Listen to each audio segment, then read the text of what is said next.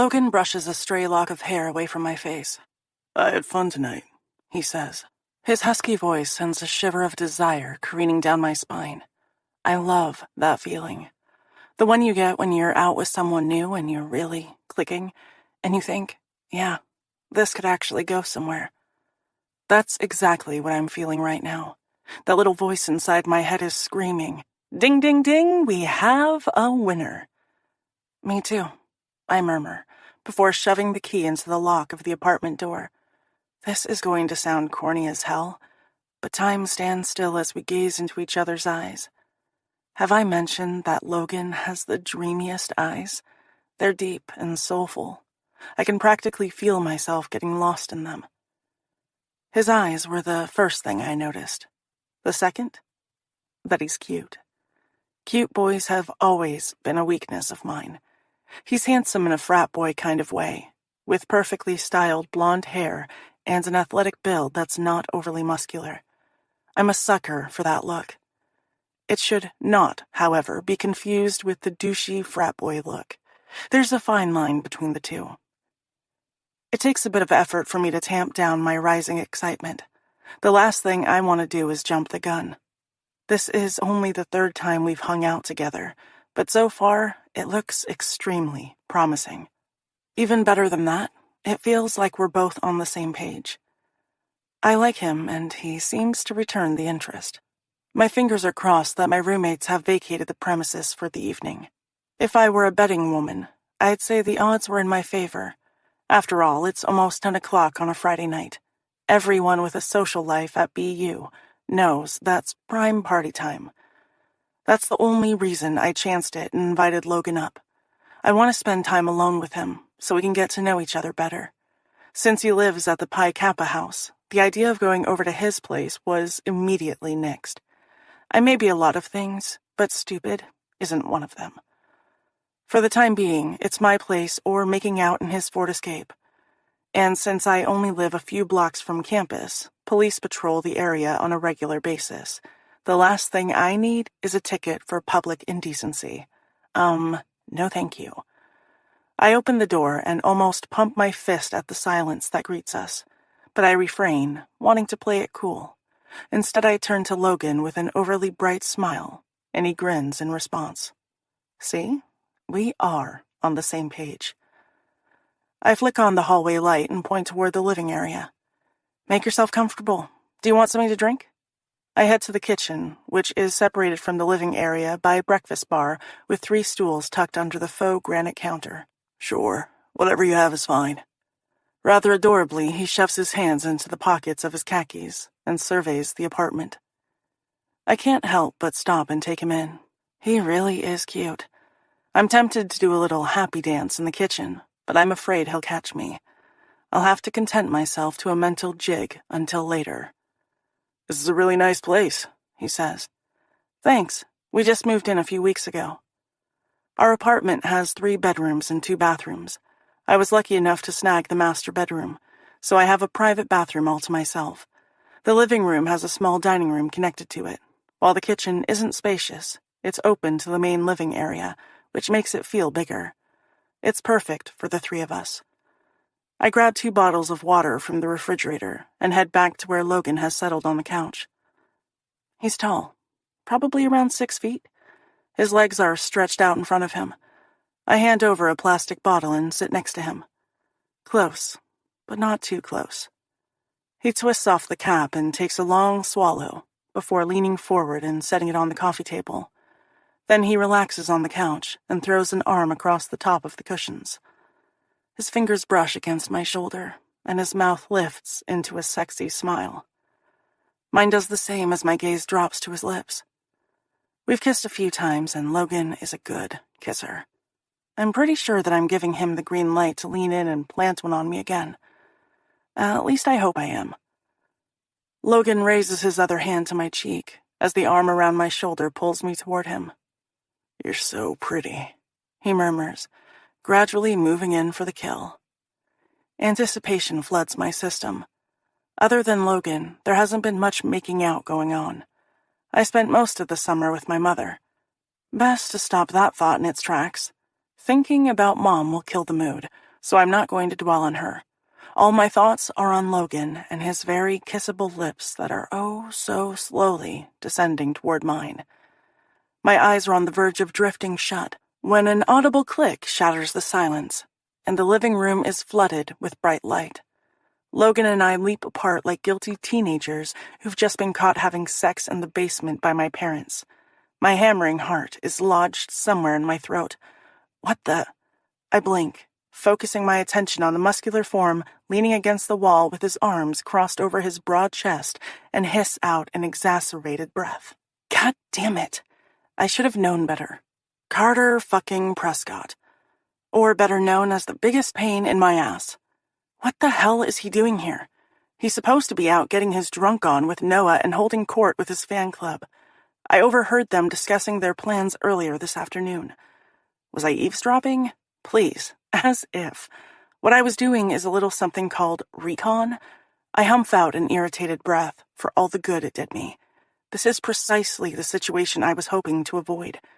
I blink and realize with another wave of shock that Carter isn't wearing any clothes.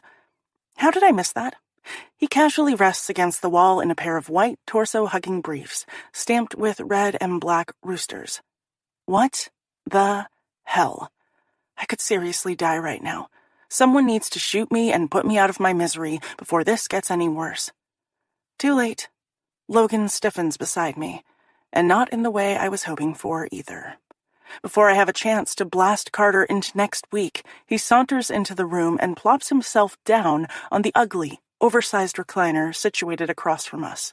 I hate that eyesore and opposed it being moved into the apartment. I was overruled. Unaware, or more accurately, uncaring that I'm about to blow a gasket, Carter lifts his chin in Logan's direction. Hey, what's up? I sputter in anger. Carter's all nonchalant, as if he's not strutting around practically naked and interrupting my date. Poor Logan doesn't know what to make of the situation.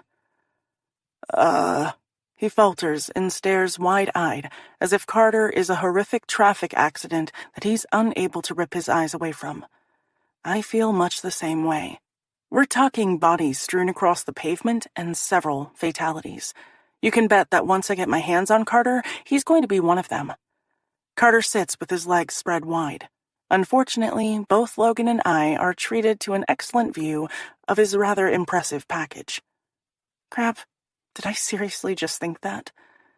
Logan averts his gaze and mutters from the side of his mouth, Who is this guy, and what's he doing in your apartment? Wanting to downplay the situation, I wave a hand in Carter's direction, as if what's happening is perfectly normal. Oh, him? I force out a chuckle. He's just one of my roommates. Logan's brows skyrocket across his forehead as his eyes pop wide. Under different circumstances, the expression would be comical. Sadly, this is not one of those occasions. My prospects for the evening have officially tanked. A smirk settles around the corners of Carter's lips, as if he's reached the same conclusion. Grr.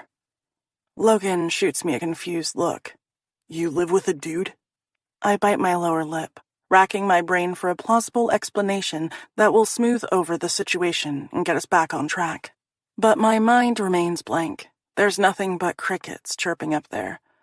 Actually, she lives with 2 dudes, Carter unhelpfully supplies. Logan's face contorts with shock. Is that true? Heat floods my cheeks, and I clear my now bone-dry throat. Well, yes. Are you two like... Logan narrows his eyes and waggles a finger between us. A thing? Because I'm not getting in the middle of some weird dating situation. What? No! I let loose a high-pitched, nervous giggle that sounds ridiculously loud in the stillness of the apartment and babble. We're not a thing, not at all. I wait for Carter to jump in and open his big fat trap, but he remains quiet. I'm going to throttle him with my bare hands. It's the only thought getting me through the moment. I live with my cousin, I muttered, and his friend. Logan flicks a skeptical look in Carter's direction, but since he's still reclining with his legs spread and his manhood proudly on display, my date quickly averts his eyes. Please tell me this is your cousin, Logan pleads. It's not. As soon as I mumble the words, I know that as promising as our evening started out, this is the end. As if to confirm my silent musings, Logan shoots to his feet and whirls toward me. Sorry, Daisy. Whatever you've got going on here is a little too complicated for me. He straightens his shoulders. Did I mention that Logan has amazing shoulders? Broad and sculpted. Yeah. I'm out, Logan says. The firm set of his jaw tells me that there's no point in arguing. Not sparing Carter another glance, Logan beelines for the door as if he's just discovered that I'm a serial killer intent on making lampshades out of his hide. I don't bother getting up to escort him out. Instead, I glare at Carter, who sits nonchalantly across from me. Maybe if I focus my attention hard enough, he'll burst into flames. No such luck. The apartment door closes with a resounding thud. Carter scratches his shadowed jaw. Well, that was certainly odd. Why do you think he took off so quickly? A smile hovers around the edges of his lips, and I grit my teeth. It takes everything I have inside not to grab the lamp on the end of the table and heave it in his direction. Yes, I bite out. Him leaving was definitely the odd part of the evening. I tap my chin a few times, whereas you prancing around in your underwear with your cock on display was not. His shoulders tremble with silent mirth. He clears his throat and admonishes, I hope you're talking about the roosters and not— What are you even doing here? I snap. There's only so much I can take before I totally lose it. I've just approached the limit. I'll never understand why Carter enjoys messing with me. It's maddening. I live here. He arches a brow as if I'm slow on the uptake. Remember? It would be impossible to forget. I fold my arms across my chest and scowl. Why aren't you out with Noah? Noah is my cousin. He's also Carter's friend and teammate, which is how I got roped into this disastrous living situation in the first place. Think about how awesome it'll be, Days. Senior year will be a blast. Yeah, not so much. Carter shrugs, looking perfectly at ease lounging around in his super tight, leaving absolutely nothing to the imagination, undies. Guess I wasn't feeling it. I snort. Yeah, right. Since when? I've known Carter for 3 years. When isn't he up for a party or heading to the bars and dragging home a one-night stand? All right, fine. There's usually no dragging involved. Women flock to him in droves. His short, dark hair, piercing gray eyes, and athletic build, honed from years of playing football and lacrosse, is college girl catnip. And the fact that he's headed to the NFL only ups his hotness factor. According to other girls, not me. Carter takes a moment to study his blunt-tipped fingernails, as if they're extremely interesting. Maybe I wanted to spend the evening at home, relaxing in my Calvin Kleins. His gaze shifts toward mine. A sizzle of unwanted energy zips through my body as they collide. I clench my teeth against the onslaught, desperate to ignore the sexual tug I feel for him. It's been there, simmering in the background since freshman year, and has yet to wane. I've told myself repeatedly that it's not a big deal to feel attracted to someone you're barely able to tolerate. But secretly, it bothers me on a deep level because I don't want to feel it. Carter annoys the hell out of me. My reaction to him is always instantaneous and visceral. For the 100th time, I curse my cousin Noah. If it weren't for him, I wouldn't be stuck sharing space with Carter. But there's nothing that can be done about it now. I'm locked into the rental agreement, and the academic school year has only begun. I've got 8 long months ahead of me. To not kill him with my bare hands. We'll see if I'm able to get through it. I tap my foot against the polished wood floor and scowl. Humor flashes in his eyes as he unfolds himself from the chair and stands, stretching his arms overhead. All of his muscles ripple and tighten. My mouth dries and I force my eyes away. It's not quick enough, and I catch an eye-popping amount of chiseled strength. Ugh, why does he have to be so good-looking? Carter isn't even my type. He's really not, and a throbbing ache has already taken up residence in my lower region. It's frustrating. I think I'll get dressed, he says. My head snaps up. What? He shrugs, a smirk hovering around the edges of his lips. I've changed my mind. I'm going to head out after all. The smirk broadens into a grin. Looks like your plans fell through for the evening. Any interest in tagging along? This time, I don't give it a second thought. I grab the television remote from the coffee table and hurtle it at his head. Without breaking eye contact, he catches the sleek black controller in his hand. I take it that's a no? I growl in frustration as he drops the remote onto the recliner and retreats to his bedroom. God damn it. I knew he stayed here on purpose. He wasn't tired or wanting to spend an evening at home chilling out. He was lying in wait, hanging around the apartment, ready to pounce. And I fell right into his trap. I shake my head and bury my face in my hands. Deep breaths, I tell myself. I need to take deep breaths, or I'm going to commit a felony and go to prison for second-degree murder. I'm less than a month into this living arrangement, and already I know it's going to be a long year. Chapter 2. Carter. Bryn Mawr University, or BU as it's fondly referred to, is renowned across the country for three things. The first is football. BU gives the University of Alabama a run for its money in the sheer number of conference championships and players drafted to the NFL each year. If you don't play, then you damn well better be a fan, because you're inundated with football 24/7. Even when we're not in season, everyone talks about next year's prospects, which high school players are getting recruited, who's turning pro, who ended up on the injury list, and who's coming back. The second is academics. BU is a top-notch university, one of the best in the country. If you're able to earn a degree from this school, you have a promising future ahead of you. It's a well-known fact that BU alumni take care of their own. And the third is the parties.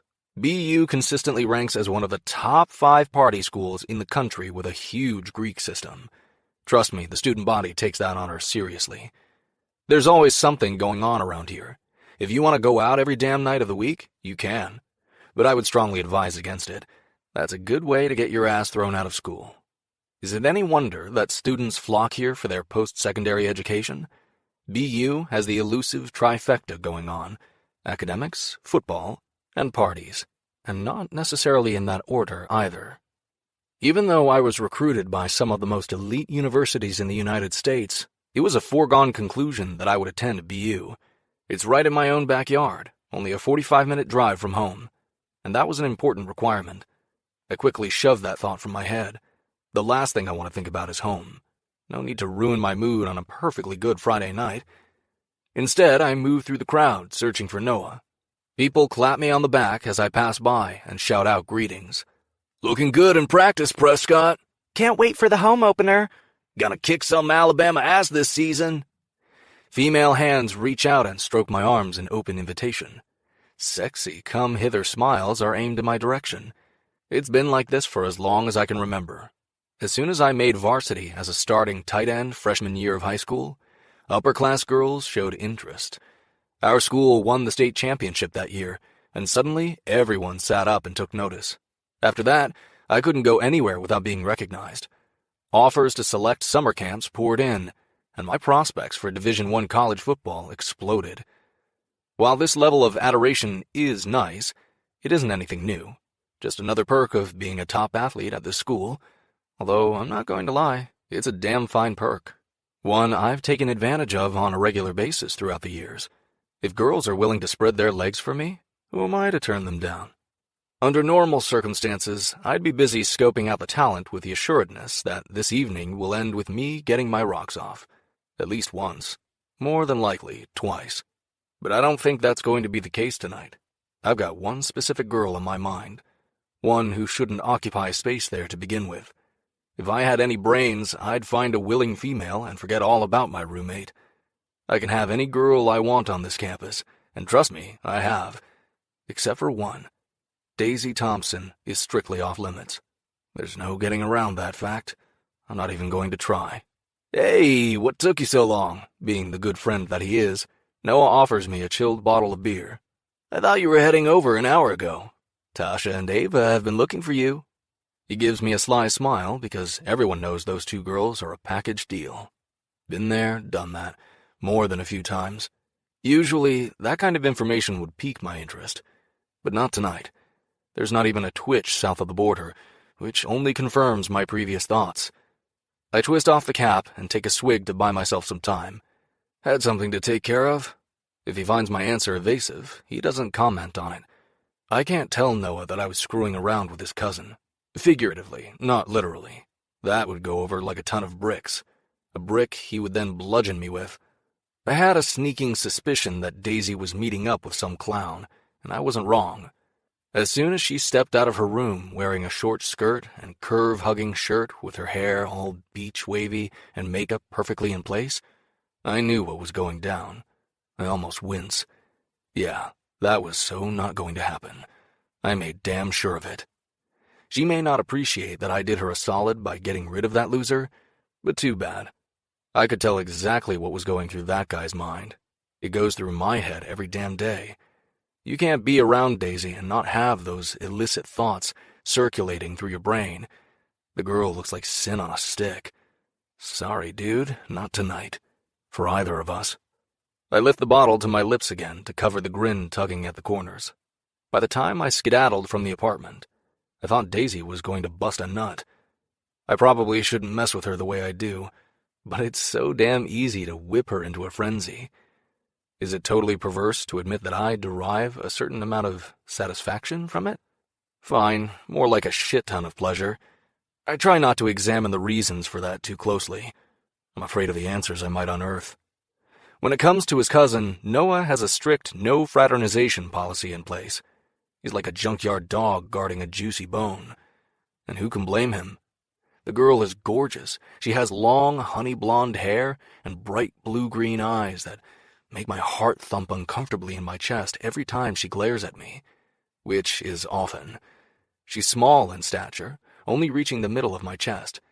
I'd peg her to be around 5'3". She's got curves for miles, and her tits are definitely more than a handful.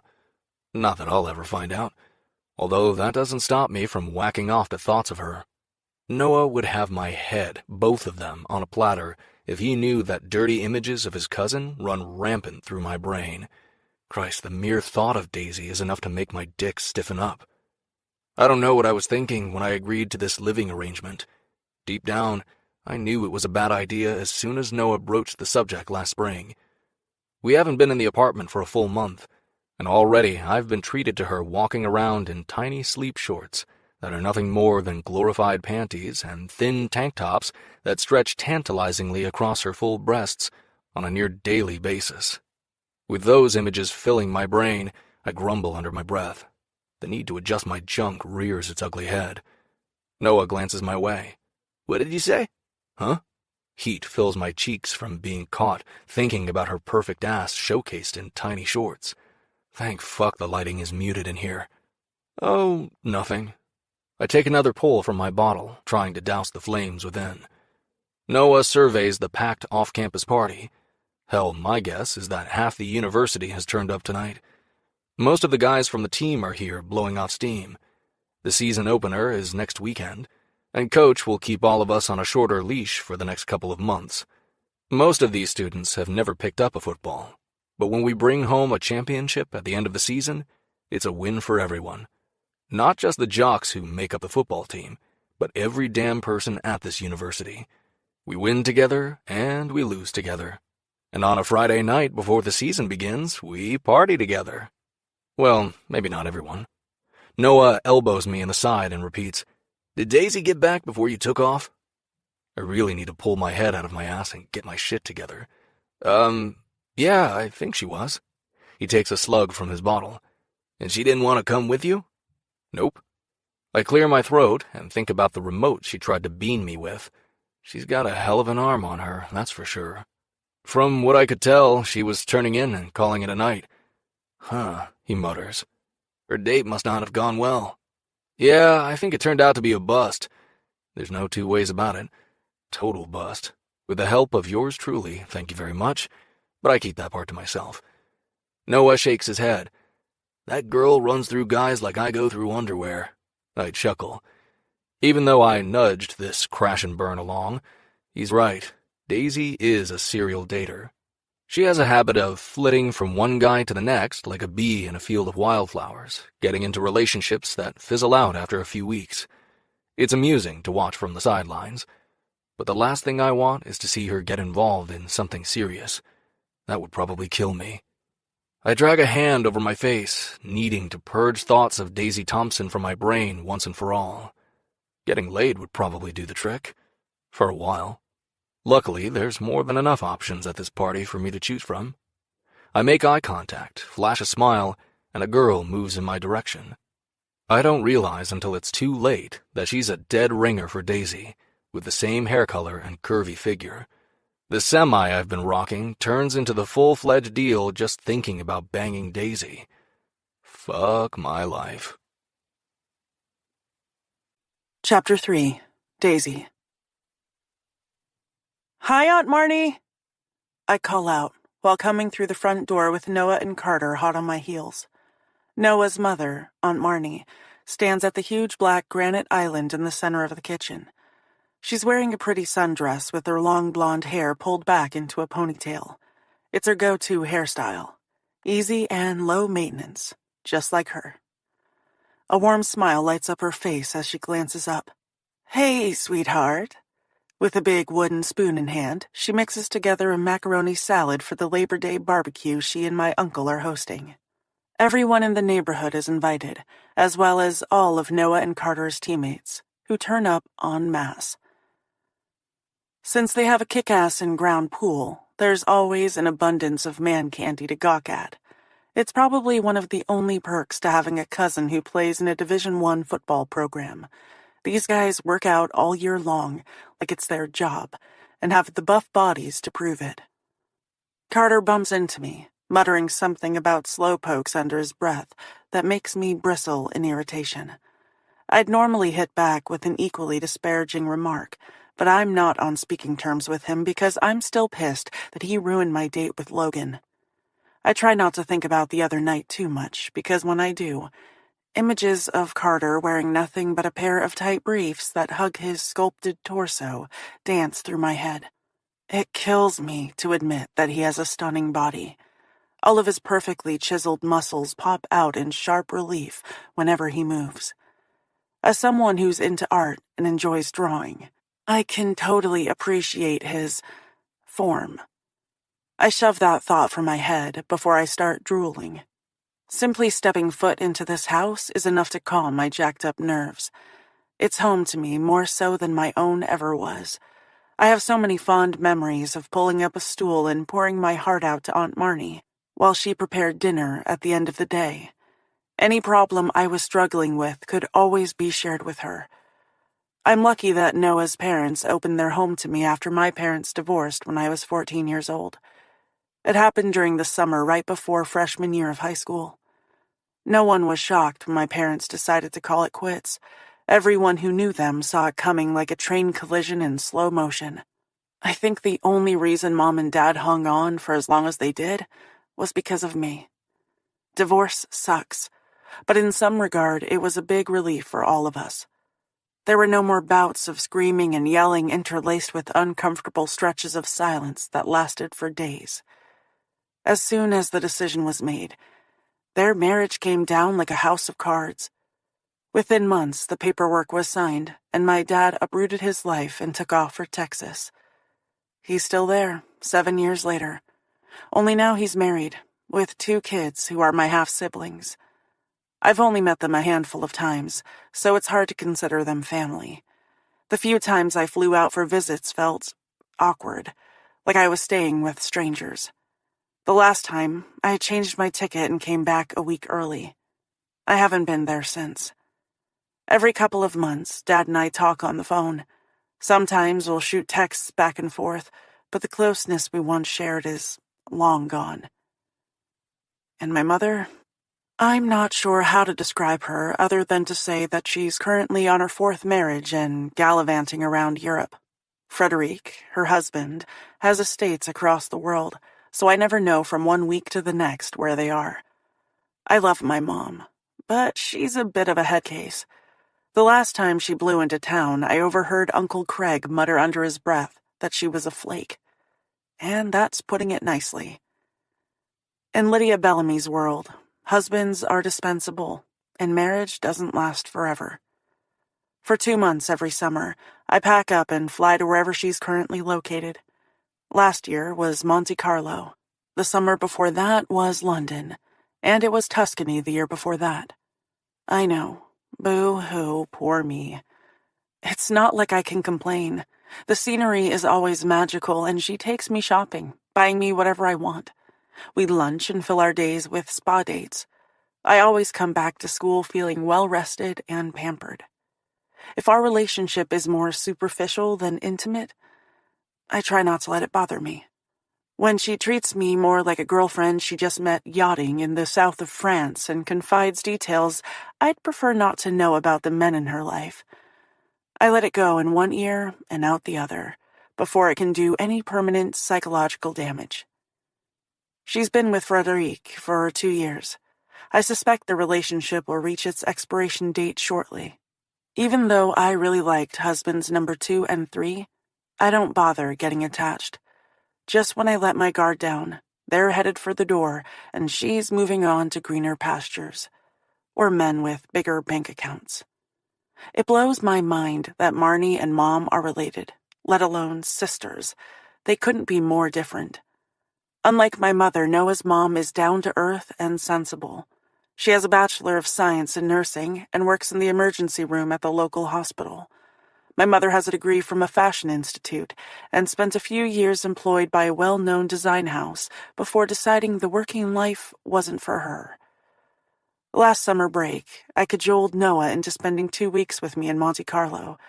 After 3 days with my whirlwind of a mother, he told me flat out that Lydia was, and I quote, fucking nuts. It's difficult to take issue with that statement because he's right. She's a wackadoodle. Hey, Aunt Marn. Carter's deep voice resonates throughout the spacious kitchen. She flashes him an affectionate smile. Marn. His pet name for her sets my teeth on edge. It annoys me that Noah's mom has a soft spot for Carter. Then again, everything about Carter Prescott annoys the hell out of me. She's not your aunt, I snap, not able to block out his irritating presence after his antics the other night. You are in no way, shape, or form related to these people. If my aunt weren't here, I would bare my teeth at him. See? This is what Carter does to me. He turns me into a raging bitch. Not only am I pissed at him, but now I'm angry with myself for allowing him to get under my skin. Surprised by my outburst, my aunt shoots me a sharp, disapproving look. Daisy, that's not very nice. Carter is practically family. I wince at her tone. The fact that she's chastising me is embarrassing enough, but doing it in front of Carter makes it even worse and has me simmering while silently plotting his death. Aunt Marnie has a strange affinity for the goon. Personally, I can't make heads or tails of it. He's Noah's brother from another mother, she quips while giving Carter a wink. Ew. Noah wrinkles his nose. That's gross, Mom. Don't ever say that again. I grumble under my breath and avoid looking anywhere in Carter's vicinity. He's probably smirking in delight for getting a rise out of me. The big jerk. Aunt Marnie knows that Carter and I don't get along. I've groused about him on several occasions, multiplied by infinity. Noah and Carter met during football camp before freshman year and have been tight ever since. Even though Noah has skills when it comes to football, he's not good enough to turn pro.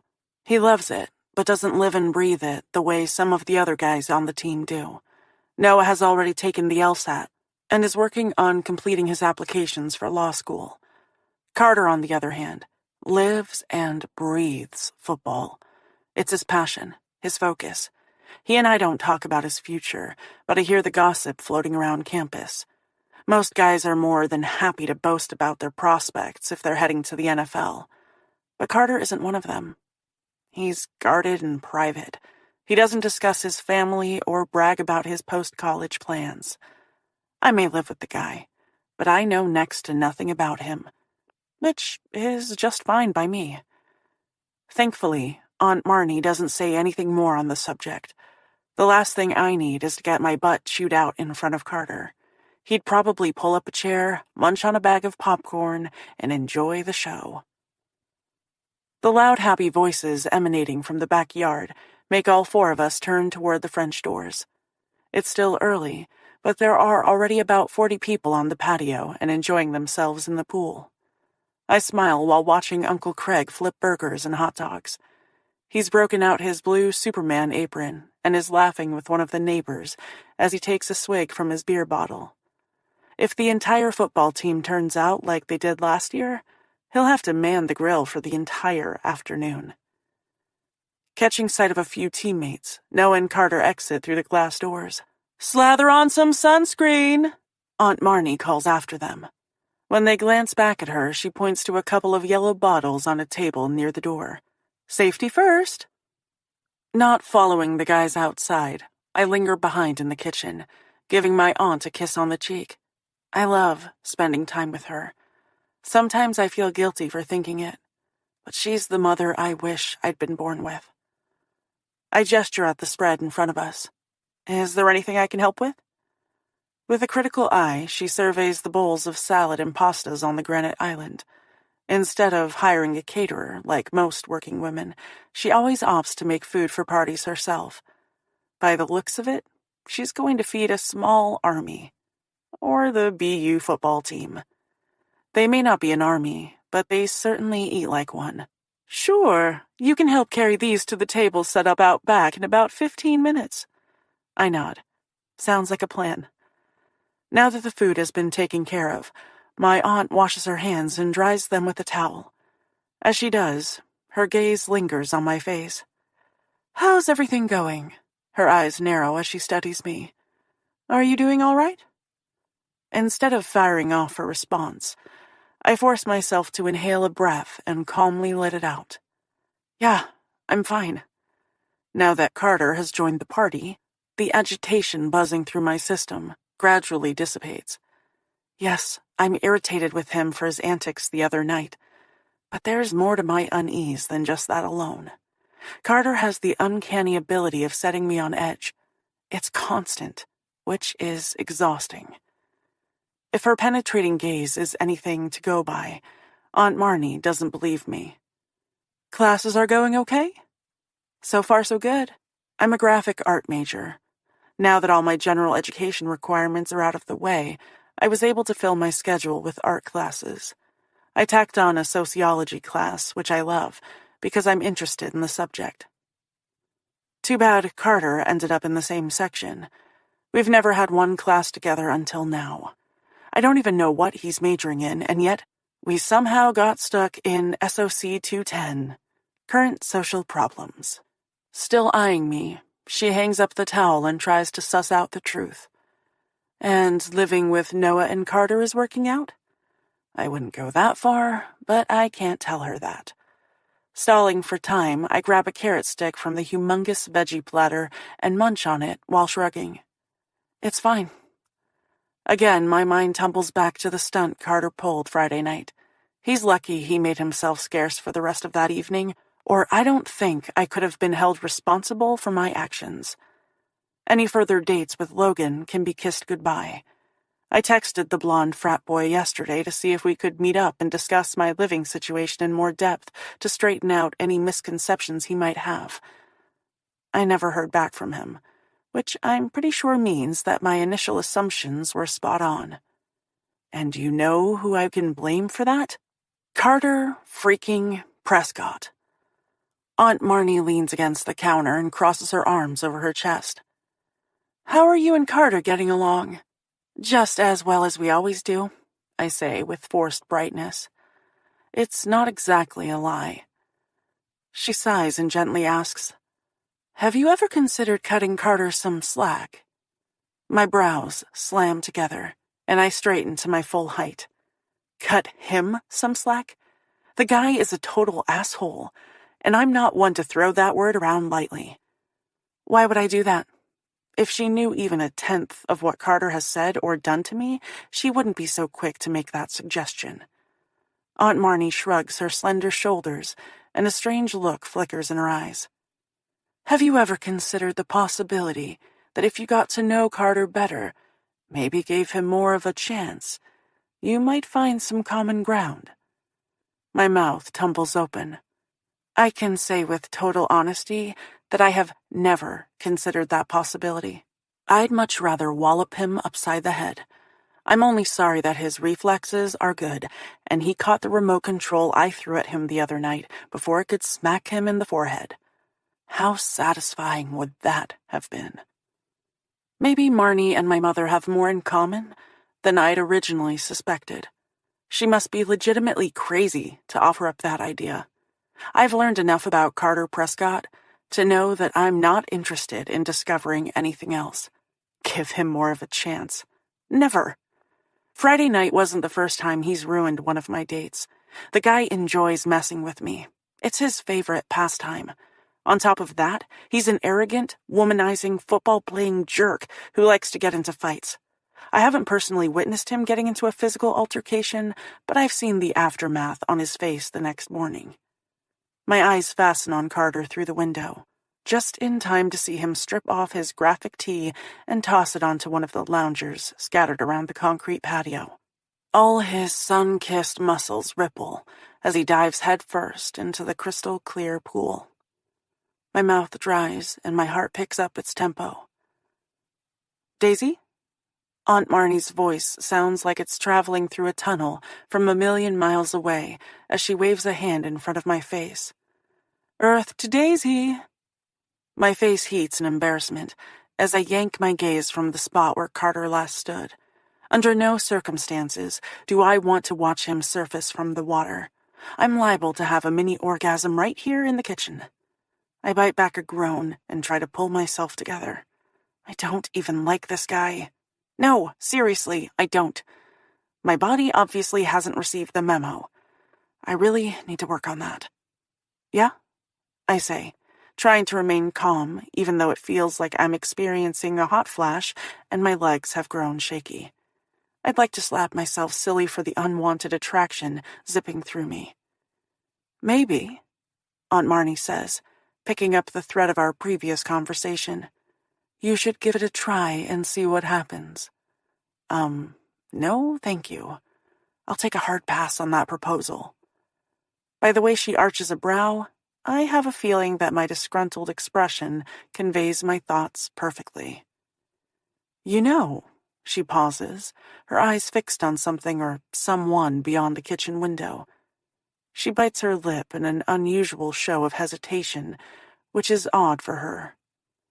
I tilt my head and wait for her to continue. Her gaze shifts back to me. I know Carter seems cocky, arrogant, conceited, and those are just off the top of my head. Give me a few moments, and I could come up with an endless supply of unflattering descriptors. No, her lips quirk and her eyes soften.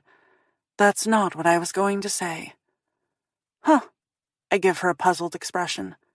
I thought it was. What I was going to say, she repeats, ignoring me, is that Carter comes across as a guy who's self-assured, but you know that's just another word for cocky, right? This time, she gives me a flat look, one that tells me I've pushed her far enough. I promptly button my lip and allow her to continue without further interruption. Sometimes people feel the need to put up a front to cover what's really going on inside. I frown at her vague explanation of the situation. Is she suggesting that Carter has reasons for acting the way he does? Reasons that have nothing to do with being an asshole? Have you ever considered that the Carter you've gotten to know isn't really who he is? Not even for a moment. I huff and shake my head. Carter is exactly the annoying guy I've always pegged him to be. In the years that I've known him, he hasn't proved me wrong once.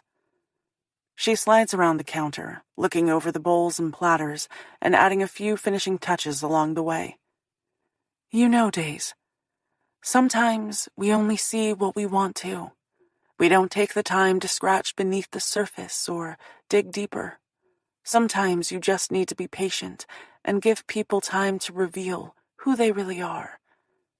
She gives me another penetrating look, one that makes me wilt under its intensity. Can you honestly say you've done that? Instead of answering, I shrug. I've given Carter enough chances to prove that he's not a jerk, and he hasn't. The fondness Aunt Marnie has for Carter is seriously messed up. He may have her hoodwinked, but he's not fooling me. I love my aunt, and am usually quick to follow her advice. But on this particular subject, Just give him another chance, she urges, her hazel eyes on me. It can't hurt, can it? Actually, it can, but I'm not going to argue. I don't know, I mutter, glancing out the window.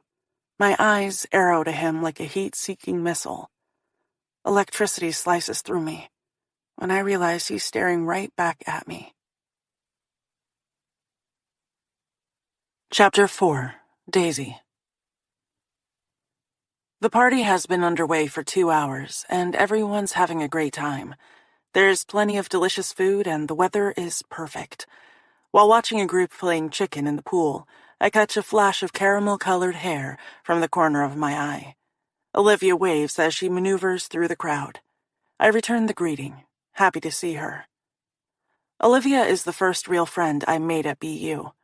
Before Noah bamboozled me into my current living situation, Olivia and I had planned to get a place together. Obviously, that's a decision I regret. She settles on the lounger next to mine and stretches out. Olivia has legs for days. Sorry I'm late. I was hoping to get here a little earlier, but I had to stay and cover a shift when one of the girls didn't show up. Olivia waitresses at a diner 2 blocks away from campus. She's worked there for a few weeks, and the tips seem to be good. I've only met Olivia's parents a handful of times, but from everything she tells me, they're controlling. This part-time job is Olivia's way of trying to gain a little financial freedom. Hey, it's your loss. I shrug and wave my hand toward the pool. You've been missing out on a pretty good show. She grins and cranes her neck to get a better view. Looks like a hot athlete photo shoot over there. This is Olivia's 4th annual Walker Family Labor Day barbecue. It was our shared love of hot, half-naked football players that originally brought us together, and we've been best friends ever since.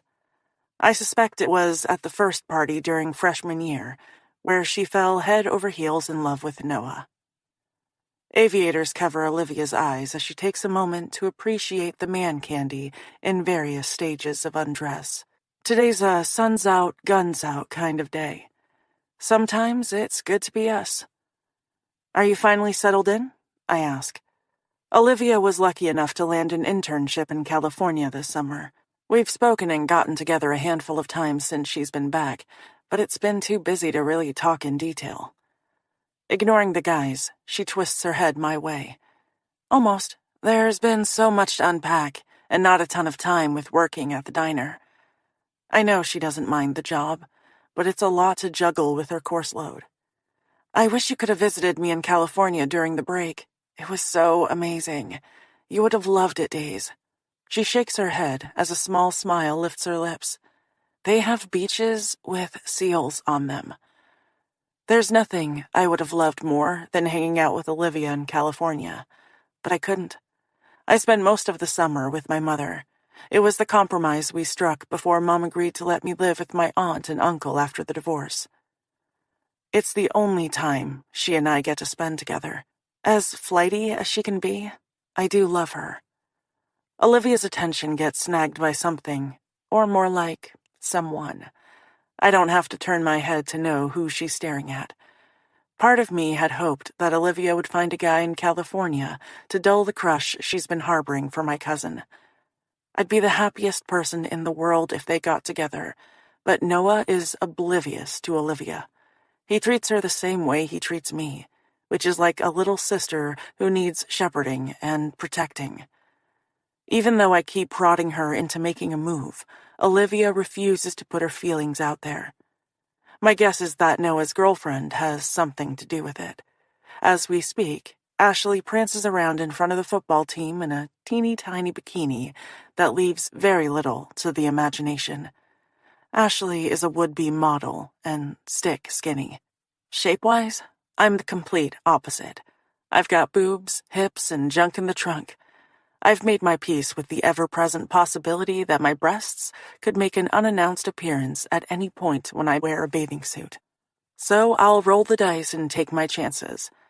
It would be easy enough to get over my body envy and make nice with Ashley, if she wasn't such a bitch. She's one of those girls who likes to dole out backhanded compliments. For some reason, I'm always on the receiving end of them. Most of the time I tune her out while praying that Noah will come to his senses and dump her skinny ass. But that has yet to happen. I guess what they say about love being blind is true, although no one ever mentioned that it was deaf and stupid as well. An hour later, Olivia and I are stretched out on our loungers sipping homemade iced lemonade. Compliments of Aunt Marnie. The sun shines brightly with hardly any clouds in the sky, and we've shed our shorts and shirts to catch a few rays. We're slathered to the hilt with SPF 100 sunscreen. It's turned out to be a perfect day. Let me rephrase that. It would be a perfectly glorious day if a certain someone wasn't here, constantly snagging my attention when I least expect it. I can't glance anywhere without Carter being in my line of sight. As painful as it is to admit, his muscular arms and wide chest are distracting. Is it my imagination, Olivia says, interrupting my thoughts? Or did Carter manage to get even hotter while I was away? Feeling like I've been caught ogling, I jerk my gaze from him and shoot Olivia a sour look. It's definitely your imagination. She's right. Carter is hotter than ever, as evidenced by all the female attention he's garnering this afternoon. His body is even more finely chiseled than it was before. It looks like he spent the entire summer pumping iron. Olivia's eyes are still focused on him. I know you two rub each other the wrong way. That's an understatement of epic proportions, I mutter crossly. My anger is directed more at myself than him. It pisses me off to feel anything for this guy when he's such a cocky tool. I must be a glutton for punishment. Maybe my parents' divorce was more psychologically scarring than I want to admit. Otherwise, why would I put myself through so much self-torture by secretly admiring him? Her voice drops to a loud whisper. There's an awful lot of sexual tension between you two. She slides her sunglasses down her nose and peers at me over the rims. Are you sure there's nothing going on now that you're living together? I puff out my cheeks and press my fingers to my lips, making a few vomiting noises. Ew, I just threw up in my mouth, I scowl. How can you even say that to me? Methinks the lady doth protest too much. Humor simmers in her voice. I make a pfft noise and roll my eyes even though she can't see me do it behind my tinted lenses. Hello, ladies. A deep male voice interrupts. Both of our heads swivel. I shade my eyes to see who has dared to break away from the pack. Everyone on the BU football team knows that I'm Noah's cousin and therefore off limits. Most of the guys treat me like a little sister, which is fine by me. The last thing I want to do is cause problems between Noah and his friends. I rack my brain, but don't recognize this guy, which means he's probably a freshman or transfer student. Behind my glasses, my eyes are free to wander over his body, and he certainly has a nice one. He thrusts out his hand toward me. I don't think we've been introduced yet. I'm Tanner. I smile and do the same. His fingers close around mine and squeeze. The handshake is firm, but not bone-crushing. It's the perfect amount of pressure. That makes me wonder what else he can do with his hands. I'm Daisy. I nod toward my trusty sidekick. And this is Olivia. I press my lips together to mask my amusement when Olivia perks up and thrusts out her chest. Since it's fairly non-existent, it doesn't make much of a difference, but she gets points for trying. It's nice to meet you both. Tanner smiles, revealing gorgeous white teeth. He's handsome in a surfer boy way. Same here, Olivia says, beating me to the punch. I extract my hand from Tanner's grasp. His eyes are covered by a pair of aviators, much like Olivia's, but I can tell that he's checking her out. How perfect would it be to get these two together? Olivia needs to get over Noah, since I don't think he's planning on dumping Ashley anytime soon. I've told her a ton of times that it's not healthy to pine after someone who doesn't see you in the same light. I'm not trying to be harsh, just honest. After all, this is our senior year, and I'd hate to see her waste it on my clueless cousin. And Tanner, with his long blonde hair, buff body, and sunny good looks, would be the perfect distraction. Heck, I'm a little enamored by him myself. He's got that cute boy vibe going on, which I am a sucker for. I clear my throat. So, Tanner, I haven't seen you around. Are you new to BU? Yep. He shifts his body, and his muscles flex in the afternoon sun. I just transferred in. Did I mention that he's not wearing a shirt? I need to do a better job of focusing if I'm going to hook these two up. Are you a junior? I ask. Most people don't transfer in their senior year of college. If he's in his third year, then the age difference is negligible. Anything less is questionable. Sophomore, he confirms. Ah, that makes him 19 or 20. Where did you transfer from? I ask, trying to keep the conversational ball rolling. You're welcome, Olivia. Cal State. I almost laugh. Not only does he look like a California boy, he actually is one. Really? What a coincidence. Olivia just spent the summer in La Jolla. He turns to her with more interest. I love La Jolla. What were you doing there? Even though I didn't do much, I'm tempted to pat myself on the back. He's from California. Olivia loves California. Voila. These two are a match made in heaven. Olivia, who tends to be shy, chatters away about the Scripps Institute of Oceanography, where she interned. Tanner nods in all the appropriate places and seems genuinely curious about what she's saying. His body is angled toward her, which is a telltale sign of interest. In a minute or so, I'll create an excuse to leave so they can get to know each other better. If graphic design doesn't work out for me after college, maybe I should consider a career in matchmaking. I'm that good. Just as long as it doesn't have anything to do with my own love life. Then, I'm a disaster. I grab my glass from the table between the loungers and suck down the rest of my lemonade before rising. The cement burns the soles of my feet before I quickly slide into my sandals. Looks like I'm out of lemonade. I jiggle the glass. I'm going to grab a refill. My gaze bounces between the pair. They look adorable together. Can I get either of you anything? Neither can be bothered to take their eyes off one another as they reply with, nope, and I'm good. With a huge smile plastered across my face, I maneuver across the crowded patio.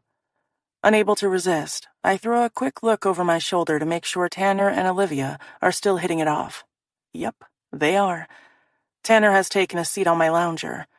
With a sigh, I turn around and promptly slam into a rock-solid body. That, in and of itself, isn't much of a clue as to who I've crashed into, because this place is crawling with hard male bodies. Somehow, I just know who it is. Call it intuition, or a feeling of foreboding. As much as I want to be oblivious to Carter Prescott, I'm not. I stagger back a step, and he immediately reaches out to steady me. His fingers wrap around my arms, singeing my already heated flesh. A jolt of electricity zings through me, making the hair at the nape of my neck prickle with awareness. I clench my jaw and fight my body's natural reaction to him. When he doesn't immediately release me, I glare. Is there something I can help you with? Because I'm irritated with myself for letting him get to me, my words come out sounding churlish. Doubtful. The attraction humming beneath the surface of my skin dissipates in response to his snarky comeback. Then maybe you should let me go. His hands drop from my arms. The warmth of his touch instantly cools. Even though he's wearing mirrored sunglasses, I'm cognizant of his perusal. My nipples harden in response. My cheeks heat at the dreaded headlight effect I'm now sporting. It only ups my agitation and makes me snap. No matter where I go, you always manage to be in my way. Instead of taking a step back the way I expect him to, he steps closer, invading my space. Must be a happy coincidence. Trust me, there's nothing happy about it, I shoot back. There's always a hit-and-strike-back quality to our conversations. It's strangely sexual. I try to keep my gaze focused on his face, but I'm unbearably aware that the only piece of clothing covering him are brightly patterned board shorts that sit low on his waist. The heat of his nearly naked body hits me in heavy, intoxicating waves. My body instantly responds to his maleness, despite my dislike for him. As much as I hate for him to feel like he's gotten the best of me, I need to retreat and regroup. When he doesn't budge, I move around him. I blow out a sigh of relief as I take 2 steps away. Somehow I've managed to hold on to my temper and nip this conversation in the bud before it could spiral out of control. I'm proud of myself for that. That suit you're wearing seems... At the sound of his voice, I whip around to face him. My suit seems what? It seems a little too... He pauses as his eyes coast over me again. Little. Acting on instinct, I close the distance separating us. My face is scant inches from his when I come to a stop. How dare you? My first impulse is to cover my body with my hands, but I resist the urge and keep them firmly at my sides because I refuse to let him see that he's made me uncomfortable. There is absolutely nothing wrong with my bikini. It's perfectly sized. His eyes linger on my breasts. I need to walk away before I do him bodily harm. Would anyone notice if I drown him in the pool?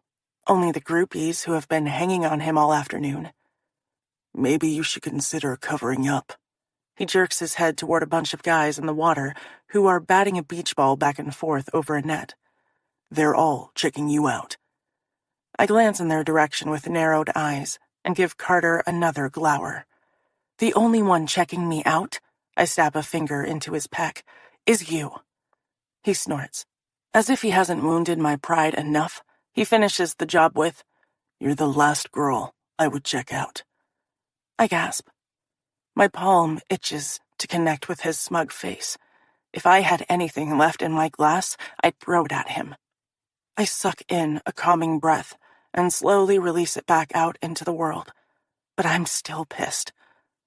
Well, thank you very much for clarifying that for me, I bite out, turning away with what's left of my dignity. If I don't get away from him, I'm either going to explode all over his dumb ass or burst into tears. And I don't want to do either of those things. I don't want to give him the satisfaction of seeing that he has the power to wound me. It takes every bit of my inner strength to keep my head up as I walk away. But that's exactly what I do. Fuck Carter Prescott and his asinine comments. Chapter 5. Carter. Well, that conversation didn't go as planned. I'm not sure how it went sideways so quickly.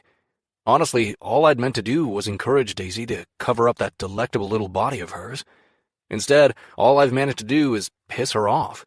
And now, just to spite me, she's walking around in a tiny bikini that barely covers her tits. It's aggravating as shit. I drag a hand over my face, and it comes away with beaded sweat.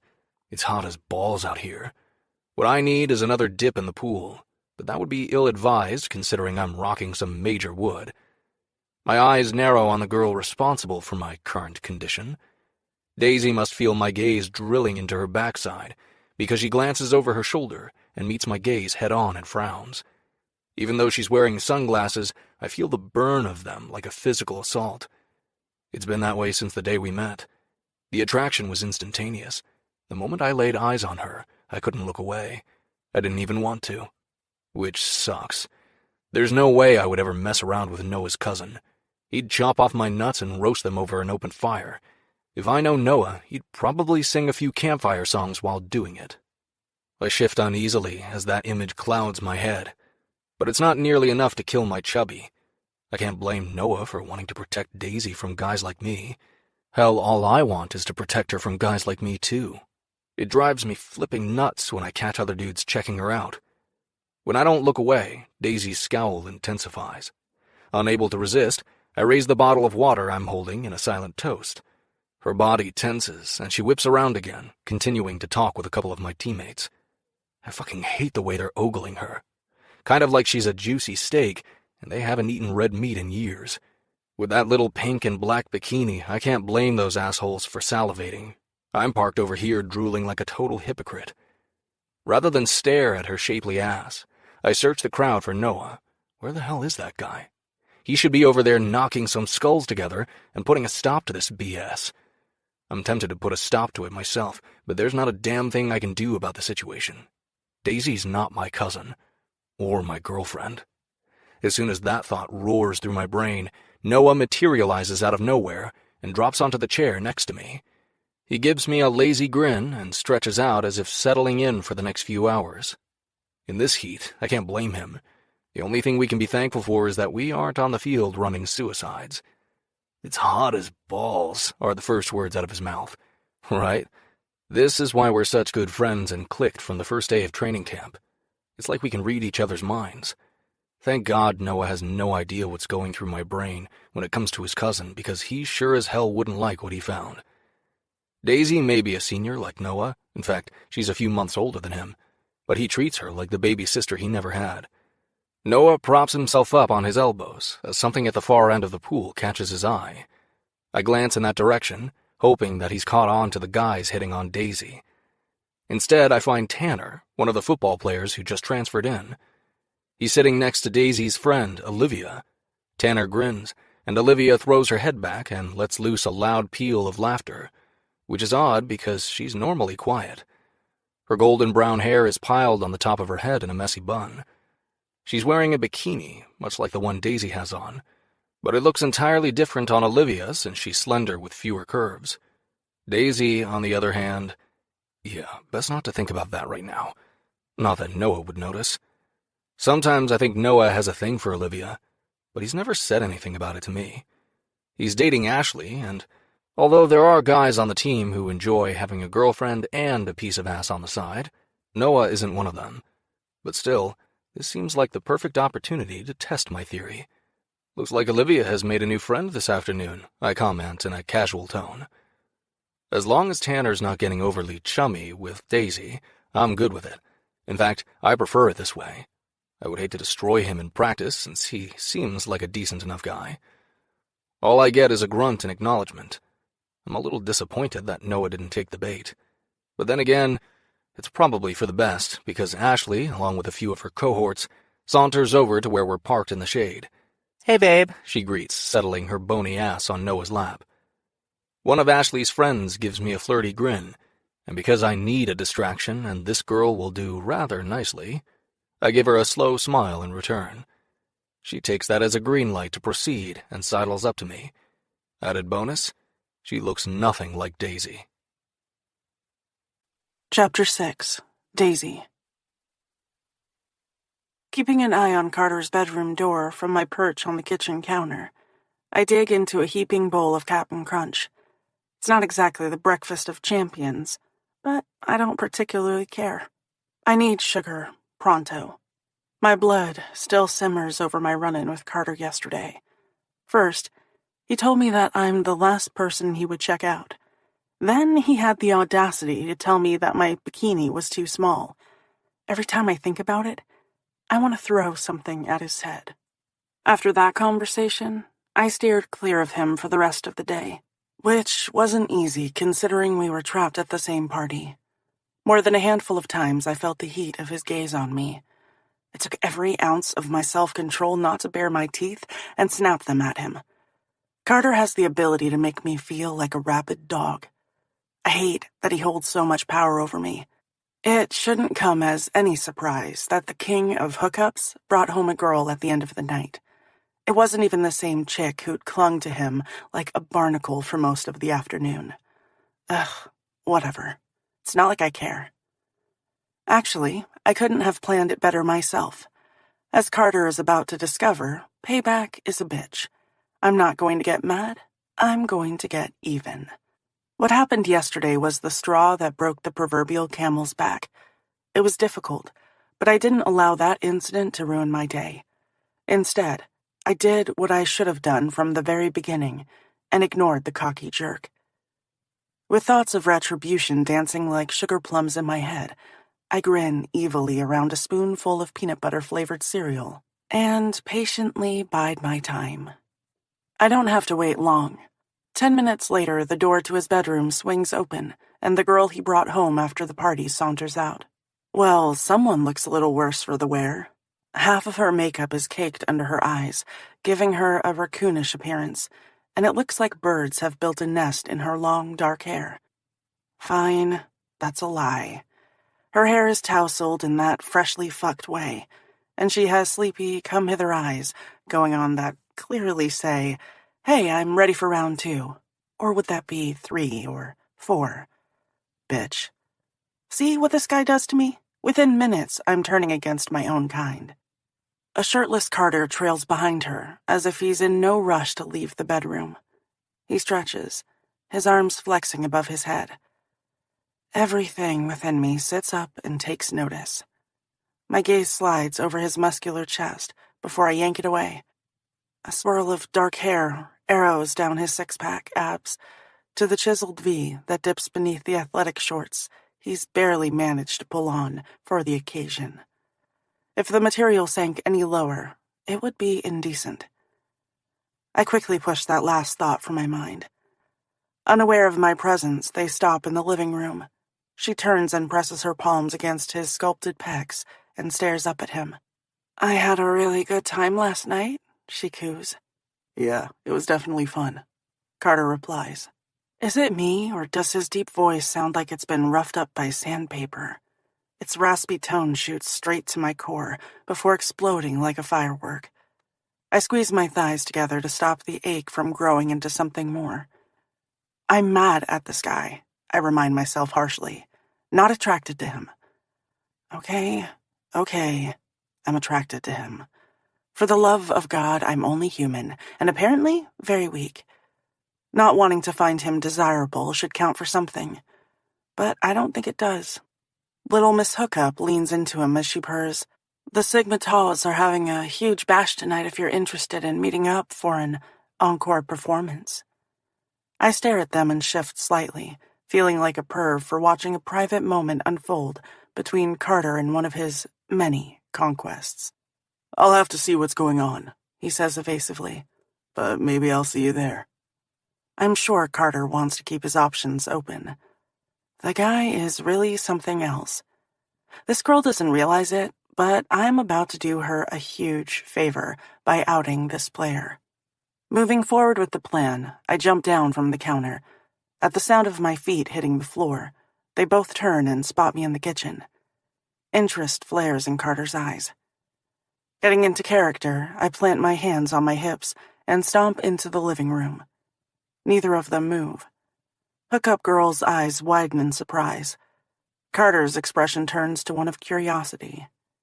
He's known me long enough to realize that something is coming down the pike. You'd think he might try diffusing the situation by hastily introducing me, but he remains silent. A smirk lifts his lips at the corners. Trust me, it's going to be a real pleasure to wipe that look off his smug face. "What?" I say in feigned outrage, allowing just a hint of pathetic whininess to fill my voice. "You're going out again? That's 4 nights in a row." Caught off guard, Hookup Girl's gaze bounces between us. "I'm sorry, who are you?"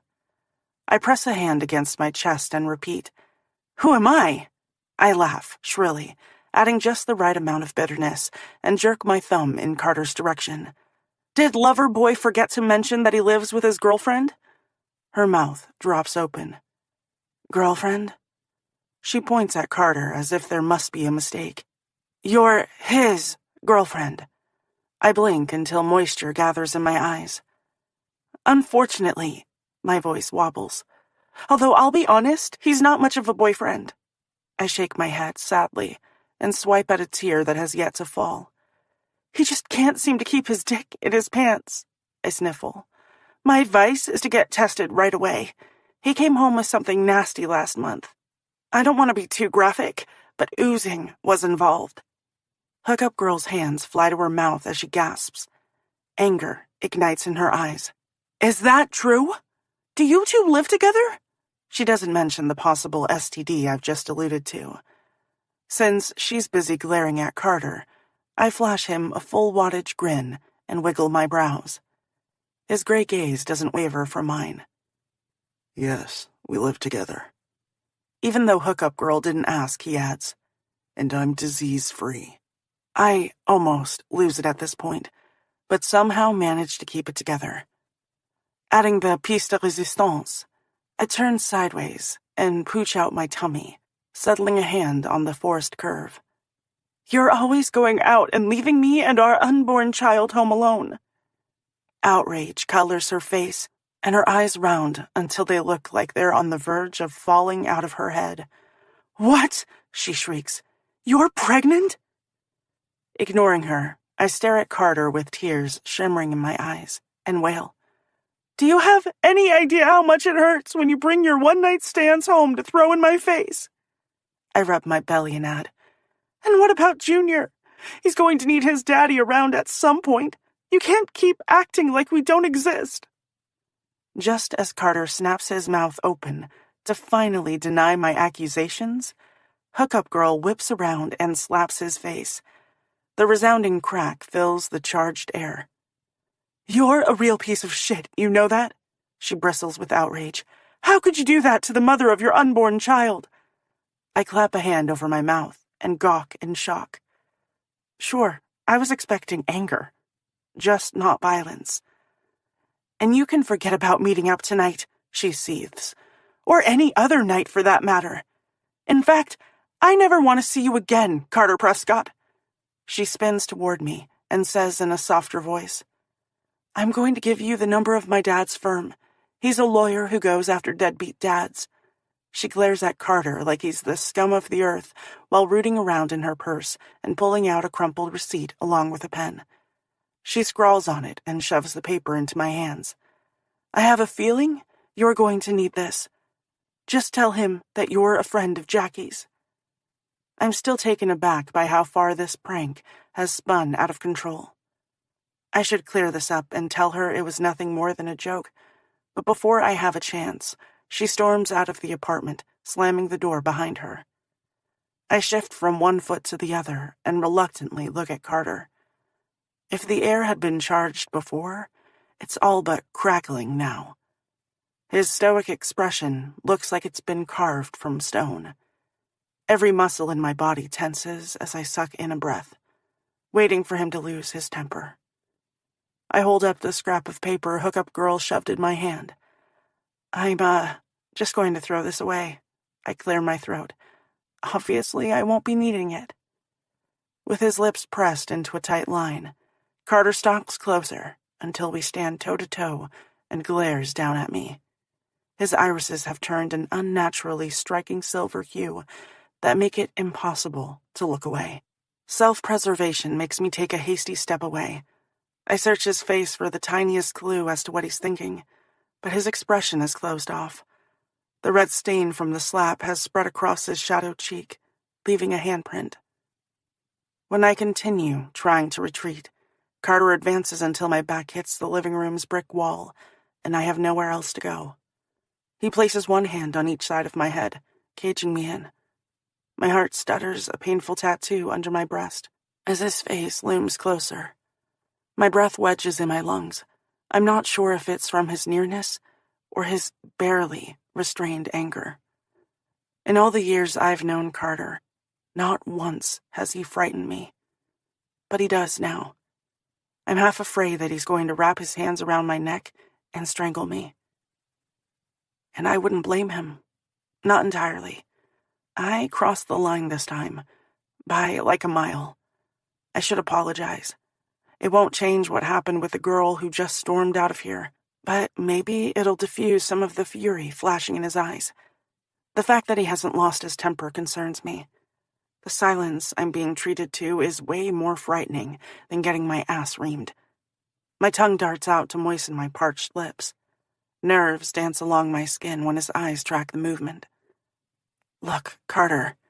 He shakes his head once. I swallow, painfully past the thick lump that has settled in my throat, as he lowers his lips to the side of my face.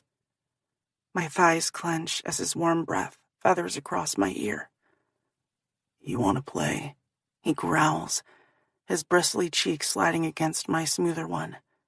Then we'll play. Game on, Thompson. My knees turn to jelly and threaten to collapse. I lock them and fight to stay upright. He pulls away, keeping his eyes locked on mine. What's wrong? He mocks. Where'd all your bravado disappear to? He smirks and heads back to his room. Once the door closes, I blow out a breath and wonder what I've gotten myself into. I'm embarrassed to admit that my panties are flooded with heat. Had he continued touching me for one more second, I probably would have. Filled with horror, I force that thought away where I can't inspect it too closely. Clearly, I need to avoid Carter until this all blows over. That shouldn't be too difficult, right? Chapter 7. Carter. As I push through the doors of the small lecture hall for sociology, I pause and scan the tiered rows until spotting the back of Daisy's head. Even with her long hair pulled up into a bun, I would recognize that particular shade of blonde anywhere. She's been absent from the apartment these past few days. I've been busy with football, so it's possible that we've just missed each other. But I doubt it. Daisy is operating under the assumption that I'm pissed about the crap she pulled the other morning, and I let her think it. But I'm not. Far from it, actually. Not that I would ever admit it to Daisy, but she did me a solid by getting rid of that girl so quickly. I had zero interest in meeting up with her later that night. The only reason I'd taken Jackie home in the first place was to get my mind off my delectable little roommate. Yeah, that turned out to be an epic fail. I shake my head and bite back a smile. That girl. Daisy's got a spine made of steel and brass balls to match. I wish I could say that those qualities weren't attractive, but they are. And I'm certainly not the only one who thinks so either. Once my eyes fasten on her, they don't deviate. I'm like a hawk zeroed in on its prey while making my way toward her seat in the middle of the room. My gaze travels over the slim column of her neck. It's long and swan-like. My step falters. That thought is just disturbing enough to give me pause. What I should do is give this girl a wide berth and not get more entangled with every breath I take. But I can't seem to help myself where Daisy is concerned. I don't want to be, but I'm drawn to her against my better judgment.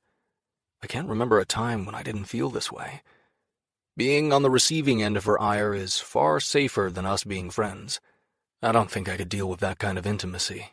It would drive me over the edge. This whole living together situation was a big mistake. I never should have agreed to it. But I caved because part of me wanted to be close to her before we go our separate ways after graduation. I mean, who knows if we'll ever see each other after that. If I had any brains whatsoever, I'd turn around and sit on the opposite side of the room. From the corner of my eye, I see two girls waving, trying to capture my attention. I really should sit by them and bask in their adoration for the hour. I need to avoid Daisy for the foreseeable future. Maybe then I'd finally get over my unwanted attraction for her. With my decision made, I turn to... Wait a minute. What the hell is going on over there? My eyes narrow at the guy parked next to Daisy. For the first time since entering the room, I realize that she's angled in her seat toward him. I've caught this motherfucker watching her more than a few times since the beginning of the semester. Apparently, today's the day he makes his move. Yeah, that is so not going to happen on my watch. Any thought I might have had about sitting elsewhere flies out of my brain. With a determined stride, I head down the steps. People greet me along the way, but I ignore them. I can't focus on anything other than the chick who has been the bane of my existence since the day Noah introduced us. I knew at that point she would be a problem with her curvy body and attitude, and I wasn't wrong. It sucks major ass to want someone you can't have. You know what's even worse than that? Watching her get together with an endless string of jerks. Already she's been out a handful of times since we moved in. Can you blame a guy for finally snapping and deliberately ruining her chances of getting lucky? Just thinking about the shocked look on that guy's face when I came out of the bedroom in my underwear makes me grin. It was, in a word, priceless. I stop in front of her row and slide down a few seats until I loom over her. Sensing my presence, she swivels her head until our eyes meet. The flirty smile that had graced her face falls. Sure, we have class together 3 days a week, but we never sit by each other. By unspoken agreement, we pretend the other doesn't exist. But that's not happening today. Oh, hell no. I jerk my head at the guy next to her. Up. His eyes narrow and I arch a brow in response, wondering if he's going to argue. Bring it on, dude. I'm not going anywhere. After a moment of indecision, he must realize that this isn't a battle he's going to win. With his tail tucked between his legs, he gathers up his shit and vacates to the back of the hall. Cheeks beet red, he doesn't even glance in Daisy's direction as he slinks away. Good. The guy's smarter than he looks. I turn my attention to Daisy. Her eyes gleam with anger as she hisses, "What the hell are you doing?" A slow smile curves my lips as I set my backpack on the floor and slide onto the chair next to her. "Whatever do you mean?" I ask innocently. "You just chased that guy away." Daisy grits her teeth. I can almost hear her grind her back molars in aggravation. The sound is a sweet symphony to my ears. I glance over my shoulder to find the dude I'd run off watching us with a pissed-off expression on his face. It's a douchey move on my part, but I smile and jerk my chin in acknowledgement. I raise my voice so that everyone around us can hear. "Now, what kind of boyfriend would I be to let my baby mama sit with another guy?" I throw my arm around the back of her chair. The color drains from her face before rushing back in again. Her cheeks turn the mottled red of a tomato. It's on the tip of my tongue to point this out, but I hold back. I doubt she'd appreciate the comparison. "I am not," she whispers, glancing around at our neighbors who are watching us with unconcealed interest, "your baby mama." "Really?" I scratch my chin. "Isn't that what you told my new friend the other day?" Then I do something I've been dying to do for years. I flatten my hand across her lower abdomen and fan out my fingers. Heat floods through me at the contact, and my cock twitches in response. That we have a little junior to consider? Air hisses from her lips as she peels my fingers one by one from her belly and whips around in her seat, staring straight ahead. I bite back my laughter. Like hell she's going to ignore me. I glance toward the front of the classroom. Dr. Stein is in the middle of a discussion with another student. Taking advantage of the situation, I turn to our classmates sitting behind us. "This is my girlfriend, Daisy," I tell them loudly. Daisy spins back around and glowers. She shakes her head forcefully. "He's joking. I'm not his girlfriend." She glares at me again, looking as if she wants to throttle me. "I don't even know him." "Now, sweetheart," I cajole, "is that any way to talk to the father of your—" She slaps her palm over my mouth and grates. "I'm warning you, Carter. Shut up." I grin beneath her fingers. "What's the problem? I'm just trying to do the right thing by my baby mama and little—" She claps her other hand over the first. "I swear to God, if you say one more word, I'll kill you." My shoulders shake with silent laughter. Precariously close to losing it, Daisy growls, "I hate you." I pry both of her hands off my face. "That's not what you said this morning when I was giving you the big O." The row behind us snickers, and Daisy's face goes up in flames as she slumps in her seat, burying her face in her hands. She sniffles as if she might be crying. After a full minute of silence, regret slices through me.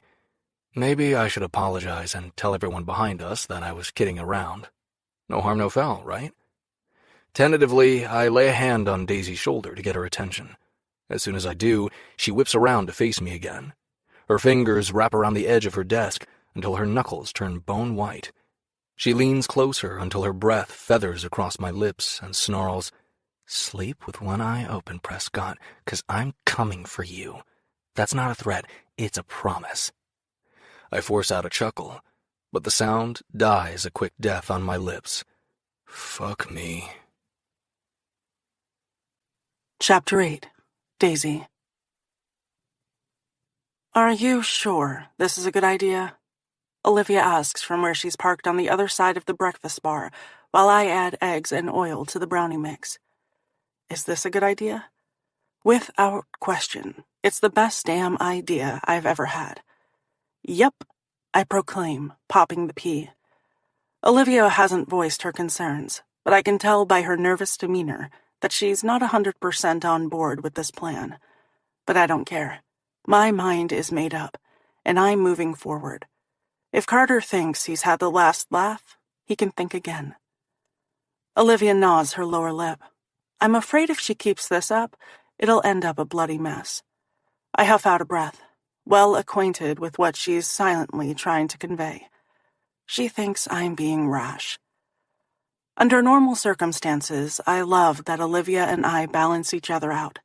I tend to be more of the leap before looking type, and she's more the look both ways before crossing the street and then look one last time just to be safe type. And I'll admit that she's yanked my butt out of trouble on more than one occasion. Perhaps that alone is reason enough to reconsider the ramifications of what I'm doing, but I refuse to do that. As far as I'm concerned, it's full steam ahead. Just thinking about Carter strolling into sociology and forcing Ben out of his seat and then telling everyone within earshot that we were not only together, but that I was his baby mama, is enough to make steam pour out of my ears. Then, as if that weren't damaging enough, the jerk alludes to giving me an orgasm. In front of all those people. I clench my jaw and stir the mixture with violent strokes. After a few moments, Olivia gestures to the bowl. You, don't want to stir out all the lumps. I still my power stirring and arch an eyebrow at her. I'm not concerned about the amount of lumps. Yeah, she mutters on a sigh, shoulders slumping. I didn't think so. Once the batter is mixed to my satisfaction, I open the box of laxatives. They resemble little squares of chocolate. I pop all 24 pieces from the foil packet, break them into smaller chunks, and add them in. Oh my God, Olivia murmurs, shaking her head with a frown. Please tell me that you're not going to add the entire box. I'm adding the entire box, I confirm flatly, tossing in the final bits. Her eyes widen and fill with concern. Do you have any idea what that kind of stimulant can do to someone's system? A sinister smile curves my lips. Actually, I know exactly what it's supposed to do. Once the laxatives kick in, Carter will shit his pants for days. This has disaster written all over it. Olivia scrubs a hand over her face. You realize that, don't you? I shrug and blend my concoction. You're being dramatic. It's laxatives. It won't kill him. As far as I'm concerned, he's lucky I'm letting him off so easily. I don't think so, she mumbles. I grease a square Teflon pan and pour the thick, chocolatey batter into it, spreading it out evenly until all 4 corners have been filled.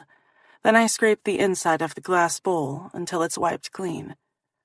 I chuckle gleefully. Wouldn't want to miss any now, would we? Olivia doesn't say a word. Yeah, I get her silent condemnation.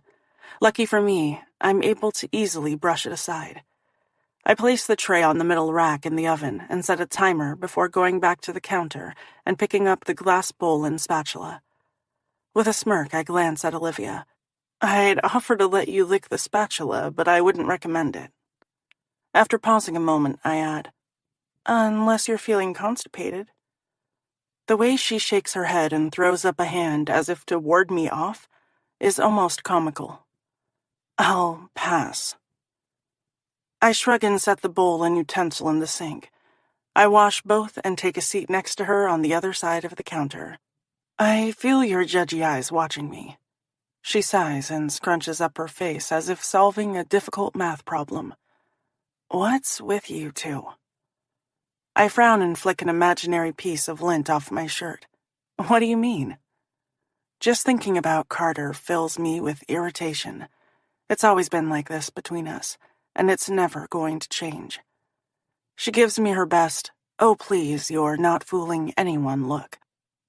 What's with you and Carter? Olivia rolls her blue eyes. Why are you constantly at each other's throats? Can't you guys just get along? No, apparently that's not possible. Lord knows I've tried. Nothing works.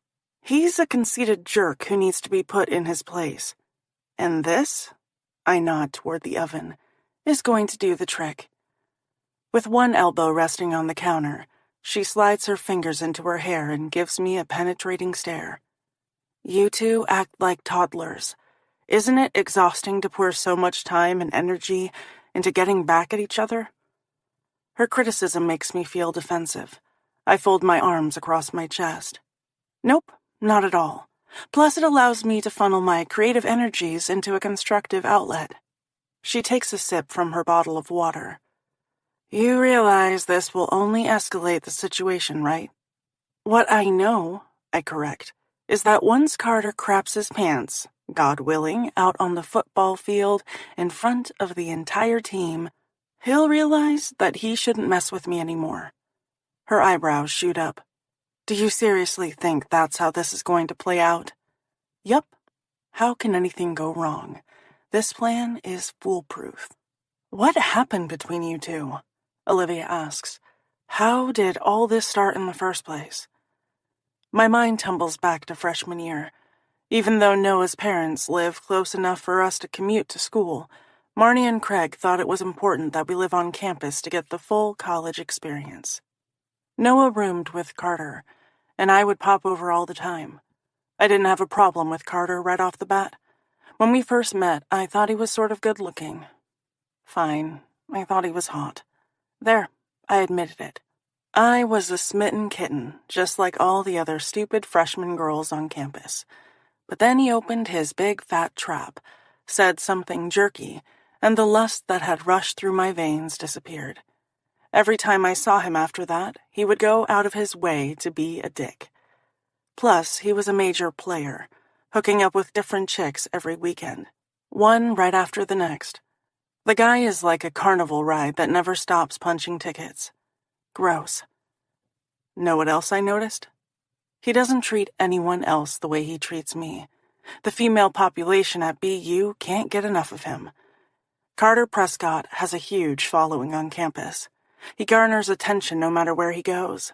His NFL prospects only make him more desirable, and he soaks up the attention as if it's his God-given right. It's so annoying. No, he's annoying. See what he does to me? Even dwelling on him for a few minutes makes me froth at the mouth. I don't like who I become when I'm around him. I think you like him, Olivia says. That comment rips me right out of my thoughts and makes me feel like I've been bitch-slapped into next week. What? I screech incredulously. Haven't you heard anything I've said? There's not one damn thing I like about Carter Prescott. Adding some much-needed emphasis, I reiterate. Not one. Fine. Maybe I like his biceps. I can't help but stare when he wears a sleeveless shirt. He's not a steroid-infused meathead overblown with muscles. He's lean. But what gets me most is the way his biceps flex and bunch when he shifts his arms. Realizing that I'm starting to salivate, I force those thoughts away. Other than his biceps, there's nothing to like about Carter. When I don't elaborate any further, she arches a brow but says nothing. Have I mentioned that while Olivia is majoring in oceanography, she's minoring in psychology? The girl takes a few psych classes and suddenly she's Sigmund freaking Freud. I don't think so. Under normal circumstances, I'm willing to placate her. I'll even let her dissect my parents' divorce and my mother's harebrained behavior. But this? The subject of Carter Prescott is not on the table for discussion, and she can read into that whatever she likes.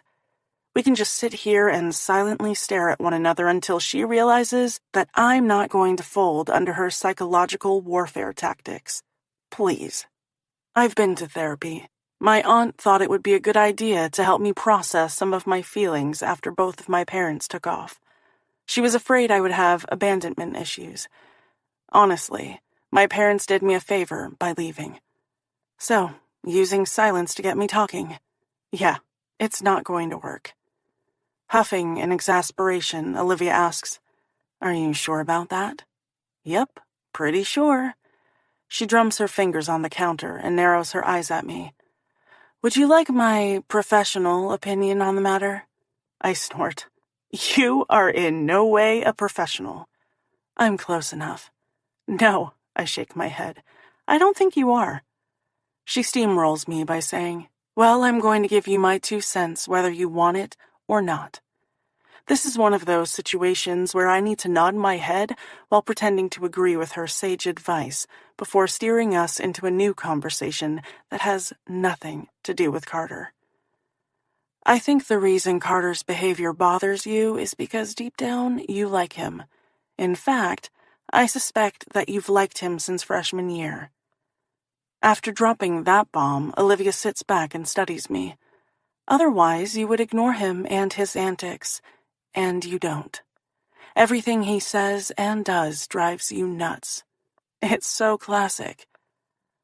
Sorry to burst your bubble, B.F. Skinner, but you couldn't be more wrong. A sick knot settles in the pit of my belly. A smile spreads across her face that makes me grit my teeth. I shake my head. I don't like him, Olivia. Now she's just pissing me off. He's the last person I would ever look at. Uh-huh. Go on. I really hate when she tries to shrink-wrap me.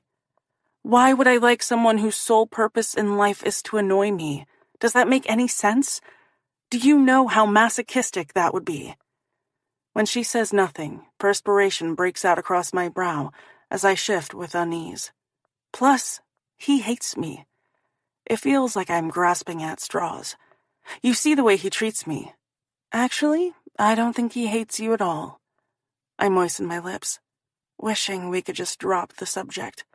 Yes, he does, I insist. He's proven it 100 different times. I'd have to be an idiot not to realize it.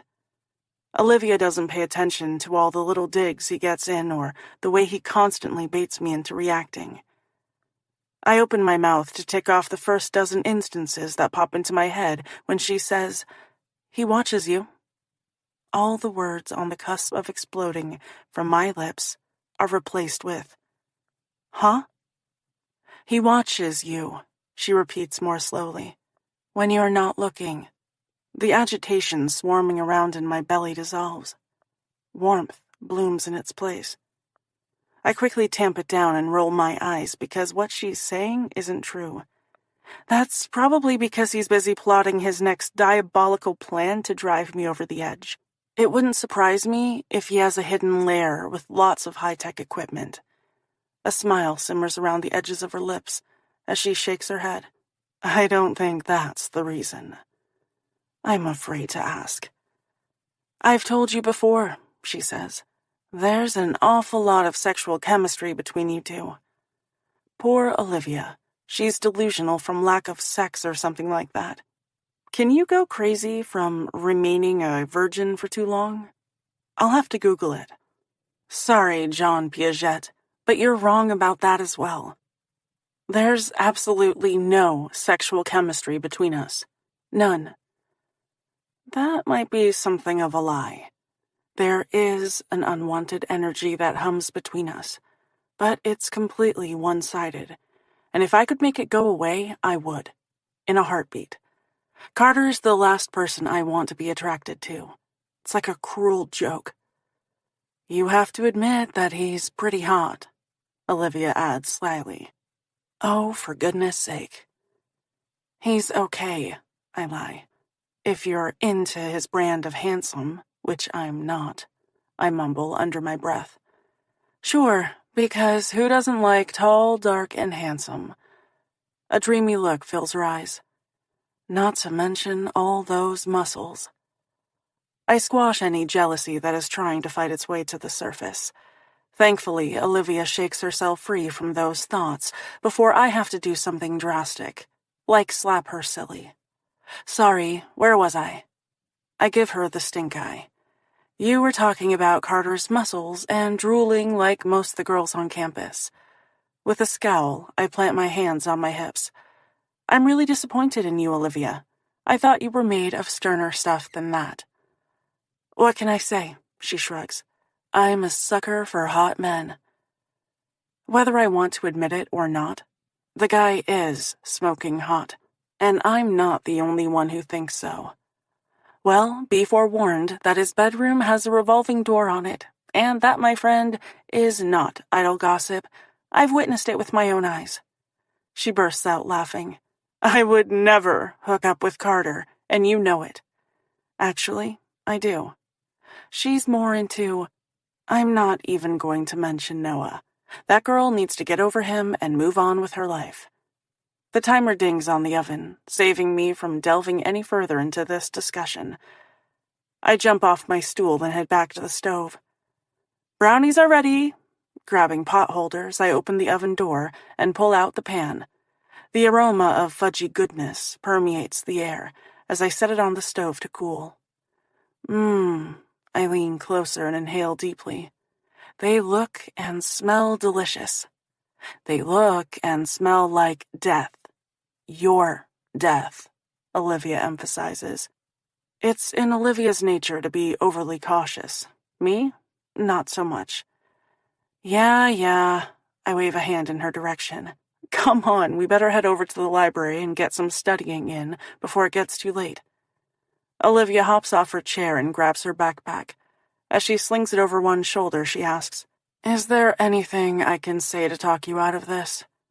I shake my head. Nope. We've been friends long enough for her to recognize a losing battle when she sees one. Instead of arguing, she releases a long-suffering sigh and trudges toward the door of the apartment. I was afraid you were going to say that. You worry too much. It's laxative-infused brownies. No big deal. I grab my messenger bag from the front hall. Anyway, what could possibly go wrong? Famous last words, she grumbles as I slam the door behind us. Olivia needs to lighten up. It's just a harmless prank. It'll end up being hilarious. Well, I'll certainly laugh. Carter, not so much. Chapter 9. Daisy. It's after 6 o'clock at night by the time I get back to the apartment. Olivia and I were hunkered down at the library longer than expected, and then, on the way home, we stopped and grabbed sandwiches from a deli on campus. Now that my belly's full, I can put in a few more hours of studying for my test tomorrow. I'm not one of those people who can waltz into an exam without glancing at the material and magically pull an A out of my ass. It doesn't work that way for me. If I want to see results, I have to put in the effort. Carter, on the other hand, has a photographic memory. It's just one of the many things about that guy that drives me bonkers. I've rarely seen him study, and he has a near-perfect grade point average. I know this because he makes the dean's list every semester. As I open the door to our apartment, the smell of brownies hits me. I can't believe I forgot about them. For the first time since whipping up the dessert this afternoon, I have second thoughts about feeding them to Carter. Damn Olivia for filling my head with doubts. Unsure of what to do, I hesitate in the entryway before setting my bag down. Maybe I should dump the pan in the garbage and rethink my strategy. If I still want to go through with it, I can always whip up another batch. Maybe I am taking my need for revenge too far. Ugh. I should have just listened to Olivia in the first place. God, I hate when she's right. Decision made, I veer into the kitchen and toward the stove where I left the pan to cool. Wanting to make the brownies extra tempting, I bought a tub of chocolate frosting and left it sitting on the counter. My footsteps slow as I realize the frosting has been opened. The foil wrapper from the top lies crumpled on the countertop. I glance from the frosting to the dessert, and my heart plummets. A third of the brownies has already been hacked from the pan. Crumbs cling to the stainless steel knife that rests against the dark metal. I'm too late. My plan has unwittingly been set in motion, and there's nothing I can do about it. Daisy! My head jerks up at the sound of my cousin's voice. I peek through the kitchen opening and see Noah and his girlfriend lounging on the couch in the living room watching TV. Oh no. It doesn't take much to put two and two together. Hi, I squeak out. What am I supposed to do now? Tell him? Or wait it out and see what happens? I didn't even eat the brownies, and I feel sick to my stomach. Hey, did you make those brownies? Noah's arm is slung around Ashley, and she's cuddled up against his side. What do I do? What do I do? What do I do? Calm down and just breathe. Yeah. I cough to clear the nervousness from my voice. Why? Because they were seriously tasty. He flashes me a grin. I hope you weren't saving them for something special. Oh, God. I glance at the pan, wishing I could rewind time. Maybe it's not as bad as I think. Only a little more than a third is missing. I look at Noah and Ashley and try to rationalize my way out of this situation. They probably shared the dessert. If they each had a huge hunk, how much damage could the laxatives do to their systems?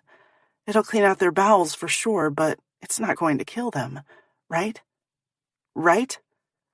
They'll be fine. This is not a big deal. There's no need to tell them about the secret ingredient. I brighten at the thought that they might not have finished their pieces. Who eats all their dessert anyway? I mean, I do, but still. I bet if I check the trash can, I'll find a good portion of it in there. The tight knot sitting in my belly loosens. No, I didn't make them for anything special.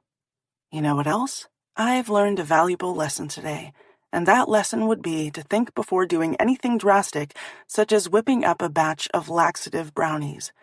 I'm sure Olivia will be very proud when I share my epiphany with her.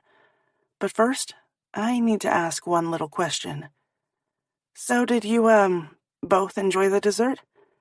Ashley wrinkles her nose and shoots me a look, like I just asked her to kill a sack full of puppies. Her thin face takes on even more of a pinched quality than usual. Would it really be so bad if she had a crap-a-thon in the bathroom? Maybe not. Are you kidding me? I would never eat that garbage. Her upper lip curls with disdain. Do you have any idea how many empty calories and grams of saturated fat are in something like that? It's the equivalent of putting poison in your body. Normally, I would roll my eyes and walk away, but I can't do that given the circumstances, because if Ashley didn't eat any of the brownies, that means... I stare at Noah in slack-jawed horror. You ate a third of the pan yourself? My voice comes out sounding choked. Please, please, please tell me Carter was here and helped himself to the dessert too. Noah pats his flat belly. Yep, did I mention how delicious they were? Almost as good as Mom's. I doubt Aunt Marnie's secret ingredient is chocolate-flavored laxatives. Yeah, I admit, my voice cracking on that one syllable. You did. I wring my hands, trying to come up with a plan. Well, another plan. After this, there are no more plans. I'm officially resigning from plans. Should I come clean and confess that I doctored up the brownies, or stay silent? I gnaw my lower lip in silent debate. I mean, it's possible the stimulant won't have any effect on Noah. He easily weighs over 200 pounds.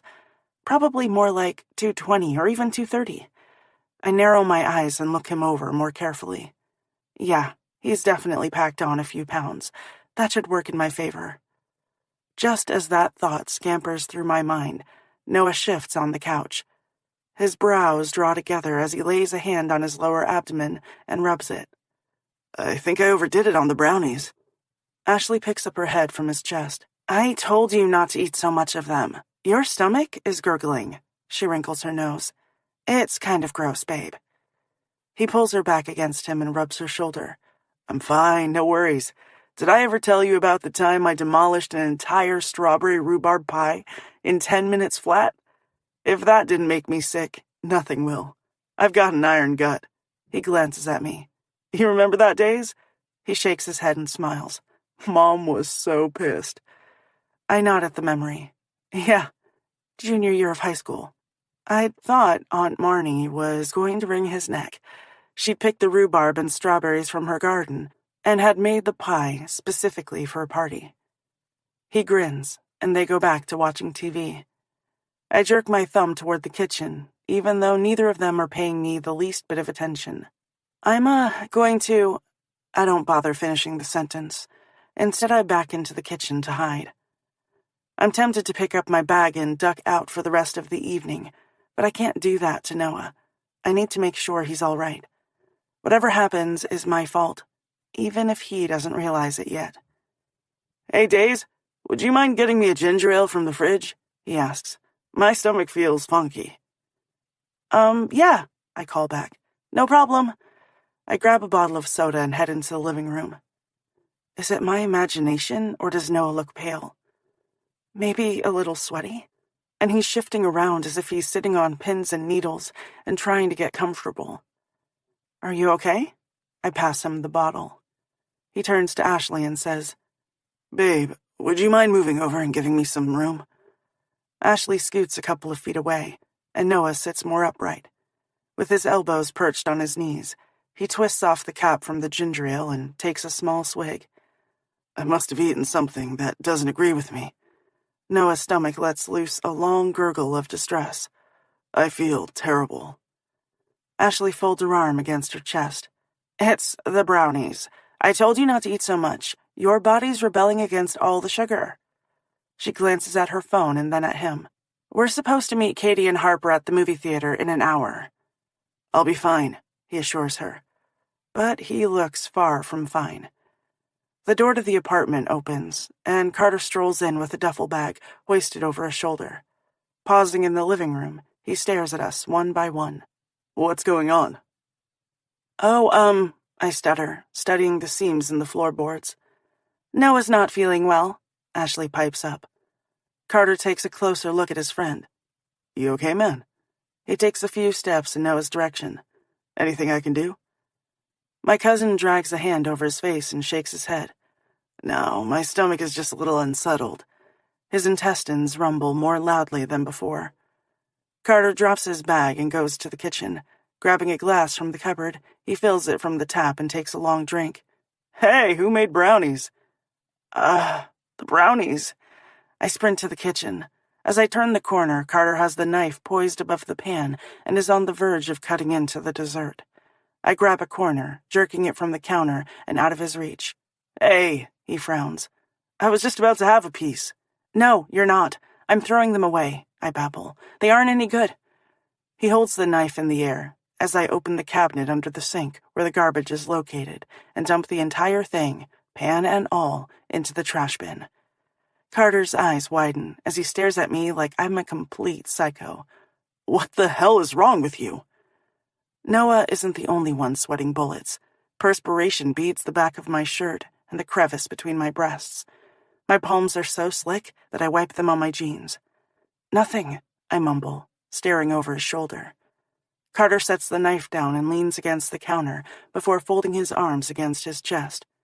"You'd rather throw the brownies out than let me have any." Anger and something that sounds a lot like hurt tinge his voice. "No, of course not," I blurt. My shirt is drenched. It's plastered against my back. I shift from one foot to the other. He tilts his head, his gaze pinning me uncomfortably in place. "Then why do you do it?" "Because..." At a loss for words, I stare at him helplessly, as my mind spins out of control. I'm in such deep shit. I'm practically drowning in it. Carter arches a brow. After a few beats of silence, he drawls, "Because... why?" "Because," I repeat. "Noah ate some, and now he doesn't feel good." I clear my throat and forge ahead with the half-truth. Maybe there was something wrong with them. Inspiration strikes, and I straighten to my full height. "Maybe he has food poisoning, like salmonella or something like that." No. That's way too specific. I need to keep it vague. I'm not good at this whole lying thing. I'd make a terrible criminal. The truth sits on the tip of my tongue.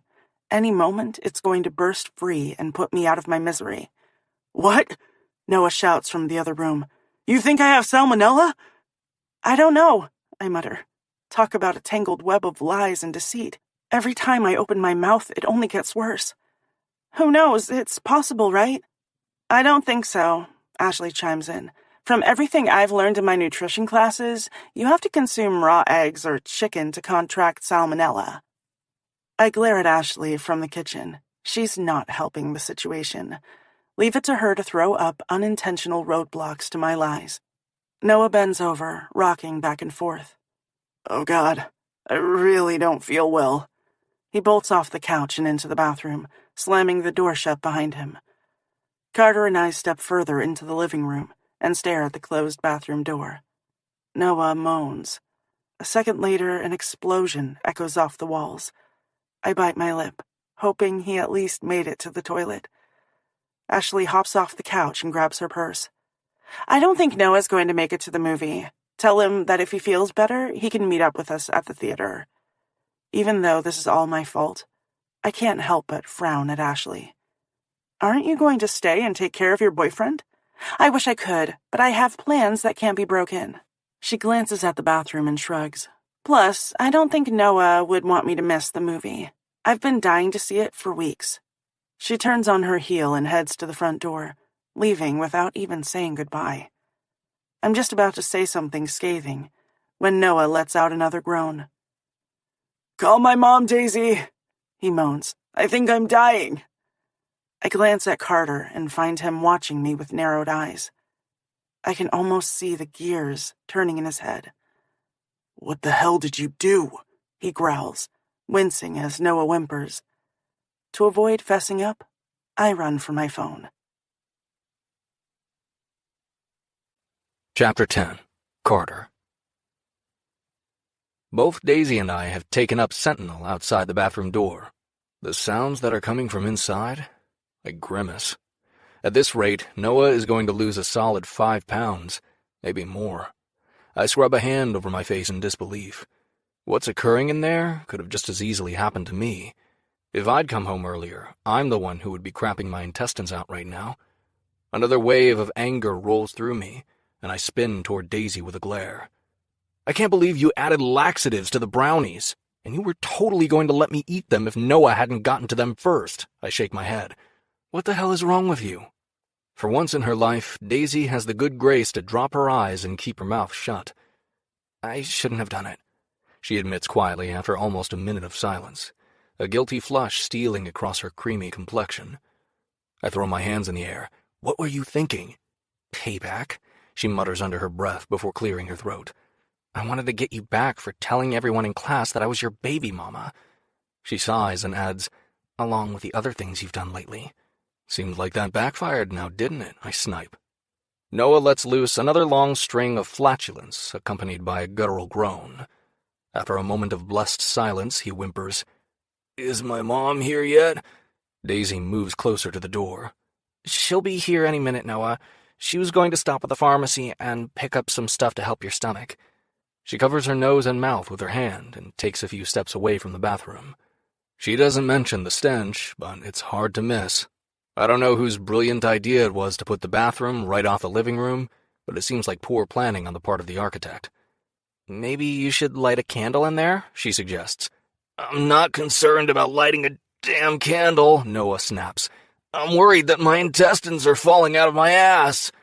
Daisy flinches. There's a rap of knuckles on the apartment door, and I jog over, knowing it'll be Noah's mom. Thank fuck she's here. I'm fairly useless in a situation like this. Hi, sweetie. Marnie pecks my cheek and strides into the living room where Daisy paces. Hi, baby, she says, pulling her niece in for a quick hug. She knocks on the bathroom door and gently asks, How you doing, Noah? You okay? No, he groans. I'm not okay. Daisy tried to kill me with brownies. Daisy's eyes flare wide, her hair flying from side to side as she shakes her head. I didn't. She gulps, like she's trying to swallow a mouthful of saltines. Really.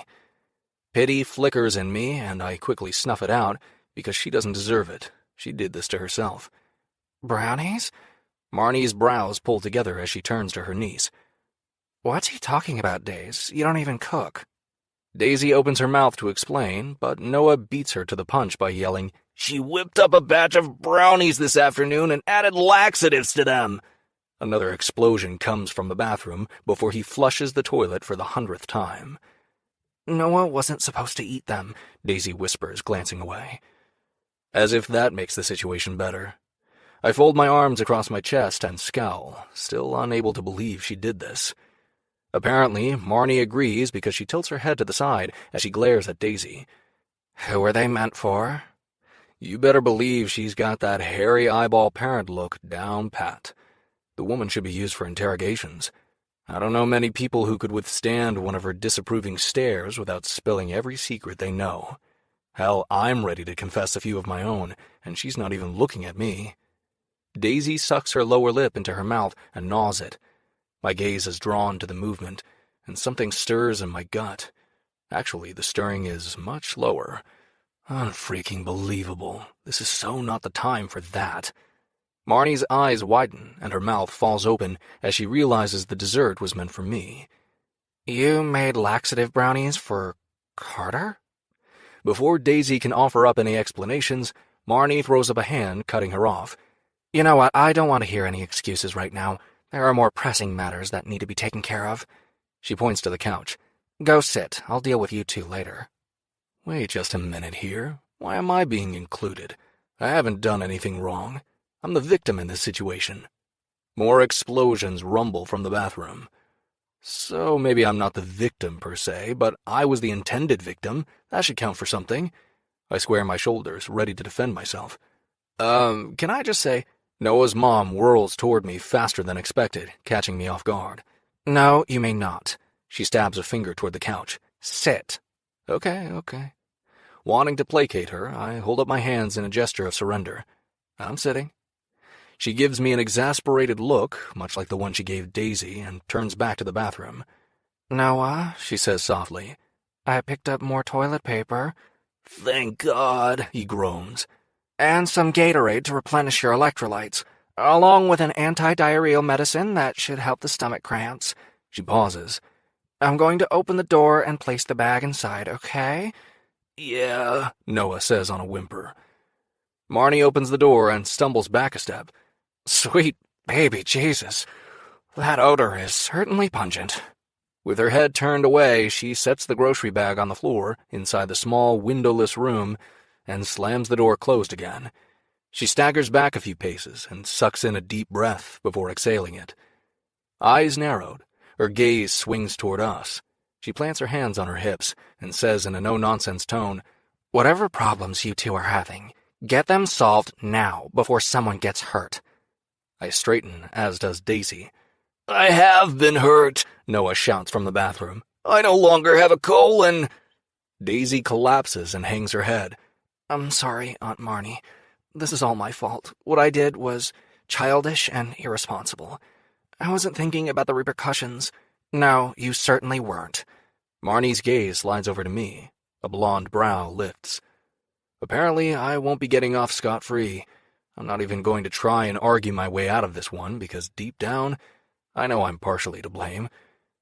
It's my fault as well, I pipe up. I started it. When I crashed her date, I never expected the situation to escalate so far out of control. Everything I've done to mess with her lately floods back to me, and I realize this is probably more my fault than hers.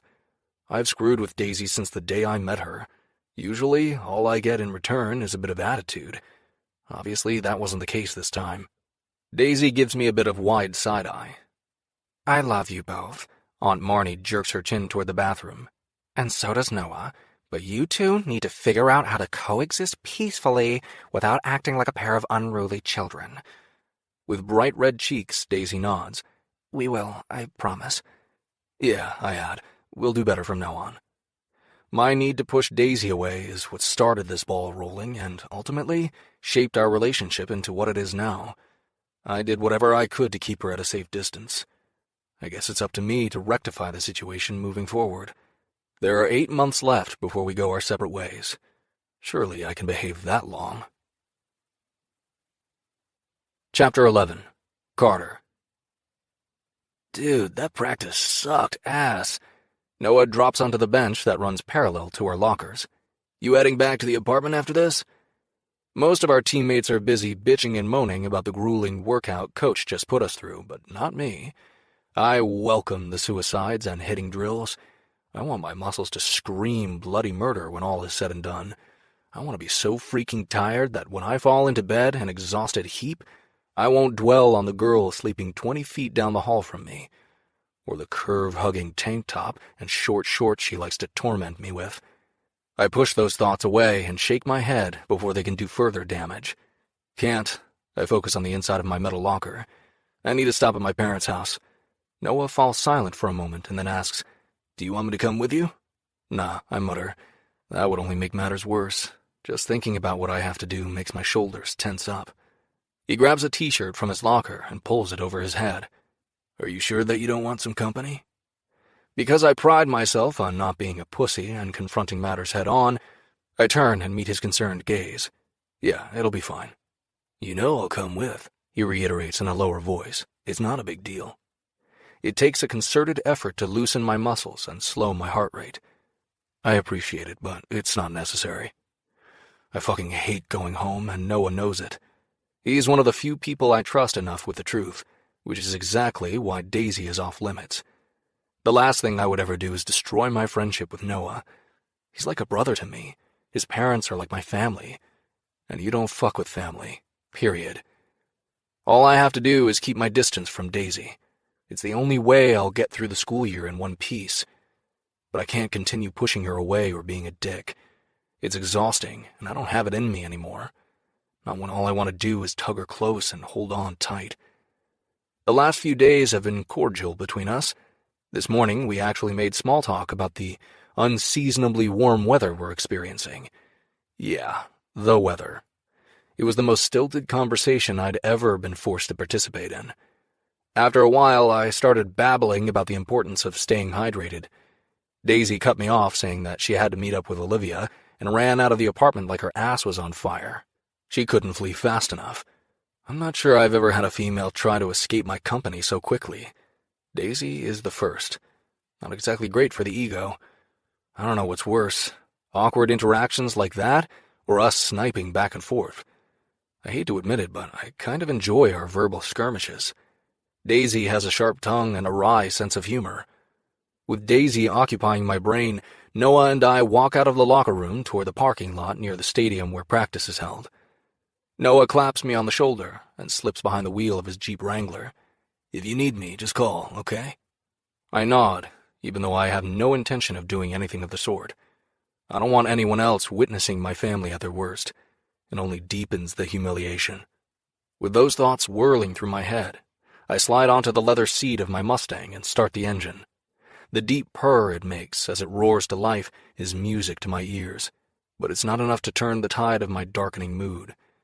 I always feel shitty when I head home. When I was a kid, I clung to the notion that everything would improve once I escaped the house, but that hasn't turned out to be the case. There are times when I have to remind myself that I'm not the scrawny 11-year-old boy I used to be. The drive home takes about 45 minutes. Every mile of pavement the tires eat up makes my nerves stretch ever tauter. By the time I roll up to the guard shack and get waved through by a man in uniform, an uncomfortable pit sits in the bottom of my gut. The gated community my parents reside in is affluent, with sprawling, well-manicured lawns. My parents' massive brick-and-stone mansion is situated on 2 acres of land and is larger than the one surrounding it, because my father is the developer who built this subdivision of monstrosities. With any luck, Dad won't be home yet. He works at least 60 hours a week, so it's entirely plausible that he's still at a job site. If that's the case, I can slip in before he's made aware of my presence. Dad might not be home, but there are security cameras everywhere on the property, so he'll know the moment I pull into the driveway. I park in front of the house and jog up the stairs. I don't bother ringing the bell and just slip inside. The door closes and silence echoes throughout the first floor. It's as quiet as a tomb, reminding me there was never much laughter or joy while growing up in this house. Nothing has changed in that regard. I find Mom in the kitchen preparing dinner. Her face lights up with pleasure the moment she sees me. "Carter, you didn't mention that you would be stopping by." She comes around the massive marble island and wraps her slender arms around me, squeezing like she'll never let go. I press her tightly against me. We're like 2 survivors clinging to one another during a storm. Even though neither of us acknowledge it, we both know why I don't give advanced warning as to when I'm going to visit. "It was a spur-of-the-moment decision," I say, just like I always do. "Thought I'd see how you were doing. As much as I hate coming here, I like to see for myself that she's okay. It's the reason I stayed close by for college." "I'm good," she smiles brightly. Sometimes I marvel at how she does it, how she manages to act like there's nothing wrong, as if her life is perfect. It's mind-boggling. As we separate from one another, my gaze rakes over her. Mom looks like she's dropped a few more pounds since I last saw her. She stands a few inches above 5 feet and has always been on the petite side, but now she looks frail, delicate. Her dark hair is pulled back into a low ponytail at the nape of her neck. Her makeup is flawless. She's wearing a summery dress with short sleeves, and her feet are bare. Even though she looks like she could walk out the door any moment, I know she's not going anywhere. Dad expects her to look and dress a certain way, even when she's at home. I gnash my teeth together. Dad's a total control freak. He always has been. I've escaped, sort of. Even though I've encouraged Mom to leave, I doubt she ever will. I don't know how she deals with his constant bullshit. By the time I walked out the door at 18, I promised myself that I would never go back. And other than to check on my mother, I haven't. Her bottle-green eyes settle on me as she continues prepping the steaks on the counter. "Would you like to join us for dinner?" she asks with a hopeful note in her voice, even though she knows it's a bad idea. I shake my head. "Sorry, I can't. I just finished up with practice and have a paper due at the end of the week." It's not a lie. It is due on Friday, but it's practically finished. I just need to add the bibliography. Disappointment flashes in her eyes. Wanting to make it up to her, I say, "What about lunch next week? You can come to BU and we'll find a restaurant near campus." Her face lights up and slowly falls as her mind immediately goes to what Dad will say. She's wondering if he'll allow her to meet me for lunch. I clench my hands as the urge to punch something careens through me. Her shoulders droop, and she drops her gaze to the steaks as she salts and peppers them. "Let me check my calendar and get back to you." That's code for "I'll ask your father for permission to leave the premises." It's on the tip of my tongue to snap that she's a grown woman and doesn't need his consent. But I don't. Somehow I manage to rein it in. She's the last person I want to explode on. It's a frustrating situation. I love Mom more than anything, but this behavior and the way Dad's trained her, it's difficult to watch, and even more difficult to stomach. Once my emotions are locked down tight, I shrug as if it's no big deal. "Let me know what you decide." The corners of her lips lift. "I'll do that." As soon as those words are out of her mouth, the garage door opens. Her body goes on high alert as her breath catches. "It's fine, Mom," I say, soothingly through gritted teeth. She nods, but her eyes dart around the spacious kitchen with its endless sea of white marble counters and stainless steel appliances, checking to make sure nothing is out of place. Even though she's in the middle of preparing dinner, everything is perfect and clean, wiped down and polished. As soon as she uses a spice, it's put away in the cabinet. As soon as she's finished with a dish or pan, it's washed and set back on its shelf. How the fuck does a person live like this? It makes me want to smash everything in my path just to tick my father off. The back door slams, and Mom flinches as the sound reverberates through the first floor. A fine tremble racks her hands as she brushes them over the silky material of her dress, making sure it's in place. Heavy footfalls land with sharp clicks that echo against the polished marble tile in the hall. I straighten my shoulders and pull myself up to my full height. It's ridiculous that I have to remind myself that I'm not the same kid Dad used to push around and bully. Because that's exactly what he is, what he's always been. A fucking bully who needs to be put in his place. Except I can't do that because he'll take it out on Mom as soon as I leave. So I'm stuck constantly biting my tongue and tamping down all my emotions to a place where they're free to fester. Dad emerges from the hall. As soon as his gaze locks on mine, his feet grind to a halt. He may act like he's surprised to find me here, but I know he's not. He doesn't say one word in greeting. Neither do I. Our relationship evolved past niceties a long time ago. We only act like the perfect family while making public appearances. But here in the privacy of our own home, he doesn't bother with pretenses. And I've played this game for much too long not to understand the rules. He uses silence like a sledgehammer. He's all about intimidation. Ignoring me, Dad saunters into the kitchen, going straight to where Mom stands at the island. She hasn't moved a muscle. Her unease is palpable, radiating off her in thick, heavy, suffocating waves. She's like a trapped bird who's grown tired of beating her clipped wings against a gilded cage. Dad surrounds her and invades her personal space. He makes a show of inspecting the steaks. Did you get these cuts from the butcher? Of course, she says softly. They're T-bones, your favorite. He makes a non-committal noise at the back of his throat, as if they aren't quite up to par, and I want to punch him in the face for being such a dickhead. All three of us know that it's his favorite cut of meat, but he enjoys toying with her. He relishes the fear emanating off her while she silently waits for his approval, like a barely tolerated mutt at his feet. I ball my hands into fists as anger rushes through me. It's beyond me why Mom stays and puts up with this crap. I wish she would pack her bags and leave, but she refuses. She gives me all sorts of bullshit excuses as to why she can't walk away. Once I'm drafted to the NFL and start drawing a paycheck, I'm going to get her out of here. There won't be any excuses left to give. She can't love this asshole. The possibility makes me shudder. If I never see him again, it would be too soon. Dad pins her body against the counter as his gaze locks on me. His jaw tightens as he glares. Nice of you to drop by unannounced. I shrug, since there's nothing I can say or do that won't ignite his temper. I release a pent-up breath when he backs away from her. Dad shrugs out of his jacket and carefully lays it over a high-backed chair. You'll need to drop this suit off at the dry cleaners. I need it back by Monday. Mom nods. Alice, he snaps, did you hear me?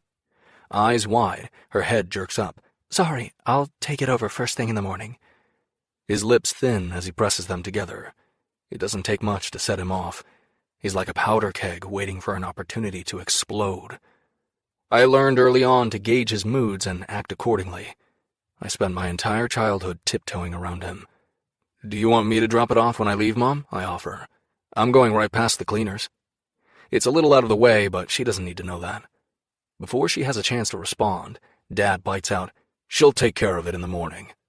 He glances at the chunky silver Rolex wrapped around his wrist.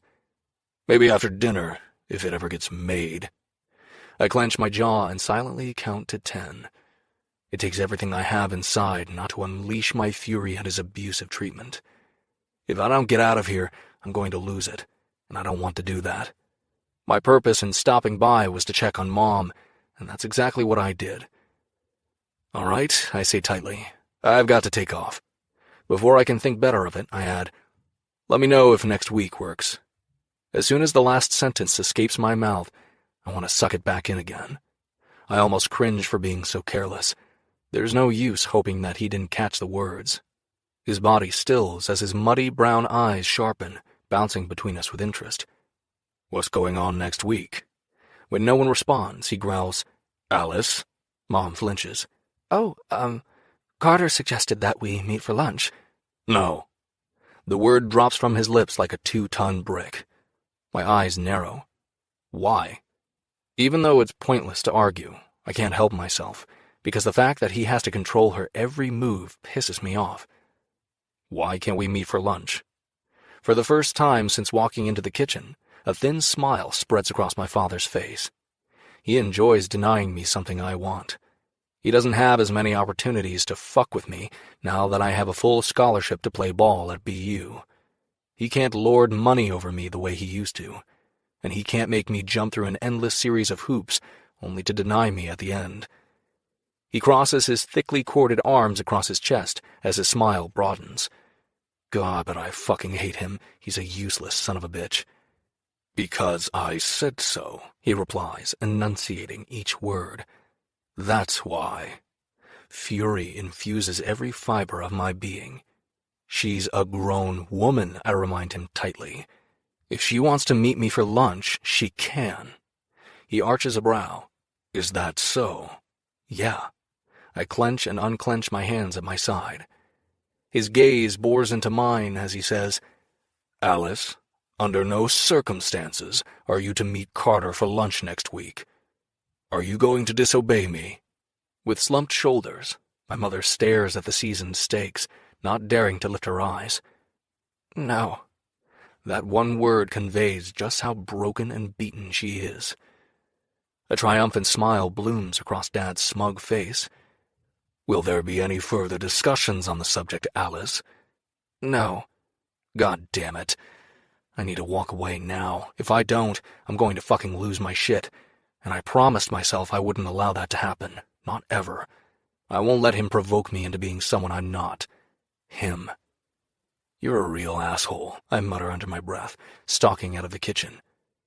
My back isn't turned for more than 10 seconds when he growls, "What the fuck did you say?" It takes a moment to realize that his voice is much closer than it was before. I spin around just in time for him to ram both hands into my chest. Because I wasn't expecting the attack, I stumble back a few steps before catching myself. Years of conditioning takes over as I square up. Ugliness dances in his eyes. He loves this, loves that he can push my buttons into reacting when I try so hard to deny him the satisfaction. For him, it only makes these moments sweeter. I suck in a breath and lock down my anger because he feeds off it like a monster lurking in the dark. I need to get the hell out of here before the situation escalates, because it will. This is how Philip Prescott operates. He shoves me again with rough hands. "You think you're such a big man now, don't you? Say the goddamn words to my face, you little pussy." He pushes me again, only managing to knock me back a step. "Say the fucking words." Remain calm. Don't give him what he wants. "I said that you're an asshole," I grit out. Fury, mixed with hate, flashes across his face, and then he takes a swing. I duck and block his punch. He grunts and strikes with the other fist. This time, I'm not fast enough, and it catches me in the eye. Pain explodes behind my eyelid. Mom cries out as I shove him back. Even though I take after my father in size, I have more muscle and strength. I lift weights every day, not only for football, but because I refuse to ever be in a position to be physically intimidated again. As much as I want to defend myself, to strike back, I won't. He'll only take it out on my mom after I walk out the door. As satisfying as it would be to retaliate, I refuse to do that to her. "Get the fuck out of my house," Dad bellows. "Gladly." I glance at Mom and stalk to the front door. My breath comes out in harsh pants. My heart thumps painfully against my chest, echoing in my ears. Just as I turn the knob, Dad yells, "And don't come back! You're no longer welcome in this house!" Without responding, I close the door behind me. I'm sure he's hoping to rile me up so I'll return for another confrontation, but I refuse to do that. I'm no longer a puppet he can control. Once I slide behind the wheel of my car, I start the engine and let it idle. I'm tempted to peel out of the drive, but I don't give in to the urge. Pent-up aggression rampages through my veins, and I slam my fist into the steering wheel. Once, twice, 3 times. Pain radiates through my palms and fingers. The physical ache is just enough to take the edge off my mental anguish. Only then am I able to pull myself back together again and drive away. But instead of heading to the apartment, I stop at the athletic center. I need to lift. I need to channel my energies into something other than the altercation that just occurred. Chapter 12. Daisy. My current relationship with Carter can be summed up in one word. Awkward. We've gone from constantly sniping and taking shots at each other to this bizarre formalness. It's like we're strangers. Strangers who unfortunately live together and are forced to, upon occasion, interact. I dread when Noah takes off and leaves the two of us alone at the apartment. Within minutes, I find excuses to hide out in my room. I spend way too much time there, which has led to the realization that I need more artwork on the walls. This place is boring. I've created a whole new Pinterest board with ideas. I might crash at Olivia's place for a few days because I need a break from the forced cordialness. Maybe then we can get back to normal. Well, not normal. I don't think we can go back to the way it was before. But we need something better than these painful interactions. I slide the key into the lock and push open the door. My head tips to the side as I listen for the slightest sound, one that will alert me to the fact that I'm not alone. But there's nothing. It takes a beat or two for my muscles to loosen. The lights are off, which is another telltale sign that no one is around. I've never been so thankful to come home to an empty apartment in my life. And that's saying something. With a relieved sigh, I drop my bag on the table and think about what I can shove in the microwave for dinner. Mondays are my long days. I had 3 classes, and then I headed to the library to work on a paper that's due at the end of next week. Instead of grabbing lunch, I skipped it and wolfed down the granola bar I'd thrown into my bag earlier this morning. The mere thought of food makes my belly rumble with hunger. As I flick on the kitchen light, a movement from the far corner of the living room catches my eye, and I freeze. The hair at the nape of my neck stands on end. My heart lodges itself somewhere in the middle of my throat as I turn my head more fully in that direction, only now realizing that I'm not alone. A shadowy figure sits on the recliner nearest to the window. My fight or flight response kicks into high gear, and I'm just about to race to the apartment door when I hear, "Hey." Recognition is instantaneous. Carter. I'd know his deep voice anywhere. I slap a hand against my chest to still my hammering heart as my body wilts in relief. For a minute, I'd thought someone had broken into the apartment. The only self-defense maneuver I'm familiar with is the one where you scream your head off while swinging your fists wildly. Not exactly a foolproof or recommended tactic. Last week, Olivia mentioned signing up for a self-defense class offered through the university, which I'd immediately poo-pooed as a waste of time. Considering what just happened, I'm going to highly consider registering for that class. "Holy crap! You almost gave me a heart attack," I accuse. I wouldn't put it past Carter to try scaring me to death. Fine, that's not altogether true. Before the whole laxative incident happened, I wouldn't have put it past him. Now, I have no idea where we stand with one another. "Sorry." He shifts on the chair. "I wasn't expecting anyone to come home yet." Irritated for allowing him to startle me, I grumble. You could have said something when I walked in the door like a normal human being. He's like a creeper lurking in the shadows. I'm barely able to make out his features. Since he hasn't budged from the chair, I gravitate to the living room and flick on the light switch. "What are you doing in the dark anyway?" He shields his eyes with a hand. "Carter," I snap. "Why are you sitting in the dark?" His hand slowly falls away from his face, and I gasp at the bruise around his left eye. "What happened to you?" I move toward him to inspect the damage. Succinct as always, he states the obvious. "Got punched." "Yeah," I mutter in annoyance. "I can see that." Without thinking, I step closer, placing my hands on either side of his face and tilting his head upward so that I can better survey the damage. "You're going to have one heck of a shiner in the morning," I murmur. "Yep." I look at him straight on. What happened? His muscles tense as he shrugs. "Got into a fight." I shake my head, exasperated that everything has to be so difficult with him when all I'm after is a straight answer. "Who did you get into it with this time?" "Probably some girl's jealous boyfriend." That thought settles in my gut like a heavy stone. "No one you know." I frown. "You're always getting into fights," I scold. "Maybe there's some truth to what people say about football breeding violence." He holds my gaze steadily, and a shiver skitters down my spine. It's unnerving to have his eyes pinned on mine. I have no idea what he's thinking. All at once, I become aware of the intimate way I'm cradling his bristly cheeks in the palms of my hands. The scent of his aftershave tickles my nostrils. I always thought his eyes were a grayish blue, but that's not the case at all.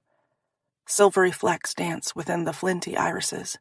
Normally, I go to great lengths to keep my distance from Carter. When I don't, little sparks of attraction flare to life between us, just like they are right now. Carter clears his throat, breaking the strange spell woven around me. I drop my hands from his face, as if I've been scalded, and quickly step away. But it's not enough. I still feel the heat of his body. Needing more space, I rack my brain for an excuse and blurt, "I'll get some ice and ibuprofen for the swelling." I retreat to the safety of the kitchen. I need a moment to collect my thoughts and calm the nerves prickling along the surface of my skin. The attraction I feel for Carter defies logic. I wish it would just go away. Relieved to have something to occupy my hands, I fill a sandwich baggie with ice cubes and wrap it in a thin dishcloth. Then I grab a bottle of water from the fridge and head into the bathroom for a couple of painkillers that should help with the inflammation.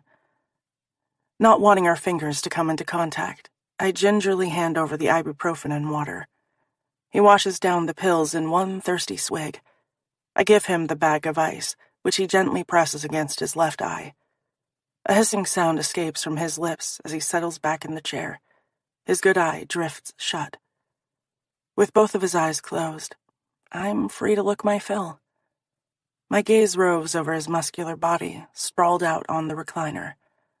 The confused emotions I experienced 5 minutes ago invade my belly, making it tremble with something that feels suspiciously like desire. Part of me wants to reach out and stroke my fingers over his face again. I ball my hands into fists. I need to get out of here before I do something stupid and embarrass myself. Shattering the silence, I blurt, "Is there anything else you need?" "No," he mumbles. "Thanks for the ice and pills." It wasn't a problem. Again, I wonder how he ended up with a black eye. This isn't the first time I've seen him with a bruise on his face.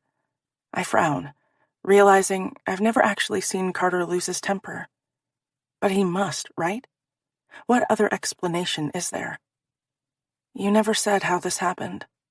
I shift from one foot to the other as I bite my lip, wishing I hadn't opened my big mouth. He doesn't bother to meet my gaze. "Nope, I didn't." The finality of his words rubs me the wrong way. As irritation floods through my system, desire dissipates. Not only is there a physical distance between us, but an emotional one as well. And that's exactly the way it needs to stay. I fold my arms across my chest and glare. "So you're not going to tell me?" I pause for a beat. "What did you do? Hit on someone's girlfriend?" He lifts his head and opens his uncovered eye, focusing intently on me. "Nailed it. That's exactly what happened." There's a deadened look in his gray gaze, one that sends shivers down my spine. Needing to keep him at arm's length, I sigh and head back to my bedroom. Chapter 13. Daisy. It's been a tradition since first semester of freshman year that Aunt Marnie hosts family dinners twice a month. There are times when we're able to get together more than that, and there are others when we're lucky to get together once a month. Football season is always a challenge because Noah's schedule is packed tight with practices, film review, study sessions, and games. We never go longer than that without carving out some time. And I love that. Love that I'm part of their close-knit family. Being that Carter has been Noah's roommate for just as long, he's been invited from the beginning. My aunt and uncle took an instant liking to Carter, bringing him into the fold and treating him like family. It used to aggravate the hell out of me. Now I'm not sure how I feel. Our relationship has changed over the last 2 weeks. We're no longer at each other's throats. Just as Noah, Carter, and I walk through the front door of the house, my cell vibrates. I pull it from my purse only to see that it's a text from my aunt. Instead of opening the message, I pocket the phone. Now that I'm here, I can speak with her in person. The laughing, chattering voice doesn't penetrate my mental fog until I've entered the kitchen and it's too late. My gaze lands on her, and I stumble to a halt, trying to make sense of the woman sitting in Aunt Marnie's house. "What the— Baby girl!" Mom shrieks as if I'm hard of hearing, and we haven't seen one another in years. She flies from her chair, rushing forward and swallowing me up in her arms. I nearly suffocate on the heavy cloud of Chanel perfume she's soaked in. Subtlety has never been my mother's strong suit.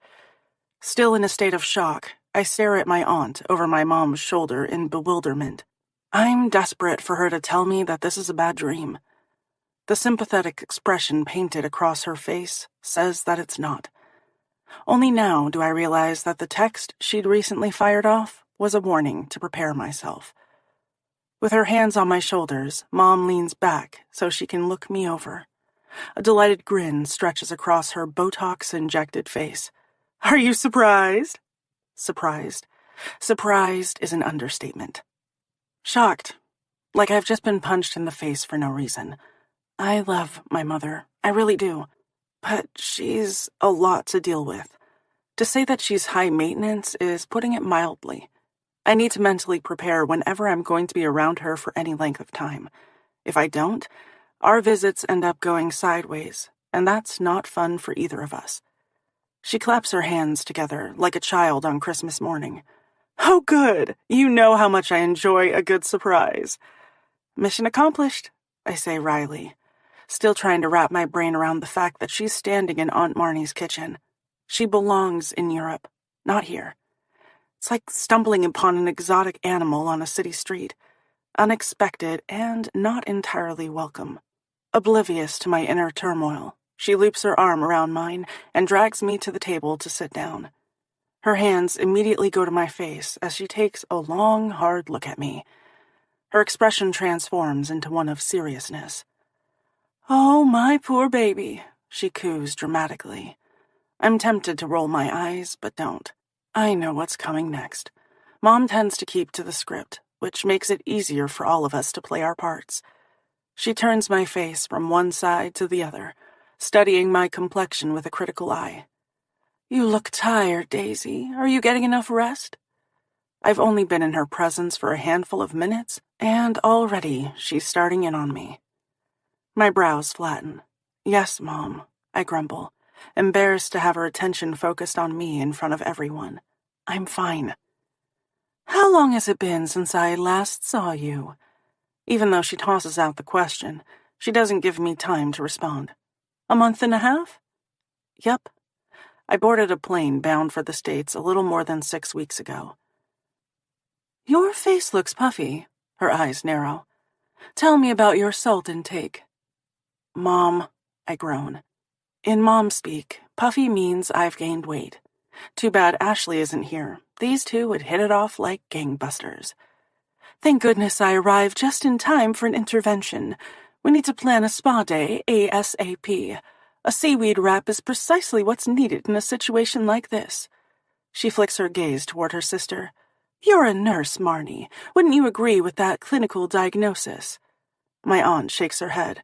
I don't really think. Mom waves her off. Of course you do. One must take care of their body. A nice seaweed detox will leave you feeling refreshed and hydrated. I can't go more than a week without having one. She leans closer and lowers her voice to a conspiratorial whisper. Sometimes, when the stress really gets to me, I sneak in a second wrap. I stare silently for a moment before shaking my head. Mom, I'm taking 5 classes this semester. I don't have time for that. And even if I did, that's not how I would choose to spend my free time. The thought of being covered in seaweed grosses me out. Plus, I don't like the smell. It makes me want to gag. Please, she snorts, as if I've said something ridiculous. There is always time for pampering. It's important to take care of oneself, Daisy. If I've taught you anything, it's that. She's right. It's the golden rule she lives by. Mom glances at her sister with a considering look. You should join us, Marnie. You're looking a little haggard around the eyes. I'm sure it's from working such long hours at the hospital, being around all those, she falters, unwell patients. Can't be good for you. Aunt Marnie presses her lips together and shakes her head. Like me, she's used to this behavior. I see the exact moment Mom becomes aware of Carter. Her body straightens, and her features sharpen. She looks like a bird dog who has just spotted fresh quarry. Frankly, I'm surprised it took so long. Even though Noah and Carter have been friends for years, he's lucky to have never crossed paths with Lydia Bellamy. Apparently, that's about to change. I'm more than aware that Mom is about to embarrass the hell out of me, but I'm relieved to have her attention diverted somewhere else so I can mentally regroup. And to think I was looking forward to coming here tonight and spending time with Aunt Marnie and Uncle Craig. Obviously, that plan has been shot to smithereens. Enjoyable will be the last thing this evening turns out to be. Well, hello there, tall, dark, and handsome, Mom purrs. I cringe, slumping further on my chair. I don't believe we've had the pleasure of being introduced. Rather delicately, she holds out a manicured hand for Carter to shake. Or kiss, or whatever. I almost expect her to lower her voice and whisper huskily, "Enchanté." Noah jumps in to make introductions as Carter steps forward. Lydia's gaze rakes over his muscular body with an embarrassing amount of interest. I'm tempted to point out that Carter is her nephew's age, not to mention my age, but it's doubtful that would make a difference. Instead, I ask, "Did Frederic come with you?" At the sound of her husband's name, Mom tears her gaze reluctantly from the man candy in front of her. "Oh no, I'm here alone. Freddie is much too busy to get away for a spur-of-the-moment trip. I'm going to meet him in Dubai next week." "Does that mean you'll be staying in town until then?" Aunt Marnie asks, her voice lacking enthusiasm. "Yes!" Mom claps her hands together again with excitement. "Won't that be fun?"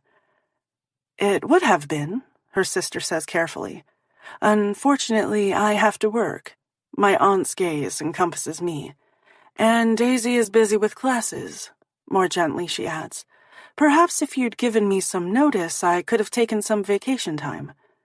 Mom's perfectly plucked brows slide together in confusion.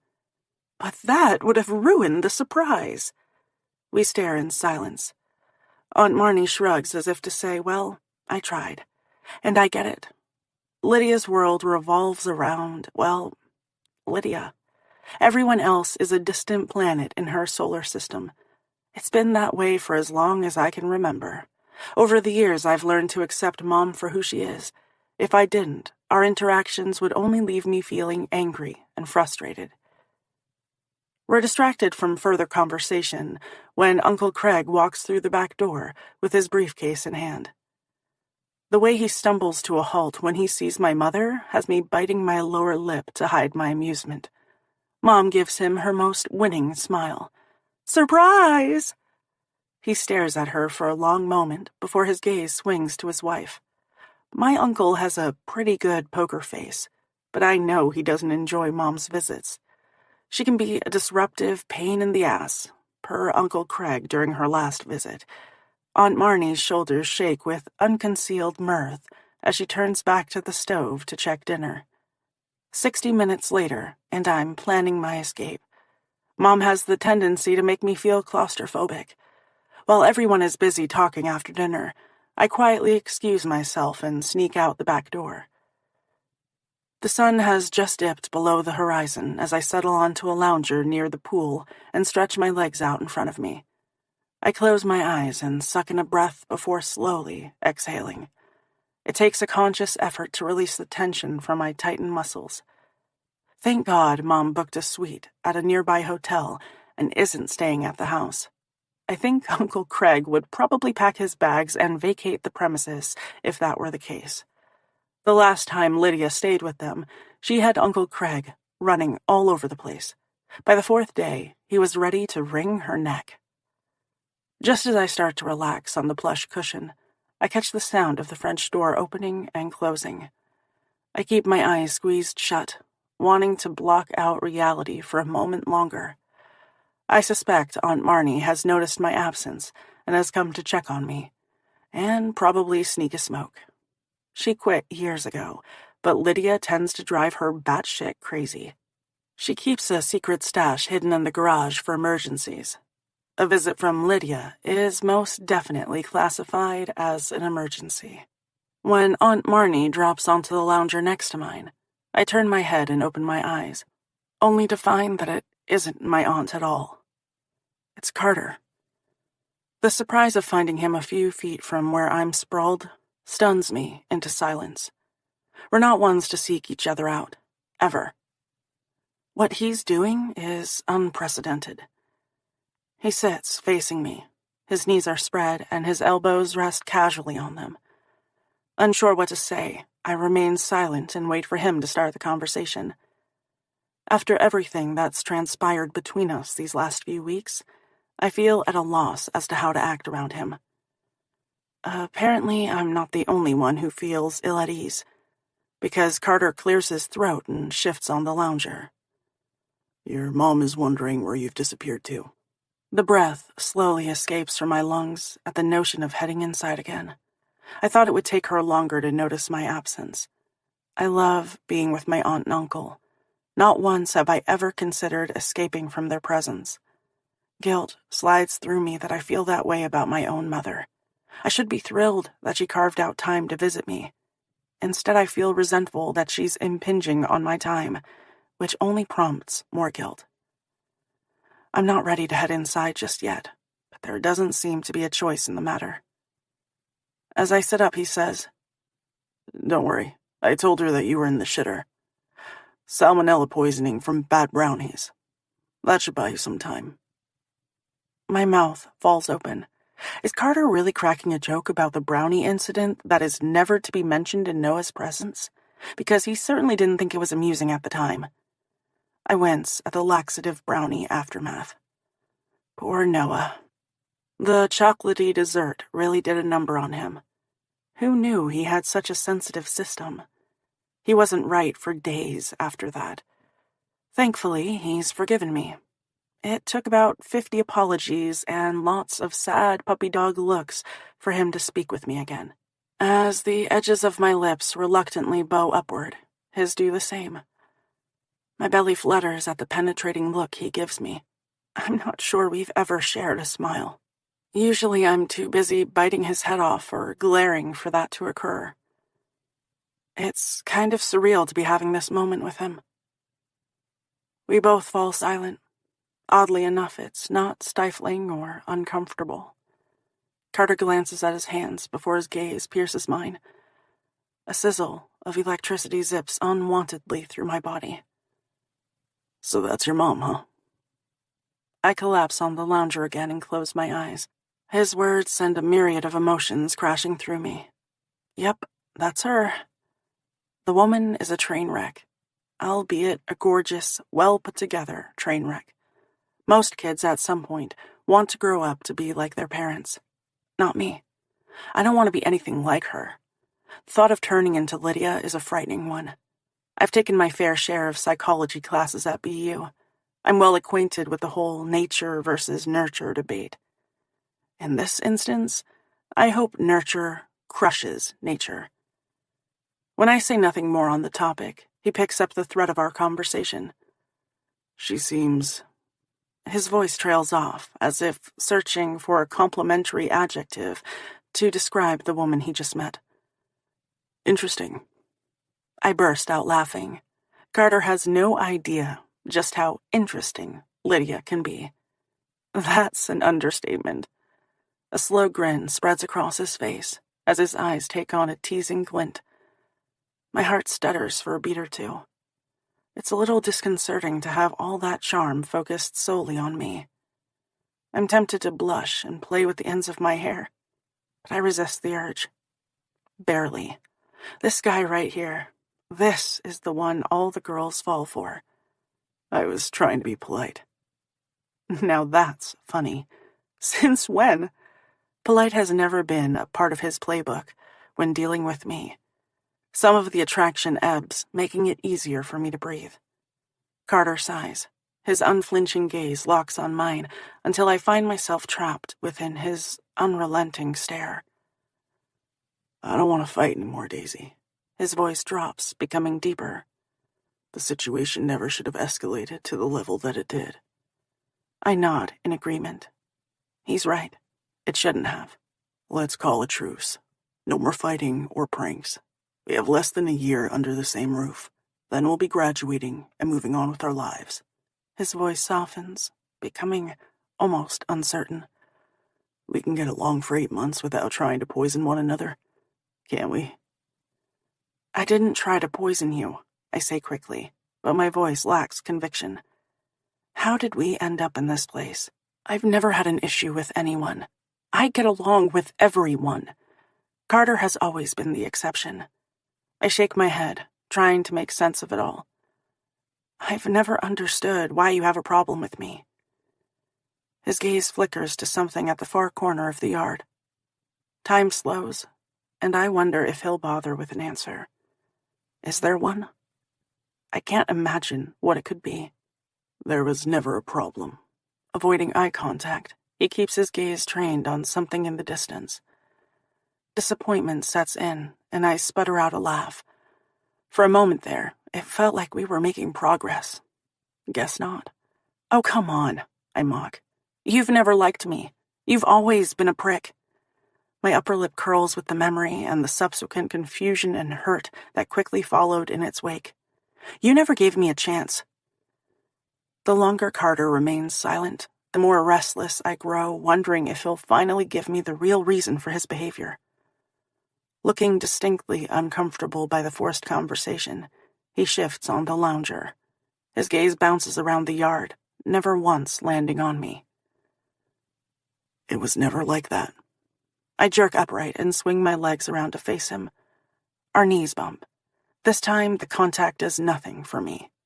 How can he lie with a straight face? This conversation is probably the longest one we've ever engaged in without sniping at each other. I could count that as a win and move on. Not 5 minutes ago, Carter called a truce. I need to let this go for my own sanity. But I can't. I want an explanation. As much as I hate to admit it, his behavior has always bothered me.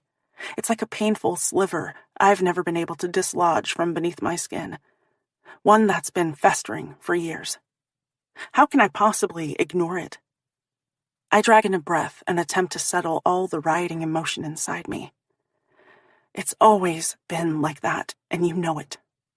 He mutters something unintelligible under his breath. I lean toward him so we're closer. All I want is for him to look me in the eye and tell me the truth. No matter what it is, I can handle it. Only then can we move forward with a clean slate. I'm sorry. I missed that. What did you say? He glances up, his gray gaze skewering mine. My breath catches as emotion flashes in his eyes. It's so much more than I'm used to seeing from him.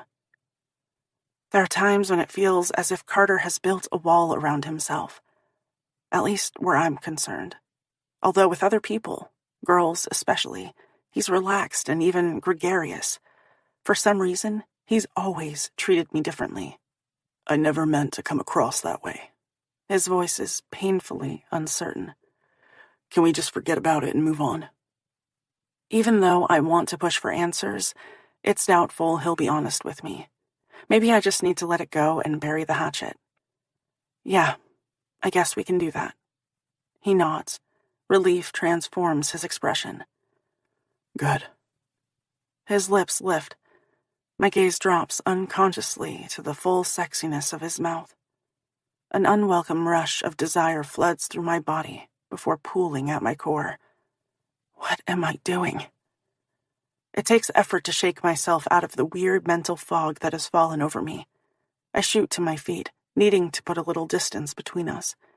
At my sudden movement, Carter bolts upward as well. You wouldn't expect someone so large to move that fluidly, but he does. We're practically standing toe-to-toe. There's a devilish voice inside my head urging me to stroke my palms over the graphic t-shirt clinging to his chest and arms. The material wraps around his thick, sun-kissed biceps. Is his body this bronzed all over? My mouth turns cottony at the thought. I retreat a step in my haste to get away. As I do, my calves hit the back of the lounger and I lose my balance.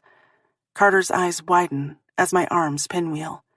He snaps forward and makes a grab for me, yanking me against his chest, but it's too late. I'm falling, and now I'm taking him with me. He wraps his arms around me, locking me against his bulk as we crash onto the sunbed. I brace myself for impact.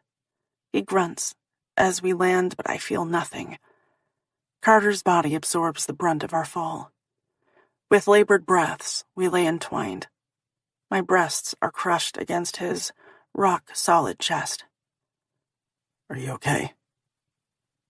A shiver dances down my spine as his warm breath feathers against my ear.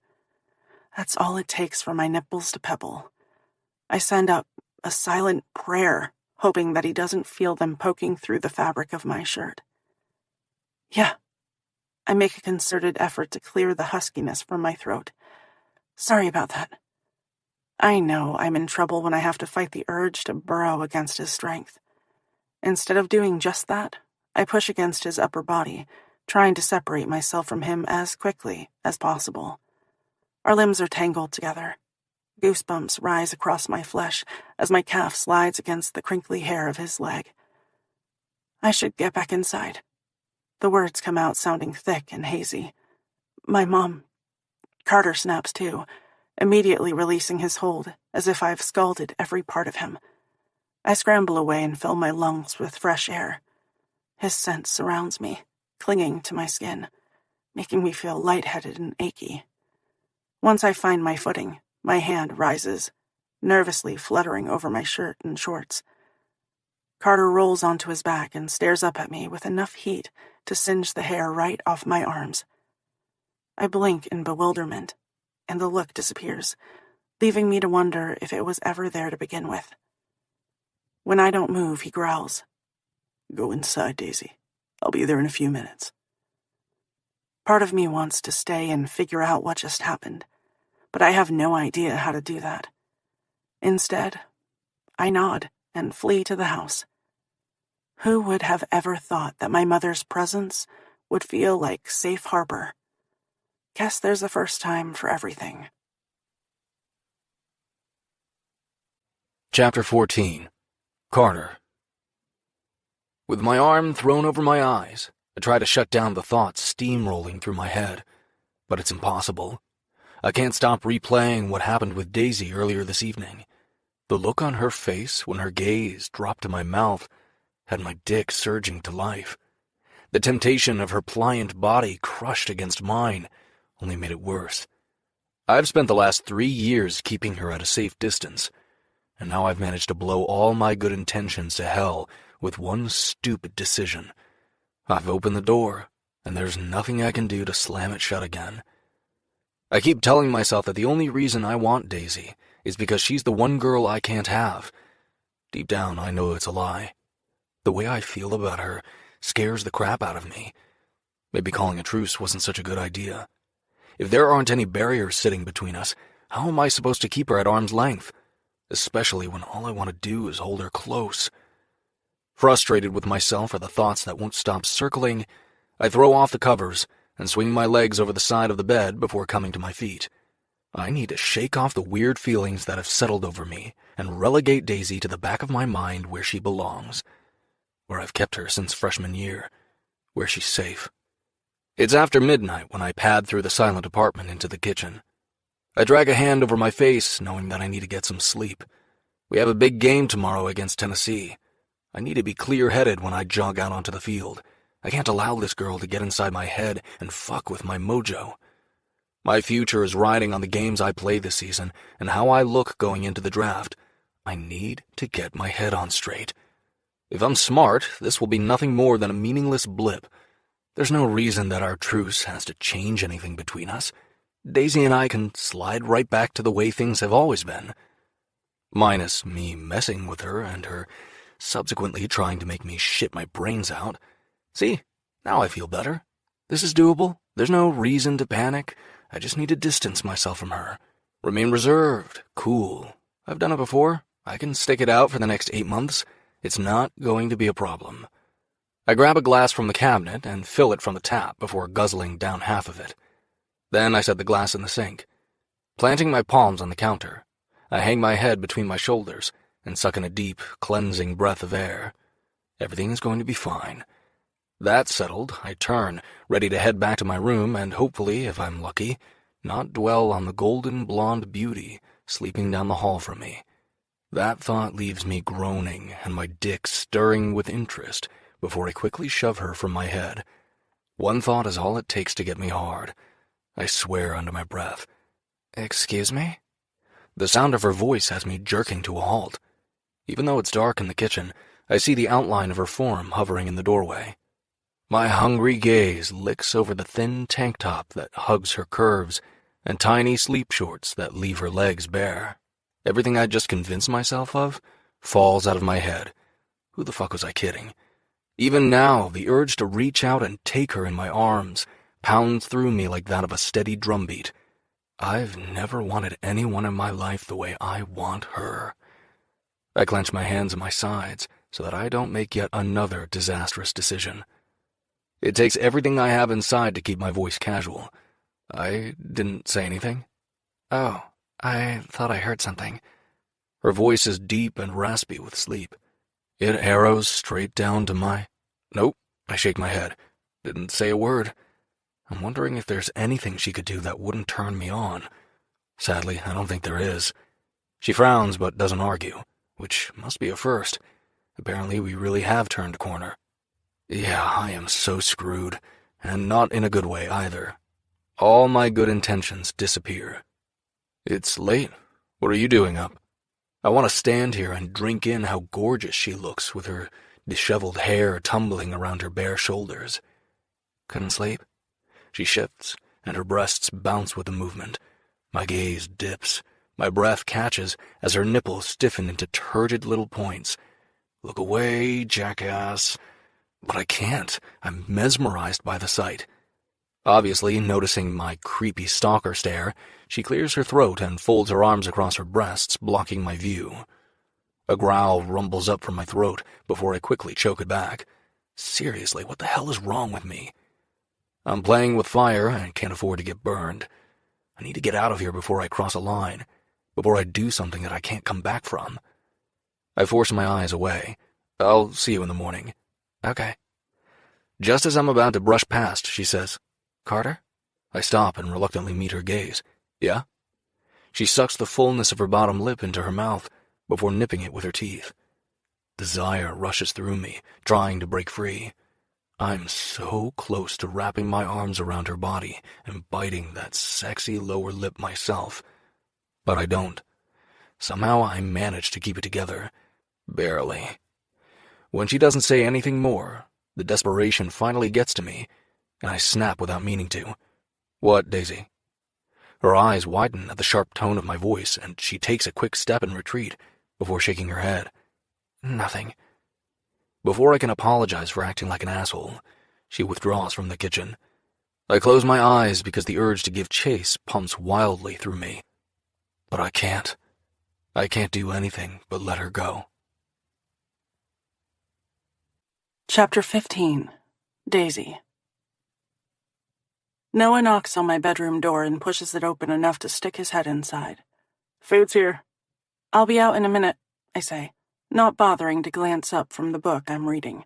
I just need to finish up this section. Don't take too long or your burger will get cold. His stern voice has me glancing up with a grin on my face. Okay, Dad. No problem, honey. Just whatever you do, don't call me Daddy. Noah smirks. That would be a scarring experience for both of us. Ew, gross.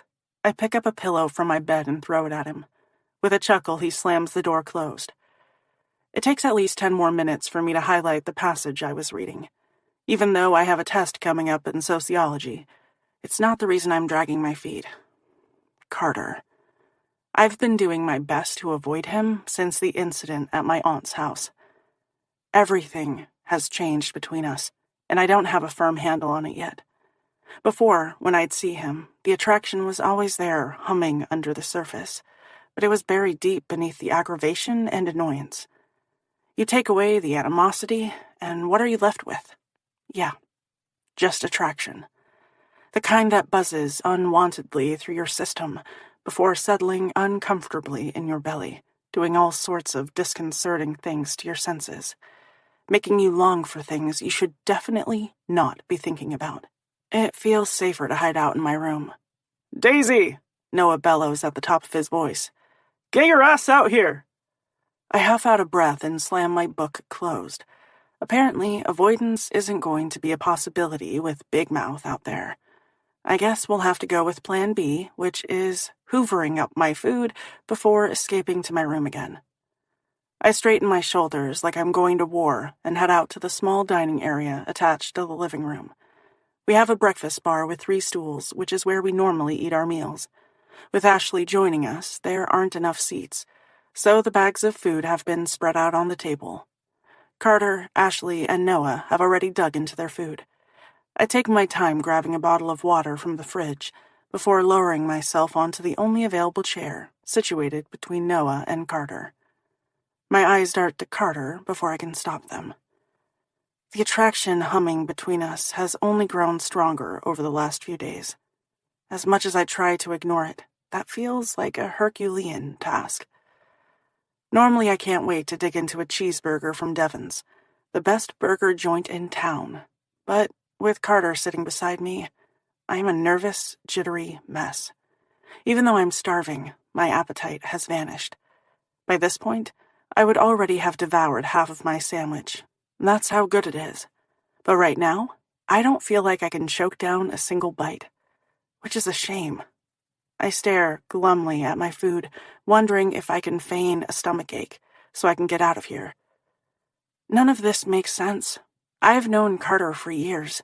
I've always felt a tug of attraction when I'm around him, but it's never been like this. This feels like being hit over the head with a sledgehammer, and then hit again. Stalling, I check under the bun. It's loaded with the works, minus the onions. I can't stand onions. Noah rolls his eyes. Your dislike of onions is almost pathological. I shrug. To each their own. Again, the heavenly aroma hits me. It's almost a relief when my appetite perks up and takes notice. This thing, whatever it is with Carter, isn't a big deal. Given enough time, it'll go away. I just need to be persistent in ignoring the feelings that are trying to take root. Instead of dwelling on Carter, I force him from my head and take a massive bite of meat and bun. Even though I'm not totally feeling it, I manage to plow my way through half of the sandwich. From the corner of my eye, I watch Carter. After the other day, we're back to giving one another a wide berth. There's a weird expression clouding his face, but I'm not sure what to make of it. I need to stop tormenting myself with this and just ignore him. I clear my throat and focus my attention on Ashley, who has, surprise, surprise, ordered a salad, minus the croutons, and dressing. My God, who wants to choke down leafy greens without either of those things? Croutons and dressing are what make salad edible. Without them, why bother? Unless Ashley secretly binges when no one is looking, I have no idea how she sustains herself. Come to think of it, I've never seen her put anything other than a vegetable in her mouth.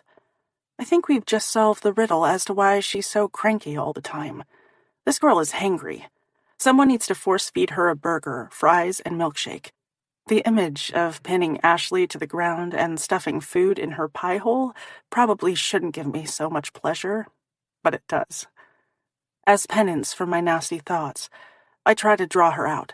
I may not like her, but she's Noah's girlfriend, and they've been going strong now for 6 months. My hopes of them breaking up have dwindled. How's your salad, Ashley? She's barely made a dent in it. Girls who don't eat, I'll never understand them. When I'm hungry, I eat. Most of the time, I try to make healthy choices. The whole reason I haul my butt out of bed at 7 in the morning a couple times a week to go for a 3-mile run is because I enjoy mowing a burger every so often. And that is one pleasure I'm unwilling to deny myself. Noah's girlfriend eyes my half-demolished burger with an odd mixture of revulsion and desire as I bring it to my lips again. It's amazing. That answer seems like something of an oversell, but whatever. She takes her time spearing a cucumber with her fork. You're lucky that you don't have to watch your weight. Huh? What does she mean by that? I frown. I watch what I eat. Mostly. Sure, Noah pipes up. You watch it right before it goes into your mouth. I give him a quelling look. You're hilarious. Ignoring my cousin, I turn back to his girlfriend. Life is about striking a balance, and that's what I try to do. Ashley chews the slice of cucumber methodically before swallowing. It's a laborious process. I really love that about you. My eyes widen. Holy crap, did I hear her correctly? It almost sounded like she gave me a compliment. I would have never believed it if I hadn't heard it with my own 2 ears. I'm tempted to ask her to repeat what she just said for the sole purpose of watching the words fall from her lips one more time. It feels like my entire world is shifting. First Carter and now Ashley? Is it possible that I've misjudged Noah's girlfriend? Wow, thanks. It's teasingly that I quip. Maybe I should consider a career in modeling. I'm joking, of course. I'm no skinny Minnie, and I'm fine with that. Feeling more at ease, I take another bite of my burger. She nods enthusiastically. Plus-sized modeling has become increasingly more popular. If you're interested, I could pass along my agent's information. She eyes me critically. I think you would do really well with that demographic. What the hell did she just say? I make the mistake of inhaling a sharp breath, which lodges the chewed burger in my throat, and then I can't breathe. I'm choking. Eyes widening, I go into full-fledged panic mode. I'm going to die. Death by masticated meat. My life flashes before my eyes. I pound my fist on the table and then against my chest, but it does no good. 3 sets of eyes stare in horror before Carter jumps to life, jumping up from his chair. The motion sends it flying backward. All of a sudden, I'm hauled from the seat. He wraps his arms around my chest and makes a fist, pressing it sharply between my ribcage. He repeats the motion before the food trapped in my throat pops free and onto the table. My legs give out and I slump into Carter's arms. They band around me as emotion hits me all at once. I know it's stupid to say, but Carter just saved my life. I could have choked to death on a Devon's burger minus the onions, and Ashley would have sat there and picked at her salad. Tears well in my eyes before streaking down my face. Carter presses his mouth against my ear. Are you okay? Unable to speak, I nod. His voice dips, becoming more of an urgent whisper, one that arrows right to the heart of me. I wouldn't have let anything happen to you, Daisy. Not ever. I suck in a shaky breath. The guy I tried to poison with laxatives just saved my life. It's not funny, but it kind of is. I turn my face until my lips brush the side of his cheek. Thank you. Instead of finding his proximity disconcerting, I want to close my eyes and lean more fully into him. What the hell is wrong with me? Why aren't I fighting this attraction? You don't have to thank me. His voice turns gruff as his arms tighten around me until their warmth seeps through the cottony material of my shirt. I realize that I don't want him to let me go. I meant what I said. I wouldn't have let anything happen to you. Unsure how to respond, I nod but stay silent. And just like that, everything changes between us once again. Chapter 16. Carter. The alarm goes off and I roll from bed. I've been lying here for the last 30 minutes thinking about Daisy. I need to burn off some of the excess energy crashing through my body. I have football practice 3 hours a day, 5 days a week, and lift weights a couple times a week because I'm trying to stay away from the apartment when I know she'll be around. You'd think all this physical activity would be enough to diffuse the hot spikes of need that flare to life inside me at the mere thought of her. But you'd be wrong. She's all I think about. In a last-ditch effort, I'm going to hit the pavement in hopes that 5 miles will be enough to kill my growing lust. You know what I need? To get laid. I need to bury my cock in some sweet pussy and forget all about Daisy Thompson. Forget about her long golden hair and flashing aquarium-colored eyes, and all those goddamn curves I want to get my hands on. Yeah, that's not helping. As luck would have it, today is Thursday, and around here, that's when the weekend starts. I yank on a pair of athletic shorts along with a sleeveless tee. I lace up my shoes, grab my phone and earbuds, and I'm ready to go. As I head out of my room, I hear someone else moving around the apartment. I stumble to a halt as Daisy comes around the kitchen corner. Her step falters as our gazes collide. She looks just as thrown by my presence as I am by hers. My eyes flicker over her outfit. What I find doesn't make me happy. My jaw locks at the shorts that are way too damn short. This girl certainly knows how to put the Daisy in Daisy Dukes. I'm not even going to mention the athletic tank top that molds her breasts to perfection. Her hair has been pulled up into a ponytail, and there are trainers on her feet. Her phone is in hand, and pink earbuds are already in place. Apparently, we have the same idea. But I doubt she's trying to work me out of her system the way I'm trying to work her out of mine. Daisy pulls out an earbud. Are you going for a run? Her eyebrows scrunch together. I get her confusion. Normally, I'm not up this early, but I've got a packed day ahead of me, and this was the only time I could squeeze in a run. Yep. She nods and shifts from one foot to the other, Me too. Neither of us say anything more. Instead, we head out the door to the staircase that will take us to the lobby. Thank God, because being alone with Daisy in the close confines of an elevator is dangerous, especially when she's wearing something so skimpy. The urge to touch her pulses through me as we enter the stairwell. Daisy takes the lead, and I fall in place behind her. But it's not so I can stare at her ass as it enticingly sways back and forth in those tiny shorts. Fine, maybe it is. This is definitely a view I could get used to. I wince. Talk about counterproductive. It's probably best if we separate. She can go one way, and I'll head in the opposite direction. Until I have a better handle on the feelings she rouses in me, I don't want to spend more time than necessary with her, especially alone. It was so much easier when I would mess with her and she would swipe back at me. It kept our relationship in check. We didn't venture too close. I was able to tamp down my feelings for her. Right now, everything is running amok. If I'm not careful, all hell will break loose, and that I just can't have.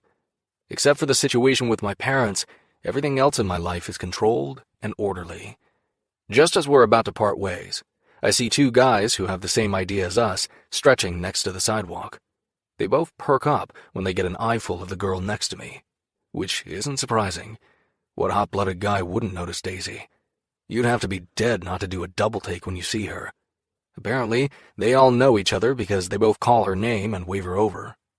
Just as she's about to step away from me, I wrap my fingers around her arm. Not too tightly, just enough to keep her at my side. Her ponytail whips around as she glances at me in question. Let's go this way. I jerk my head in the opposite direction of the douchebags who are still ogling her. Sorry, boys, not gonna happen today. Or any other day. Not with this girl. We don't have to run together, Carter. Her brows slide together. I'll just slow you down.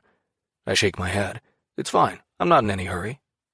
She sucks her lower lip into her mouth and chews it thoughtfully, as if hesitant to accept my offer. I'm tempted to nip that plump lower lip of hers with my teeth. Fuck me, this wasn't how my run was supposed to go. Are you sure? She asks. Am I sure? Fuck yeah, I'm sure. There's no way she's running with those two asshats. Not on my watch. Plus, that whole lip-biting thing is giving me a semi. We need to get moving before I pop a tent. Christ, what the hell is wrong with me? Why can't I control myself around this girl? Yep, I say tightly. Let's go. If she argues, I'm making an executive decision and tossing her over my shoulder. Maybe I'll smack that delectable ass a time or two as well. I groan at the image because it isn't helping the boner situation. Fortunately, or maybe unfortunately, she comes along without a peep. No shoulder hoisting or ass smacking required. We pop in our earbuds and start out with a nice, easy jog. Just a little something to loosen our muscles. I blast my music and try to lose myself in my alt-rock playlist and the steady thump of my shoes as we continue down the tree-lined street. Instead of zoning out, I'm all too aware of her by my side. The way her tits bounce under her tight top, the way her thick ponytail sways back and forth, the swing of her arms as she tries to keep up with me. Daisy has a nice stride. With her build, I wouldn't have taken her for a natural runner. After about a mile, she's still holding steady and shows no signs of fatigue. I keep my pace low. I don't mind. I kind of like it. It's relaxing. Another mile slides by, and we end up in a park near campus. I pull out my earbuds. How many miles do you normally run? She's a little winded. Her cheeks are flushed from exertion. Her eyes are bright and shiny. She's got that endorphin high going on. Is this what Daisy looks like after a particularly sweaty bout of sex? Fuck. I can't allow myself to contemplate that question. That's not something I'll ever find out. She bends at the waist and reaches for her toes, presenting me with her backside. 3. I groan and force my eyes away. Are you okay with 4? She straightens and nods, wiping her forearm across her brow. Still breathing heavy, she walks in a wide circle with her hands planted on her hips. I gulp. I need to think of something besides sex, but I've got nothing. I'm picturing her naked at this very moment. Do you want to walk part of the way? I ask. No, we can run. I'm in shape. I can handle it. I throw my hands out in front of me in a gesture of surrender because the last thing I want is to get into another skirmish with her. I never said you weren't, but this is going to end up being more than 3 miles. I don't want you to hurt yourself trying to keep up with me. We can slow down. It's fine. She sucks in another breath of air. I'm good. Let's head back. As much as I don't want to be impressed with her determination, I am. I don't need to like anything more about this girl. There's already too much of that going on.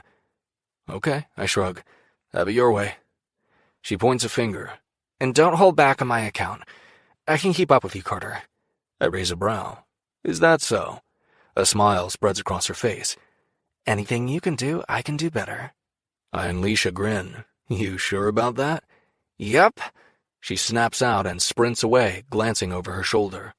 Because I'm a glutton for punishment, I watch her ass for a few dozen strides, and then take off after her. For the first mile, I let her keep the lead, although I'm steadily closing in.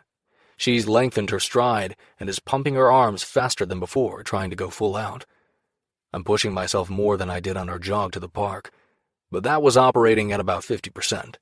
Even now, I'm not pushing myself as hard as I can. I'm holding back and keeping it controlled. When we're about a quarter mile from the apartment, I turn on the wheels and catch up to her. Daisy keeps her eyes focused straight ahead and tries to push herself a little bit more. Her muscles are going to be screaming bloody murder tomorrow. It's hard not to admire her competitive streak. As the building looms closer, I pull alongside her. I could overtake her at any moment. Hell, 1 minute into this impromptu race, I could have taken the lead and left her in my dust, but where's the fun in that? Her face is all steely determination with gritted teeth, narrowed eyes, and labored breathing. Just as we hit the walkway leading up to the building, she pulls a smidge out in front of me. Because it's unexpected, I continue at my pace. With a loud whoop, Daisy throws her arms up in the air and yells, "Winner!" Then she collapses on the front lawn. Her chest rises and falls from exertion. She sucks in big breaths of air like she's been deprived of it for hours. "Did you see that?" She huffs and puffs, barely coherent. "I won. I beat you." I grin down at her. "Yup," I agree easily. "You did it." She narrows her eyes and complains. "You let me win, didn't you?" I shake my head. "Nope, you won fair and square." "Great. I can't walk. I think my legs just fell off." I reach a hand out. "Come on." After a minute or two, she lifts her arm. I lock my fingers around her wrist and tug. She's like dead weight, but still, I outweigh her by at least 100 pounds, give or take. I can probably bench press her, so lifting her to her feet isn't a struggle. Daisy groans with the movement. Making a snap decision, I do exactly what I was tempted to do earlier, and haul her into my arms, throwing her over my shoulder while walking toward the front entrance. "Carter, what are you doing?" She whacks my back with her hand, but she's so exhausted that there isn't much power behind it. "Put me down this instant." Since it's about 8 in the morning, more people are leaving the building to head off to class. A group of girls stare in our direction and dissolve into a fit of giggles. "Morning, Carter," a few of them call, waving enthusiastically. With one hand firmly placed on the back of Daisy's thighs, I wave with the other as if there isn't a girl thrown caveman style over my shoulder with her ass in the air. "I swear to God," Daisy growls, sounding less winded, "I'm going to get you back for this." I give her ass a sharp crack. She yelps, and the girls watching us go wide-eyed, maybe a little dreamy-eyed as well, but I'm not going to read too much into that. "You'll do nothing of the sort," I remind her. "We called a truce." "You slapped my ass," she whispers. Damn right I did. I slap it again before opening the door and heading into the lobby. Chapter 17. Daisy. Olivia and I arrive at the party arm in arm. BU played their 4th game of the season and came out victorious, which means a celebration is in order. The fact that it was a tight contest and could have gone either way only means that students will turn out in droves. Speaking of tight, I'm embarrassed to admit that I spent a fair amount of time watching Carter's ass in those form-fitting white pants. Say what you want about the guy, but he has amazing assets. It goes without saying that I shouldn't think about or watch Carter's backside, especially during a football game. I'm there to support Noah, and I genuinely enjoy football. I grew up watching Noah play. I'm not like Olivia, who sits in the stands and has no clue what's going on. But still, I couldn't take my eyes off Carter. I need to shake these thoughts loose, with excessive force if need be. I can't allow myself to trip down this path. Carter and I are in a good place, and I don't want to rock the boat. The plan for this evening is to have a few drinks and make out with a cute guy. And it doesn't necessarily have to be in that order either. I need someone to take my mind off a certain dark-haired football player. That shouldn't be too difficult, right? BU has its fair share of hot guys. It's one of the perks of attending a school that has roughly 10,000 students. The hunting grounds are always plentiful. As Olivia and I make our way to the door, we're greeted by a hulking guy who appears to be missing a neck. I bet he could easily bench press a VW Beetle. Most girls would be intimidated by the sheer size of him. I'm not. Owen's a big, squishy teddy bear inside. Added bonus, he knows his way around a kitchen and makes the best lasagna I've ever tasted. And that's saying something, because Aunt Marnie is a phenomenal cook. "Hey, Owen," I greet with a wave. He plays the part of bouncer well. As soon as he sees me, his face lights up. "Hey, sweet cheeks, how you doing?" Owen's on the football team, and he's extremely effective at his job. I've heard rumors that he's skipping his senior year and entering the NFL draft this spring. If that happens, there will be a massive hole in the defensive lineup. "Pretty good, although not as amazing as you. That was an awesome sack you had in the first quarter. That guy didn't know what hit him." I laugh. He probably still doesn't know what hit him. Owen grins and wraps his arms around my body, giving me a monster hug. "Damn straight he didn't. Gotta shut that shit down right from the get-go. Know what I'm talking about?" Yep. Owen leads the conference in sacks. He's one of the best linemen Division I football has to offer, which is probably why he's looking to turn pro early instead of sticking around for another year. Can't blame him for that. Once he releases me, Owen glances around. "Where's your cuz? Haven't seen him since the game." "He headed out of town for the weekend," I shrug. "Some family party for Ashley." I'm still pissed at her for the plus-sized modeling comment. That girl can kiss my plus-sized ass for all I care. With exaggerated movements, the linebacker moves his considerable bulk from side to side, waving his arms in the air. "Gonna miss an epic celebration tonight. We gonna get wild." He may be an amazing football player and a decent cook, but his dance moves leave something to be desired. I laugh.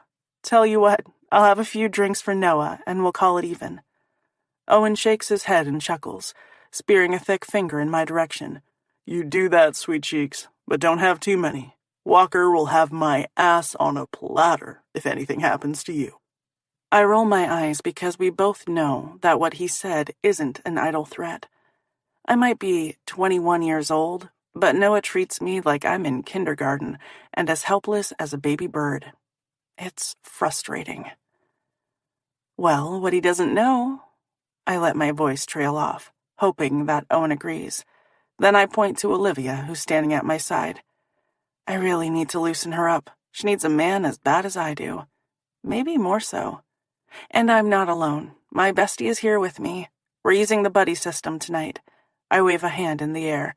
So no worries, it's all good. He arches a dark brow and gives Olivia a thorough perusal. "Yeah, looks like I'll be keeping an eye on both of you lightweights." He jerks his thumb toward the party raging inside. "Get in there, ladies, before I change my mind." As we scuttle by, he shouts, 2 drinks each, max."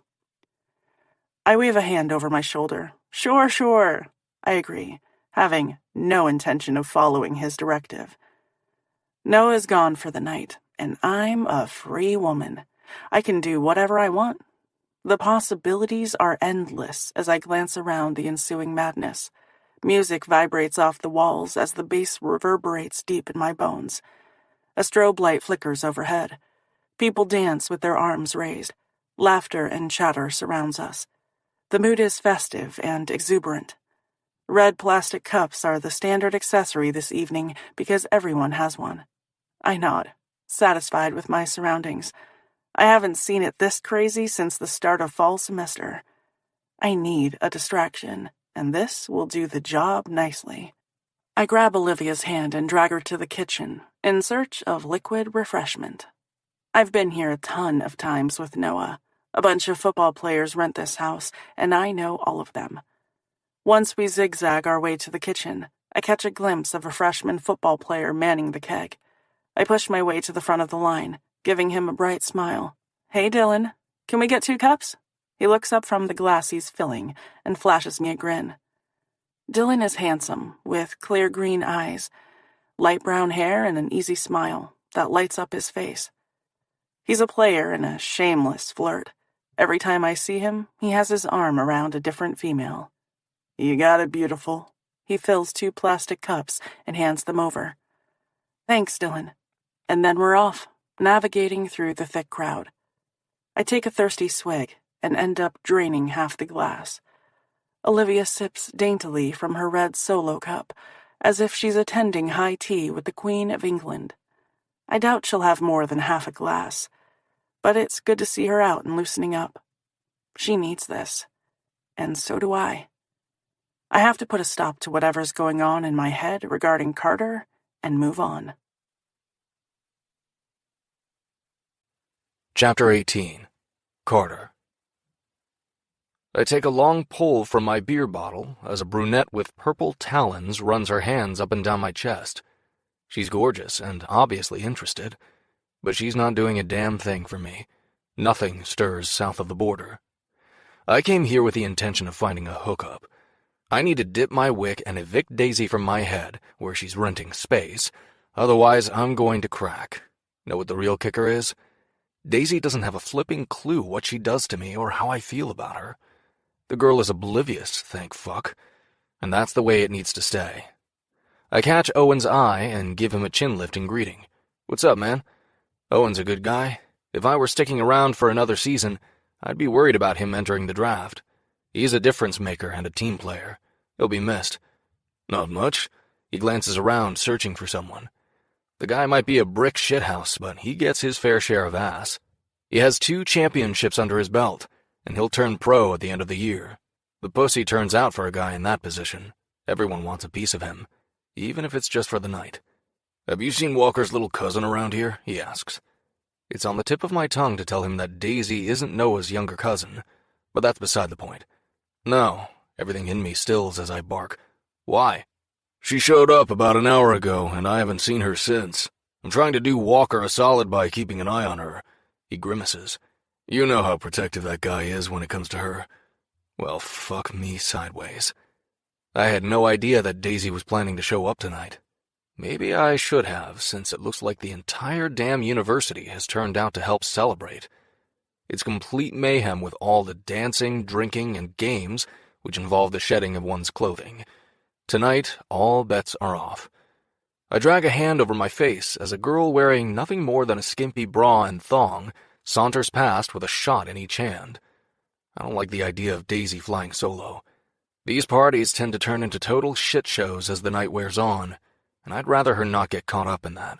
Especially if Noah isn't here to crack a few skulls together. Sure, the guys know not to mess with his cousin, but there's more than just the team partying here tonight. I glance around, not recognizing half these people. It's the reason I didn't mention it to her in the first place.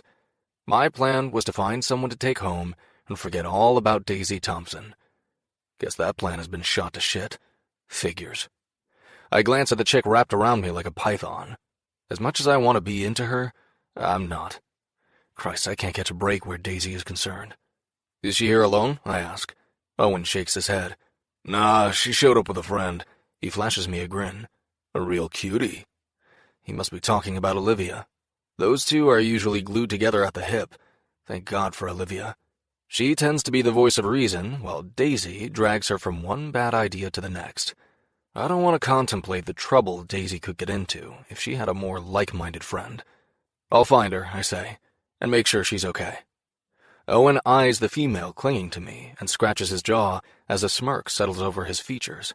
Nah, I'll handle the situation. It's all good. You seem to have your hands full. Enjoy yourself. He lifts his chin and flashes another grin. You earned it. The girl, I can't remember what the hell her name is, chooses that moment to reach up and whisper in my ear all the inventive ways she can suck a dick. Any other night, the last one would have caught my interest, but not tonight. Not with Daisy here, milling around and more than likely getting her ass in trouble. A hot girl on her own and a bunch of horny, drunk dudes looking to celebrate a W are never a good combination. The more I think about it, the antsier I get to unwrap this chick from around me and find Daisy. Then I'm going to hustle her out of here even if I have to throw her over my shoulder again to do it. The memory of what my hand felt like when it connected with her ass spears through me like a lightning bolt. I'm not going to lie, smacking that firm bottom made me pop some major wood. Yeah, I need to steer clear of Daisy's ass from now on. I glance at the girl molded against me. I don't think it's going to happen tonight. She's oblivious to the fact that I've lost interest. Even those creative incentives aren't enough to reel me back in. She thrusts out her lower lip in a pout and gives me puppy dog eyes, purring in a sexy voice. Are you sure? I wanted to help you celebrate tonight. And I appreciate that, I say with more patience than I currently feel. But not tonight. There's some stuff I need to take care of. Maybe later? She twirls a few strands of hair around her finger. I can wait around if you want. Sheesh, this girl is relentless. For all she knows, I'm off to fuck a different chick. But you know what? I don't think she cares. Just like I racked up a W this afternoon on the field, she's looking to rack up a W between the sheets. I shake my head. Sorry, not tonight. Or any other night. Honestly, there wasn't much interest from the get-go when she glommed onto me. I was looking for someone, anyone, to take my mind off Daisy. Her face falls at the dismissal. I jerk my head at the mountain of muscle next to me. You know Owen Banks, right? Number 33? The way her eyes light up with interest leaves a bad taste in my mouth. It shouldn't surprise me that she was using me the same way I was going to use her. And it sure as hell shouldn't piss me off either. When did screwing a random chick at a party or taking them back to my place for a couple of hours of mindless fun stop being enough? It used to take the edge off. But that's no longer the case. Daisy has burrowed her way into my head, and there doesn't seem to be a damn thing I can do about it. The more I try to dislodge her, the more tangled up I get. The female who had been plastered against me gives the defensive lineman a coy look from beneath her lashes along with a little wave. Hi, Owen. She nips her plump bottom lip and flutters her lashes. You are great today. I'm tempted to roll my eyes. He's doing me a favor by taking this chick off my hands. Owen grins. He doesn't care if she's feeding him a line. He's used to this bullshit. He knows the score and is willing to play the game. More power to him. Once upon a time, that used to be me. I'm not sure what happened to change it. Or maybe I do, but I'm nowhere near ready to acknowledge it. Already, the girl I'd been considering a hookup with is sinking her purple talons into Owen's chest. I'm almost impressed by how quickly this girl works. I'd say goodbye, but I doubt either of them would give a damn, which is fine by me. I'll take this as my cue to exit stage left. As I move through the thick crowd, people pat me on the shoulder, call out a greeting, or tell me what a good game I had. A few beckon me over to join their groups, but I wave and keep moving. There's only one thing on my mind, and that's Daisy. I search the first floor of the house. The longer she remains elusive, the more agitated I get. I talk with a few people, asking questions, and they tell me they saw her in this room or that one. A guy shrugs and suggests she might be upstairs. She better fucking not be. The idea that she might be getting jiggy with some random dude is enough to make me blow a gasket. I'm on the verge of storming the staircase when I catch sight of her. Air rushes from my lungs as I swing in her direction. The relief flooding through me doesn't last long because a guy is standing way too damn close, stroking a lock of her hair in his fingers. I know who this guy is. He's a douchey frat boy. Please, get the fuck out of here. I glance around. Where the hell is Olivia? She's supposed to be keeping an eye on Daisy. Doesn't she know that's her job? But she's nowhere to be seen. Great. Daisy's eyes are focused on the douchebag frat boy. A smile hovers around the edges of her lips. and there's a look in her eye. I straighten to my full height. Are you fucking kidding me? I'm a few feet away and coming in hot when Daisy glances over, and our gazes collide. Chapter 19. Daisy. Oh my God, what is keeping Olivia? She's been gone for at least 15 minutes. When she took off to use the bathroom, I should have gone with her. Instead, I decided to chat up this guy. He's good-looking in a preppy sort of way. He kind of reminds me of Logan. The only problem is that he opened his mouth, and it's been downhill ever since. He won't stop yammering about the fraternity he belongs to and how they throw the most epic parties at BU. Yawn.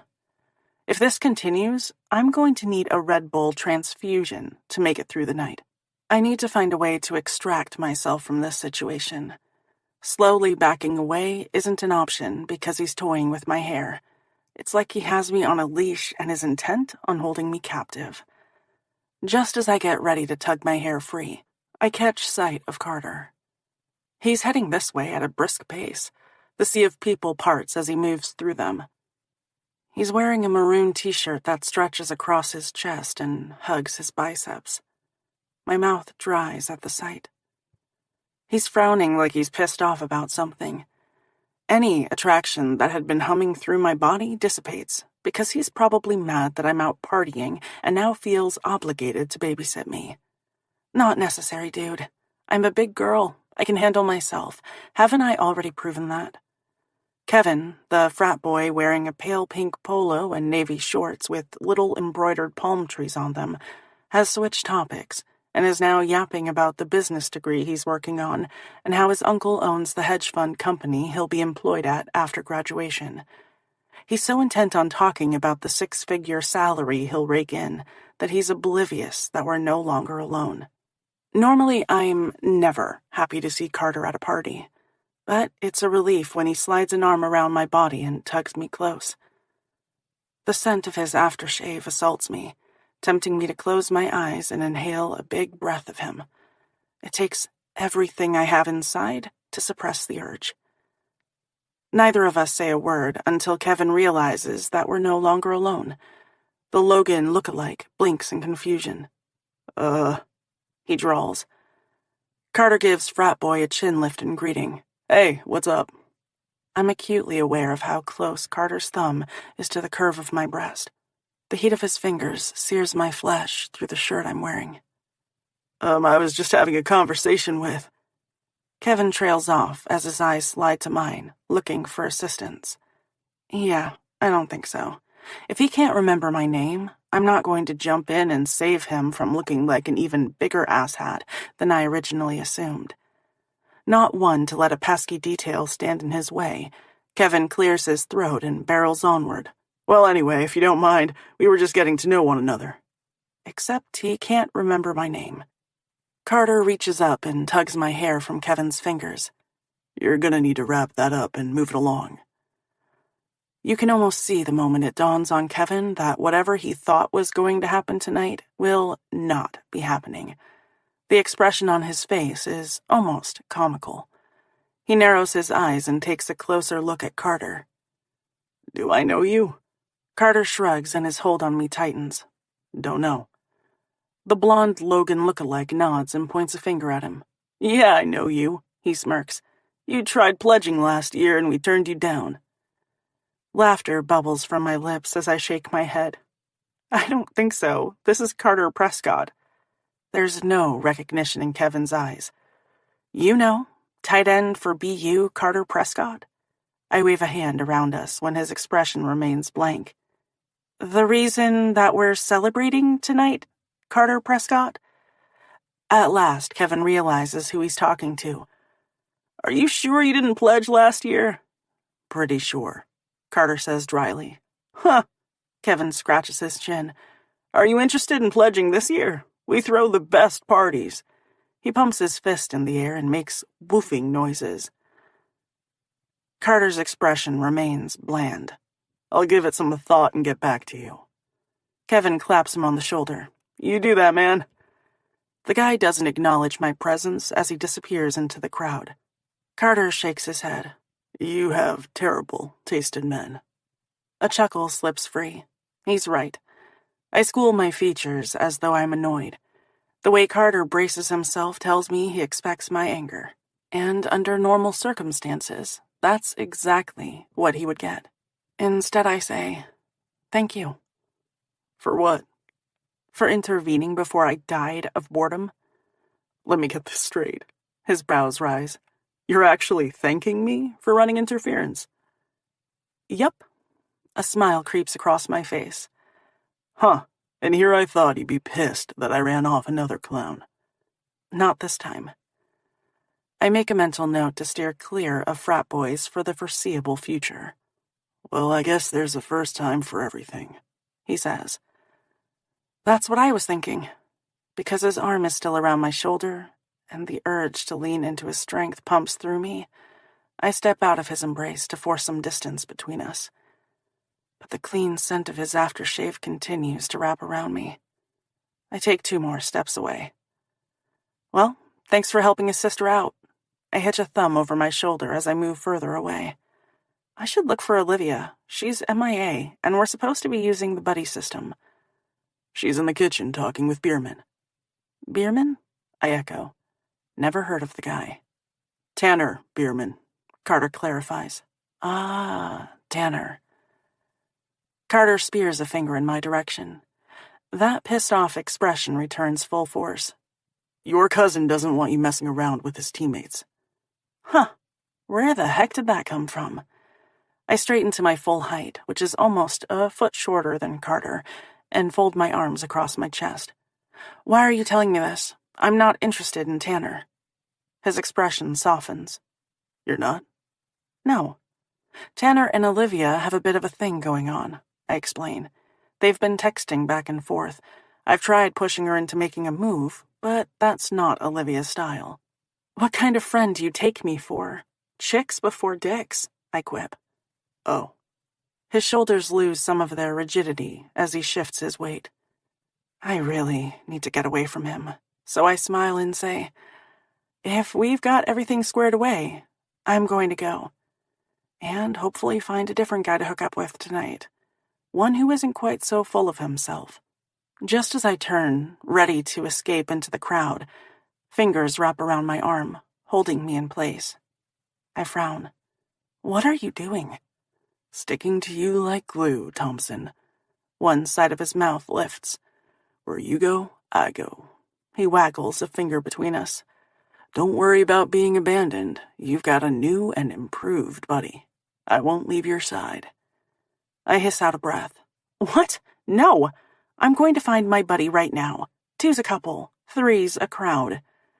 He shrugs. We both know that Noah would want me to keep an eye on you. Give me a break. I roll my eyes. I'm perfectly fine on my own. Nope. Tonight you and I are hanging together. But, he shakes his head. No ifs, ands, or buts. That certainly throws a monkey wrench in my plans. The look on my face must give away my thoughts because his eyes narrow. Is that going to be a problem for you? No, I sigh. Not at all. Then I grumble. It's just unnecessary. I'm 21 years old. I don't need a babysitter. He glances around the party and says in a tight voice, Trust me, it's completely necessary. By the stubborn tilt to his chin and the determination in his eyes, I can tell that arguing isn't going to get me anywhere. Fine, I mutter. Carter's lucky that I'm in the mood to party, especially now that I've unloaded Kevin. The first thing we do is look for Olivia. Just like Carter claimed, she's in the kitchen with Tanner, engaged in a deep conversation. Much like they were at the Labor Day barbecue, their heads are bent together, and they're smiling at one another. For a moment, I stop and watch Olivia. I hate to interrupt whatever's going on between them. Olivia's goal this year is to get laid. Fine, that's not really her goal, it's mine. How she's managed to hold on to her virginity is a mystery. I suspect she's been waiting for Noah, but with Ashley in the picture, that isn't going to happen. Maybe Tanner can be that guy. He doesn't need to be Mr. Forever. Mr. For right now is good enough in my book. When I'd suggested freshman year that she find a hot random guy to get the deed done, she'd looked at me in horror and told me she wanted her first time to be special. Clearly, she's read too many romances. Otherwise, she would know that first times aren't special. They're pesky nuisances that need to be gotten out of the way with the help of alcohol. Even after that, it takes a few more times before you get a glimpse of what all the fuss is about. But to each their own, right? Olivia's virginity is Olivia's business, or so she tells me whenever I bring up the subject. Decision made, I swing around to Carter, who is so hot on my heels that when I turn, my breasts brush against his chest.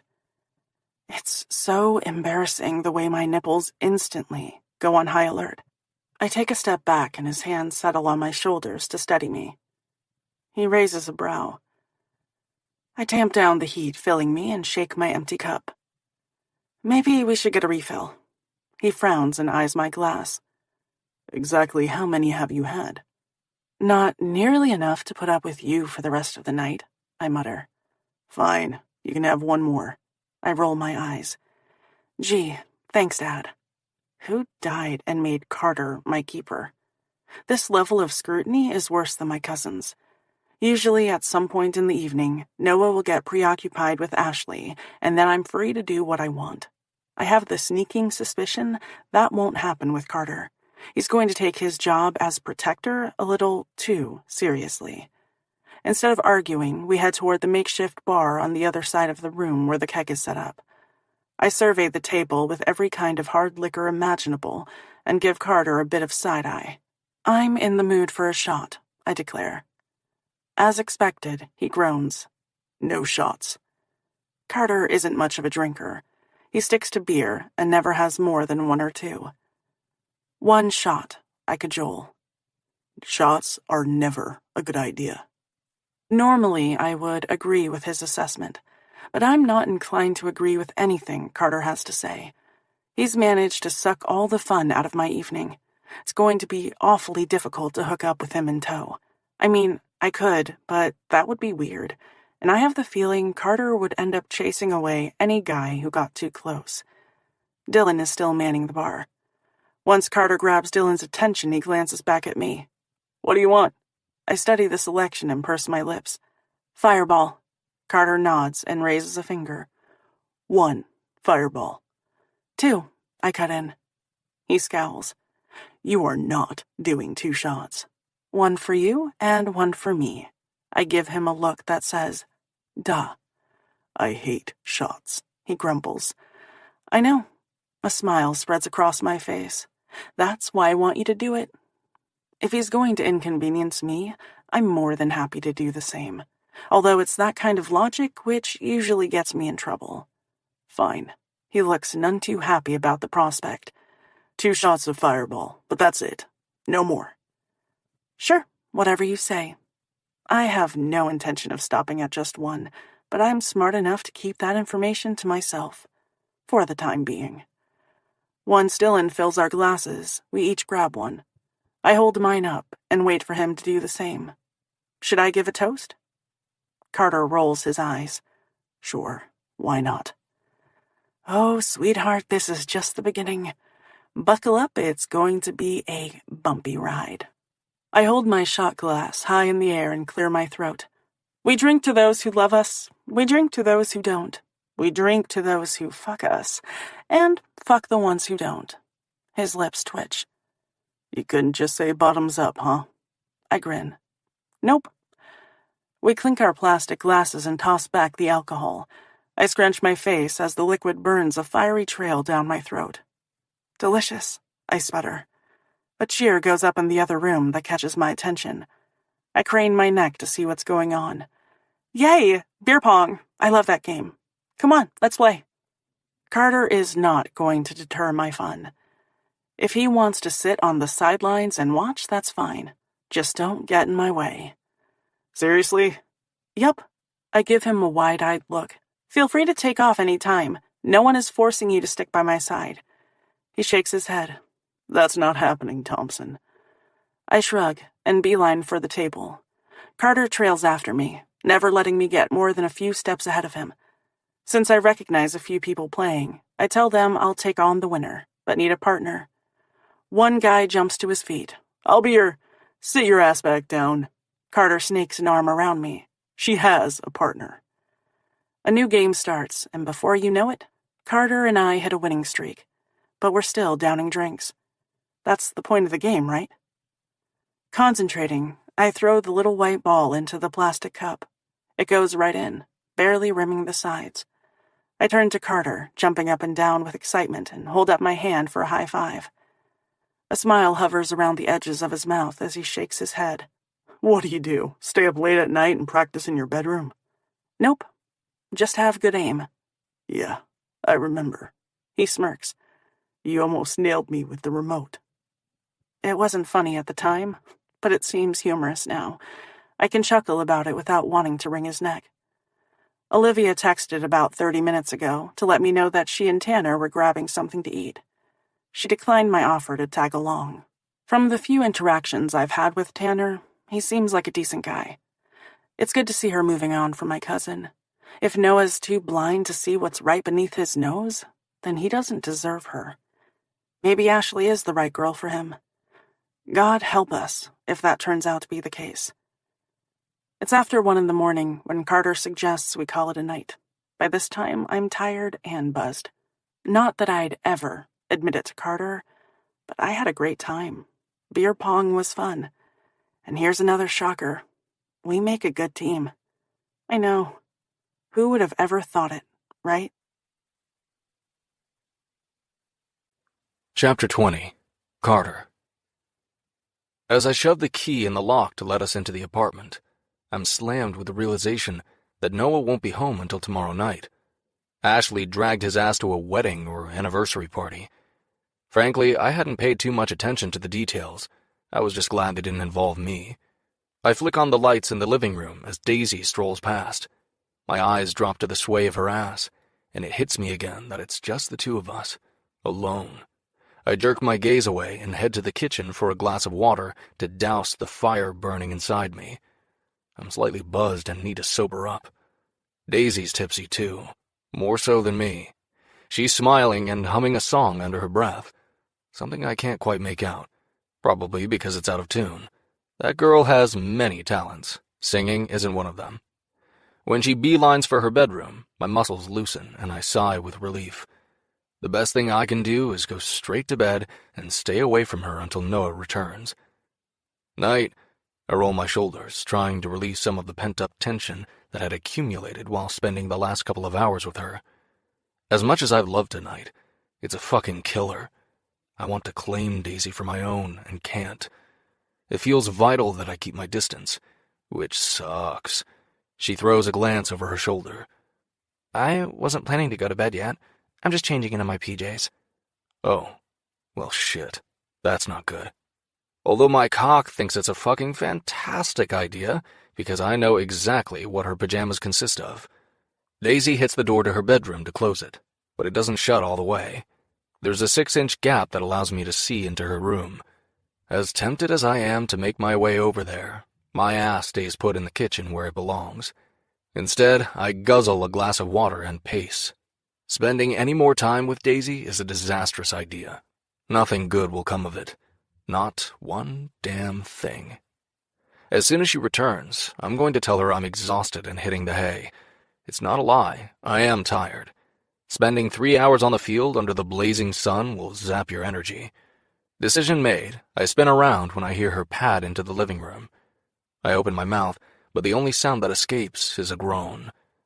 Daisy's wearing a hot pink tank top that hugs the curves of her breasts.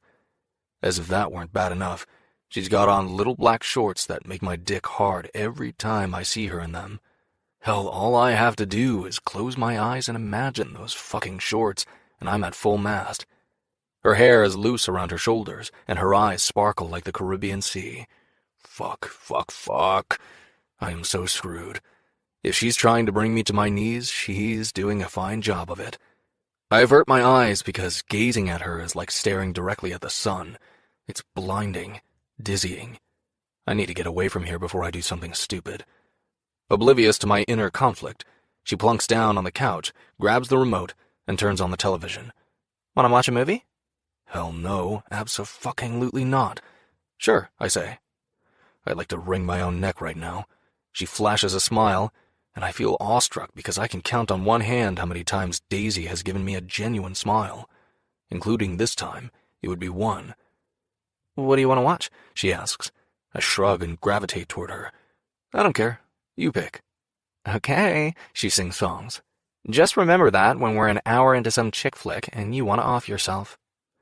I settle on the couch, leaving about a foot of space between us. That's more than enough room, right? Daisy clicks through a few movies until she finds the one she wants. We watch the preview, and she raises her brow in askance. I nod, and she cues up the movie. 20 minutes in, my muscles gradually loosen, and I relax, losing myself in the mindless humor of the rom-com we're watching. This isn't bad. What was I so worried about? I've been around this chick since freshman year, and nothing has happened because I haven't allowed it to. And that right there is the key. As long as I keep that in mind, everything will be fine. The wanting may never go away, but that doesn't mean I have to act on it. Because I'm distracted by the girl next to me, the way she looks when she's laughing, her fresh floral scent, the way she glances at me to see if I'm laughing as well. It takes about 40 minutes until I realize that the main characters in the movie like each other, but are constantly bickering and pushing each other away. Oh, for fuck's sake. Seriously? I shift on the couch and give Daisy a little side-eye, hoping she hasn't picked up on the similarity of our situations. Although, she's not the one pushing me away. She's reacting to me being a prick. There's a difference. I drag a hand over my face, needing this movie to end so I can retreat to my room for the next 24 hours. By the time the credits roll, I'm a nervous ball of energy. Naturally, the main characters got it on and worked out their issues, before living happily ever after. I almost snort. If only it were that simple. Some issues are insurmountable. They can't be wrapped up in an hour and a half. Life is messy, and it's not fair. Sometimes, no matter how much you want someone, it's just not going to happen. This is one of those times. Grabbing the remote, I turn off the television. I glance at Daisy, ready to put this night behind me. The TV screen is blank, but she continues staring at it. Her brows are drawn together like she's trying to work through a problem in her head.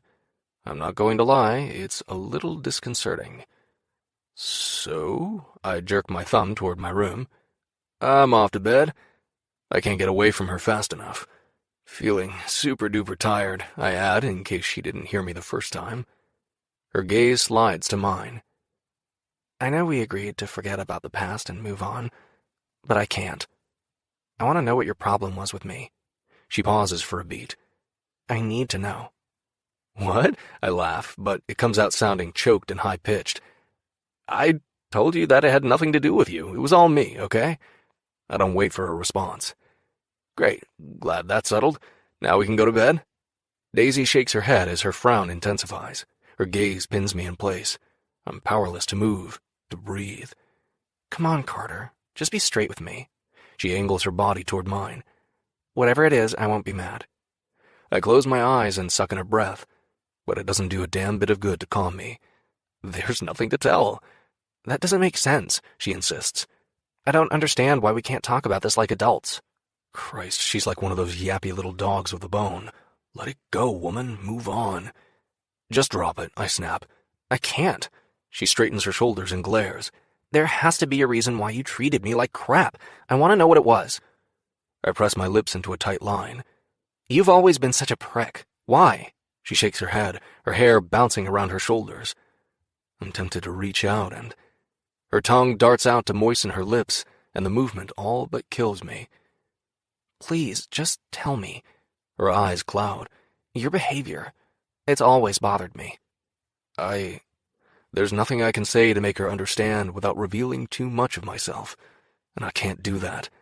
I need the walls between us to stay firmly in place, because without them, I don't even want to think about what could happen, the damage that would be inflicted. I'm a prick to everyone, I mutter. That's not true. Her voice rises. You're nice enough to the girls you sleep with. This isn't a conversation I can have with her. She has no idea what kind of Pandora's box she's trying to open. I shoot to my feet. This discussion's pointless. I'm going to bed. Her mouth drops open as I stalk to my room. I need some distance so I can wrangle my emotions back under control again. I'll be damned if I'm forced into admitting something that won't do either of us any good. "I never took you for chicken shit," she yells. I spin around to face her. Anger and desire rush through my system. "Excuse me?" She jumps from the couch. Our gazes lock as she closes the distance between us. "You heard me." The closer she gets, the further she tips her head back to meet my eyes. "You're a chicken shit, Carter Prescott. I don't understand why you can't just be honest with me. What's the big deal?" I clench my hands into fists to quash the need to reach out and grab hold of her, to haul her body against mine. But I can't do that. She's not mine. Daisy will never be mine. Those thoughts slice through me like a razor. Pain radiates throughout my entire being. Why can't she just let this go? Doesn't she realize that I'm holding on by a thread? When I remain silent, she comes at me again with, "You've spent all these years pressing my buttons and pissing me off. There has to be a reason." I don't know why I expected anything different. This is quintessential Daisy Thompson. It's one of the qualities I admire most about her. When that girl wants something, she won't rest until she has it. It's called tenacity, and it's hot as hell. Except in this instance when she's doing her best to wear me down. She takes another step toward me, and I stand my ground. When she reaches out to touch me, I grab her hand before she can make contact. My fingers wrap around her wrist to hold her in place. I don't think I could stand to feel her fingers brushing across my skin. "Just tell me the truth," she implores. "Don't I deserve that much?" My heart stutters. As much as I want to give her what she's asking for, I can't. "There's nothing to tell. There never was," I shrug. "You've had too much to drink." Daisy laughs and shakes her head. "Come on, Carter. You know that I'm not drunk. Maybe I was buzzed earlier at the party, but I'm not anymore." She steps closer, but I don't release her wrist.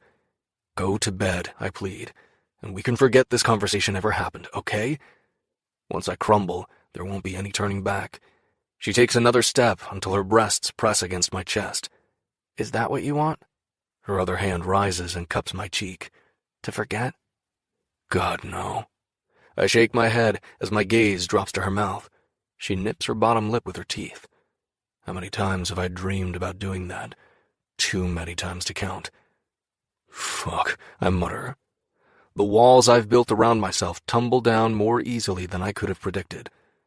Whether this is a good idea or not, no longer matters because it's going to happen. There's no stopping it. My arm snakes around her, yanking her close enough to feel my erection against her belly. Is this what you want? I rasp in a last-ditch attempt to scare her off. Part of me prays she'll shake her head and tell me no. If she does, then I can walk away, and we can pretend this was just drunken stupidity. Maybe I need to call her bluff. Daisy jerks her wrist free from my grip, and I wonder if I've finally pushed too far, if this will be the moment she comes to her senses. It should be a relief, a narrowly averted disaster, but it's not. Disappointment rushes through me, nearly swallowing me whole. Instead of untangling herself from me, she places her other hand against the side of my face, reaches up on her toes, and presses her lips against mine. She doesn't close her eyes, but watches me the entire time. And just like that, I'm lost. My hands drop to her backside and lift her off the ground. Her legs wrap around my waist, her pussy is flush against my cock. She whimpers at the contact, fusing her mouth to mine. Our tongues mingle, retreating and thrusting. I don't realize that we're in my room or that I've closed the door until I lower her onto my bed. The unthinkable has happened. My ironclad control has snapped. I search her lust-filled eyes, knowing there's no turning back. Not anymore. You better be damn sure you want this, I bite out. Those harshly spoken words hang in the air between us as I wait to see what she'll do next. Chapter 21, Daisy. I want to laugh, but don't think I can muster the sound. Here's a little-known truth that I've only recently admitted to myself. I want Carter Prescott. I've wanted him since I first laid eyes on him, even though I've pretended otherwise. I want this, Carter, I whisper. Lust flares to life in his eyes before it's snuffed out. This is your last chance to back out, he says gruffly. We can forget this ever happened. I prop myself up on my elbows. Forget this ever happened? I raise my fingers and trace a path over my lips.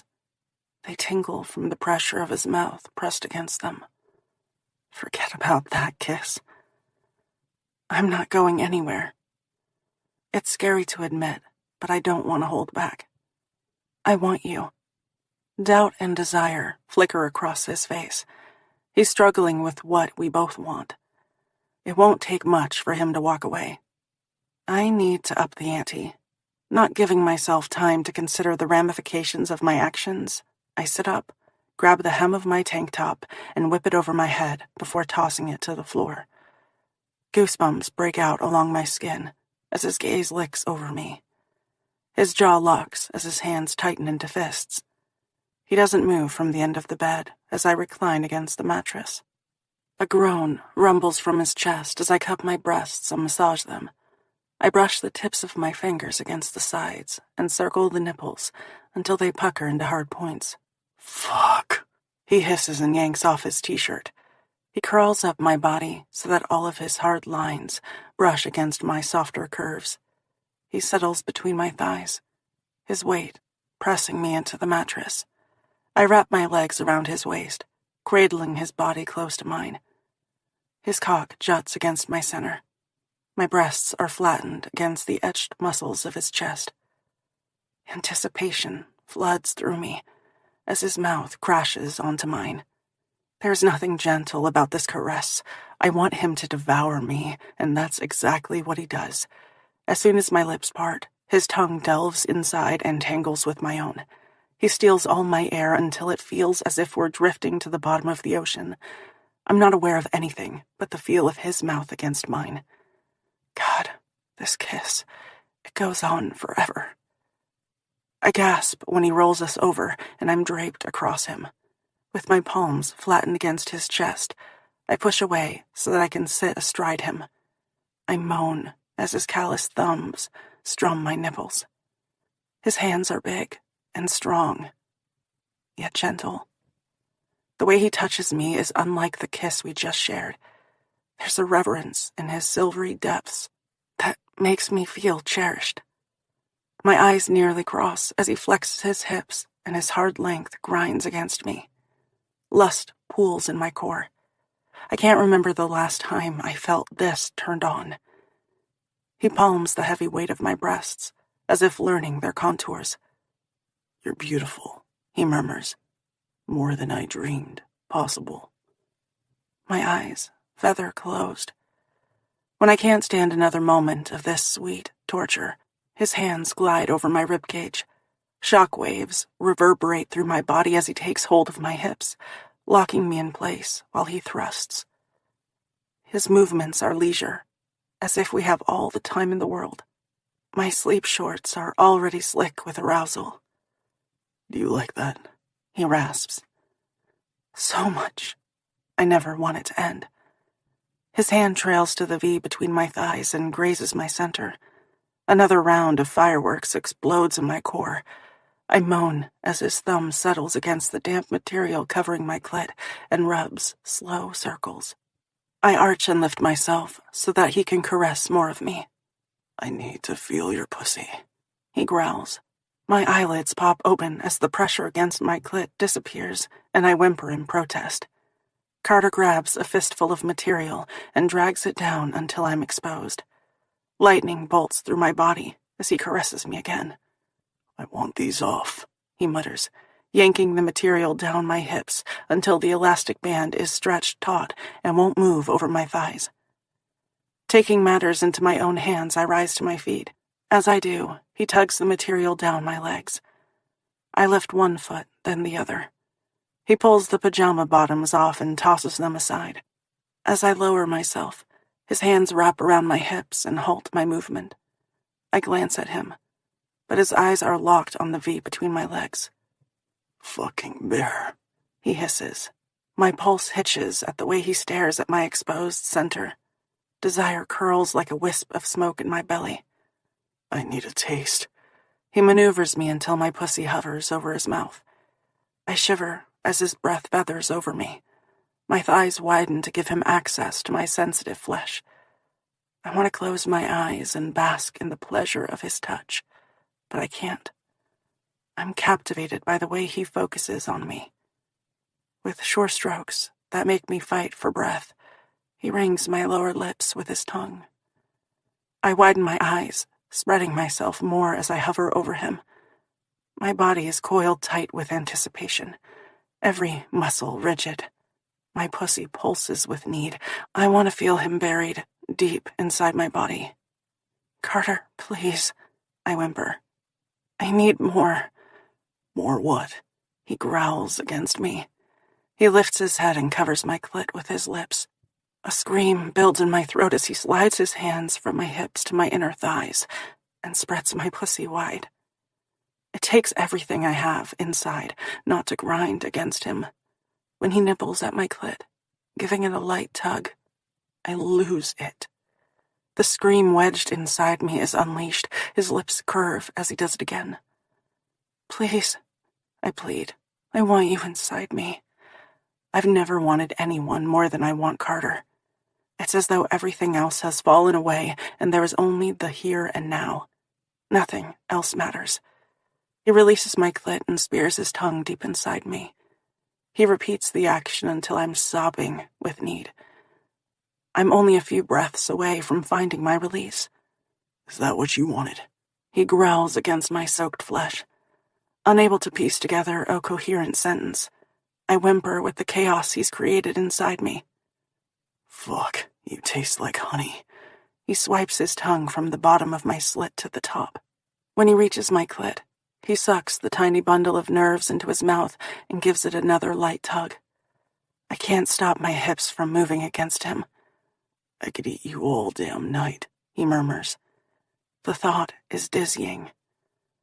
Carter spreads my lower lips with his thumbs and rims them again, dragging the flat of his tongue over me. Once, twice, 3 times. Just as I'm about to splinter apart, he thrusts deep inside my pussy. His fingers massage my inner thighs, and he goes back to nibbling at my clit. My body tightens as the orgasm curling in the pit of my belly explodes, and I shatter into a million pieces. As I come, his hands tighten around my hips, holding me in place. His name falls from my lips in a reverent chant. I don't think I've ever orgasmed so hard in my life. It's like an out-of-body experience. By the time I regain consciousness, Carter's hands have gentled. He gives me tender touches that overwhelm my senses. My pussy feels exquisitely sensitive, but I'm reluctant to pull away. My mind is still hazy with pleasure. I force my eyes open and gaze down at Carter, who is still buried between my thighs. Arousal burns brightly in his gaze. I may have come, but he hasn't. His fingers flex around my hips and disappear. Just as I'm about to slide down his body, he smacks my ass with the flat of his palm. The unexpected contact makes me yelp. There's a flash of pain before pleasure blooms inside me. I've just orgasmed and should be sated, but already desire is pooling at my core. He grins. Have I mentioned just how much I love your ass? Laughter explodes from my lips. I'm pretty sure I'd remember a statement that alluded to it.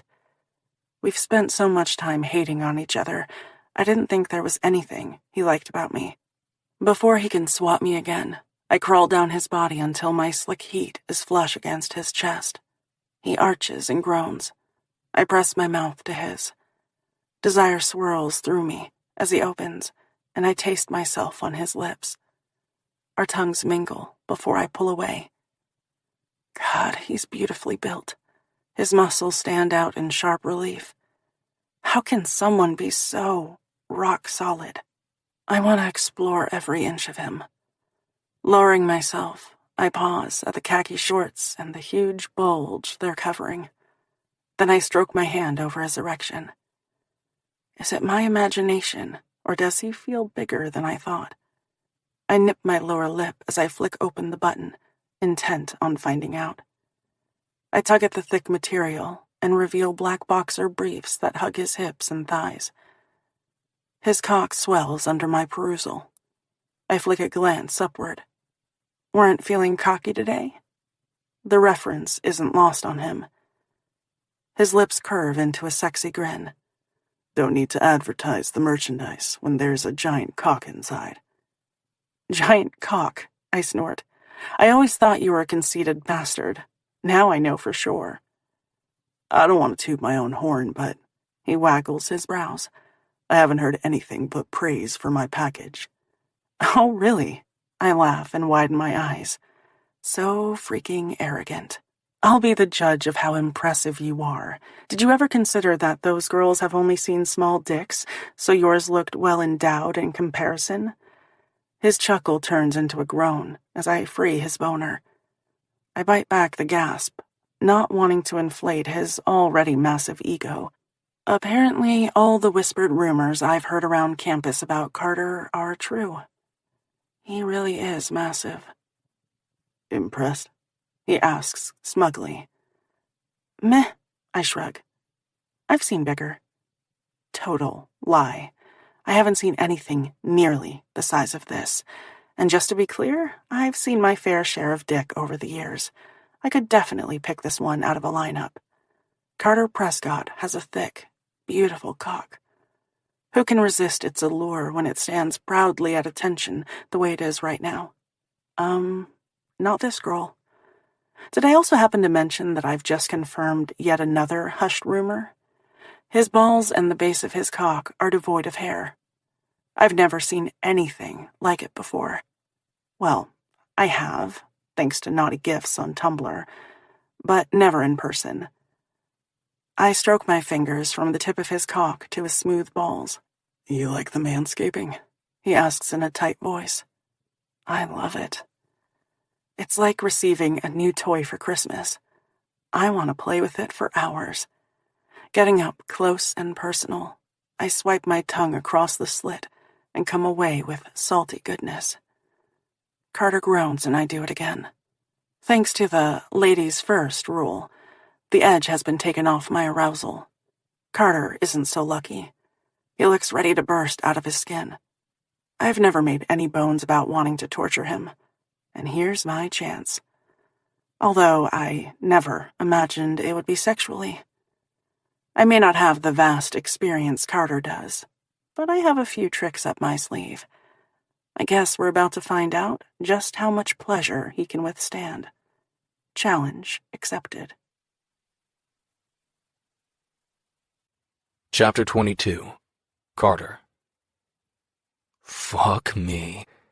As wrong as this is, I don't think anything has ever felt more right. The way her tongue laps against the head of my cock is pure nirvana. She's taking these long, slow swipes. Watching Daisy's tongue dance across my dick is the biggest fucking turn-on in the world. My eyes nearly cross when she licks me from the tip to the root and then laps at my clean-shaven balls. Holy mother of God! Can I get an amen? Gah! The pleasure rolling through me is almost suffocating. I'm not sure how I'm going to last more than a few minutes of this sweet torture, and she hasn't even sucked my dick yet. I wasn't sure how Daisy would feel about the whole shaving situation south of the border, but from the way she's stroking me, she seems like a fan. You know what started the manscaping?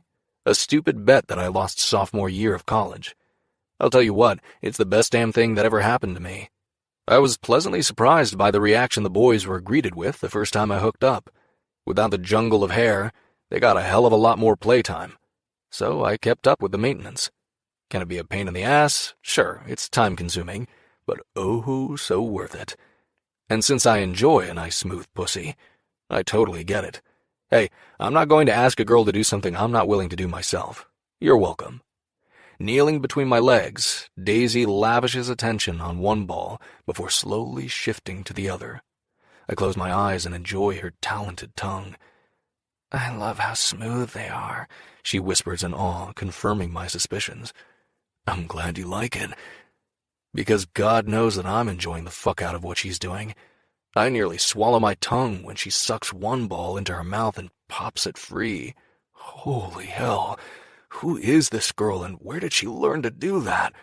Better question, will she do it again? I'm hovering at the precipice, and that little maneuver pushes me closer to blowing my wad. She gives the other one an equal amount of attention and licks her way up my shaft. Her tongue swirls over the throbbing head. Flattening her tongue, she caresses the delicate underside. My fingers sink into her hair. I've spent years wondering what the texture would feel like. It's more amazing than I imagined. There are times when you want something so badly that you build it up until the actual experience turns out to be a letdown. Just to be clear, this is not one of those situations, not even close. Being with Daisy is so much better than I ever dreamed. We're talking years of denied desire raging like a beast inside me. I'm not sure if a freight train barreling down the tracks could stop this from happening, especially when Daisy sucks my dick into her mouth. Holy fuck! I squeeze my eyes shut and arch off the bed. All of my muscles tighten as she moves up and down my boner. Every time I disappear inside her mouth, she takes me deeper than before. My balls tighten as an orgasm stirs within them. Her fingers wrap around the base of my cock and strangle it in a chokehold. My hips gyrate with her movements. The suction of her mouth is the best fucking feeling in the world. I have no idea if it's because she's a champ at giving head, or if it's because this is Daisy, the girl I've spent years fantasizing about. It has to be the latter. What I feel has everything to do with her. My fingers tunnel through her hair. Not wanting to come in her mouth, I push her away. I'm going to come, I urge her back, but she doesn't budge. Daisy, you need to... Oh, fuck. Too late. When her mouth constricts around my cock, I lose it. I must be halfway down her throat. I chant her name as my muscles tighten and an orgasm streaks through my body. Not once does she release her hold. Her lips wrapped around my cock as I spill my seed is like a goddamn revelation. My balls are empty, but Daisy continues to milk every drop from my shaft. I'm a little lightheaded after that experience. I pry my eyes open and gather up her hair into my hands, so I can watch her lips move against my hard flesh. Fuck, Daisy, I slur lazily. That was amazing. My entire body is depleted and relaxed. If I'm not careful, I might slip into a coma. With one last suck, she releases my softening cock and nuzzles the head, pressing a kiss against the place where the tip should be, but isn't, because it feels like I blew the damn thing off. I slip my hands under her arms and haul her up so I can kiss her. Our tongues entwine as I drape her across my chest. There's something comforting about her weight pressed against me, anchoring me to the earth. It's a fucked up thought, one that should scare the shit out of me. I brace myself and wait for panic to set in, but it doesn't. I tighten my arms around Daisy and lock her in place. We're both quiet, maybe processing what just happened. For once, words don't seem necessary. Chapter 23. Carter. I wake well-rested, as if I've slept a full 24 hours. It's like my mind clicked off, and I stopped worrying about my future, my mom, and everything else that eats away at me in the dark. I can't remember the last time I woke feeling this energized. The urge to throw off the sheets, grab some athletic shorts, and go for a 5-mile run hums through my blood. I stretch, ready to attack the day. Mid-flex, I realize that I'm not alone. A warm body is curled next to me. Just as my cock stirs with interest, it hits me like a ton of bricks who I ended up in bed with last night. Daisy. After years of pent-up need, I finally had a taste of her sweet pussy. And then she returned the favor with the best damn blowjob of my life. Fuck! What the hell did I do? No, seriously, what the hell did I just do? I drag a hand over my face. The last wisps of sleepiness disappear, and I'm wide awake. I swear under my breath, quietly. The last thing I want is to wake her. Not yet, anyway. Not until I figure out how I'm going to extract myself from the situation. I can't believe I allowed this to happen. I've always held myself to a certain standard where Daisy is concerned. A line I refuse to cross no matter how tempted. Last night, I didn't just nudge my toe over the line. I fucking demolished it. Line? What line? There's no fucking line. Not anymore. Did I say fuck already? Yeah, well, it bears repeating. Fuck. My gaze drops to Daisy. One of her arms is thrown over my body and a leg is tangled with mine. Her breasts are smashed against my side, and the heat of her pussy burns my thigh. Normally, I can't stand all this cuddling bullshit. I tend to need a little space after knocking boots, both physically and emotionally. I'm looking for release, not entanglements, and I'm always upfront about that. Sure, you can stay the night. I'm not going to kick your ass out immediately. Contrary to what Daisy thinks, I'm not that much of a prick. Plus, I'm never against a second round. Sometimes a third if it's particularly good and we have enough condoms on hand. But I have zero interest in pretending that screwing is anything more than that. But this, already it feels different. Instead of feeling panicky, I want to pull her closer. More than that, I like it. I like the feel of her body next to mine. I like the way she fits against me, kind of like we were made for one another. That being said, it can't happen again, not ever. Thank fuck we stopped short of having sex. Although what we did last night was bad enough. No, that's not right. It was fucking amazing, but still, it can't happen again. Because I realize this is the last time I'll hold her in my arms. I enjoy the warm weight of her body pressed against mine. The steady rise and fall of her chest with the deep, even breath she takes soothes me. She's like a drug, one I'll never get enough of. It doesn't matter if she understands my rationale for pushing her away. I'm doing what's best for both of us. Hell, if I'm lucky, she'll wake up and be horrified about what transpired and realize it's a mistake that can't be repeated. If that thought brings me a little pang of sadness, I push it away. The next 20 minutes are both heaven and hell on earth, because I keep vacillating. Do I want more of this? Hell yeah. Is there a way to make it work? No. It's almost a blessing when Daisy stirs, stretching against me. The semi I've been rocking turns into a full-fledged boner. She's fucking hot, and I've wanted her since day one. My dick wants inside that sweet unicorn pussy, but that's not about to happen. It cannot happen. Her eyelids flutter open and her eyes pierce mine, slicing right to the heart of me. I know I'm in deep shit when her lips curve into a sexy smile, and my breath gets clogged in my throat. Her hair is a tumbled mess draped across my chest. The urge to wrap the thick length around my hand pounds through me, but I don't. Are you goddamn crazy? I can't touch her any more than I have. Noah's face materializes in my mind. I wince and think about how pissed he'd be if he found out that I'd touched her. Guilt floods through my body, nearly drowning me. Noah and I have been tight since football camp before freshman year. If I have an inner circle, he's it. The rest of these guys, yeah, I like them. We're all good, but I would never disclose any personal info to them. The fact that I put my hands all over his cousin doesn't sit well with me. Daisy has always been off limits. Noah doesn't want his friends looking in her direction. He trusts me implicitly, and I broke that trust. Then there are his parents, Craig and Marnie. It's doubtful they'd be happy about us being together, especially knowing what they do about my family, which is everything. They'd want to protect their niece against someone like me, someone who has a propensity for violence. There's no denying that it runs in my blood. Who could blame them for wanting to keep their niece safe? Daisy deserves the best in life, and that's not me. It will never be me. You'd think those ugly thoughts would be enough to douse the flames growing inside. They're not. "Morning," she murmurs huskily. If my dick weren't already stiff from her naked form pressed against me, her sultry tone would do the trick. I'm rock hard, and there's not a damn thing that can be done about it. Well, there is. But that's not happening. I clear my throat. Morning. There's no point in prolonging the inevitable.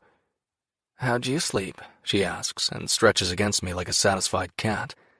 I stifle a groan, and she grins. Good. I'm not going to share just how well I slept with her in my arms. You? Sure, I'm hoping for, maybe expecting, a cocktail of guilt and regret. But that's not what I get. "I slept well, thank you very much." A sexy glint enters her eyes. I don't realize that her fingers have detoured to my groin until they're wrapped around my cock.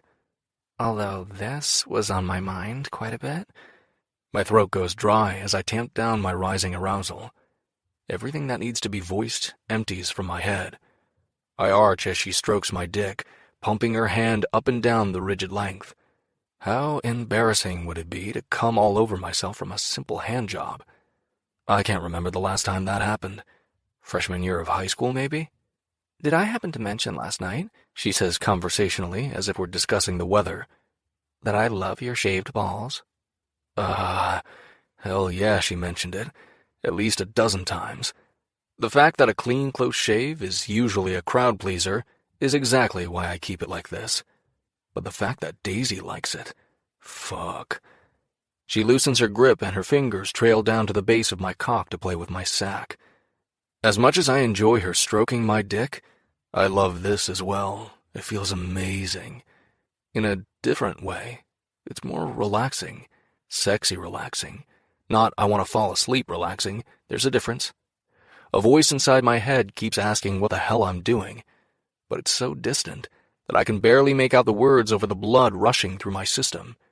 Clearly, this kind of foreplay will only lead to one place, and that's with my cock filling her pussy. That image is enough to make me blow my load. I need to think about something else. I need to think about Noah and how pissed off he would be. Yeah, that's not enough to deflate the monster erection I'm rocking thanks to Daisy's talented fingers. So I bring out the big guns. Craig and Marnie. But that's not enough either. Do you have a condom? She asks, wrapping a hand around my dick. This girl. It's a little disconcerting that she knows precisely what will drive me to the brink of insanity. But without a condom, we can't have sex. No glove, no love, baby. That's the golden rule. Her grip tightens until she has me in a chokehold and pumps my dick faster. Fuck me, that feels amazing. Perspiration beads my forehead. I'm trying to hold back, but it's not working. Carter, do you have a condom? She asks. Christ. If she would stop fondling me for one damn minute, I might be able to harness enough brain power to think straight.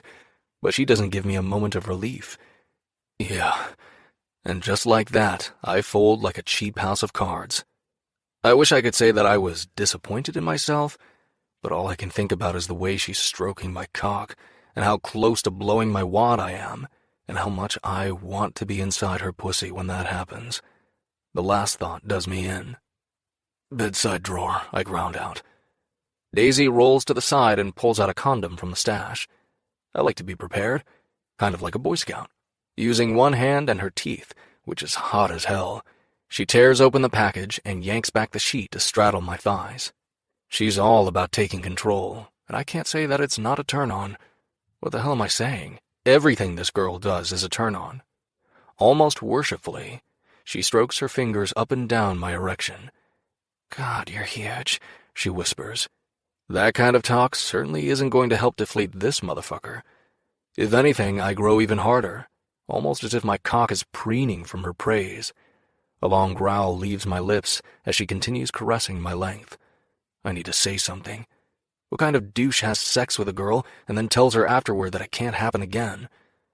I can't do that to Daisy, no matter how much I want in that unicorn pussy. I've been a prick in the past, but I'm not a douche. There's a difference. Sleeping with her and then pulling the plug will only inflict more pain. I squeeze my eyes closed and suck in a deep breath. I need to wrangle my emotions back under control. No one has ever made me lose my cool. No one forces me to feel something I don't want to. Thanks to my father, I learned at an early age how to manage unwanted emotions, and that's by shutting them down and burying them so deep that they never see the light of day again. But Daisy has blown all my coping strategies to hell, and I don't like it, not one damn bit. I've seen what losing control can do. It's dangerous. You crack open the door a tiny bit, and suddenly every monster you've ever kept locked away escapes. That thought does what Noah and his parents were unable to accomplish. When I open my eyes again, all the lust and desire that had been churning through my system dissolves. Daisy sits astride my thighs, with her gaze trained on my dick, my now softened dick. At least thoughts of my father are good for something. Her brows beetle together as she stares at my junk. I blow out a breath and keep all the emotion from my voice. This can't happen, Daisy. My heartbeat slows. The blood roaring through my veins, and more obviously to my cock, dissipates. Finally, I have some semblance of control back. There's still time to turn this around. What we did last night, it shouldn't have happened. We both know it. Because I'm the asshole in this situation, I give her an easy out. You were drinking, and I took advantage of you. Daisy rears back as if I've slapped her upside the head. Any sleepy sexiness that had been clouding her eyes disappears. Took advantage of me, she repeats. Are you out of your mind? Not at all, I clear my throat. I shouldn't have allowed the situation to get so out of hand. Daisy nods like she's about to agree, which is my first clue that this conversation is about to go sideways. Oh, she says with wide eyes and arched brows. So you allowed that to happen? I've never claimed to be an aficionado when it comes to the fairer sex, but this sounds suspiciously like a trap. No? She narrows her eyes, and I congratulate myself on being correct. If there's a silver lining to be found, it's that my instincts are still keen, just not keen enough to avoid sampling Daisy's pussy in the first place. What we did was consensual, she glares. I wanted it. How do I combat that kind of honesty? I can't, so I switch to plan B. Noah would be pissed if he knew, I say. Daisy shrugs. I'm sure he would be, but my sex life is none of Noah's business, just like his is none of mine. She tilts her head to the side. See how that works? This girl is not helping the situation. I moisten my lips and try again. He doesn't want you hooking up with his friends, and he sure as hell wouldn't want you with me. It doesn't matter what Noah wants, she bites out. It only matters what you and I want. Shit, this isn't going the way I anticipated. Even though it's not true, I say, I don't want this, Daisy. Hurt flashes across her face. As much as I want to stuff the lie back in my mouth, I can't. This is the way it needs to be. In the silence of the room, her choppy breaths fills my ears like the roar of the ocean. We live together. Us fucking would only complicate matters, I admit.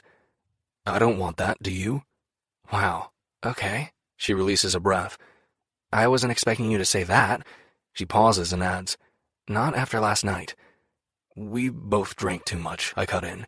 Things got a little carried away. Her lips flatten into a thin line and her eyes harden. That's not true, and you know it. I open my mouth and she holds up a hand to shut me down. I'm not going to let you twist what happened into something it wasn't, she snaps. If you're having regrets, then just admit it. I'm having regrets. I hold my breath, half prepared to be junk punched, but it doesn't happen. Instead, she trails her fingers over my nuts. In my experience, most girls don't take rejection well. Is she waiting for me to lower my guard and then attack like a ninja? Although I'm lying here naked with my package on display, I'm not sure how much lower my guard can get.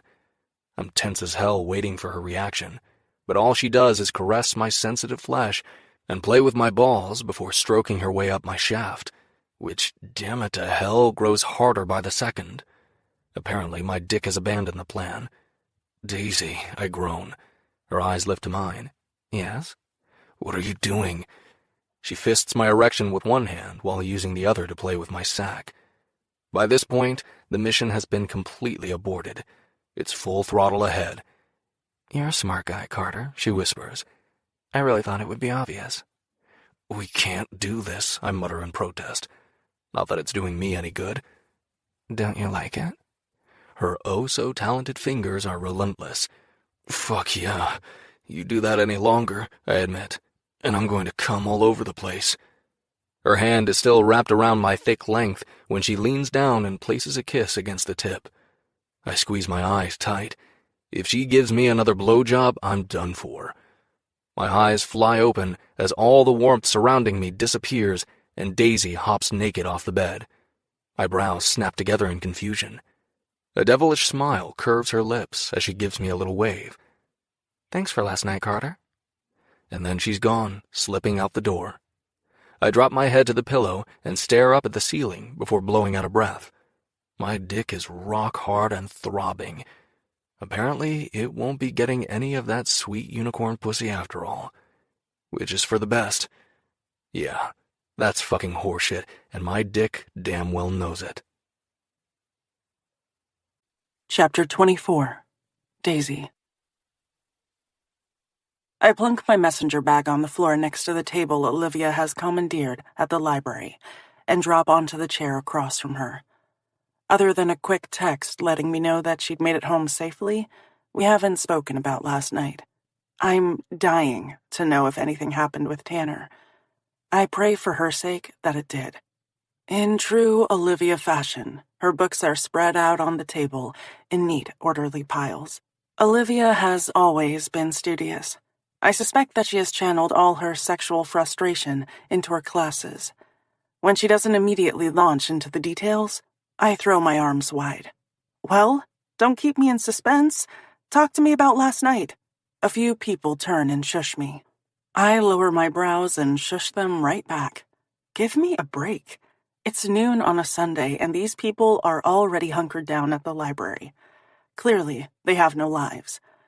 Present company excluded, of course. I've only dragged my butt here to meet up with my bestie. Olivia informed me that she'd be camped out here for the foreseeable future. She's a freak about her grades. Nothing less than a solid A will do. From what I've pieced together over the years, Olivia's parents ride her pretty hard. They weren't happy with the degree program she chose, but I'm proud of her for sticking with it and not caving under their pressure. I figured she'd apply to medical school like her father, but that hasn't happened. The summer internship in California did Olivia good. She was able to stop living under her mom and dad's thumb. Too bad she didn't find a nice guy to rid her of her virginity. Hence her delving into the school year and making the library her second home. Olivia is wound so tight that I'm afraid if she doesn't get laid soon, she's going to self-combust. And I'd really hate to see that happen. Which brings us back to her impromptu date last night. So, any chance you let Tanner deflower you? I ask. Heat suffuses her cheeks and I grin. She's so easily embarrassed. I probably shouldn't delight in tormenting her, but it's kind of fun. And that's what friends are for, right? Probably not, but oh well. Olivia is stuck with me. We're lifers, baby. She glances around to see if anyone overheard me say the word deflower before grumbling, I hate you. You know that, right? I lean back in my chair, balancing precariously on two legs. Please, you love me. She shakes her head. Maybe once upon a time, but not anymore. I think we both know that I could have been way more vulgar. For instance, I could have said something like, did he pop your cherry? Or, did you play a game of hide the sausage? Or how about, oh my God. She buries her face in her hands and mumbles, stop. I'll tell you whatever you want to know, okay? Just stop talking. I chuckle. You make it so easy that it's almost no fun to tease you. I wasn't lying before. Lifting her face from her hands, she glares. I really do hate you. With a smile curving my lips, I lean forward and rest my elbows on the table. My chin is tucked on my fists. So, what did you two do if not each other? She huffs out a breath. You seriously have a one-tracked mind. In regard to your virginity, yes. Sometimes I think I'm more invested in making this happen than she is, which is weird.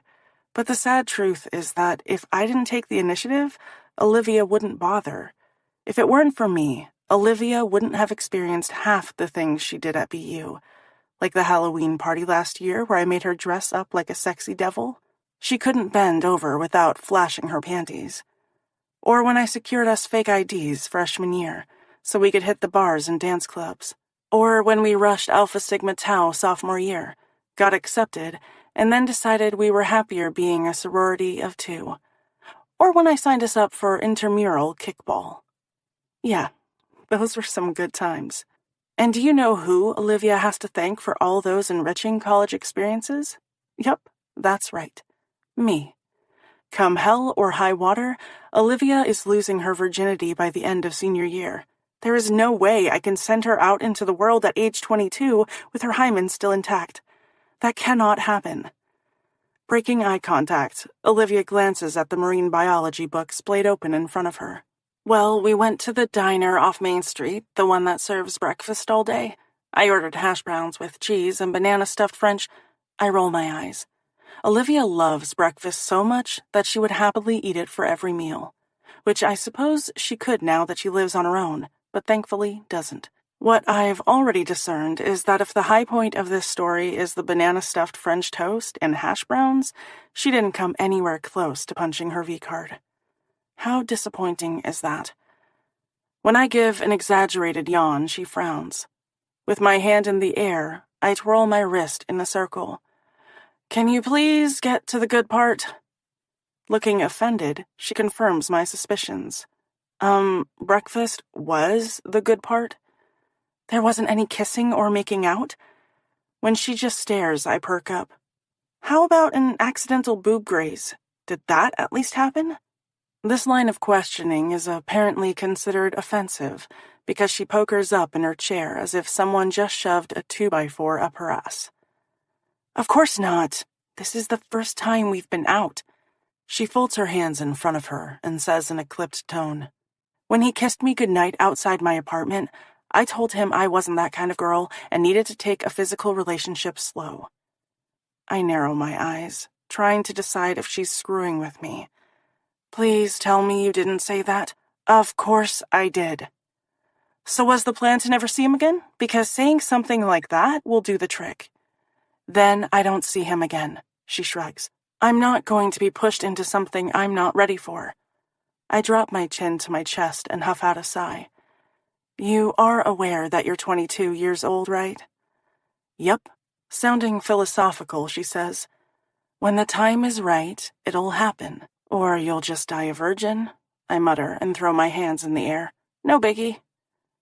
Can't miss what I never had, she shoots back. Well, I can't argue with that, now can I? And I'm not even going to try. Olivia grins, realizing that she's managed to wiggle out of our uncomfortable conversation. What about you? Can't say that I wasn't shocked to see you and Carter getting along so well. I was expecting bloodshed and tears at the party last night. You can imagine my surprise when there was none. She's going to flip out when I tell her what happened with the guy I've always considered my arch-nemesis. I smirk. Unlike you, my dear, I got a little action. Her eyes widen. You hooked up with someone at the party? Why, yes. I flutter my eyelashes and grin. Yes, I did. Her body migrates toward mine from across the table. Who? Was it that blonde frat guy? Nope. I roll my eyes. Definitely not him. I'm tempted to do a little drum roll on the table with my hands, but I wouldn't put it past these people to shush me again. I lean toward her so that our foreheads are almost touching. Are you ready for this? She nods.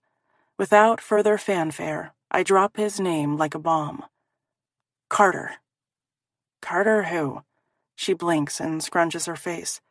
Is there another Carter on this campus? Olivia doesn't give me time to respond. What am I saying? There must be. I slap my palms on the table in exasperation. There's only one Carter at BU, and that's Carter Prescott. I get another round of shushing, but this time, I don't pay it any attention. The way Olivia's eyes pop wide and her mouth tumbles open is well worth their condemnation. By the looks of it, it's entirely possible that her brain has imploded from information overload. Olivia shakes her head as if to clear it. I'm sorry, did you just say you hooked up with Carter Prescott? Mr. BU first-string tight end? The guy who is getting drafted to the NFL? Your roommate and cousin's best friend? The one you've hated for years? The one you tried feeding laxatives to? She pauses for a beat. Are we talking about that, Carter Prescott? Yup. I cross my arms in front of me and slide them out the same way an umpire calling a strike would. On all accounts. She inhales a sharp breath and nods. Exactly how drunk were you two? I was a bit buzzed, I admit, but I don't think he was drunk at all. I can't believe this, her voice drops. Was this like a praying mantis type of scenario? Did you have sex and then bite his head off and kill him? Because that's what they do. What? My eyebrows slam together as I frown. No, of course not. The fact you even know something like that is disturbing on so many levels. Taking offense, she straightens her shoulders. It's not disturbing, it's nature. In high school, I used to have sleepovers and we would stay up all night and watch Nat Geo. You can't imagine all the cool stuff we learned. I reach across the table and pat her hand. Oh, sweetie, that is so sad. I'm starting to understand why you're still a virgin. You are obsessed with my virginity, she rolls her eyes. You need to get yourself a hobby. I do, I inform her. You losing your virginity is my hobby. She grumbles under her breath and clears her throat. Can we please get back to you sleeping with the super sexy Carter Prescott? I sniff and tap my fingers against the table. I'm not the one who sidetracked us with the creepy praying mantis info, now am I? Fair point, she concedes. Please, continue. My lips bow into a smile. Carter is pretty sexy, isn't he? An image of his muscular body pops into my head. Yeah. A rosy blush heats her cheeks. He's definitely sexy. She goes a little dreamy-eyed. And those gorgeous gray eyes. Her voice trails off on a sigh. Just an FYI, we fooled around but didn't sleep together. If fooling around means doing everything but the actual P to the V, then that's exactly what we did. She nods.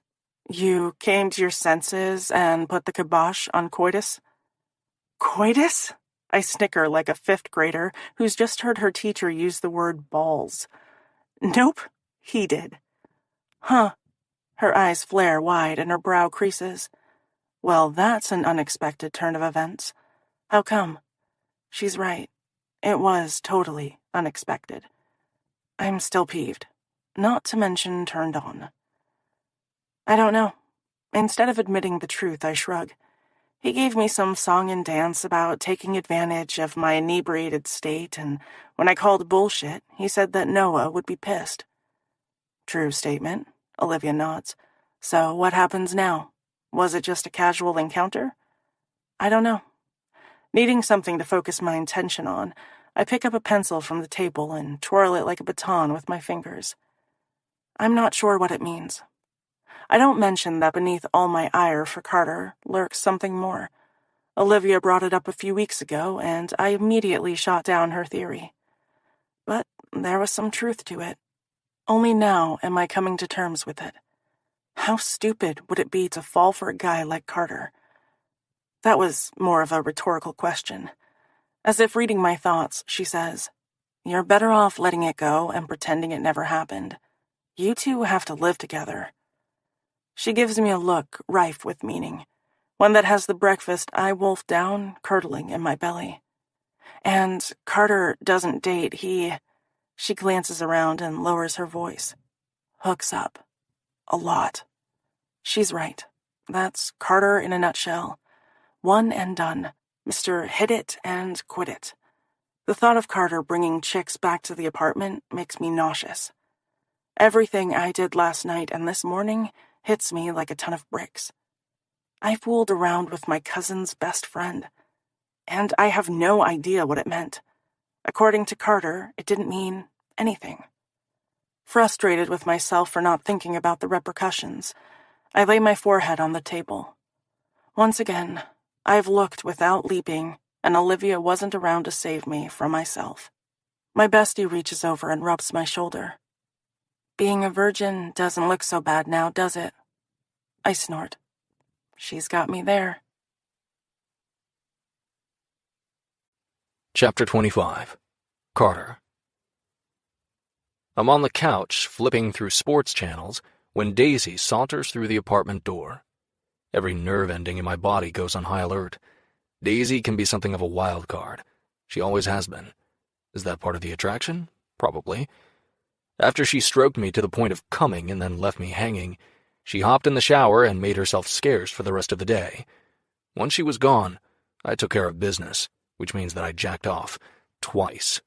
I'm in such deep shit. Here's what needs to happen. we forget last night ever took place so that our relationship can slide back to the way it was. Hell, us hating each other would be preferable to this, but I don't think that's possible. Daisy and I need to strike a balance. One where she doesn't despise me and I'm not pushing her buttons, but also where we're not tearing off each other's clothes. Easier said than done, especially when the taste of her is still so fresh in my mind, not to mention on my lips and tongue. Did I already mention that I'm in deep shit? Yep, I'm practically drowning in it, and I'm not sure if there's a damn thing I can do to save myself. From the corner of my eye, I watch her stroll into the kitchen like she doesn't have a care in the world. Her nonchalant attitude only puts me further on edge because I know exactly what she's capable of. I'm more than secure enough in my masculinity to admit that she scares the piss out of me. She'd scare anyone with half a brain. I should say something, right? But what? How do I smooth things over between us? Apologizing again would probably do the trick. You can never go wrong with an apology.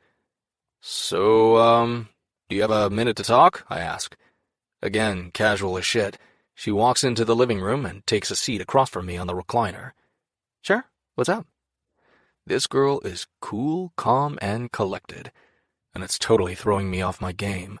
Sweat breaks out across my forehead as I lean forward and rest my elbows on my knees. My hands are clasped tightly in front of me. We need to hash this out before Noah gets home. If there's any lingering tension between us, Noah will get suspicious. I'm doing the right thing for both of our sakes. It doesn't matter if I want Daisy. She's beyond my reach. Having a little taste of her last night was a boneheaded move on my part, because now I know what I'm missing. I've touched and kissed her. I know what she sounds like when she comes.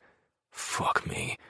I can't think about that, or we'll end up where we started with her flat on her back and me between her thighs. I clear my throat, wanting to get this over with. I thought we should talk about last night. And this morning. Her expression doesn't falter. Last night? Not only does she look bored, she sounds it as well. I'm not sure what I was expecting, but it wasn't this disinterest. It's like she doesn't know what I'm talking about, which is weird. I give her a penetrating look that says, come on, drop the bullshit, but all I get in response is the same blank look. Even though we're alone, I lower my voice. Yeah, us hooking up? What's there to discuss? We made out, did some stuff, and that was the end of it. She shrugs and relaxes on the chair, crossing her legs and tapping her foot. It wasn't a big deal. Oh, okay. I have no clue how to proceed. I'm at a loss. But I can't keep staring at her like a dumbass, especially when she raises her brows in silent question. I wanted to make sure that we're good, I mumble. For the first time since walking in the door, Daisy gifts me with a cool smile as she rises from the chair. Don't worry about it, Carter. We're good. I've already forgotten about what happened. It's water under the bridge. Okay, well, great, I mumble. She takes a few steps toward the hallway. Is there anything else? No. There's a peculiar sensation growing in my belly, like something isn't quite right, but I have no idea what. That was it? I'm tempted to ask if she's sure about us being good, but I've made enough of an ass out of myself where Daisy is concerned. The best thing we can do is put this behind us and move on. So, this is good. All right, then, she calls over her shoulder. I have to get ready. I perk up. Oh? She just walked through the door 5 minutes ago. Where the hell is she off to? Daisy heads to her room and closes the door before I can give her the 5th degree. I focus on the television, but don't ask me what I'm watching because I couldn't tell you. My ears are pricked for the slightest sound coming from Daisy's room.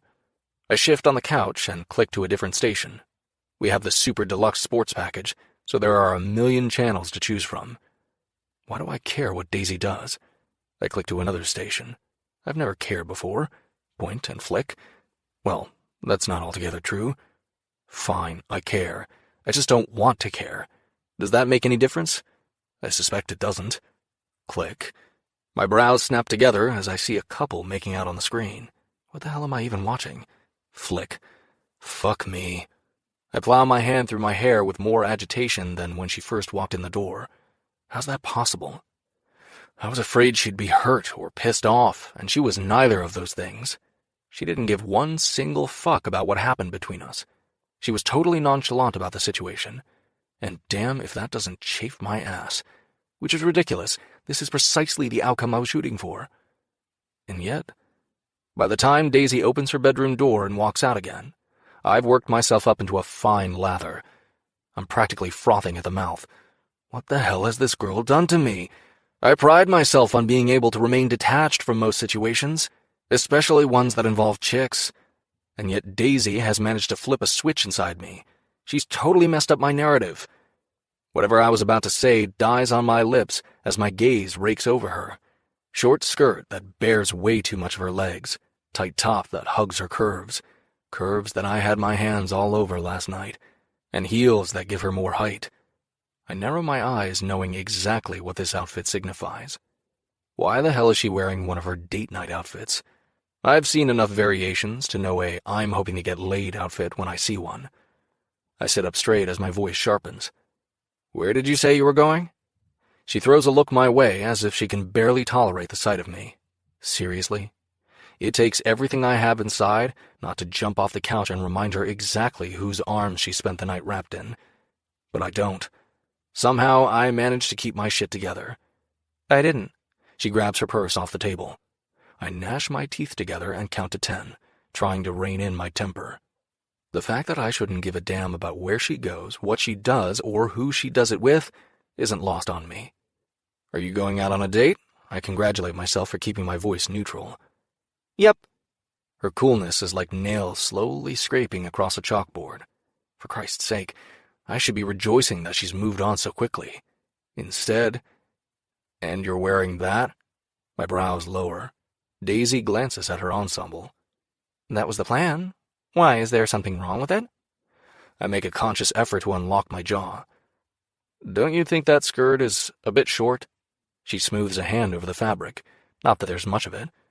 Just a hint of a frown mars her face as she considers the question. No, it hits mid-thigh, which is a perfectly acceptable length. You can't even bend over without flashing your panties, I point out. That thought is enough to incense me. No worries there, she says sweetly, practically skipping toward the door. I'm not wearing any. The breath hisses from my lungs just as the door to the apartment slams shut. Oh, no, she didn't. But yeah, she did. Fuck. Chapter 26. Daisy. The apartment is dark when I return. My lips curve, remembering the pissed-off look on Carter's face when I told him that I was going out. Even though I didn't catch his expression when I dropped the panty bomb, I have a pretty good idea what it looked like. Carter wants to pretend that we never hooked up? That's fine. Two can play that game. I can't tell you how satisfying it was to knock him off balance. Carter Prescott is used to being chased by the women of BU. He's used to holding all the power. Well, that's not going to happen with this girl. On the way to the bedroom, I slip off my heels and glance down the hallway. Both Carter and Noah's doors are closed. I assume my cousin returned from his trip with Ashley. Once I'm in my room, I close the door and throw my purse and heels in the corner. I hadn't been lying when I told Carter that I was going out on a date. I did, with Alex. He stopped by the table Olivia and I had been studying at this afternoon, and we chatted for about 10 minutes before he asked if I was interested in getting together. My first inclination had been to say no, but then I thought, why shouldn't I go out? Carter made it perfectly clear this morning that us getting physical had been a mistake, so there was no reason for me not to go out with a cute guy who has potential, right? Exactly. We ended up grabbing dinner and seeing a movie. It was casual and low-key. Alex fits the profile I usually go for. Tall, athletic, and nice-looking. Added bonus? He has dimples. He was the perfect gentleman and didn't try to get all touchy-feely. What I really liked was his sense of humor. I couldn't ask for a more perfect guy. Or first date. And yet, it wasn't. A certain dark-haired football player dominated most of my thoughts, which was annoying as hell. Carter is the last person I want to dwell on, especially since I'm nothing more than a regrettable decision on his part. Well, screw him. I turn on the bedside light and strip off my shirt. As I do, a movement from the corner of my eye catches my attention, and I nearly jump out of my skin. I slap a hand over my mouth to stifle a scream when my gaze lands on the guy stretched out on top of the comforter. Carter bolts up, swinging his legs over the side of the bed. Calm down, it's just me. What are you doing in here? I whisper shout as my heart thrashes under my breast. What the hell is wrong with this guy? Is he trying to give me a heart attack? He ignores the question. Who are you out with? Oh, so we're back to this again. Figures. I fold my arms across my chest and glare as the adrenaline dissipates from my body. No one you know.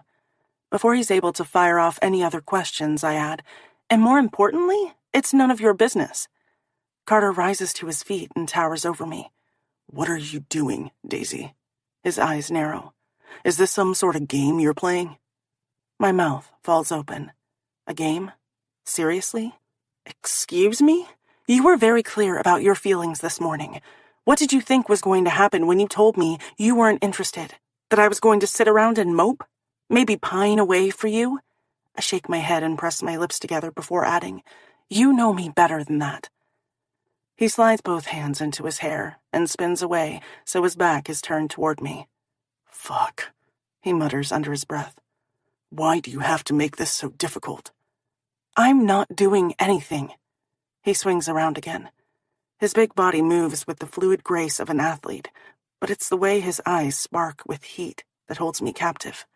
Yeah, you are. His gaze drops to my lips and he shakes his head. This can't happen, Daisy. We discussed it. I'm over this conversation. I don't want to keep rehashing the same thing. It does neither of us any good. Okay, I shrug. I'm not sure why you felt the need to stop by and clarify that for me, but I've got it. Message received, loud and clear. I turn my back and unhook my bra. A surge of gratification rushes through me as he rasps out a strangled sound. I throw a glance over my shoulder. If that's all you came here to say, feel free to leave. He watches me with a tortured expression on his face. I don't know why I'm so intent on pushing him.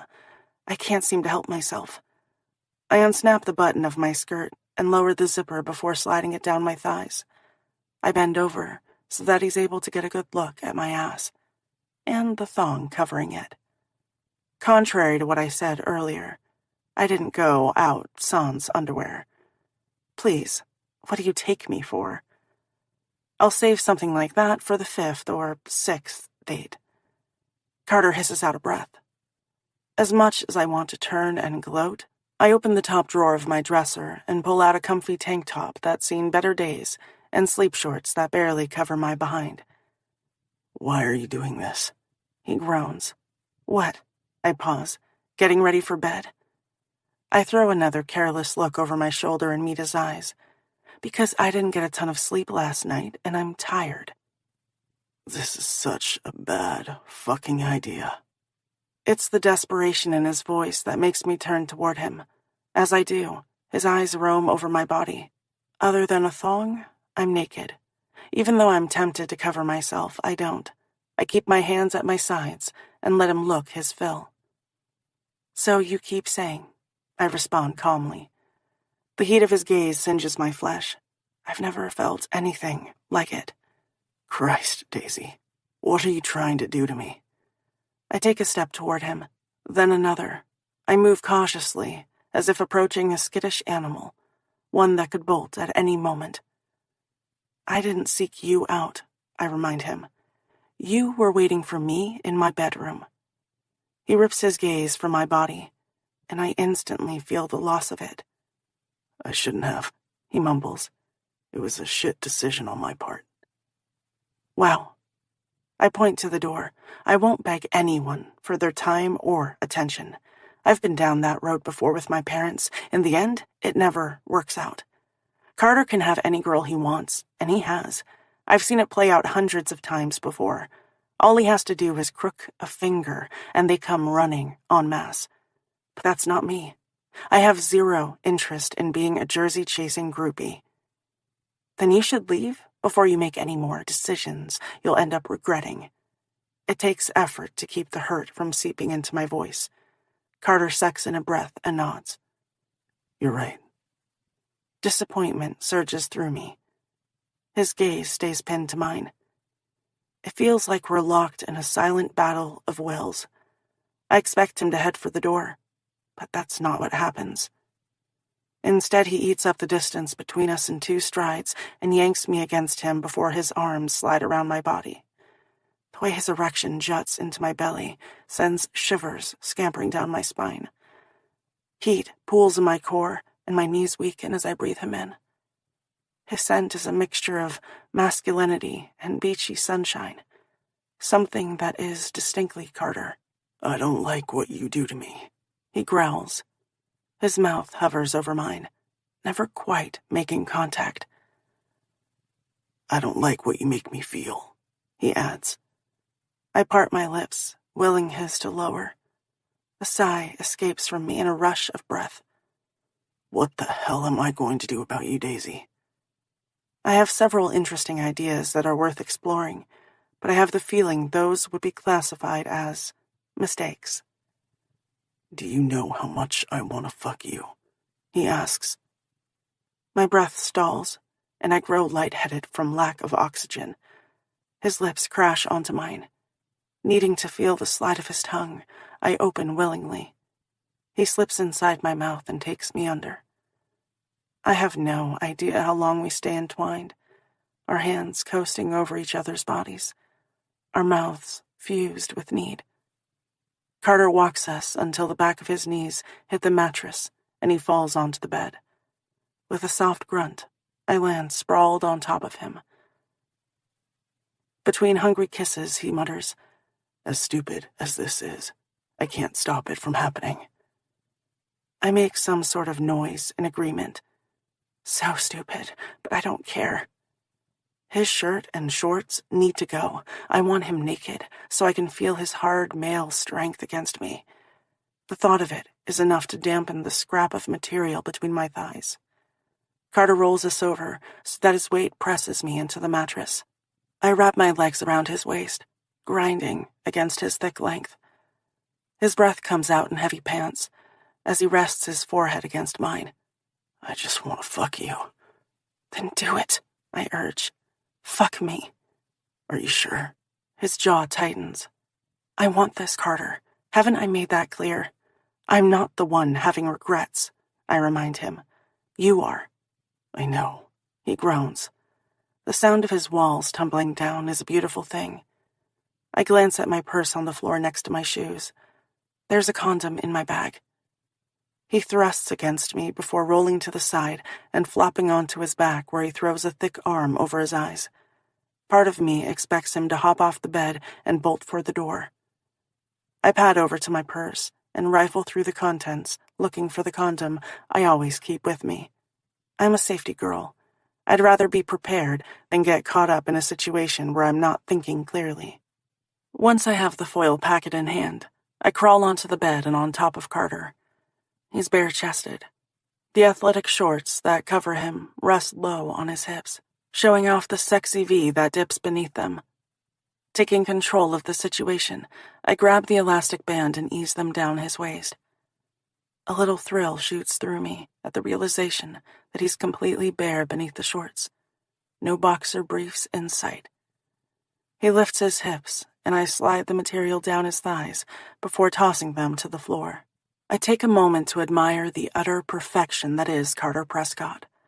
His body fascinates me, from the bulge of his biceps to his sculpted shoulders.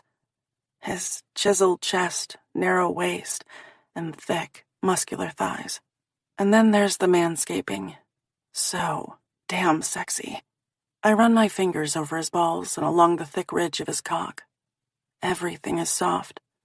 I could play here for hours. But I won't. Instead, I rip open the condom package and pull out the rubber. There isn't anything sexy about condoms, but then again, there's nothing sexy about STDs either.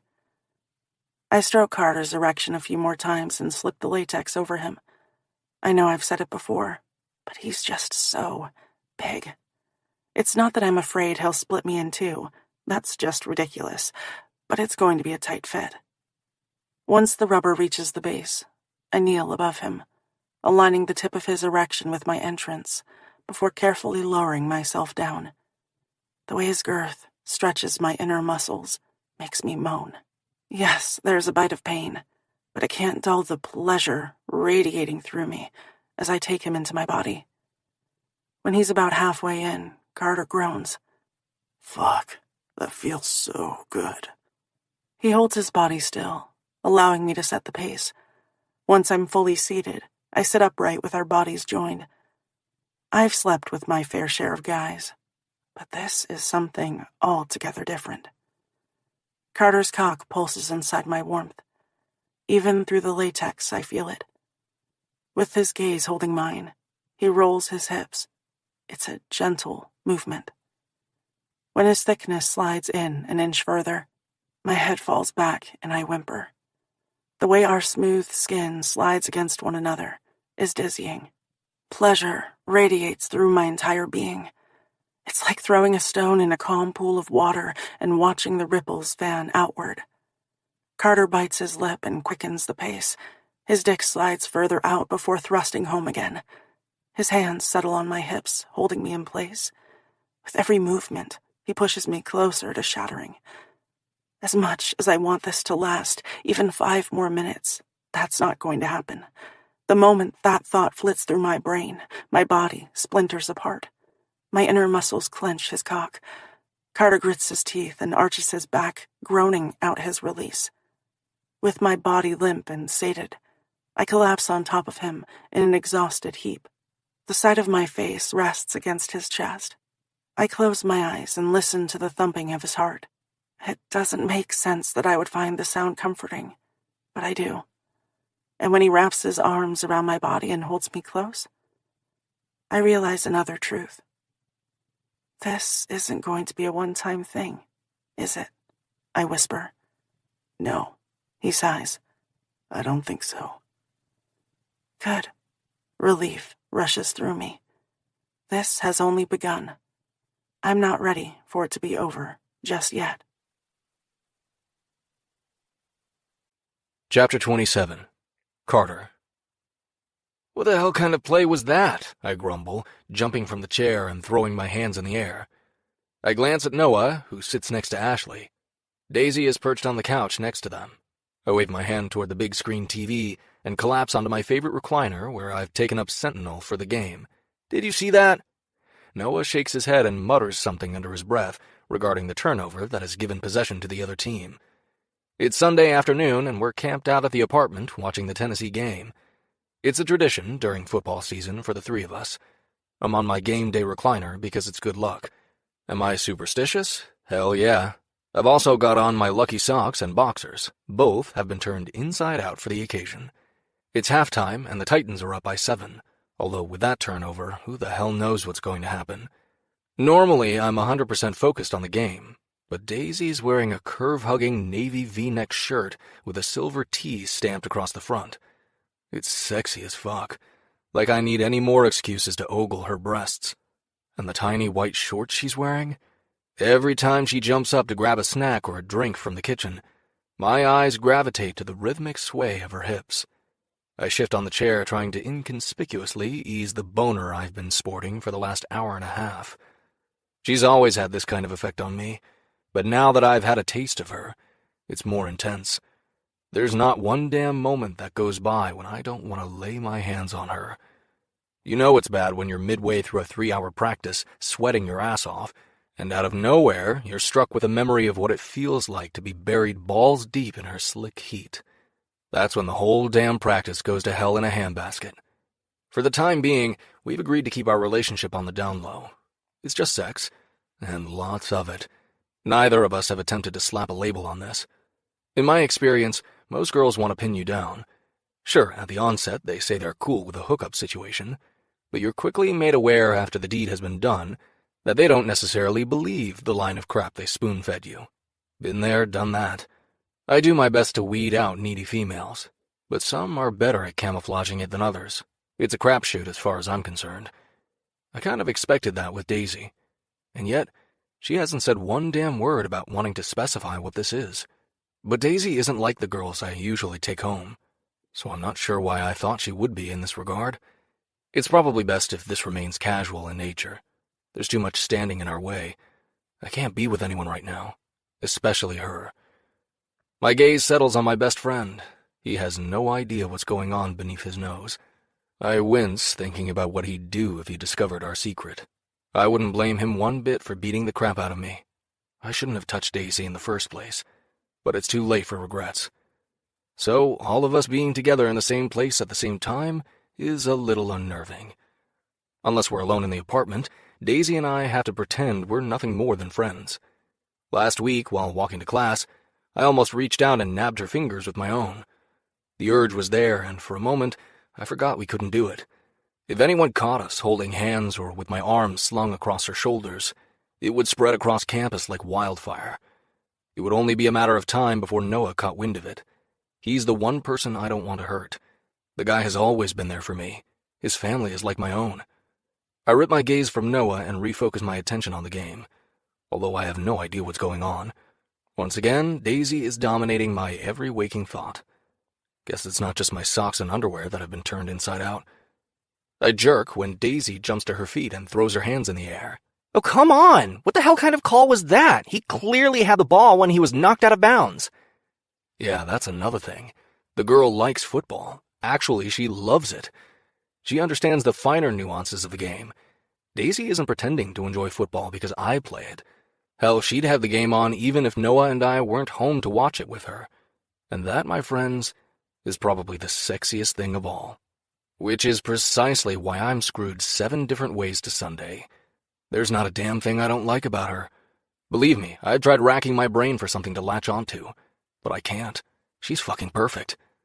The buzzer rings and I watch Daisy as she gracefully unfolds herself from the couch and jogs to the door. God damn that ass. Not to mention the adorable navy socks she has pulled up to her knees with the silver T's on them. I hear a deep male voice followed by her laughter. What the hell? She offers some playful banter I'm barely able to make sense of, even though my ears are attuned to the sound of her voice. I'm 2 seconds away from flying over there and putting the kibosh on whatever flirtation is happening, when she returns with 3 boxes of pizza, an order of breadsticks, and a salad. Her gaze collides with mine. Whatever she finds there is enough to leave her stumbling to a halt as her eyes widen in alarm. Fuck me. I avert my gaze and rub the back of my neck where tension has gathered. I'd like to blame it on the game, but it has nothing to do with that, and I know it.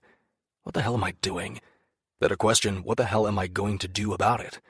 Because this situation can't continue indefinitely. Already it's spiraling out of control.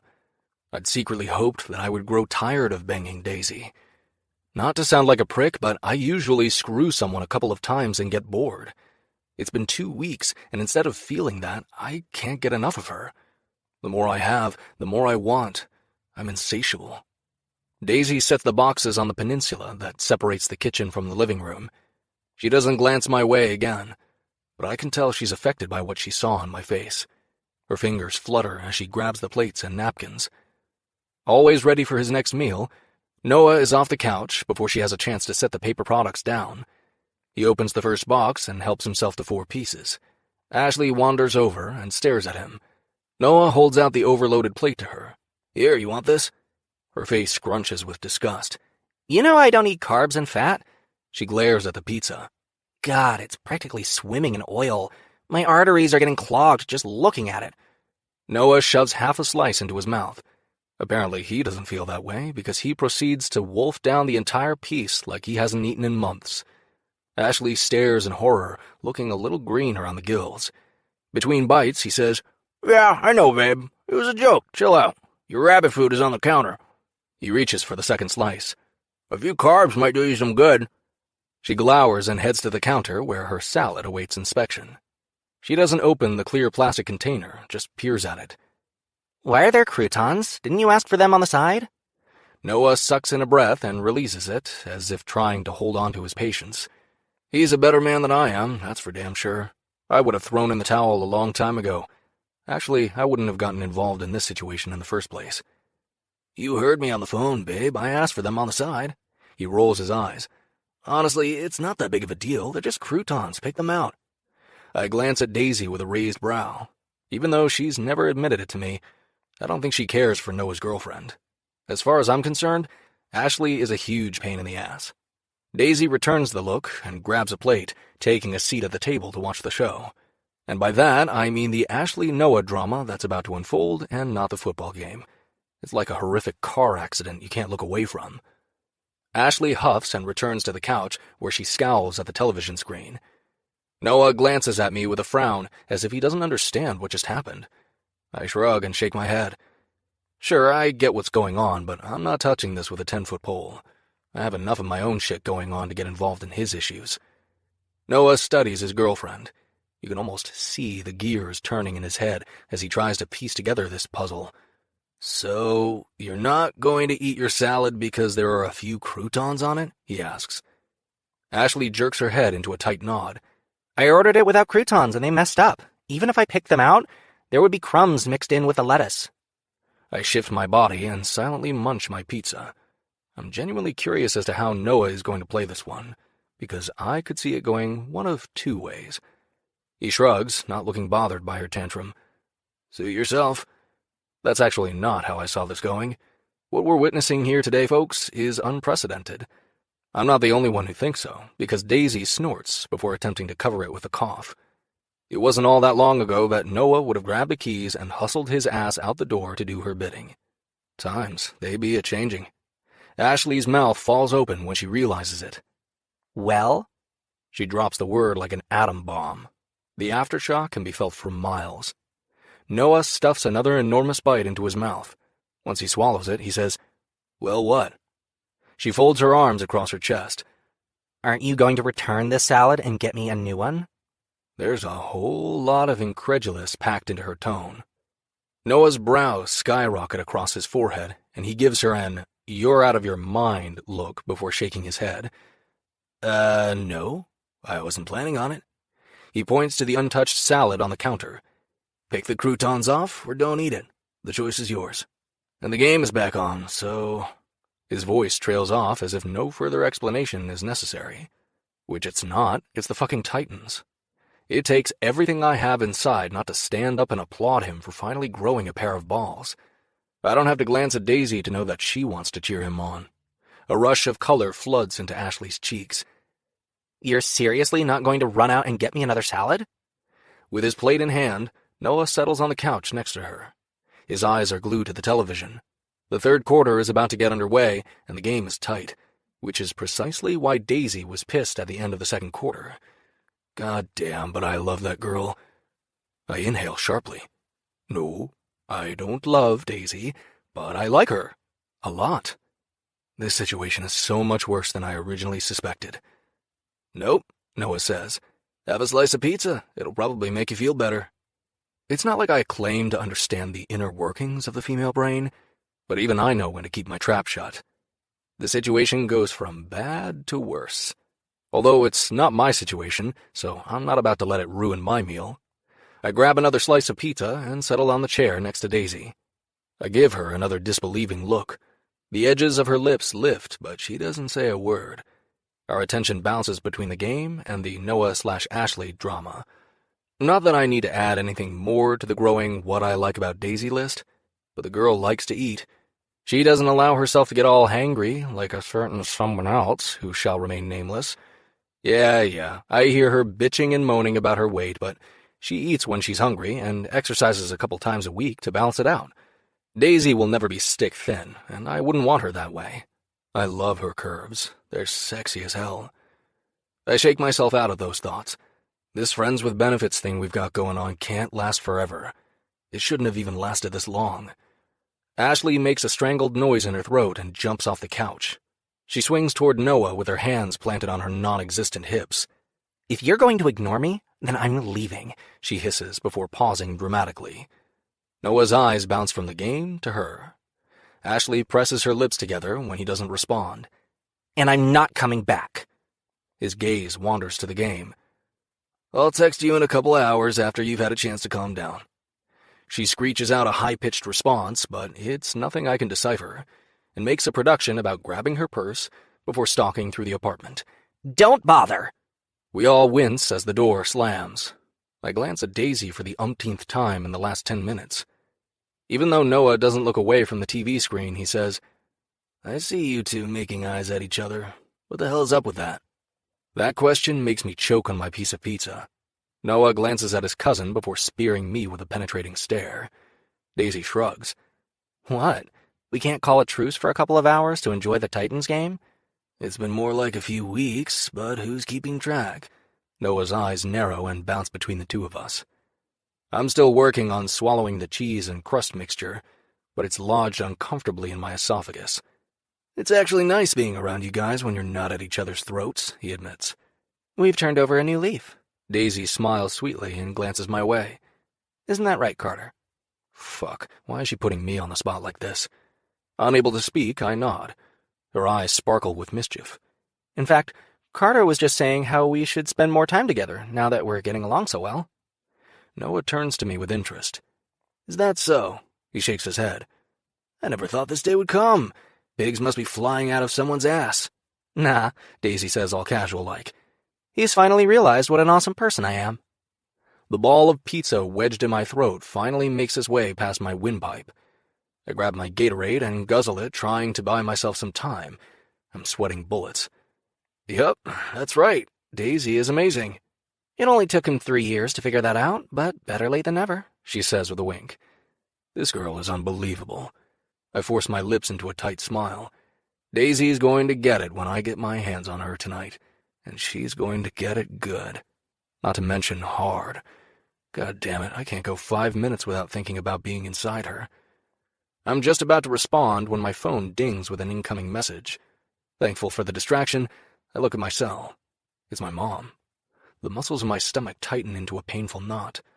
The pizza I just wolfed down threatens to revolt as I bolt up from the table with my half-eaten plate in hand. I gotta take off. I glance at Noah, knowing that he'll understand without me saying anything more. His body tenses and all the previous teasing falls away.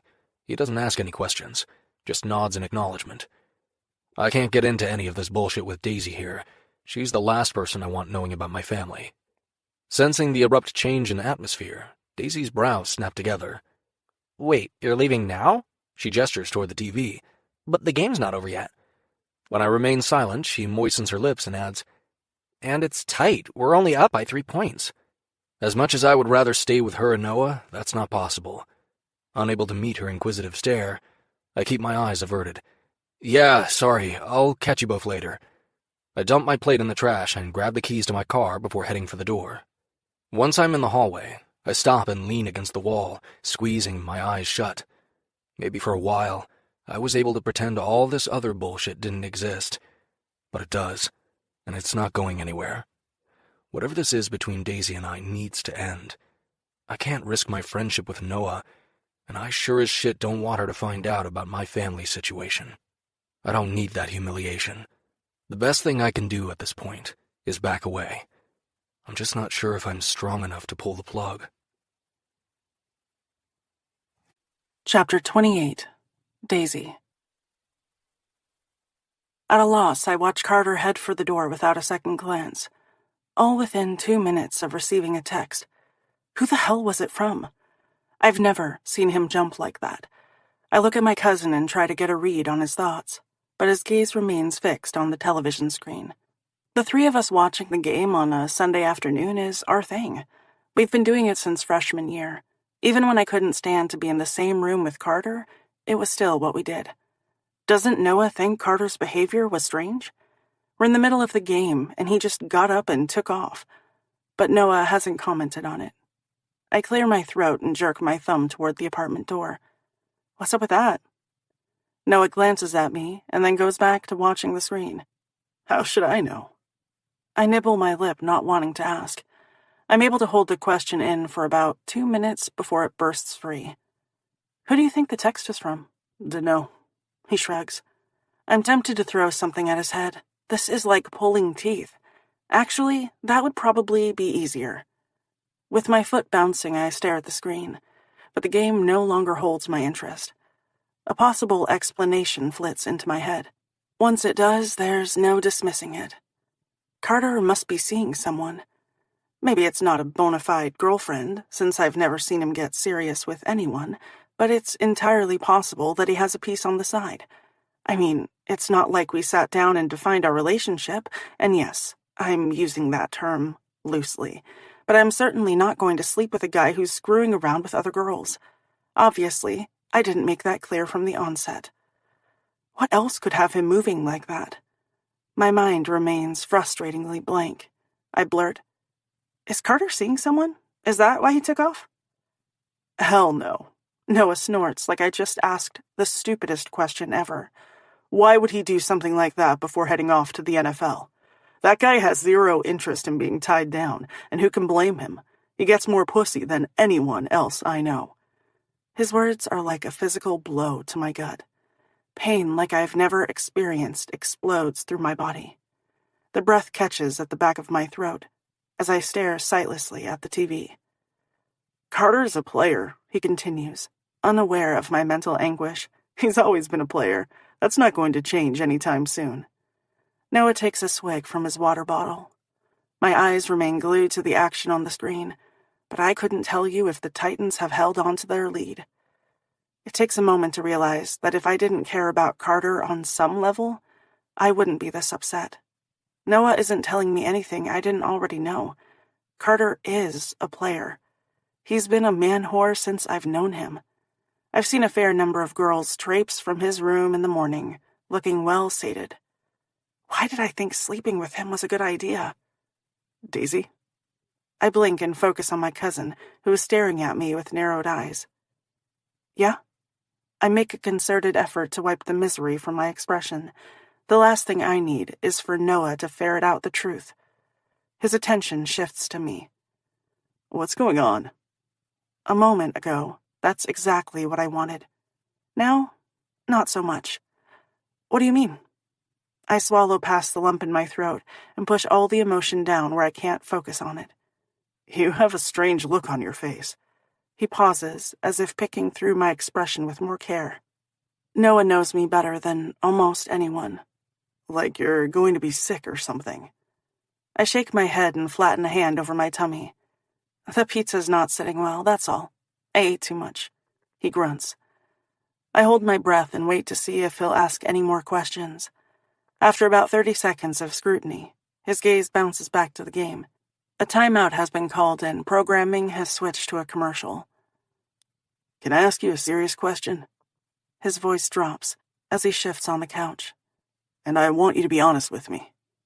I send up a quick prayer and hope this has nothing to do with my sneaking around. I hate lying to Noah, but there's no point in coming clean when I might be ending things with Carter. My muscles tense. "Sure." "Do you like Ashley?" The air rushes from my lungs until I feel lightheaded. I was so prepared for the worst that I almost release a gurgle of relieved laughter. Just as that's about to happen, I rein it in. Noah wears a solemn expression, which is at odds with his usual demeanor. I stall and gather my thoughts. Of course I don't like Ashley. She's done nothing to endear herself to me. In fact, it's been the opposite. But still, I don't necessarily want to disclose that. Instead of answering his question, I deflect. "Why are you asking?" "I don't know." He lifts his shoulders. "Just wondering." His gaze resettles on the game. The clock is running. I'm surprised when he says, "You don't seem like a fan." I nibble my lip and wonder how to handle the situation. Does it matter what I think? Kind of. Why? As much as it pains me to say this, in the end it only matters how you feel about her. Yeah, I know. He sighs. You probably haven't noticed, but Ashley has a few annoying qualities that are starting to get on my nerves. I almost choke. Dude, I noticed from day one. I just never said anything. What specific qualities are you referring to? I ask. I could easily tick off at least 5 from the top of my head. Probably more. He sits up, his elbows going to his knees. Well, you saw what just happened, right? Yup, it was kind of hard to miss. She seems picky about her food, I say, attempting to tread carefully. It's not even that. It's more that she expects me to jump the moment she says the word. He pauses. You know, I wouldn't have minded running out and exchanging the salad, but her attitude pissed me off. Noah is a good boyfriend, and I'm not just saying that because he's my cousin and I love him to death. He's dated other girls before Ashley, and always treated them well. He's not one of those jocks who's looking to bang as many chicks as possible. He's a relationship guy. I can't blame him for wanting to be spoken to with respect. It's unfortunate that Ashley doesn't treat him the way she should. But it's always been like that, I admit. When you two started going out, you spent a lot of time catering to her, so... I shrug, as if the rest is obvious. You're right, I did. Noah's lips flatten. But I'm tired of her expecting so much from me and not getting anything in return. I guess it took me a while to realize how self-centered she can be. Now that I do, it really irks me.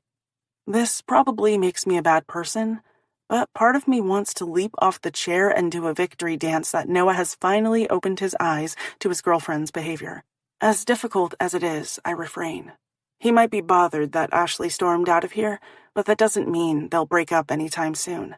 For the time being, I need to remain neutral. If I express my true feelings, and they hash out their problems, then I look like the bad guy who never wanted them together in the first place. As much as I'm dying to tell him to dump Ashley's skinny ass, I say instead, it sounds like you need to talk to Ashley and get all this out in the open. I'm tempted to pat myself on the back for handling this conversation so maturely. Olivia would be proud. Yeah, maybe. He drags a hand over his face. But first I'm going to give her some time to cool off. His voice hardens. If things don't change, this isn't going to work out between us. I've got too much on my plate with law school coming up. The last thing I need is this immature bullshit weighing me down. Just as he drops that bomb, cheers erupt from the television. Noah and I snap our heads toward the screen to see that the Titans have scored a touchdown while we weren't looking. The heaviness of our previous conversation is forgotten, as matching grins erupt on our faces, and we jump up, pumping our fists in the air. Chapter 29, Daisy. I jolt awake as a muscular body slides beneath the sheets. My eyes pop open and I find Carter's face hovering above mine. Hey, he says gruffly. The sound of his voice plucks something deep inside me before reverberating through my body. I reach out to touch him before remembering that I spent the afternoon hanging around the apartment, waiting for him to return so we could talk. But he never showed. This is the first I'm seeing of him. My hand falls back to the mattress. Could I have shot him a text to make sure everything was okay? Yeah, but there was no way I was doing that. The bottom line is that Carter and I aren't together. He's not my boyfriend. I'm not his girlfriend. He doesn't owe me any explanations. The situation between us is casual, and neither of us have pushed for more than him slipping into my room at night to screw. Not only does that thought hurt my heart, but it solidifies everything inside me. Even though he's just woken me from a deep sleep, questions buzz through my brain like a swarm of angry bees. He buries his face in the hollow of my neck before I can fire off any of them. His warm breath feathers across my skin and sends shockwaves of desire through me. All my questions and concerns evaporate as Carter inhales me. That little movement is my kryptonite. Other guys have done the same thing in the past, and it's never affected me the way it does with Carter. Everything with him feels different. He strips off my pajamas. It's only when he presses his body against mine that I realize he's naked. A distant voice is screaming in my head. It's demanding that we talk about what happened this afternoon, that I tell him we can't do this anymore. I'm not some nameless, faceless jersey chaser he can fuck when the urge strikes him.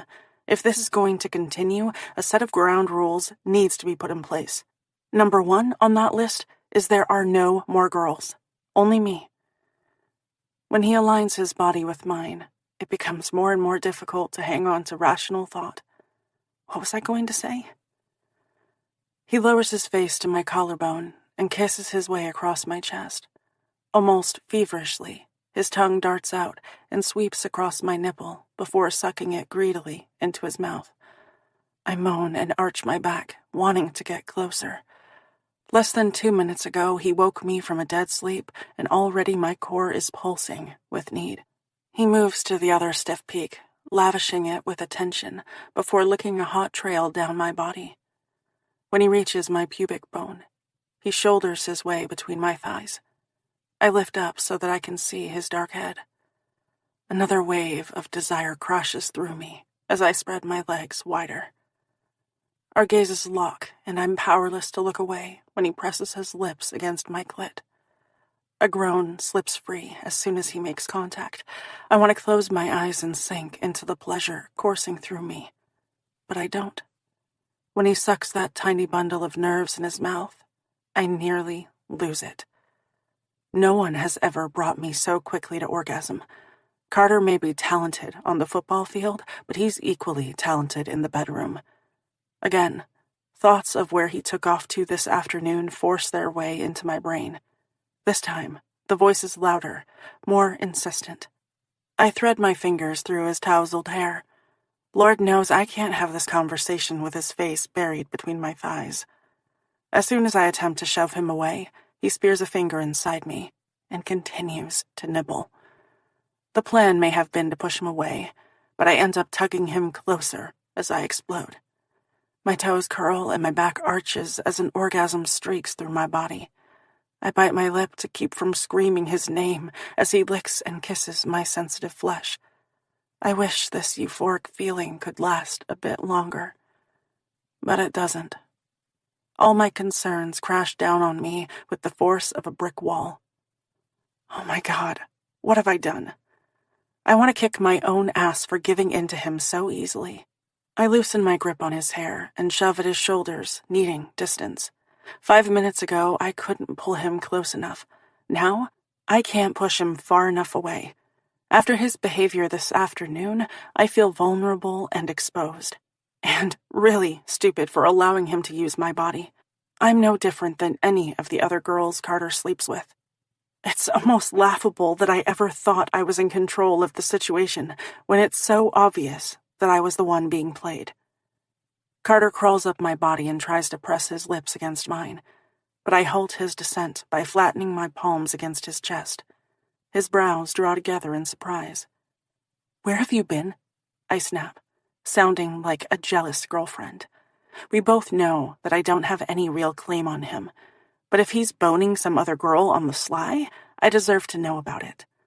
My breath catches as I consider the possibility that I'm the one who's being boned on the side. A sick knot settles in the pit of my belly as I force him away with all my strength. "What the? Are you screwing someone else?" I cringe as Noah's words circle viciously in my head. Carter is the guy on the football team who gets the most pussy. I can imagine all the backslapping that honor has incurred. You can't walk the BU campus from one end to the other without hearing girls whisper about his sexual exploits. Why would Carter settle for just one female when he can have a different flavor every night of the week? Nausea pinches my belly with a viciousness that makes me feel like I'm going to throw up. Lust is replaced by a scowl as he rears back. My hands fall away from his chest. "Are you being serious?" he asks. "As a fucking heart attack," I growl, knocking him from on top of me so that we're no longer touching. If I've come to realize anything in the last few weeks, it's that I need to be clear-headed when having a discussion with Carter. The moment he lays his hands on me, I'm lost. "Why would you ask me something like that?" He collapses on his back beside me. His elbows support his upper body. "I sleep in your bed every damn night." True. What am I supposed to think? You get a text in the middle of the game and run out of here like your ass is on fire. My gaze narrows, looking for any sign that he might be holding back the truth. You don't think that looks suspect? Because I do. Needing to see the expression on his face, I reach over, turning on the bedside lamp. The room becomes illuminated in soft light. My breath catches at the purplish bruise blooming across his cheek. Our discussion forgotten, I kneel on the bed, closing the distance between us until I can cradle his cheeks in the palms of my hands. I tilt his face so that I can inspect the damage. His solemn gaze stays fixed on mine. First a black eye and now this? What the hell is Carter involved in? Some underground fight club? Do they even have those here? Why would he do that? Carter doesn't need the money. From everything I've heard, his parents are loaded. And I'm not talking about them merely being comfortable. His dad is a commercial real estate developer who works all over the country. Plus, Carter is in the middle of his final season at BU, and he's entering the NFL draft in the spring. He can't afford to get injured. His future and financial livelihood is riding on being picked up by a team. None of this makes sense. The last time he came home with obvious signs that he'd been brawling, I'd accused him of fooling around with someone else's girlfriend. He hadn't denied the allegation. "What happened to your face?" I asked tightly. "If he's involved with another girl, we're done. I refuse to be someone's side piece." Carter hunches his shoulders and glances away. I hold my tongue and wait for an explanation. His silence only validates that whatever he's doing isn't something I'd be cool with. My hands fall away from his face. "You should go." His gaze darts to mine. He licks his lips and opens his mouth, but nothing comes out. Everything within me wilts in disappointment. Craving distance, I move further away before yanking the sheet from the bed and wrapping it around my naked body. "I'm serious. You need to leave." As much as I want to yell or throw something at him, I keep all my emotion in check. "Where's this coming from? All I wanted to do was slip into your bed and touch you." He presses his lips into a tight line and shakes his head. "You're kicking me out for no reason." "I asked you to explain your disappearance, and you won't tell me." I point to the swelling on his cheek. "I asked how you got the bruise again. You refused to tell me." Much like ripping off a Band-Aid, this needs to be done swiftly. If you want to be with other girls, that's fine, but don't expect to slide into my bed and have me too. That thought is so repugnant that bile rises in my throat. Carter raises a hand to massage his temple. "Wait a minute, you think I'm screwing around?" His eyes widen. "Why the hell would you think that?" "Explain why you ran out of here earlier." I wait a beat and add, "Oh, that's right, you won't tell me." "Daisy, I haven't been with anyone since we fucked," I supply helpfully. "No," he snaps with a scowl. "We aren't fucking." "That's exactly what we're doing. What's the point in denying it?" "Look, I haven't been with another girl since we got together." His gaze is unwavering. "Whether you want to believe it or not, that's the truth." Somehow, when I wasn't looking, this relationship with Carter became so much more than it was ever meant to be. His words alleviate some of the pressure in my chest, but they don't explain where he took off to and why. I wait, hoping that he'll exonerate himself, but he doesn't. "So you're going to leave me hanging without an explanation?" I say with disbelief. "I'm sorry. Something came up that I had to take care of." Carter closes the distance between us until he's able to thread his fingers through mine and reel me closer. Once I'm within striking distance, he wraps his arms around me and presses me against his body. "It's not something I can talk about, but I promise that it had nothing to do with another girl." His voice dips, becoming so low that it sounds as if it's been roughed up by sandpaper. "There's no one else. Just you." A little thrill slides through me as I relax against Carter. More than anything, I want to believe him. I just don't know if I can. Chapter 30. Daisy. "So," I tilt my head and squint. "You're not going to tell me where we're going?" Carter skewers me with a glance and shakes his head. A smile clings to his lips. Every so often our eyes catch and hold, sparks of desire flaring to life before he jerks them back to the road. This is a first for us. We never go out in public together. Sure, we walk to class and sit next to one another, but there's always a distance between us. Everything about our demeanor screams friend zone, which is exactly why girls still approach him. They flick their hair and flutter their lashes. They press their hands to his chest or trail their fingertips along his bicep. I might be standing next to him, but it's like I'm wearing an invisibility shield. As much as I want to growl and tell them to back the hell off, I can't. What am I going to say? That he's my secret boy toy and to keep their sticky mitts off my man? Not going to happen. Although Carter doesn't encourage their behavior, He's polite, but nothing more. It must suck to be so hot and talented. Yeah, that thought makes me laugh every time. Poor Carter. Wah. It's not lost on me that if this happened 2 months ago, it wouldn't have bothered me in the least. I would have rolled my eyes and sneered at these dumb girls for being into a guy who's only interested in getting between their legs for the night. And now? It's probably best not to go there. We've yet to define what this is between us, and that's dangerous. As much as I want to remain aloof and detached, I'm not. The fact that I want to scratch their eyes out tells me everything I need to know about the situation, and none of it is good. You'll see, he says, breaking into my thoughts, which is for the best. This is our first outing together. It should be light and airy, not mired in complications. I stare out the passenger side window as we leave the city behind us.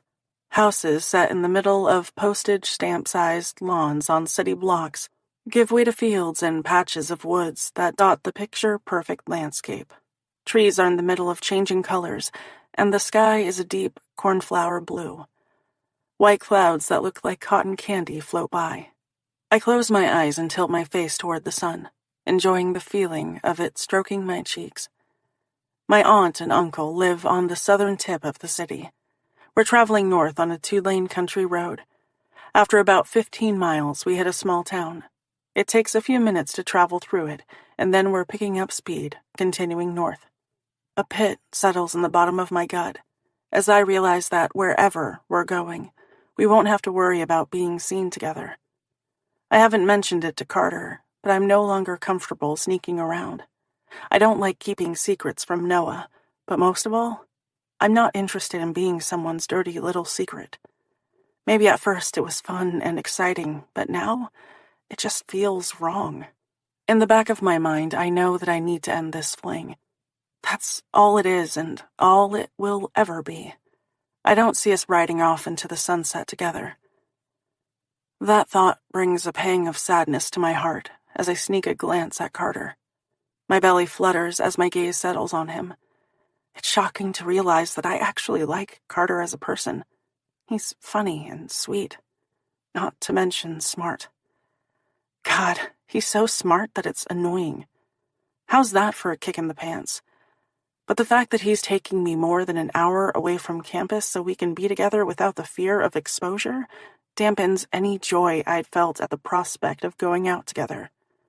I yank my gaze from his profile and stare out the window. I'm so lost in my thoughts and the decisions I'm going to be forced to make that I don't realize he's thrown the car into park and is facing me. We're here, Carter says as he reaches over to unsnap my seatbelt. Oh. I blink back to the present and notice that we've pulled into a parking lot. A lake sparkles in the distance. A dense forest surrounds a good portion of it, and there's a sandy beach to the right. Tall pines spear into the sky. It's beautiful. I sit motionless as my gaze scans the horizon. Where are we? Caledonia State Park. A smile curves his lips. The way his expression softens holds my attention. Happiness radiates off him in waves. Not only can I see the change in his demeanor, I can feel it. I've never seen him this lighthearted. Ready? Carter pops open the trunk before exiting the Mustang. Going around to the back of the car, he pulls out a basket and blanket before slamming it shut. Even though my mind registers the items, I still ask, "What's that?" My voice comes out sounding thick and slow. He glances at the basket in his hand, as if seeing it for the first time. If I had to take a guess, he smirks, eyes crinkling with humor, I'd say it looks like a picnic basket. How many times have I seen this playful side to Carter? Not many. He's usually more reserved and self-contained. Yes, I can see that, I say with a smile. I'm just confused as to why you have it. One side of his mouth curves into a lopsided smile. I thought we could have lunch here, since neither of us had class this afternoon. Carter Prescott packed me a picnic lunch? What the hell is going on here? A gesture like this seems almost romantic. I swallow past the lump of emotion wedged in the middle of my throat as he holds out his hand for me to take. With our fingers clasped, we walk about 20 yards toward the lake. The park is surprisingly empty for such a beautiful day. Other than a few boats on the lake, we have the place to ourselves. He sets the basket down and spreads out the blanket on a grassy bank about 30 feet from the edge of the water. Once it's been smoothed out, we both settle on it. "Hungry?" he asks, opening the basket and unloading its contents. "Starving," I admit. He pulls out plates, napkins, a bowl of fruit, 2 sandwiches, a few bags of potato chips, and water. Wow, this looks great. My mind cartwheels, unable to believe that he put so much thought into it.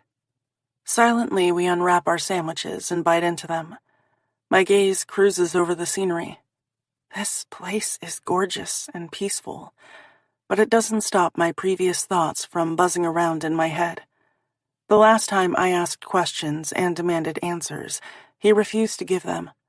I don't want to ruin this moment or the effort he's put into making it happen, but I feel another conversation brewing between us. Once we've demolished our lunches, Carter stretches out on the blanket.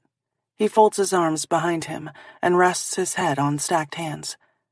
His gaze captures mine easily. "Come here," he whispers. He doesn't need to ask twice. I scramble over and lay my head against his chest, inhaling a breath of him before closing my eyes and melting into his warmth. Somehow in this moment, everything feels perfect. I'm not fooling myself into believing that it's actually perfect. I know damn well that it's not. There are too many questions and uncertainties, but for now, with the sun shining on my face, the wind sliding over my heated flesh, and my belly full of the lunch Carter packed for us, I feel content. I don't realize that I've dozed off until his voice snaps me awake. "Whenever I needed to get away from home and clear my head, this is where I'd go. Even now, when I'm at school and need a break, I'll take off and drive here for a while." He pauses for a beat. "I don't always set out with the intention of coming to the park, but this is where I end up. There's something tranquil about the lake and woods." As those words sink in, I realize how special this place is to him, and my heart cracks wide open. Thank you for sharing it with me.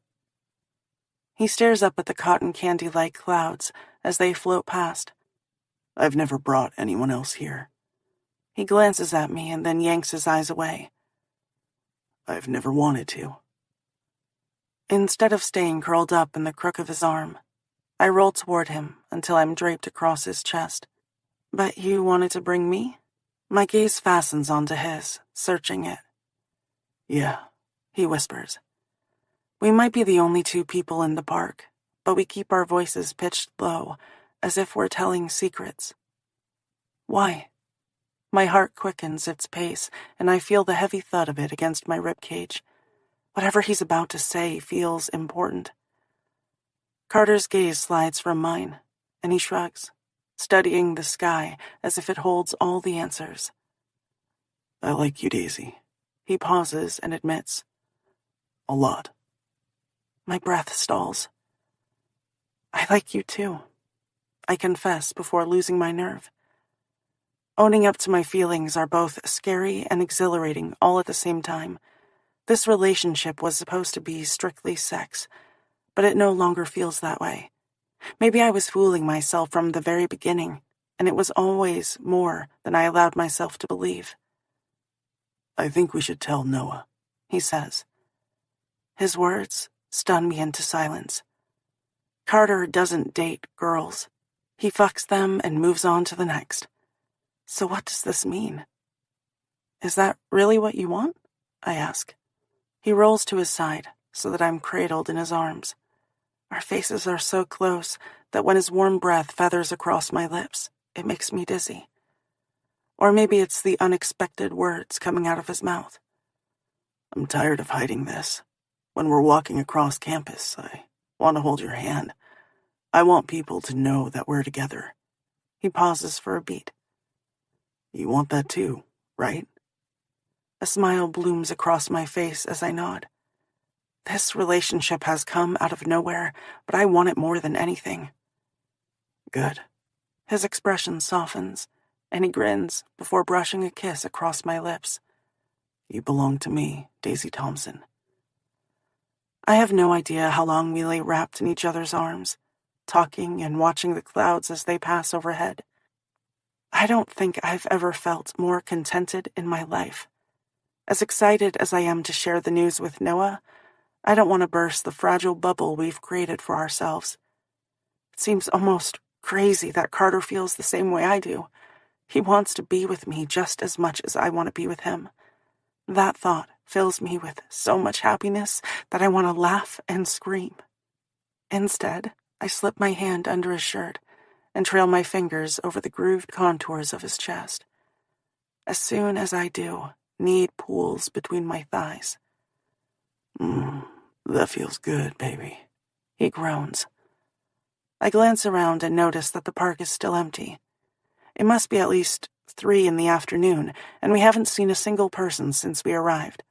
Another wave of desire washes over me at the thought of having Carter's gorgeous cock buried deep inside my body. Again, I lift my head and look around, searching the area with more scrutiny for any signs of life. There aren't any. So what's to stop me from being spontaneous and taking what I want? Decision made, I balance myself on my hands and knees, crawling on top of him.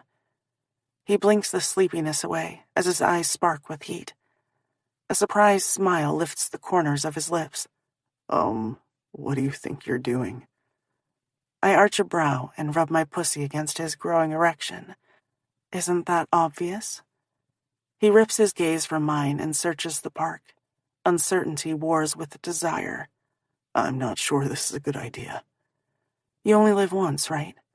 I yank my shirt over my head and toss it to the ground before reaching around my back and unsnapping my bra. The silky material slides down my arms. There's something wicked about feeling the rays of the sun beating down on my bare skin. My nipples tighten as the warm air rushes over them. Wanting to tease him, I stretch my arms overhead and arch my back so that my breasts thrust forward. Still don't think this is a good idea? I ask slyly. His heated gaze fastens on my chest as he reaches up and strums the nipples with his thumbs. I close my eyes as my head falls back. You're fucking killing me, Daisy, he rasps. My fingers hover over the zipper of my shorts.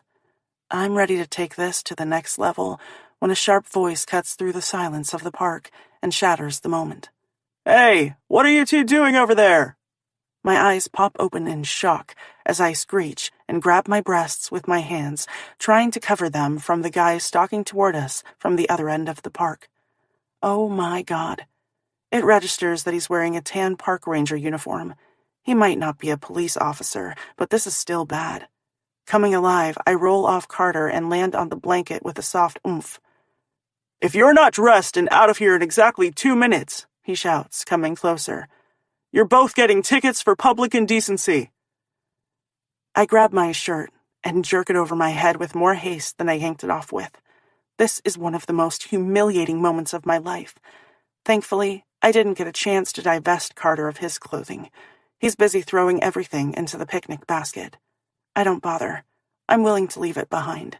It's a small price to pay to not be on the receiving end of a stern lecture or a ticket. I jump to my feet and sprint toward his car. Unfortunately, I'm forced to run past Ranger Rick. There's no way around him. I avert my gaze and pray that Carter is hot on my heels. I need to get out of here before I spontaneously combust from embarrassment. You have a lot of nerve, little missy, he yells. I wince. Just as I reach the vehicle, Carter clicks open the locks. I grab the handle and dive headfirst onto the front seat. Looking perfectly at ease, Carter slides into the driver's side. I glance at him and he grins, twirling my bra on his finger. Figured you wouldn't want to leave behind any evidence, he teases.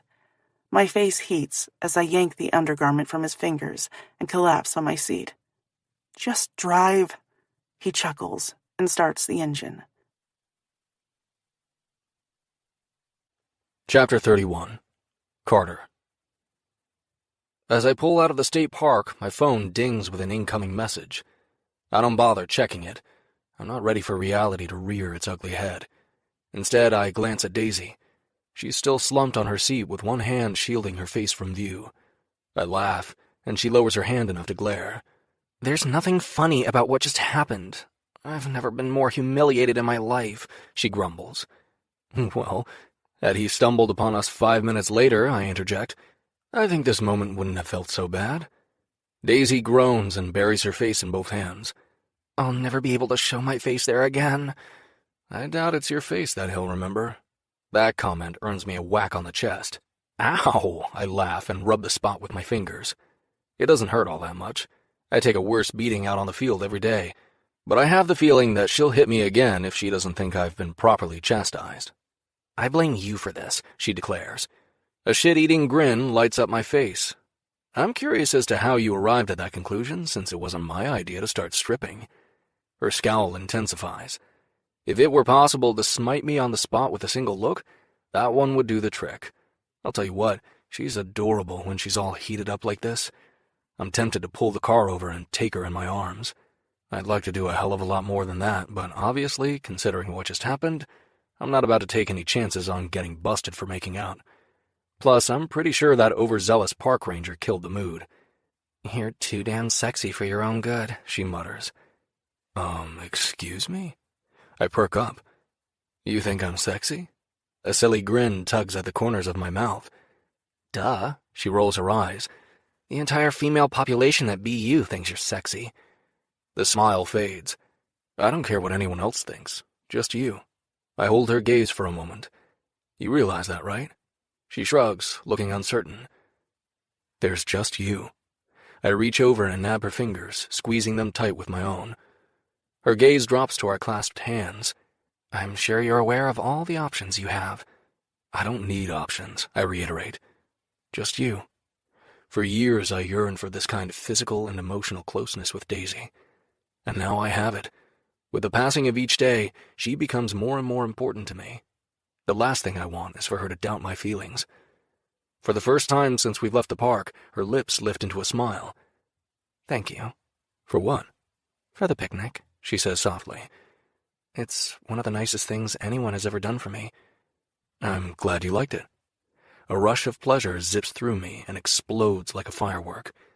Maybe I'm not to the point of telling her exactly how I feel, but that doesn't mean the emotions aren't there growing uncomfortably in my chest. A blush warms her cheeks. Well, up to a certain point I did. I shrug and release an exaggerated breath. I can't help it if you find me so irresistible that you tried jumping my bones in public. Her face crumbles. We are never discussing this again. She groans and points a finger in my direction. I'm serious, Carter. Don't ever bring it up. As far as I'm concerned, it never happened. Oh, it happened, baby, I chuckle. You should have seen the look on your face when that guy yelled. Those pretty titties were bouncing all over the place. She hits me again, and I laugh harder.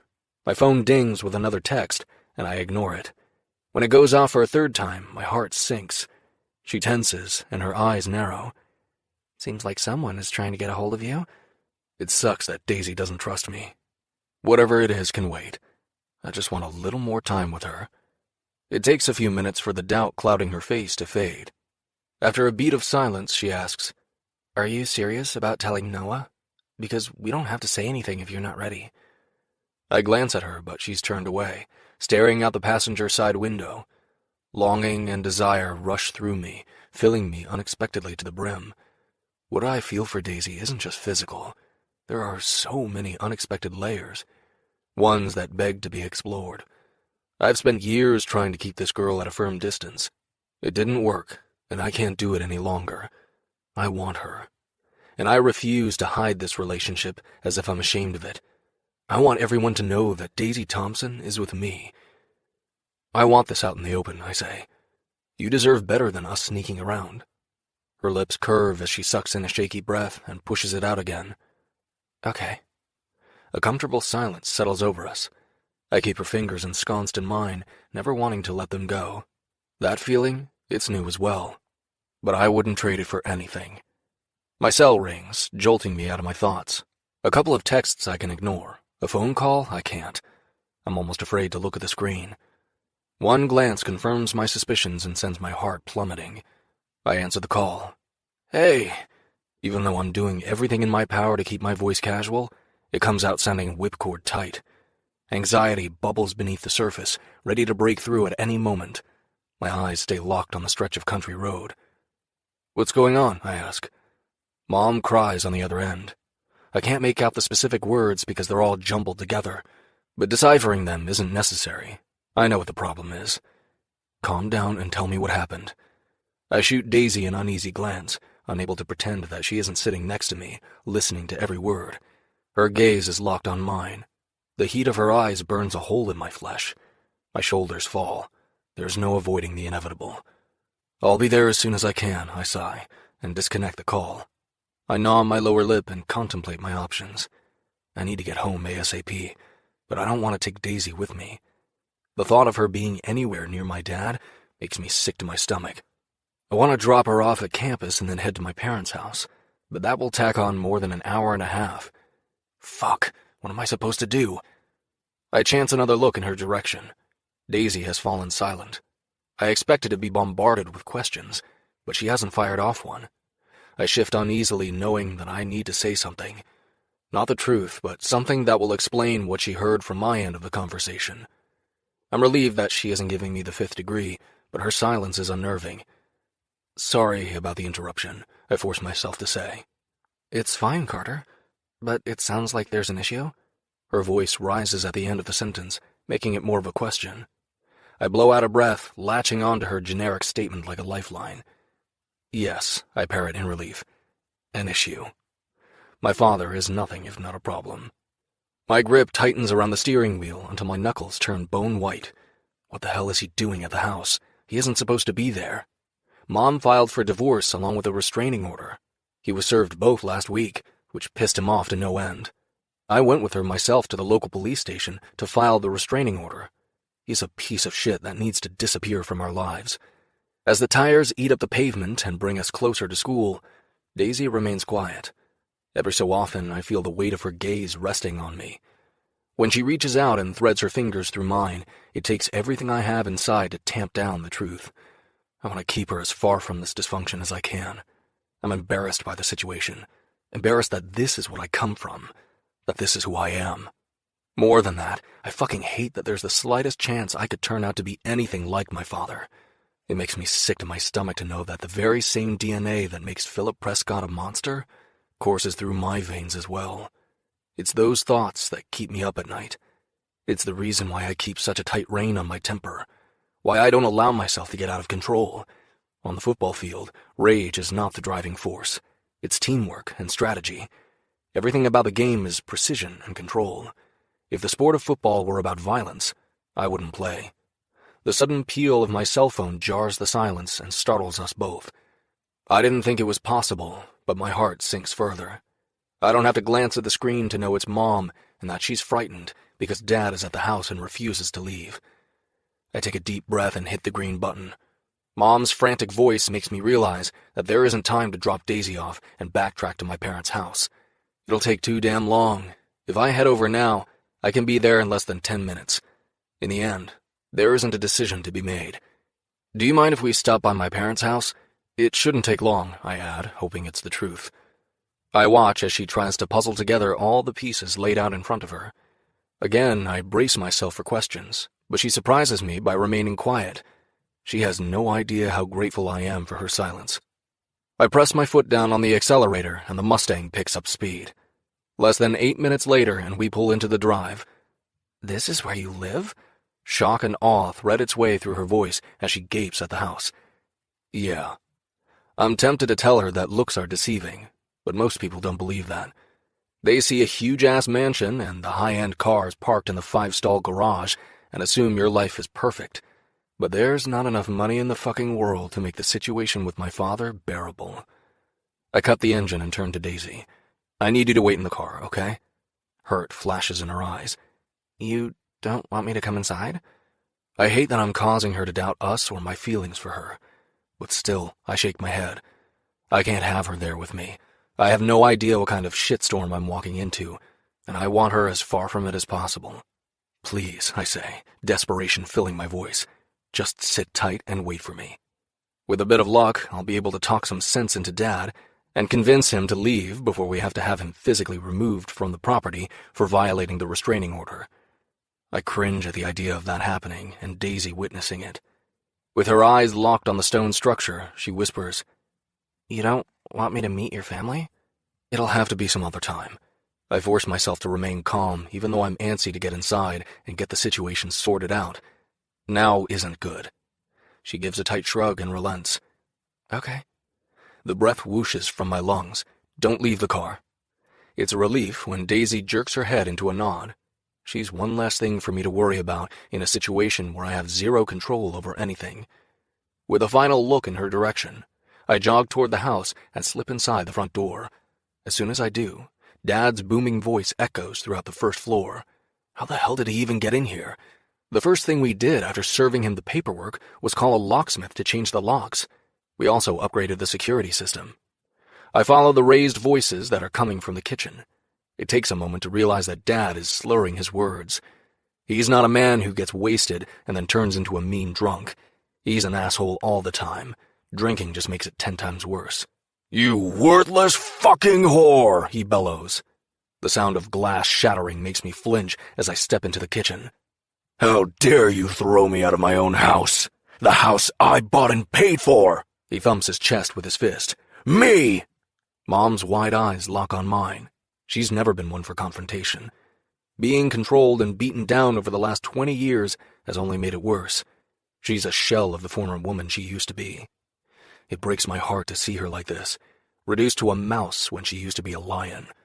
Filing for divorce is the first step to taking her life back. I won't allow him to suck her back into his abusive dysfunction again. Dad follows the direction of Mom's gaze and swings around to face me. His cheeks are stained red, and his eyes are wild with rage. "You!" He stabs a finger in my direction. "You ungrateful little shit! This is your doing, isn't it? You talked her into this!" "She deserves better than you," I say.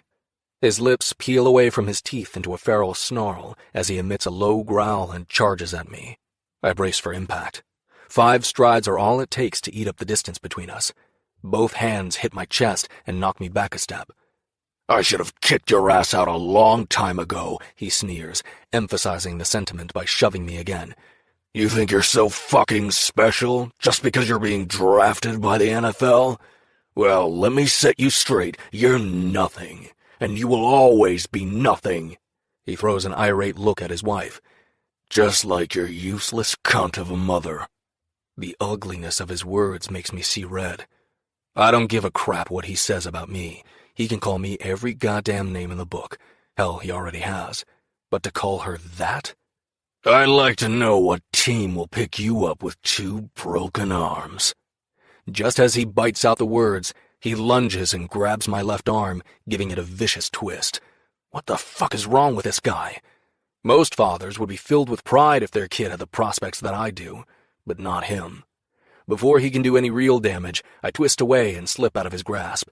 Normally, I hate when he gets shit-faced, but not this time. It allows me to evade him more easily. He's unsteady on his feet and stumbles when I shove him away. "You little fucker!" Spittle flies from his mouth as he takes a swing. I duck, and he staggers to the side with the momentum of his arm. I'm so focused on my father, anticipating his next move, that I barely hear the gasp. I glance away from the man weaving in front of me to see Daisy standing frozen in the doorway.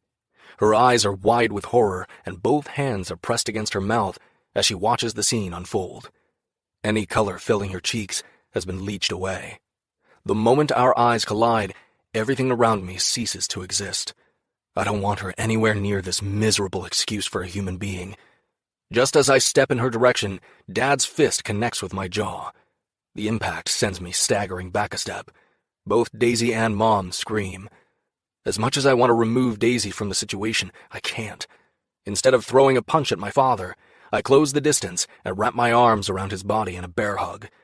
It would be so satisfying to beat the piss out of him, but I refuse to stoop to his level. Then I would be no better than he is. And I am not my father. With forced calmness, I meet my mother's eyes. "Call the police." She freezes. I hate that this is even a decision for her. After everything Dad has put her through, it shouldn't be. "Mom," I bite out, "call the police and tell them that your husband, Philip Prescott, has violated the restraining order against him." She nods and explodes into action. My command renews Dad's energy. He screams and blusters, struggling like a trapped animal. But he's drunk. His movements are sloppy and no match for my strength. As much as I want to forget that Daisy is here, I'm acutely aware of her presence. I don't think I've ever been more humiliated in my life. I can't bring myself to look at her.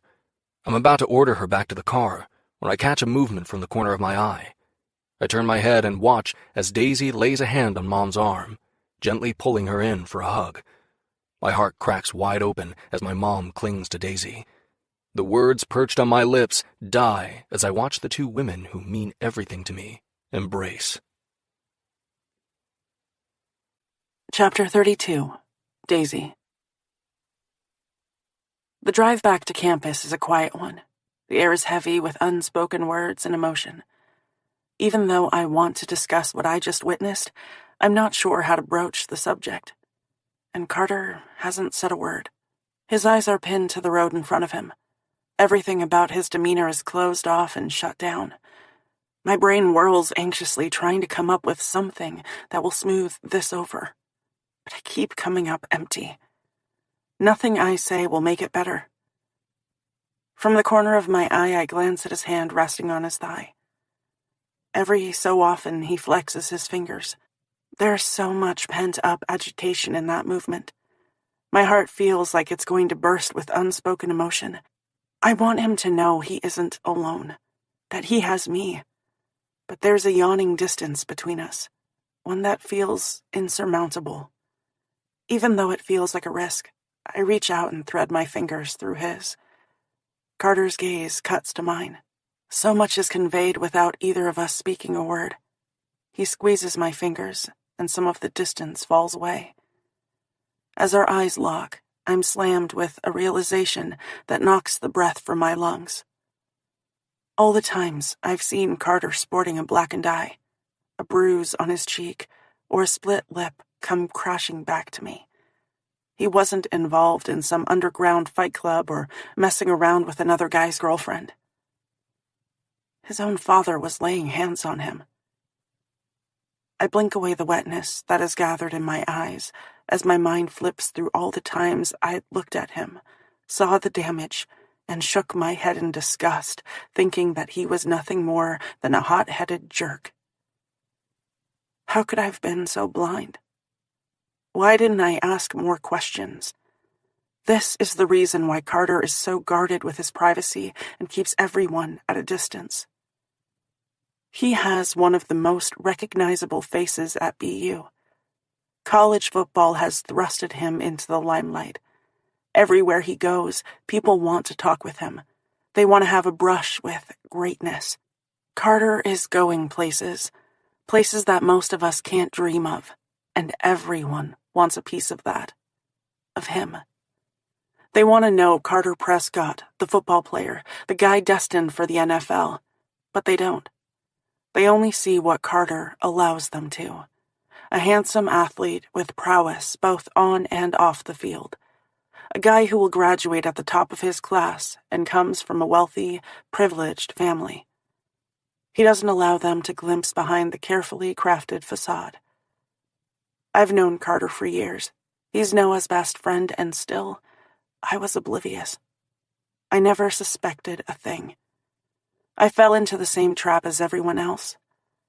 It's a disturbing thought that pricks at my conscience. Not once did I attempt to scratch beneath the surface.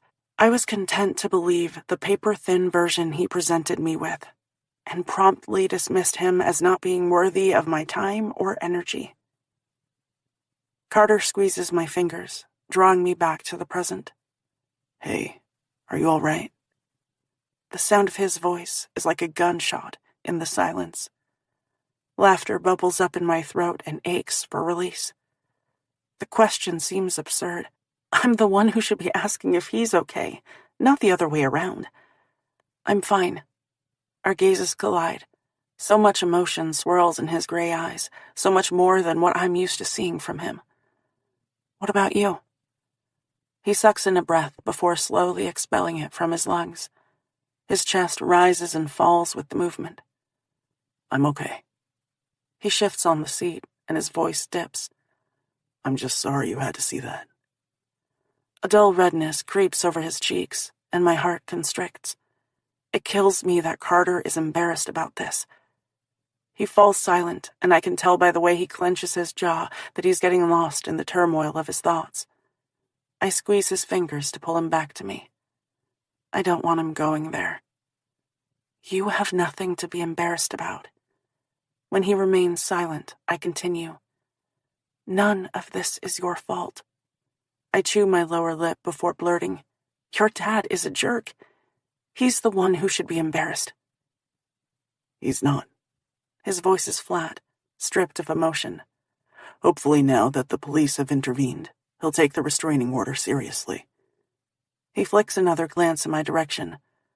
My mom filed for divorce, and he's not happy about it. I nod, having gathered as much from the conversation that ensued after the authorities arrived. It boggles my mind that this is Carter's reality. An avalanche of guilt nearly buries me alive. I'm no better than the BU masses. I only saw what he wanted me to. I never bothered to dig deeper or question the little things that weren't adding up. I clear my throat and croak. I'm sorry. He frowns. For what? The rioting emotion within me struggles to break free. I shake my head, unsure if my feelings can be adequately translated into words. Only now am I realizing how strong Carter is. To deal with a situation like this, you would have to be. For not seeing the man you truly are. He remains silent for so long that I wonder if he heard me. I never wanted you to find out about this. Why? Do you think I would have judged you for it? It hurts that he would think that. Maybe I could have done something to help. What exactly? I don't know. But I hate the thought of him going through this alone, with no one to lean on. His left hand tightens around the wheel. Because I was ashamed. Carter. I fight back the tears that rush to my eyes. I don't want him to think that I pity him. Somehow, I know he wouldn't want that. He glances in the rearview mirror before slowing the Mustang and pulling it to the shoulder of the road. The wheels spit gravel as he cuts the engine. He unsnaps his seatbelt and angles his body toward mine, sliding one hand into my hair. I spent all this time pushing you away because I never wanted that kind of ugliness to touch you. His voice lowers. All I've ever wanted is to protect you, Daisy. He pauses for a beat. Even from myself, if need be. My heart shatters into a million jagged pieces. Don't say that. You deserve so much better than me. His other hand rises to cradle my cheek. A fierce solemnness flares to life in his eyes. You have to know that everything I've ever said or done was never meant to hurt you. I needed to keep you at a safe distance, and that was the only way to do it. I'm sorry for that. He shakes his head as his lips twist bitterly. But no matter how hard I tried, I couldn't stay away. I ached to be around you. The only thing I need protecting from, I admit, is my own stupidity. I should have seen what was in front of me the entire time. My gaze clings to his. I'm the one who doesn't deserve you, not the other way around. I swallow down the rising emotion that threatens to break loose. You're wrong about that, but I'm not going to argue. His lips lift as he tenderly strokes the side of my face. None of it matters anymore. My heart clenches. I don't want him to push me away again. I don't think I could stand it, not anymore.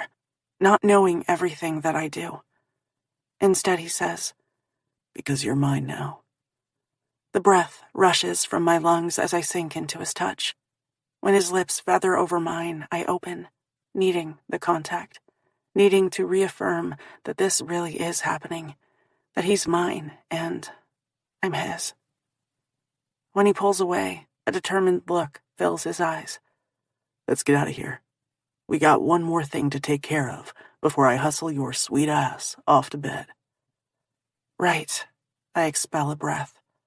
Somehow, in the midst of all of this, I forgot about my cousin. Chapter 33. Carter. This has been one of the strangest days of my life. How else do you describe a 12-hour period where you experience the highest of highs and the lowest of lows?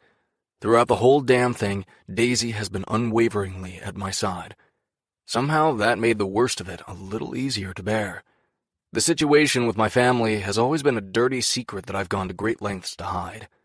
Having Daisy there as a silent onlooker, watching me as I subdued my father, that was beyond anything I could have envisioned. The hot licks of humiliation will forever be singed into my soul.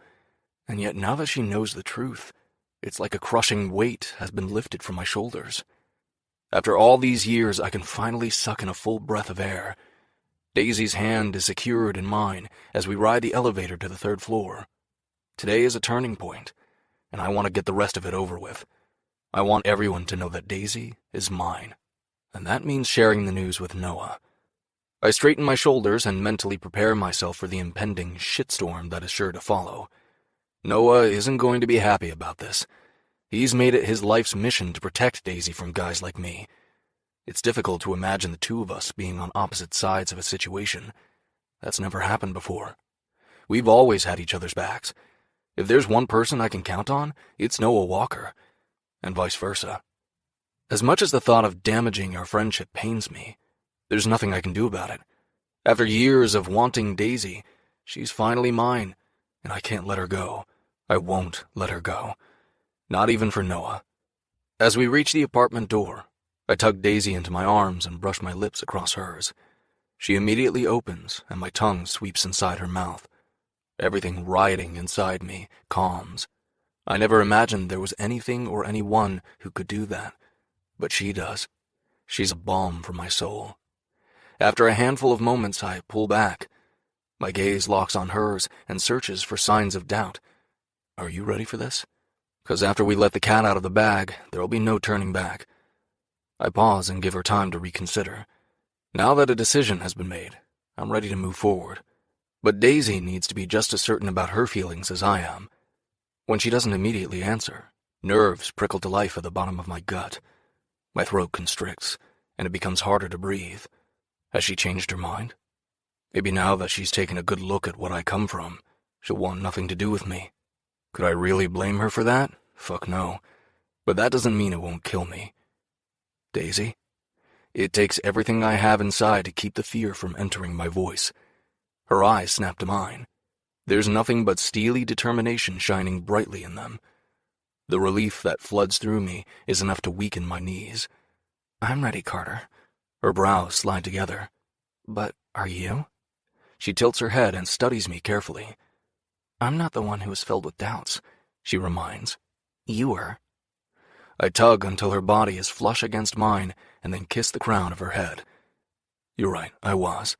But as usual, you've blown my best-laid plans to hell. She chuckles and swats at my chest. Please, I'm the best thing that's ever happened to you. You are. I sober, wanting to get this over with. Let's go tell your cousin what's going on, so he can get his head wrapped around it. Okay. With one last shared look, I unlock the apartment door and hold it open. Noah sits at the table as he types away on his computer. You can tell he's in serious student mode because his black-rimmed glasses are perched on his nose. He glances up and does a double-take when he sees us. A frown settles on his face as his eyes narrow. This afternoon started out great and then turned to shit. Somehow, Daisy and I have grown stronger because of it. Even though we've been hiding our relationship from Noah, I think he senses the shift as well. He leans back against his chair and folds his arms across his chest. Where have you two been? He bites out. I've heard him take that tone with plenty of the guys on the team, but never with me. Daisy grinds to a halt.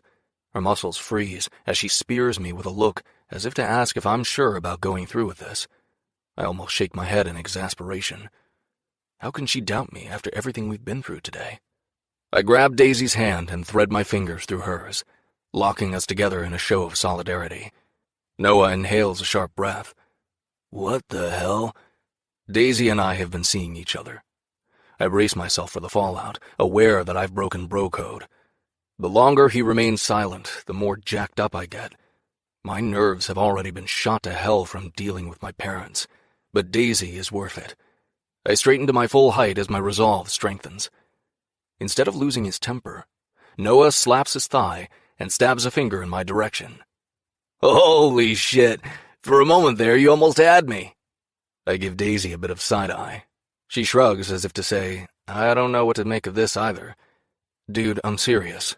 I clear my throat. Daisy and I have been seeing each other. That statement has him doubling over with laughter. He wipes the moisture from his eyes. Nice try. You two can barely stand to be in the same room together. He howls with laughter. You hate each other. That was never true. It had more to do with self-preservation than anything else, and I regret every damn minute of it. When Noah doesn't get himself under control, my patience snaps. I was expecting anger, not flat-out disbelief. For fuck's sake, the idea of us being together isn't that far-fetched. Things have changed, bro, I grit out. This isn't a joke. Daisy and I are together, and wanted you to be the first to know. I'm not sure if it's the look on my face or the seriousness of my voice, but all at once, Noah straightens. The laughter dies as he stares at me with wide eyes. The fuck you say? Now this is more in line with what I was expecting. He rises to his feet. Noah's a big guy, tall and broad-shouldered. He can easily bench his own body weight. I don't want this conversation ending with a fight, but I'm prepared to deal with his anger if it does. Ignoring Daisy, he demands, You're serious? I nod. Yeah, I am. Exactly how long has this been going on for? A couple of weeks, I admit. At least now everything is out in the open. If there's any silver lining to the situation, that's it. I don't understand, he mutters with a shake of his head. Are you forgetting that this is the same girl who baked brownies filled with laxatives so you'd shit your brains out? No, I haven't forgotten. Noah doesn't have a clue as to how I've always felt about Daisy. He doesn't realize that I've spent years pushing her buttons so that she'd hate me and keep her distance. And now you two are what? His face crumples in disgust and he flinches. A couple? Ignoring the question, I say instead, It was never our intention to lie to you. I glance at Daisy, not wanting to put words in her mouth. We needed time to figure out for ourselves what was happening between us. Noah shakes his head as if to clear it. So, you two have been what? Sneaking around and screwing behind my back for weeks? Daisy gasps as the color drains from her face. That's none of your damn business, I bark as my fingers tighten around hers. The hell it is, Noah growls as his fists clench at his sides. He looks ready to lose it, and part of me can't blame him for that. But I'm not going to stand here and listen to Noah disrespect Daisy. I don't give a shit if she's his cousin or not. My relationship with Daisy is private and has nothing to do with you, I tell him. That announcement only serves to piss Noah off more. His jaw locks as he bites out, We need to have a private conversation. Chapter 34. Daisy. Yeah, sure. Carter nods and gives my fingers another squeeze before releasing them. Where do you want to go? Not you. Noah snaps and stabs a finger in my direction. I want to talk to her. What? Carter's brows jerk together as he glances at me in surprise. I'm just as thrown by the request. Me? I place a hand on my chest to clarify. You want to talk with me? Noah's scowl intensifies. I can't remember the last time I've seen him this angry. He looks ready to bust a nut. Yeah, you. He jerks his head toward my room. Let's go. I catch Carter's gaze and shake my head in confusion. Okay. This isn't the way I saw the conversation unfolding. Noah stalks to my bedroom, and I trail after him before closing the door. I knew he would be mad.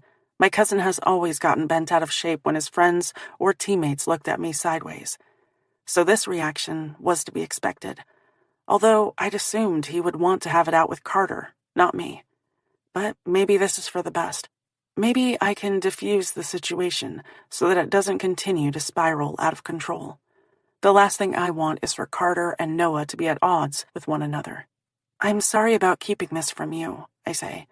You and Carter aren't happening, and that's all there is to it. He folds his arms across his chest and glares. Me being with any of Noah's friends would go over like a lead balloon, but the fact that it's his best friend makes it even worse. I moisten my lips and try again. Noah, let me explain. Refusing to listen, he shakes his head. There's nothing to explain because you're going to end things with him now before it goes any further. Surprised, I blink at the fierceness of his tone. Look, you have every right to be upset. You're damn right I do, he bites out. My fingers twist in front of me. But I don't want you to be pissed at Carter. He didn't do anything wrong. This was all me, I admit. Noah frowns and his fists clench at his sides. I never thought otherwise, Daisy. My brows draw together. Wait, what? Carter would never go after you. There's no denying that Noah is angry that Carter and I are together, but his ire doesn't seem to be directed at his friend. It's directed at... Wait a minute. I draw up to my full height and press a hand against my chest for a second time. You're angry with me? Noah rolls his eyes. Yeah, I am. He jerks his hand toward the door. What the hell are you doing? Have I entered the Twilight Zone? Because nothing he's saying makes sense. I shake my head to clear it before muttering. I don't understand. Carter isn't like the other guys you mess around with. I huff out a frustrated breath. That's not what's going on here. What Carter and I have is so much more than that. This relationship might be new, but already I can tell that my feelings for him run deep. Maybe they always have, and I was just too stubborn to see it. He presses his lips into a tight line. All you're going to do is screw him up, Daisy. My mouth tumbles open at the accusation, and I whisper, How can you say that? He jerks his shoulders into a shrug. Let's be honest. You have a shit track record when it comes to guys. You go through them like most people go through underwear. Carter doesn't need that, especially now. His words suck the air from my lungs, making it impossible to breathe. Noah, how did our conversation get so far off track? A fierce protectiveness ignites in his eyes. I've seen that look 100 times before, but it's always been on my behalf and never directed at me. I don't want you fucking with his head, he mutters. His words slice through me like a razor blade. What makes it worse is that this is coming from my cousin, the one person I can always count on to have my back. Do you really think I would do that? He ignores the question, instead saying, If you care about him at all, you'll end things now, before it goes any further. Where is this coming from? My voice trails off as I realize that this isn't about Noah trying to protect me from his friend. This is about Noah trying to protect Carter from me. As soon as that thought takes root, the reason for it hits me like a ton of bricks. He knows. Noah has known this entire time and never said a word. I think back to the strange look that passed between them when Carter took off in the middle of the football game. For the upteenth time today, I feel like a jackass for not realizing something that should have made sense a long time ago. All the puzzle pieces were sitting in front of me, and I didn't care enough to put them together. You know about his family, don't you? I murmur. Of course I do. There's a curl to his lip. We've been friends for years. He blinks as his expression morphs into one of disbelief. Wait a minute. He told you about it? This has been a day for revelations. The heaviness of them weighs me down, making it impossible to continue standing upright. I walk to the edge of the bed and wilt on it, staring at my clasped hands. He took me to a park for a picnic this afternoon. Noah rears back in surprise. I'm sorry, he did what? I glance up and meet his wide eyes. A small smile curves my lips. Carter packed a lunch and took me to a park. Any other time, I would revel in knocking my cousin off balance. Noah drops down next to me, and the mattress shifts under his bulk. I peek at him as he mouths one word. Wow. A chuckle escapes before fading from my lips. Instead of making eye contact, we stare straight ahead as I fill him in on what happened this afternoon with Carter's parents. You need to be sure, Daisy. He drags a hand through his hair. Sure that you want this. His blue gaze locks on mine. What Carter feels for you isn't casual. Pleasure blooms in my chest. How do you know? I just do, he mutters. He doesn't allow many people into his life. Whatever you do, don't jerk him around. No, I'm not sure how to respond to that. I'm serious, he snaps. Carter has got enough shit to deal with. He doesn't need to open himself up only to have you cut and run a few weeks later. I'm not going to do that, I say softly. I really hope not. A smile ghosts over his lips, but there's not a drop of humor in it. I'd hate to kick your ass, and you better believe I'll do it. He raises one brow. Cousin or no cousin? Yeah, I'd like to see you try, I snort. Noah throws an arm around my shoulders and tugs me close. The way our easy camaraderie seeps back into our exchange is a relief. The last time you tried something, I was the one who came out victorious. Noah rolls his eyes and grouses, Yeah, well, that's because you fight dirty, like a girl. Please. He's right. I've been known to fight dirty if that's what it takes to win. And against a guy who outweighs me by almost 100 pounds, you better believe I'm going to use every advantage available. I'm not an idiot. You grabbed my nuts and squeezed, he grumbles. I blink innocently. Oh, is that what I was holding on to? They were so small I wasn't sure. He shakes his head. I sure hope Carter knows what he's getting involved in. A smile spreads across my face. After the brownie fiasco, I'm going to hazard a guess and say that he does. You're a fucking menace, Daisy Thompson. With lightning-quick movements, he grabs my head and sinks his knuckles into my hair before scrubbing them back and forth. Ah! I hate noogies. Noah hasn't done this to me in years, not since the last time I grabbed his nuts. I couldn't be prouder, he laughs. Chapter 35. Daisy. You need to back this truck up and start over again, Olivia demands over the loud noise of the stadium. I want all the details in slow motion so I can savor them more fully. Plus, I want to make sure you didn't leave anything out. That's not necessary, I chuckle. You're totally in the know. Likely story. She huffs and slaps my thigh. I still can't believe you were holding out on me like that. She pauses for a beat. This is huge. Even though we're sitting in the 10th row of the student section, with people jam-packed around us, she manages to throw her arms wide, narrowly missing the guy sitting next to her. Bigger than huge. Mega huge. Yeah, I wince. I know. I probably should have clued Olivia in to what was going on with Carter. But how could I do that when I didn't know myself? Olivia and I have always confided in each other. We delved headfirst into our friendship the first week of freshman year and haven't come up for air since. Not wanting her to be mad or hurt by my lack of transparency, I loop my arm through hers and tug her close. I'm sorry. I didn't want to say anything until I knew it was more than... I paused, trying to come up with an adequate term to describe what Carter and I were involved in. A friends with benefits situation? She snorts. When were you two ever friends? Good point. How about a frenemies with benefits situation? I quip. Sure, we'll just go with that. Olivia sits up a little straighter and gives me a knowing look. See, I wasn't too far off base when I said that he liked you. She nudges my shoulder and waggles her brow. And that you liked him. Carter's reason for keeping me at a distance somersault through my head. I guess you weren't, I admit. Olivia seems mildly annoyed by my confession, but nothing more. And even that is fleeting. She's never been able to stay mad at me.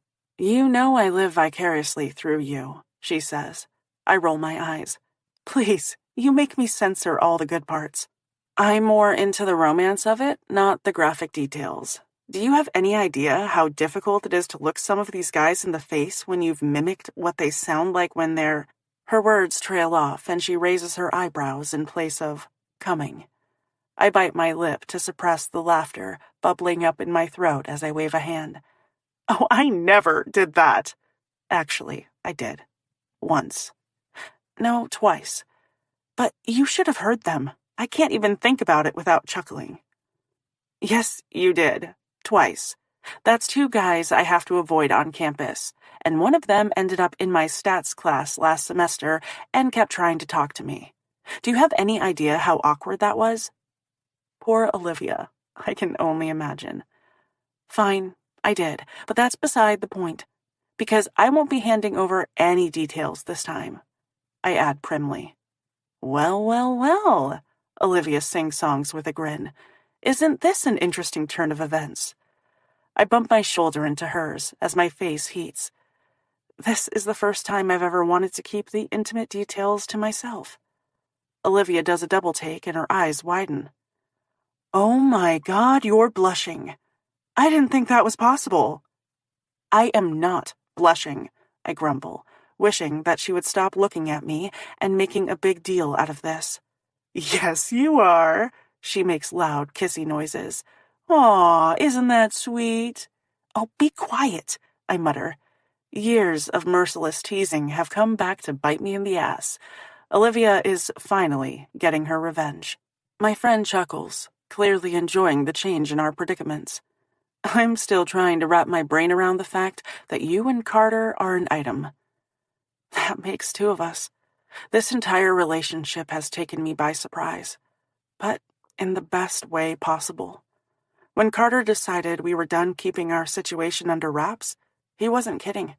After he told Noah, it's like the floodgates opened. He made it clear to everyone that I was his girlfriend, which means that when we walk across campus, he holds my hand. It also means that when we're in class, he's parked next to me with his arms slung across my shoulders. I never thought Carter would be one for PDA. The memory of him kissing me in front of a packed quad a couple of days ago flits through my brain. The catcalls and applause that broke out afterward were thunderous. It's like he wants everyone to know that I'm his and he's mine. I can't say that I don't love it. Hey, I'm looking for Daisy Thompson, a voice shouts from the sidelines of the football field. Olivia and I turn and stare, but neither of us say a word. Where are you, Daisy Thompson? He yells again. Sensing that something is about to happen, the students surrounding us quiet, their necks craned to get a look at the guy on the field. I shade my eyes, trying to figure out who he is and why he's shouting my name. He's obviously part of the team because he's in uniform. I know a lot of players, but I'm not acquainted with everyone. I'm better friends with the more senior guys who are close with Noah and Carter. When he bellows my name for the 3rd time, even louder than before, I wave my hand in the air. Here, I'm right here. Apparently, he's not going to leave until I reveal myself. He unleashes a dimpled smile as his eyes settle on me. Olivia elbows me in the side and leans closer. He's cute. He's a baby, I mutter from the side of my mouth. I'm pretty sure that's peach fuzz on his cheeks. She shrugs. He's still adorable. Then you should go for it. My gaze remains fixed on the guy. Maybe you can offer him a lollipop and he'll come home with you. She chokes out a laugh and elbows me in the ribs. You're a terrible human being. True statement, I agree. But that's why you love me. Yeah, I don't know about that. She narrows her eyes, as if actually giving it some thought. Since the guy on the field hasn't budged, I clear my throat and say more loudly so he can hear me. Is there something I can help you with? Although I can't imagine what that could be. I've got a special delivery for you. Oh? I glance at Olivia. She raises her brows and shrugs. Only now do I notice that he's holding something in his hands. He pulls back his arm and launches it. A dark plastic bag sails right to me, and I catch it easily. That's when I remember this guy is a 3rd-string quarterback. Jackson. He's a freshman. What is this? I shout.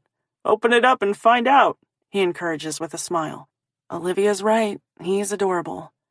He may be 3rd string and a freshman, but he has quite the fan base on campus, and not all of them are underclassmen either. Apparently Jackson brings out the cougar in some of these BU girls.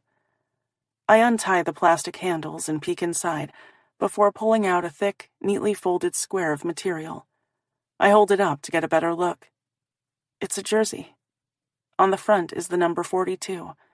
I turn it over and the name Prescott is stamped across the back in white block letters. His number is beneath it. I look up. Jackson has disappeared, and Carter now stands in his place. A grin spills across his handsome face. "Hey, sorry about that," he yells. "I wasn't sure if I'd have enough time to get the jersey to you." He glances toward the tunnel where one of the assistant coaches is waiting. The guy points to his wristwatch and taps it twice. Carter nods and the coach goes back to staring at his clipboard. "You got me a jersey?" My heartbeat kicks up a notch at his thoughtfulness. He scoffs. "I can't very well let my girl walk around in another guy's number now, can I?" Ever since freshman year, I've worn Noah's jersey in a show of support. "It's my cousin," I shout with a smile. "I don't think you have anything to worry about on that front." He tilts his head to the side and squints. Hot damn, but he looks sexy in his black jersey and tight white pants that hug his muscular thighs. The thick pads make his shoulders seem impossibly broad and his waist tapered, and the blackout under his eyes. I squeeze my thighs together to lessen the ache throbbing between them. The thought of having to wait at least 4 hours before I can get my hands on him makes me groan. "Down, girl," Olivia whispers, voice simmering with laughter. Like I said before, she is so loving this. Carter shakes his head and folds his arms against his chest. "Are you arguing with me, Thompson?" I pull Noah's jersey over my head and reveal a pink cami beneath. Then I slip into Carter's and smooth down the material. Since it's sized for a woman, it hugs my curves perfectly.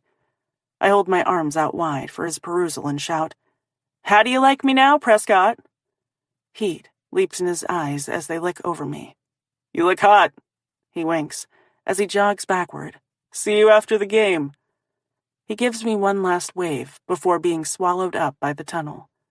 That, Olivia declares, was the most swoon-worthy thing ever. I don't want to gloat, but she's right. It totally was. And just like that, I fall a little bit harder for Carter. Chapter 36. Carter. Great game, Prescott. Dude, you owned that field today. Hands pat me on the shoulder as I move through the crowd searching for Daisy. She hung around after the game to congratulate me and then took off with Olivia, saying they would meet up with us later. It amazes me that I went this long without Daisy, and now all I want is her by my side. And her wearing my jersey this afternoon? Yeah, that was sexy as fuck. I'm sure she's changed into something more party-friendly, but I'm fantasizing about seeing her in my jersey and nothing else. Thinking about it gives me a semi. The plan for this evening is simple. I find her, we hang for an hour or so and make the rounds. Then we head back home where I immediately strip her ass naked. Maybe have her throw on that jersey again. I stop and survey the crowd, but don't see her blonde head anywhere. I'm just about to pull out my cell and track her down when a pair of female hands rove over my chest. My head snaps up, hoping that Daisy has materialized. No such luck. The smile fades from my face as disappointment sets in. Hi, Carter. That was an awesome game this afternoon. Vanessa, a girl I know from around campus, gives me a coy smile, all the while walking her fingers over my bicep. And you, in particular, were... She pauses, searching for a different adjective, but is apparently unable to come up with one on the fly. Seriously awesome. Thanks, I say. I know what Vanessa's looking for, and it's not going to happen. Hopefully she's catching the vibe I'm putting out there that I'm not interested. I've been around long enough to know how this situation is going to play out. Don't you think Carter was awesome today, Cassie? All right, I wasn't expecting that twist. I blink as another girl who looks identical to Vanessa wraps herself around my other arm like a python.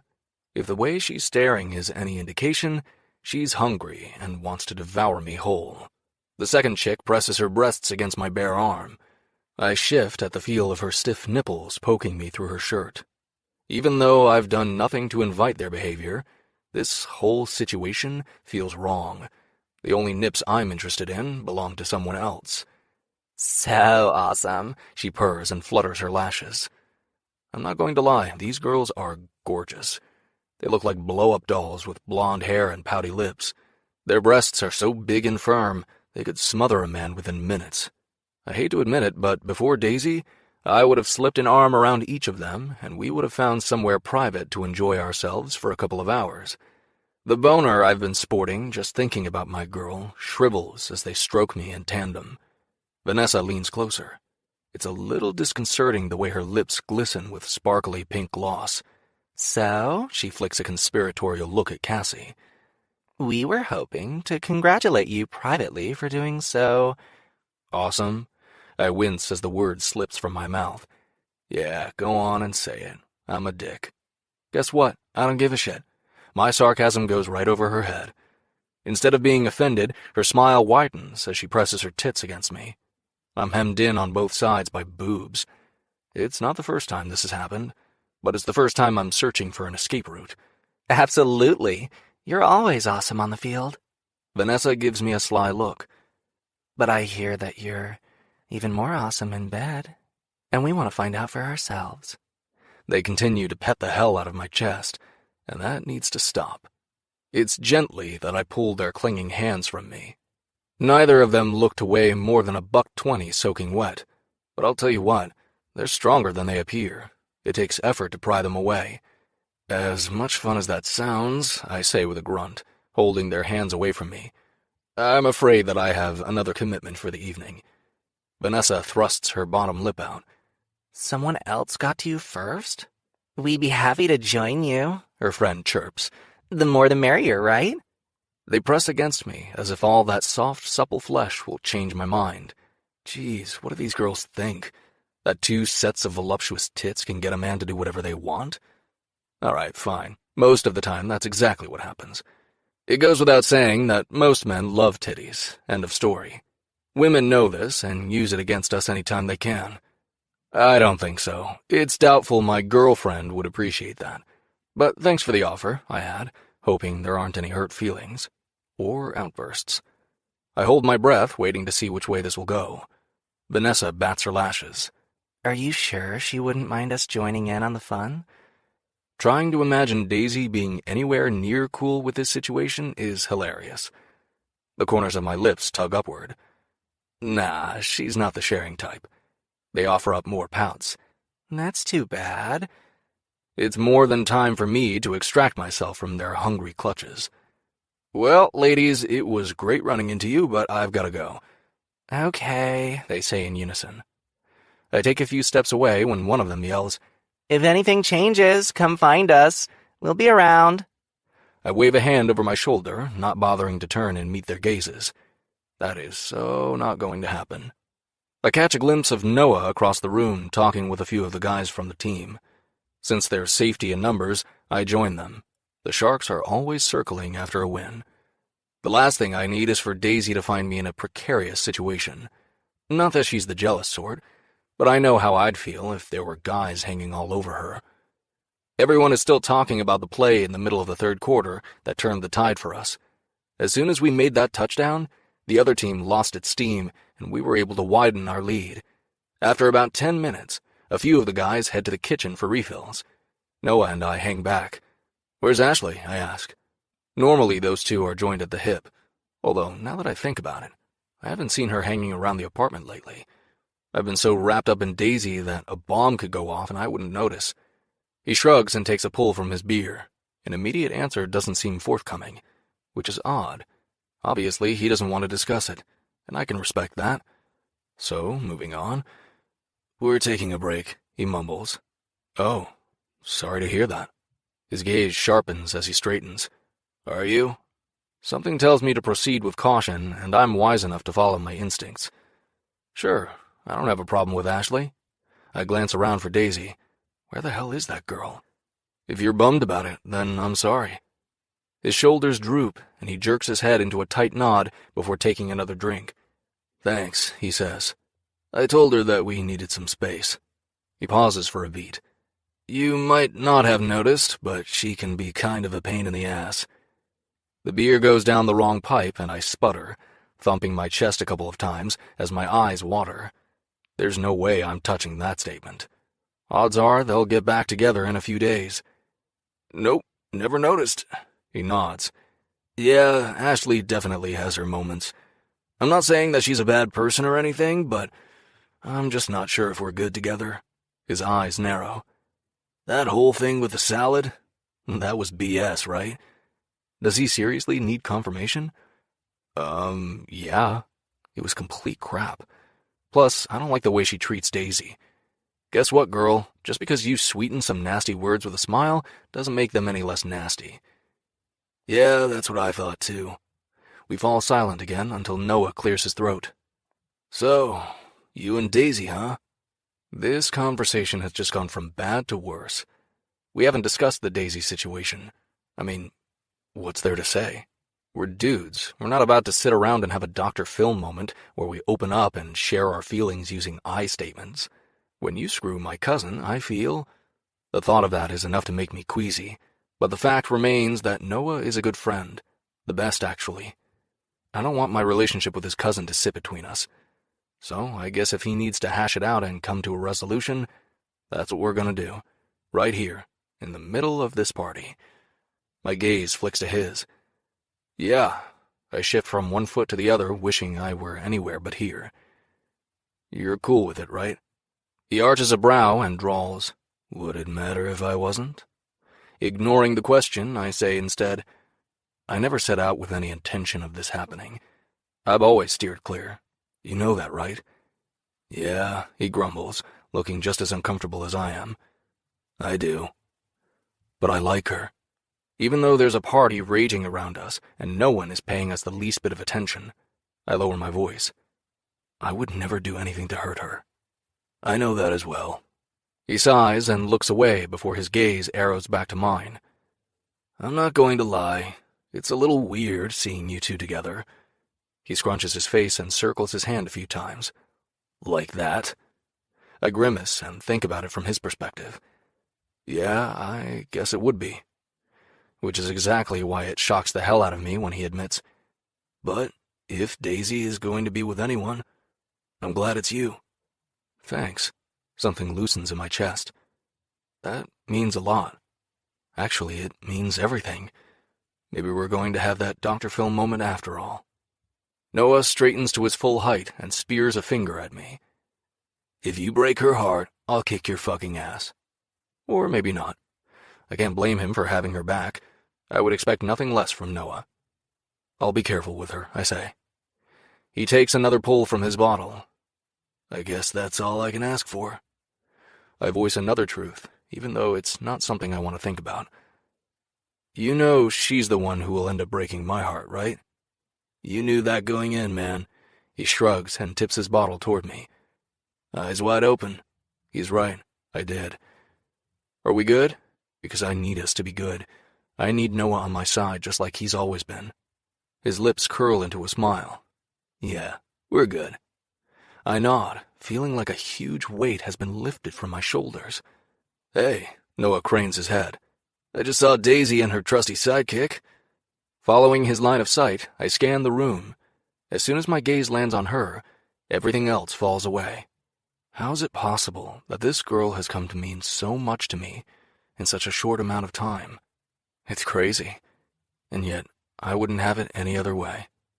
When it comes to Daisy, I have total tunnel vision, which is why I don't notice what's going on, until Noah makes a comment about the guy chatting her up. Chapter 37, Daisy. As soon as Olivia and I walked through the door of this party, some guy glommed onto me, and I haven't been able to shake him loose. He isn't getting the hint that I'm not interested. My guess is that his inebriated state has something to do with it. Ugh. Even if I were single and ready to mingle, drunk guys are never on my radar. For one thing, they have the tendency to think they're hilarious, as if everything that spews from their mouth is comedic gold. Let me tell you from experience, it's not. Far from it. Half the time, you can't make heads or tails of what they're slurring. 2, they're usually way too handsy for my taste. I'm not a girl who likes to be manhandled, unless I give you the green light to do it. Then I'd love it, but otherwise, forget about it. I'm liable to deck you. And lastly, there is no such thing as letting them down gently. They get all offended if you're not interested, and either end up calling you a bitch or a dyke. Who needs that? I glance around for Noah. Where the hell is that guy when I need him? Any other time, he's hovering over me, chasing guys away. When I could actually use his assistance, he's nowhere to be found. So freaking typical. I raise my brows and shoot Olivia an exasperated look. But her gaze is trained on something over my shoulder. As I turn to see what's captured her attention, she mutters, "Incoming." Before I can blink, a strong male arm snakes around my body and holds me close. Carter's masculine scent hits me all at once. I glance at him, but his eyes aren't focused on me. He's glaring at the guy who won't take no for an answer. I shift my gaze to the drunk guy, hoping he'll give up and find someone else to harass. Now that Carter is here, I just want to move on with my evening. I'm still riding high from the jersey he gave me earlier this afternoon. Truth be told, I don't have much interest in being at this party, but I figured Carter would want to celebrate with his team. We haven't been together long. I don't want to be that girlfriend who wants to sit home and watch Netflix on a Saturday night. Although Netflix sounds really good right now. Dude, drunk guy slurs. I was in the middle of something here. At least that's what I think he says. It's hard to tell. Carter shakes his head. I don't think so. You need to move it along. She's not interested. Drunk guy's unfocused gaze bounces between the pair of us. She wants me. We were just headed upstairs. Unsteady on his feet, he staggers a few steps toward me, and I wince. Right? He asks. No, sorry. That was never on the agenda for this evening. Right? He sneers. Why don't you tell Pretty Boy to take a hike, and I'll show you the anaconda that's hiding in my pants? Laughter bubbles up within me. I can't help it. Anaconda? Methinks not. It's a tempting offer, I lie, but I'll take a hard pass. Maybe I was annoyed a few minutes ago, but now that Carter is here, there's nothing to worry about. Dude, my cousin says, beat it. My gaze swings to Noah, not having realized that he was standing behind me. Olivia's eyes dart between Noah, drunk guy, and Carter. She doesn't like confrontations, although I don't think Olivia has anything to worry about. Most guys back off when Carter or Noah come into the picture.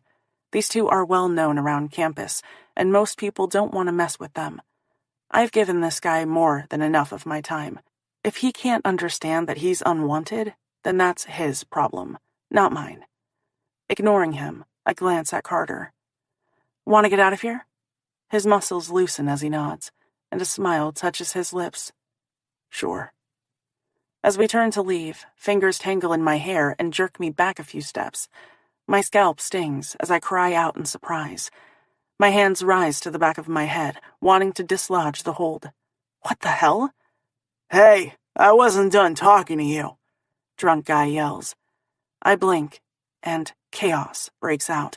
Noah yanks the guy's hand from my head. It feels like a chunk of hair has been ripped out by the roots, and the back of my head is on fire. I stagger as Carter gets in the guy's face and shoves him back a step. What the hell do you think you're doing? Carter growls.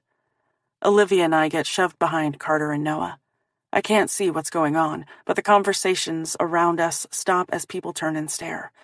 Olivia's eyes flare wide and her mouth hangs open in shock. Wanting to inspect the damage, I touch the back of my head and feel the spot. It's tender to the touch. I told you, dude, drunk guy slurs.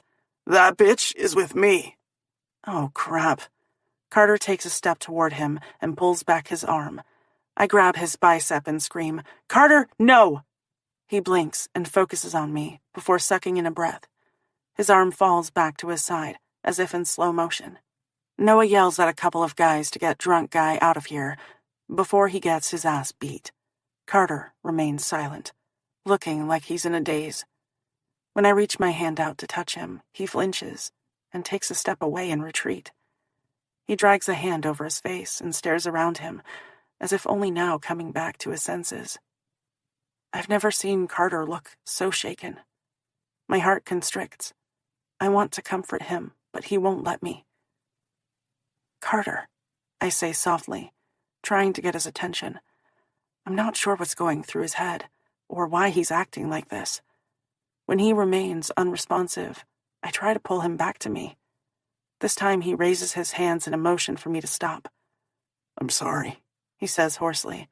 I need to get out of here. His eyes dart around, looking for an escape.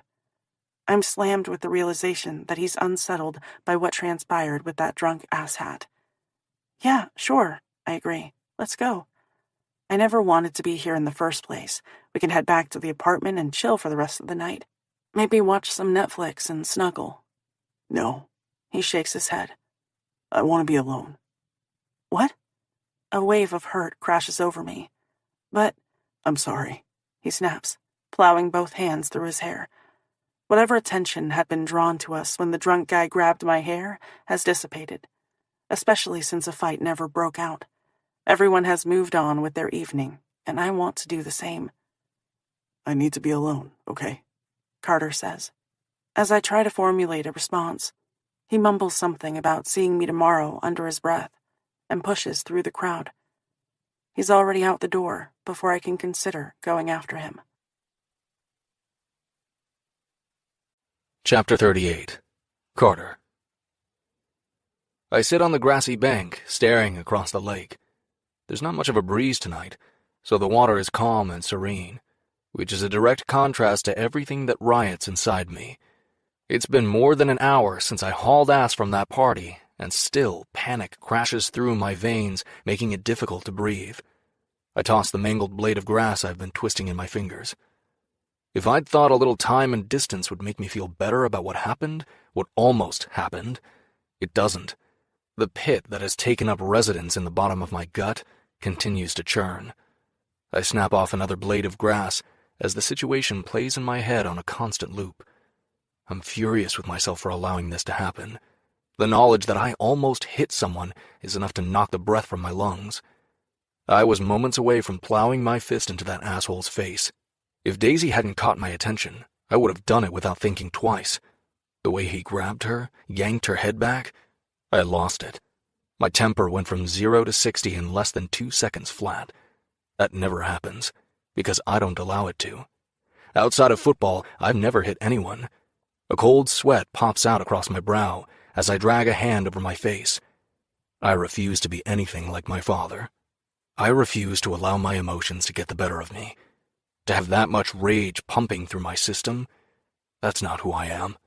Everything in my life is controlled. My feelings are always contained. But that's not the case right now. Daisy makes me feel things I've never experienced before. I'm neither controlled nor contained with her. The faint strains of an engine grow louder. The park closed at 9 o'clock, and it's after 10. The last thing I need is another run-in with one of the rangers. I focus on the moonlight reflecting off the glassy surface of the lake, and hope that whoever it is will drive on by, leaving me in peace. When someone settles next to me, I inhale a breath before forcing it out again. Without glancing in her direction, I know it's Daisy. The fact that she knew where to find me. Emotion blooms in my chest, and I quickly snuff it out. Everything in me goes on high alert, waiting for her to bombard me with questions. But she doesn't. Instead, she sits quietly beside me. One by one, my muscles loosen. Crickets chirp a symphony around us, and still, Daisy doesn't say a word. From the corner of my eye, I watch as she draws her knees to her chest and rests her chin on them. "What happened wasn't your fault, Carter," she whispers. I tear off another blade of grass and shrug. She's wrong about that. It was entirely my fault. Unlike my father, I take responsibility for my actions. I don't twist things around and point fingers the way he does. With Philip Prescott, the blame always lies with someone else for pushing him into reacting. I'm not that guy. I will never be that guy. I lost control, I admit. Whether you want to believe it or not, what happened is my fault. Daisy shakes her head, ready to argue the point. "But that guy—" "No," I cut in and thump my chest with my fist. Losing my temper is on me, not him. Doesn't she understand that? If I excuse myself for losing control and getting physical, then I have to excuse my father for all the times he's done the same damn thing. I refuse to do that. There were other ways to handle the situation, and I chose not to. I'm embarrassed to say that they weren't even a consideration. Tonight, I was my father's son. Disgust burns a hole through my gut. Daisy pales under the moonlight. Good. She should be disgusted by what lives deep inside me. I've always assumed that I could control my reactions. To realize that I can't is a bitter pill to swallow. You don't really believe that. Her voice drops. You are nothing like your father. I'm frustrated by her lack of understanding. It's obvious that she wants to sweep this incident under the rug and pretend it never happened. Well, I can't do that. I've always lived my life by a strict set of rules, and tonight I blew them to hell. They didn't even exist, I ground out.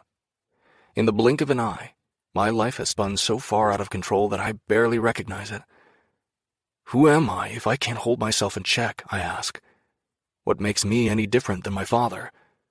That guy didn't give you a choice in the matter, she shoots back. Maybe she believes that, but I don't. I shake my head. There is always a choice. Desperation eats me alive. And to say otherwise is just a refusal to take responsibility. Oh, Carter, she whispers. When she reaches out to touch me, I flinch from the contact. The last thing I want is Daisy's comfort. I don't deserve it.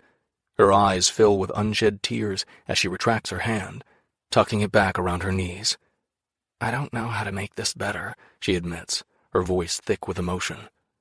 For the first time since she's taken a seat, I turn my head and meet her eyes. There's nothing you can do. What happened tonight? I shake my head as disgust crashes through me. It can't happen again. I don't lose control like that. Bile rises in my throat, because I know exactly what can happen when it does. I rip my gaze from hers and stare into the darkness. This place has always been a balm for me. I've always been able to pull myself back together again. But it's not happening this time. I'm a mess. You are nothing like your father, she growls. But that's the thing. How different can we be if I was so quick to violence? If I resorted to using my fists without giving it a second thought? We're more alike than I want to believe. That thought sickens me. No, you're not, she snarls. You are nothing like him. Why can't you see that? This conversation isn't going anywhere. Daisy doesn't get it, and she never will. I've done everything in my power to be the exact opposite of my father, and to realize with one fucking mistake that I'm not is a real kick in the ass. The air gets sucked from my lungs, and suddenly, I can't breathe. The one girl I want more than anything, the one who has never been far from my thoughts, is the one person I can't have. All my emotions hurtle to the surface with her, and there is no holding back. Nothing is restrained. Only now do I realize how dangerous that kind of intensity can be. My relationship with Daisy is only just beginning. And look at me. Look at what I'm capable of, at what I've become. I can't do this. The words bleed from my lips before I can staunch the flow. Even though they nearly kill me, there's relief to be found in them, and that's what I latch onto. I'm sorry.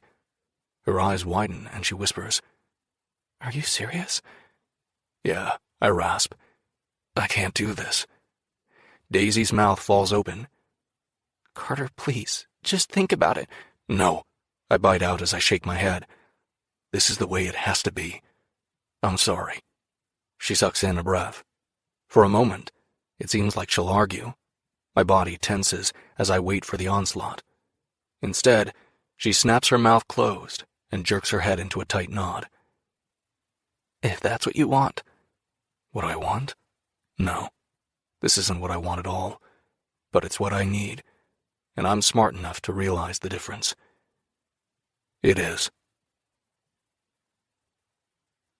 Chapter 39. Daisy. It's been a week since the party.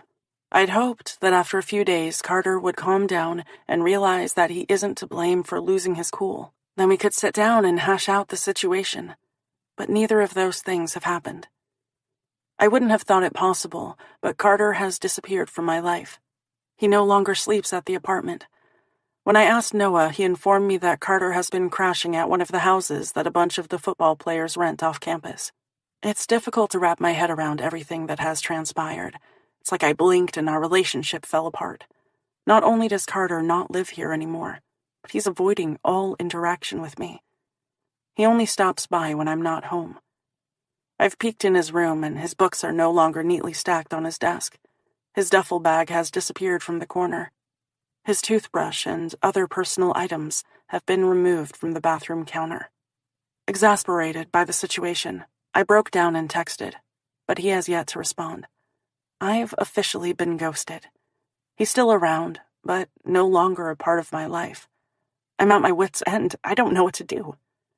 Well, that's not altogether true. If Carter wants me to let him go, what other choice do I have?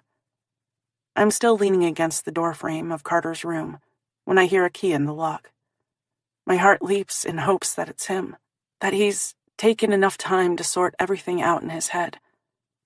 But it's not. Noah walks into the apartment and stops short when he sees me hovering by Carter's door. Heat floods my cheeks as we hold each other's gazes. I'm embarrassed to be caught looking so pathetic. This guy has clearly dumped me, and I still want him back. Normally, when my relationships fizzle, it's the other way around, and I'm more than ready to move on.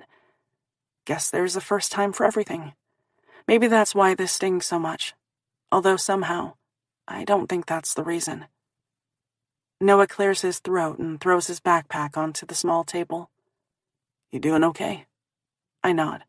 The way his brows draw together tells me he doesn't believe me. We're quite the pair, aren't we? He mutters. A pair of sad sacks is what he means. I'm no longer with Carter, and Noah has broken up with Ashley. I always imagined relishing the moment Noah and Ashley called it quits, but I can't bring myself to feel any kind of joy. I snort and push away from Carter's door jamb. At some point, I'm going to have to come to terms with the fact that our relationship is over, and there's nothing I can do about it but move on. Although that's easier said than done. Noah doesn't glance up as he flips through a stack of mail on the table. Have you talked to him? He doesn't specify who him is, but he doesn't have to. Carter dominates both of our thoughts.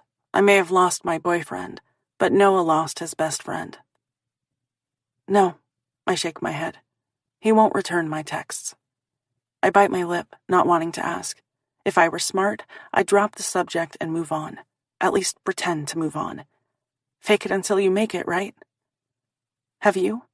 The question slips out before I can stop it. He shifts from one foot to the other and avoids eye contact. I saw him at football practice. Oh yeah, right. He glances up and shrugs. And I was here the other day when he stopped by to pick up more stuff. Pain blooms in my chest like a gunshot wound. I honestly can't imagine surviving this. So he's just not going to live here anymore. I don't know, Days.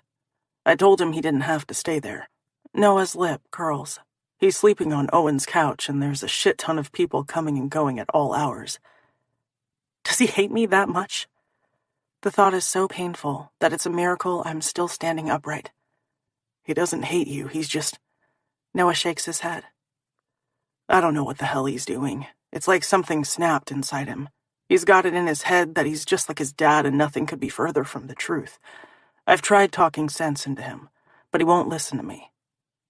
He won't talk to me, Noah. My shoulders droop. He doesn't want anything to do with me. I know, he says. I think he just needs time to work everything out in his head. I hope you're right. Not wanting my cousin to see the wetness that has gathered in my eyes, I turn away. I'm willing to give Carter his space, but there's only so much I can take before I'm forced to admit defeat and walk away. I fear time is running out. Chapter 40. Daisy. I slide onto my seat for sociology, just as Dr. Stein shuffles through a handful of papers at the podium and glance around the room looking for Carter, but don't see him. Last week he would sneak in at the last minute and then quietly slip out again as soon as class was dismissed. Since it was obvious that he wasn't ready to talk, I gave him his space. But now we're into the second week and nothing has changed. He's still crashing at the football house. The only time he ventures to the apartment is when he knows I'm not there. Does he really need to go to such lengths to avoid me? Well, I'm done letting Carter skulk around campus and hide from me. 5 minutes into class, I take another peek around the room and discover that Carter has parked himself in the last row right next to the door. For the rest of the hour, I sit and stew. A mixture of emotions roils through me. I'm sad that it's come to this. I genuinely miss Carter. For years, he's been a part of my life. Sure, he used to annoy the hell out of me, but he was always there. Then we got together, and our relationship shifted. It became more than I ever dreamed possible, and now it's gone. A void has been created in his absence, one that is impossible to fill. I'm barely paying attention to the lecture when Dr. Stein calls on me to answer a question. My day goes from bad to worse as I stumble through an explanation.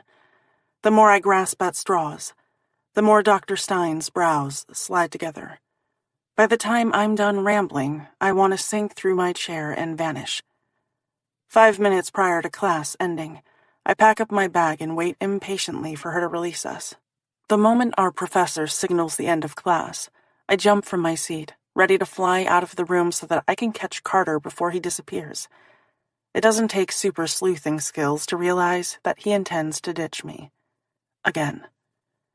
"Daisy, would you mind sticking around for a few minutes, please?" Everything within me deflates at the sound of Dr. Stein's voice. Carter turns, his gray gaze latching onto mine. Sadness passes over his face as he slips through the lecture hall door. I'm so frustrated that I'm tempted to swear a blue streak. Instead of doing exactly that, I plaster a smile on my face as I turn and walk down the steps to the lectern. "What's up?" She shuffles a few papers around and tucks them into a sleek burgundy briefcase. "How's everything going, Daisy?" I boost my smile and lie through my teeth. "It's good. Why?" She shrugs and leans her elbows on the podium, as if settling in for a long discussion. Any hope I have of catching Carter disappears. Her hazel eyes drill into mine. "You're one of my best students, and I've noticed lately that you've been distracted. You're having problems with questions that would normally be easy for you to answer." Embarrassed, I glance away before forcing my gaze back to hers. "Yeah, I'm sorry about that." My shoulders slump as I admit, "There's something going on, but I'm trying to work through it." "I'm sorry to hear that you're having a tough time." Her eyes soften. "I hope you know that my door is always open, and you can come to me with any issue you're struggling with." "I do. Thank you." I force a smile and hitch my bag a little higher on my shoulder, hoping that's all she wants to discuss. Instead of dismissing me, her voice lowers. "Normally I wouldn't mention anything, but I feel like we've developed a personal relationship since you've been at BU." She searches my gaze for confirmation. "Am I wrong about that?" "Not at all. Dr. Stein is right up there with a few of my favorite graphic arts professors." I shake my head, giving her the go-ahead to continue. "You and Carter Prescott." She pauses, as if struggling to put her thoughts into words. "Were the two of you involved in a relationship?" I blink, surprised that she's bringing up Carter. "Yes, we were seeing each other." Her gaze remains unflinching as she drops her chin. "But that's no longer the case?" "No," I admit quietly. "We're..." "What? Broken up?" "Not technically. On hiatus?" "Sort of. Except Carter won't talk to me." Dr. Stein raises her brows as she waits for a response. My shoulders slump. "Yeah, I guess we broke up." Up until now, I hadn't wanted to accept that we were really over. I forced myself to believe that Carter would come back when he was ready. But that hasn't happened. The guy just sprinted away as if the hounds of hell were after him. Clearly, that's not a sign of someone who wants to work through our issues. My face heats with the realization.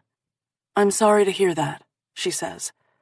For the first time, I embrace the pain of our separation as it floods through my body. I hadn't done that yet. Not completely. I've been too busy lying to myself. I'm such an idiot. I clear my throat. "Yeah, me too." Breakups are painful. Her lips lift into a subdued smile. "I wish I could tell you that they get easier with age, but they don't. I can't imagine having your heart broken ever gets easier. Daisy? My gaze snaps to hers. Yeah? As difficult as this is, the last thing I want is for you to tank your senior year, not over a boy. I know that may sound cold and uncaring, but I've seen how disconnected you've been this week. And if I'm seeing it in my class, I'm willing to bet that your other professors are seeing it as well. I blow out a steady breath as her words sink in. It's not harsh. It's exactly what I needed to hear. I'm grateful she noticed something was wrong and took the time to talk some sense into me. Not all professors would do that. I've known you since freshman year, and I've seen how hard you've worked to be successful. Don't let something like this mar your accomplishments. I've been so caught up in the Carter situation that my work has been slipping through the cracks, and I can't afford to let that continue. School is too important for me to not take seriously. I nod. For the first time since our breakup, I feel like some of my mental fog has cleared. Maybe now I can find my way again. She reaches out and squeezes my shoulder. Just remember, I'm here anytime you need to talk. Thank you. I pause and gather my thoughts. I appreciate you pulling me aside. Her smile widens. You're welcome, Daisy. I hightail it from the classroom and decide to text Olivia to see if she wants to meet for lunch. Just as I'm about to race down the stone steps, my eyes collide with somber gray ones. I pause, and my breath hitches. I wasn't expecting him to stick around. Carter raises a tentative hand in greeting, and I do the same as I move in his direction. The breeze picks up, and the scent of his aftershave hits me. Sadness pools in my belly. Carter shifts his weight from one foot to the other and looks as uncomfortable as I feel. He glances away for a heartbeat before refocusing his gaze.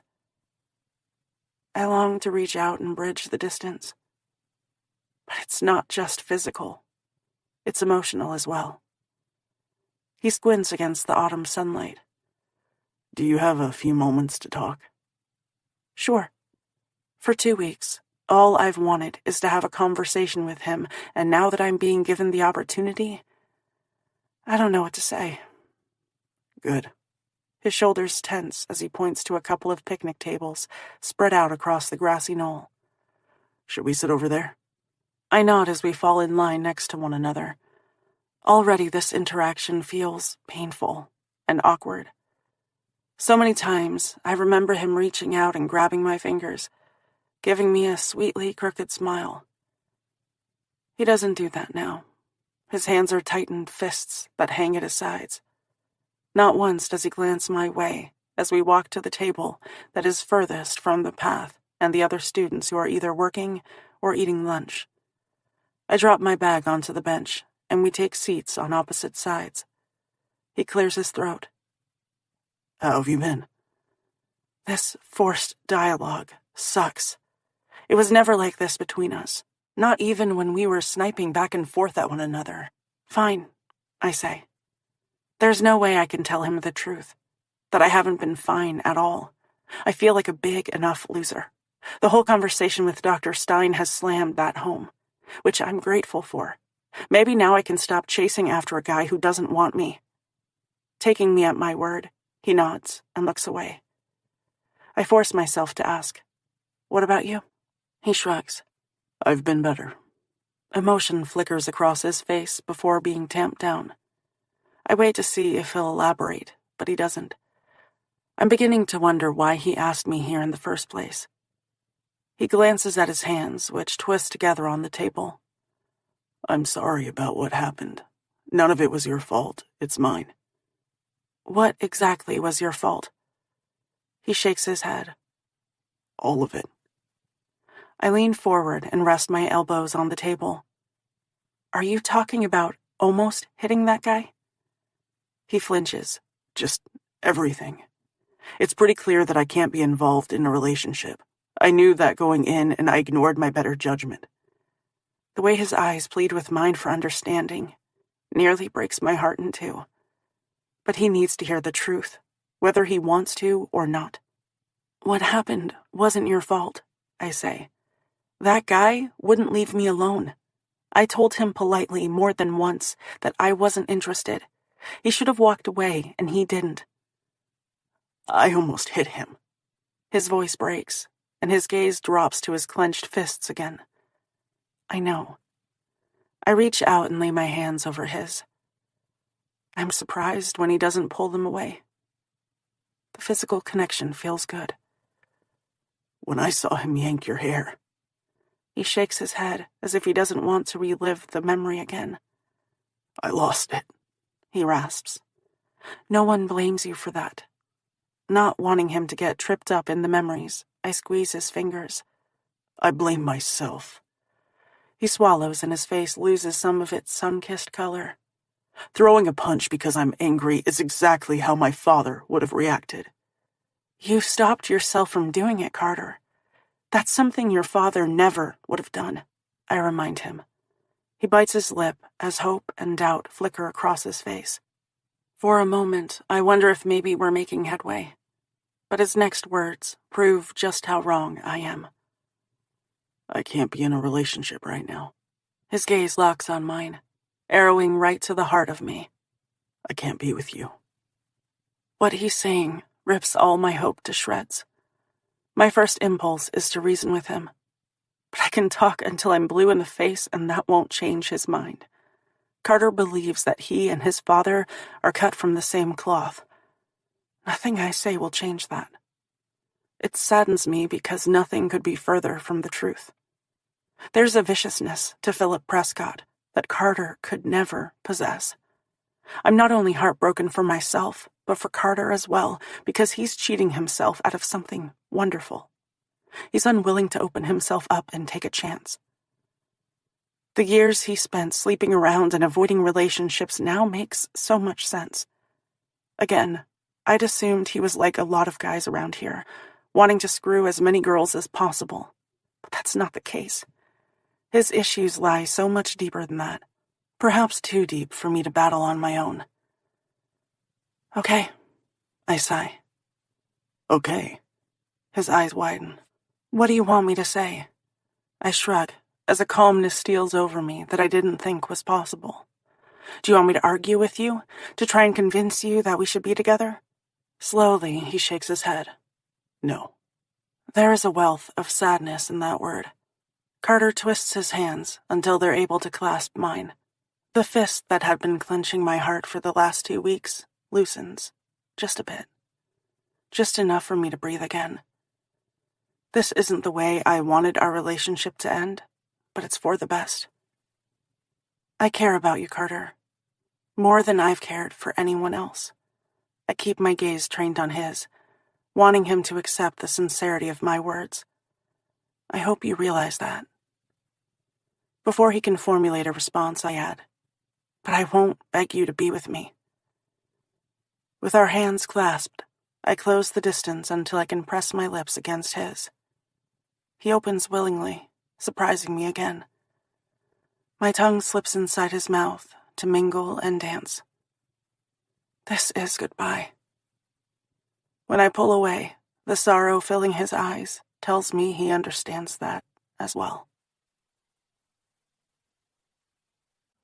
Chapter 41. Carter.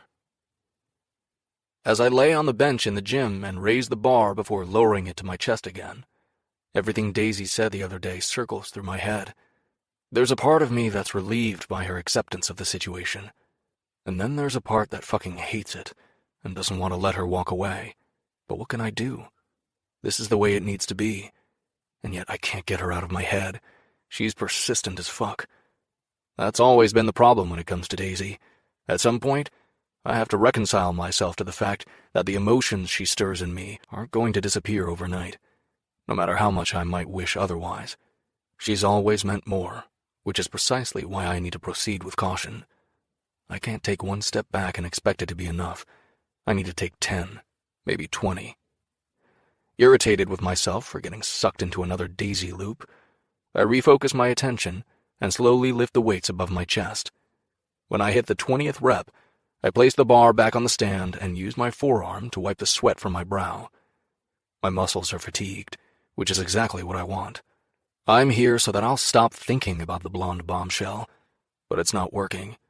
No matter where I go or what I do, there she is. Maybe not physically, but mentally. It's frustrating as hell. How can I move on if she won't get the hell out of my head? The door to the weight room opens, and in walks Noah. He sees me on the bench and pauses. We give each other a silent chin lift in greeting. I hate that shit is weird between us. Not only have I fucked up my relationship with Daisy, but I've also fucked it up with Noah as well. Even though she says we're cool, I can't bring myself to move back to the apartment. It's the whole 10 steps thing. I can't take a chance on relapsing. If I have one weakness, it's Daisy. I may have told her we can't be together, but that doesn't mean I don't want her. The truth is that I want her so badly it's like a physical ache, one that's eating me from the inside out. I don't know what to do about it. Noah pops his earbuds in and starts his rotation. I go back to what I was doing, pushing myself harder. We lift in silence for about 30 minutes before he stops and guzzles down a bottle of water. Again, his gaze meanders to me. This really sucks. It's never been like this between us. Just like my relationship with Daisy, I have no idea how to fix this one either. When I think he's going to get back to lifting, Noah pulls out his earbuds and drops down onto the bench. His elbows settle on his widespread knees. "You ever coming back to the apartment?" he asks. Since I know he won't like my answer, I shrug and lie. "Yeah, at some point." He picks up his water bottle and takes another drink. "Days said you guys talked and everything is good." I wouldn't go that far, but it's as good as it's going to get considering the circumstances. "Yeah, we're fine." He cocks his head. "Missed you at dinner the other night. Mom wanted to know where you were." I wince before I can stop myself. If Noah's trying to make me feel guilty, he's doing a damn fine job of it. Marnie texted last week to let me know they were getting together for a family dinner. Being the coward that I am, I texted at the last minute with a BS excuse. Noah's parents are aware of my relationship with Daisy. They also know that we broke up. I assume Daisy or Noah colored in all the ugly details. How am I supposed to sit across from them with everything out in the open? I couldn't do it. The humiliation is too much to deal with. Frankly, I'm surprised they want me around. Haven't I already proven that I'm no better than my father? Craig and Marnie can't possibly want me with their niece. They're probably thrilled we ended it. Who can blame them for wanting to protect Daisy? I glance away as heat creeps into my cheeks. Something came up and I couldn't make it. We've been friends long enough for Noah to realize when I'm feeding him a load of shit. That's confirmed when he shakes his head and snorts. "When the hell did you become such a pussy?" My head whips up. "Excuse me?" "You heard me," he says gruffly. "I want to know when you became such a puss." At a loss, I say nothing. "I've known you since freshman year, and you've always tackled everything head on." Noah slices a hand through the air. "All this crap with your parents? You may not have wanted to deal with it, but you did. You're always there, taking the brunt of your dad's abuse like a punching bag. Whatever color had been filling my face drains away until I feel lightheaded. Noah may know about the circumstances surrounding my family, but it's not something we openly discuss. So this? I don't like it. A sick knot settles in my gut as I break out into a cold sweat. And yet with Daisy, you're tucking your tail between your legs and running away as fast as you can. My throat closes, making it difficult to breathe. His assessment of the situation is spot on, but that doesn't mean I'm going to admit it. I can barely acknowledge it to myself, let alone him. I clear my throat. That's not what I'm doing. It takes effort to keep my voice level. "The hell you are," Noah snaps. "First you avoid Daisy, and now my parents? You won't come back to the apartment. What's next?" His lips flatten into a thin line, and his eyes turn hard. "You gonna avoid me too?" I plow a hand through my hair and glance away. How can I argue with him? He's right on all accounts, and we both know it. "It's not that simple," I rasp. "Who the fuck said it would be?" There's a pause. "I know how you feel about Daisy." My gaze lifts reluctantly to his. "I also realize you've always felt that way about her," he continues. I shake my head as more lies fall from my lips. "No, Who the hell are you trying to fool?" He plants a hand on his chest and jerks his brows. "Me?" He shakes his head and smirks. Nah, I've always been onto you, man. When I sit there mutely, he continues. You know, when Mom first mentioned your interest in Daisy freshman year, I didn't see what she was talking about, but then I watched you for a while and realized that she was right. You'd push Daisy's buttons and piss her off to keep her away, but that didn't work, did it? My head spins. Marnie knew how I felt the entire time? Noah, too? Why didn't you say something? I mumble, feeling like a jackass. Noah shrugs. It wasn't my place. Plus, I was afraid Daisy would just mess with your head and move on to the next hapless victim. But you know what? You're the one who's fucked everything up, not her. Noah doesn't sugarcoat his explanation. She deserves better than me. My voice rises as panic sets in, and I throw my arms wide. You saw what almost happened. If Daisy hadn't stopped me... My words trail off as I choke on the fear rising in my throat. Who knows what I would have done, what I'm capable of. Noah's lip curls and he snorts. After what that guy did to Daisy, he deserved whatever punishment you would have meted out. He was drunk and acting like an asshole. His expression sobers. I've heard that he's pulled this crap before. Noah folds his arms across his chest. My guess is that he won't be so quick to manhandle a woman next time. I have no problem with how you handle the situation. He glares and reiterates. Not one damn bit. A heavy bleakness churns in me, threatening to swallow me whole. You don't have the propensity for violence that I do. He stabs a finger in my direction. That's bullshit and you know it. I hang my head between my shoulders and stare at the rubber mat beneath my feet. Is it? You're looking for any excuse to cut and run, and this is the one you've latched onto. You better open your fucking eyes and see what you're about to lose before it's too late. There's a hopeful part in me that wants to believe what he's saying, but I've walked around with this narrative in my head for too many years to abandon it so easily. I would have fucked up my relationship with Daisy either way. It's better for the both of us that it ended now rather than later. Disgust fills his face as he shakes his head. You know what? You might be right about that. Maybe you don't deserve her after all. With that, Noah walks out of the gym, leaving me alone to stew in my thoughts. Chapter 42. Carter. For the past few weeks, I've been camped out at the football house and living on the couch in the living room. And yeah, it's gross as hell. I spend a lot of time trying not to think about the body fluids embedded in the material. If I'm lucky, I can catch a solid 4 hours of sleep at night. I didn't admit it to Noah, but this shit is getting old. I miss my bed.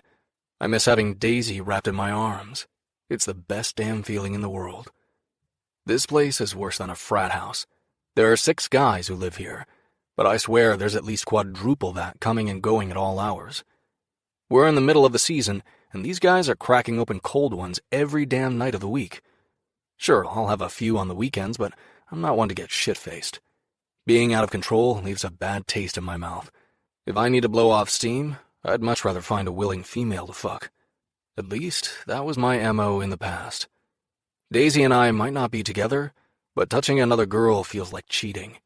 Last night, I woke up to some random chick straddling my waist, naked, which is so not cool.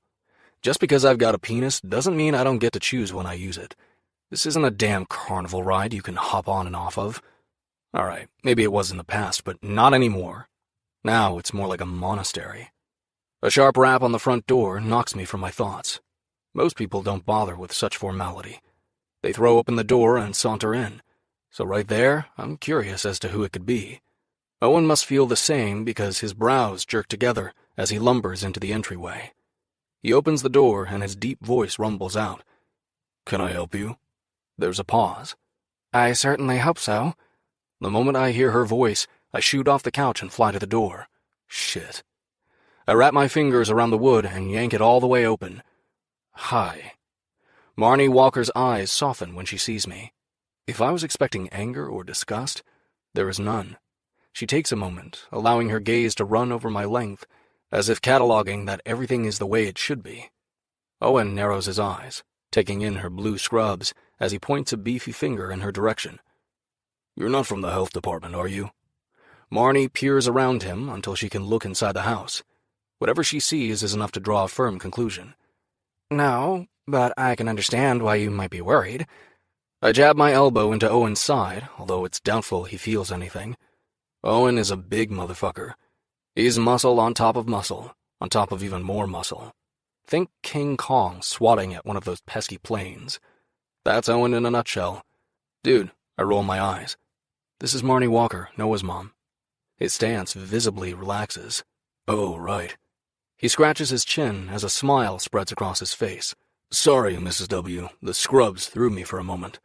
Don't worry about it, she says easily. Happens all the time. Are you looking for Noah? Owen's brow furrows. 'Cause he's not here.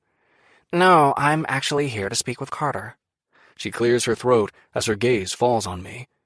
Do you have a few minutes to talk? Some of my happiness at seeing her drains away. I can only imagine what Marnie wants to discuss.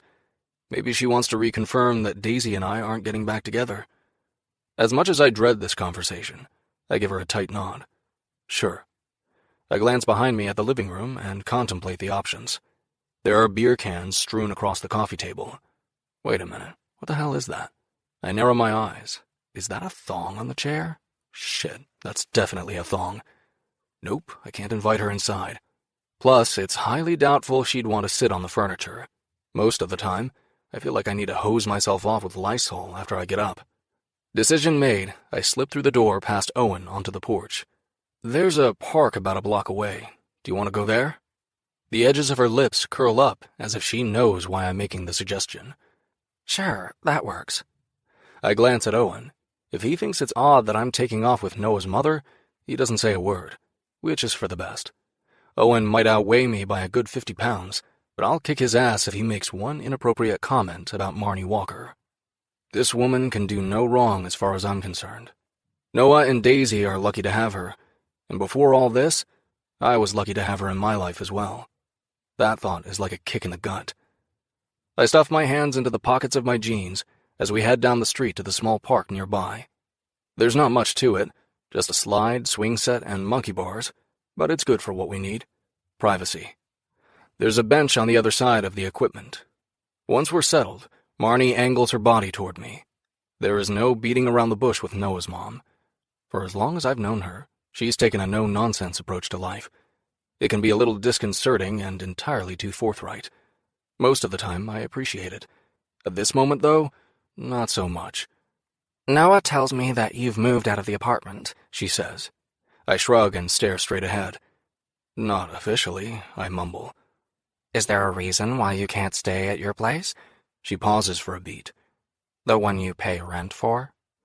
I'm not sure how to answer that question, so I remain silent.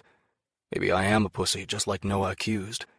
My guess is that Daisy has something to do with this new living arrangement, she continues. I just thought it would be best for everyone involved if I wasn't there. I'm trying like hell to avoid her penetrating stare. Is that what Daisy told you? Her voice sharpens. That she would be more comfortable with you gone? My gaze arrows to hers, and I hastily shake my head. Of course not. Daisy would never say that. Even when she hated my guts, she still agreed to live with me. A satisfied smile curves her lips. I didn't think so. I have no idea how to explain the situation or my fears to her. The only way I can keep myself in check is to keep my distance from the one person who makes me feel too much, who makes me feel out of control. It's the scariest fucking feeling in the world, and I hate it. You've liked Daisy for a long time, she says. Even though Noah told me that his mom suspected my feelings, it's still a surprise to hear her say it. What? You think I didn't notice all these years? She smirks. I knew how you felt about Daisy before you did, Carter. Noah mentioned something about it, I mumble in embarrassment and stare at my fingers. After a silent moment of fiddling with them, Marnie reaches out to still my movements. I glance up as my voice drops. You have to believe that I never meant for any of this to happen. I don't understand. She searches my eyes. What do you mean? It was never my intention to get involved with Daisy. Why not? Her brows draw together and she frowns. Daisy is a wonderful girl. She's like a daughter to me. I know, I whisper. I'm sorry that I allowed my feelings to get the best of me. I should have kept them in check. As Marnie shakes her head, her blonde ponytail swings back and forth. Carter, you're not making any sense. What do you have to be sorry about? I don't know why I'm having such a difficult time articulating my feelings. Frustrated with myself, I blurt, "We both know that Daisy deserves better. You trusted me not to look sideways at her, and I broke that trust." I drag a hand over my face. It was a mistake to think I would be good for her. I'm not. She straightens and slaps a hand on my thigh. I wince in surprise. Carter Prescott, she growls. What the hell kind of nonsense is pouring out of your mouth? My eyes widen at her sharp tone. Sure, I was expecting anger, just not about this. I expected her to agree with the sentiment. What? I ask with a frown.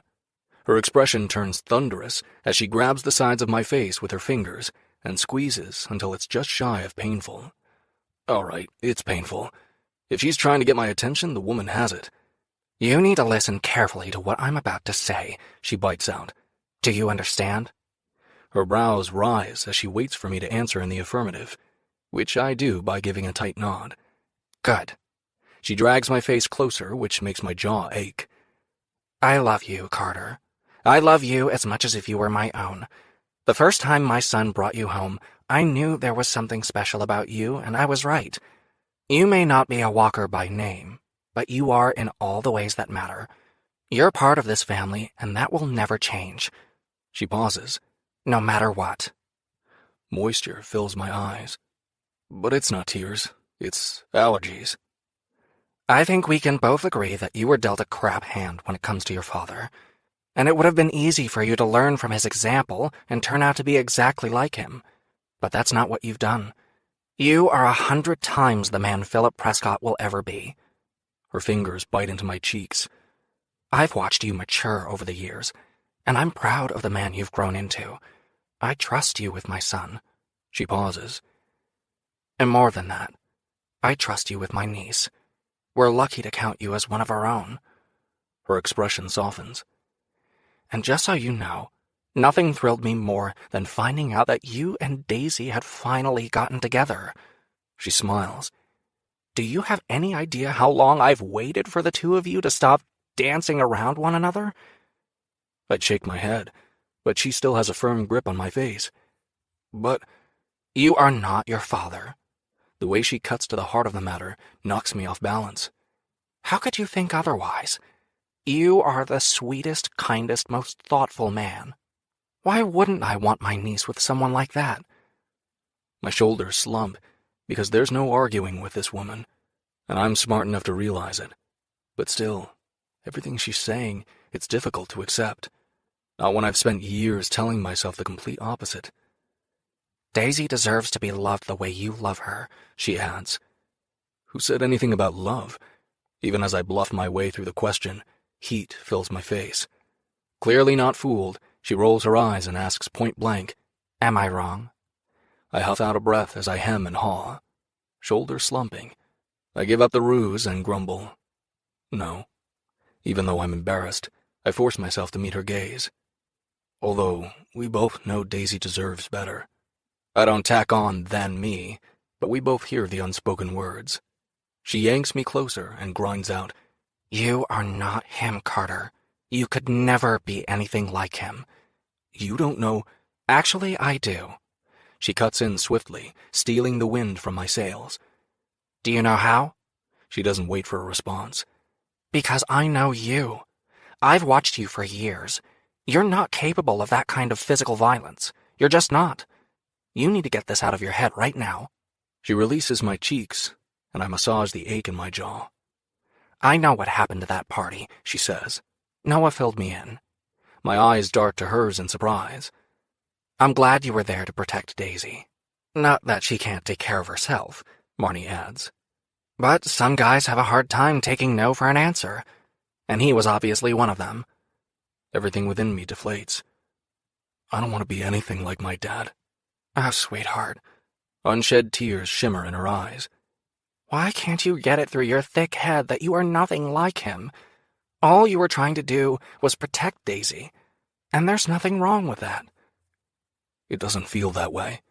I glance away. Do you have any idea how sick I've been about this? Her lips lift at the corners. That only proves my point, Carter. You're a wonderful man, and you deserve joy in your life with a woman who makes you happy. I've watched you over the years, always keeping people at a distance. I would hate for you to miss out on all the wonderful opportunities life has to offer because you're too frightened to open yourself up and take a chance. I blow out a long breath, knowing that she's right. About everything. I'm just not sure what to do about it. Chapter 43. Daisy. How does that old saying go? Getting back on the horse again is never easy? Well, it's true. I glance behind me and smile at... Crap, I'm blanking on his name. I'm pretty sure it starts with the letter... Adam. There we go. We met in line at the coffee house on campus and got to talking. By the time we had our Javas in hand, he asked if I was interested in grabbing dinner sometime. Before Carter, I wouldn't have given his invitation a second thought.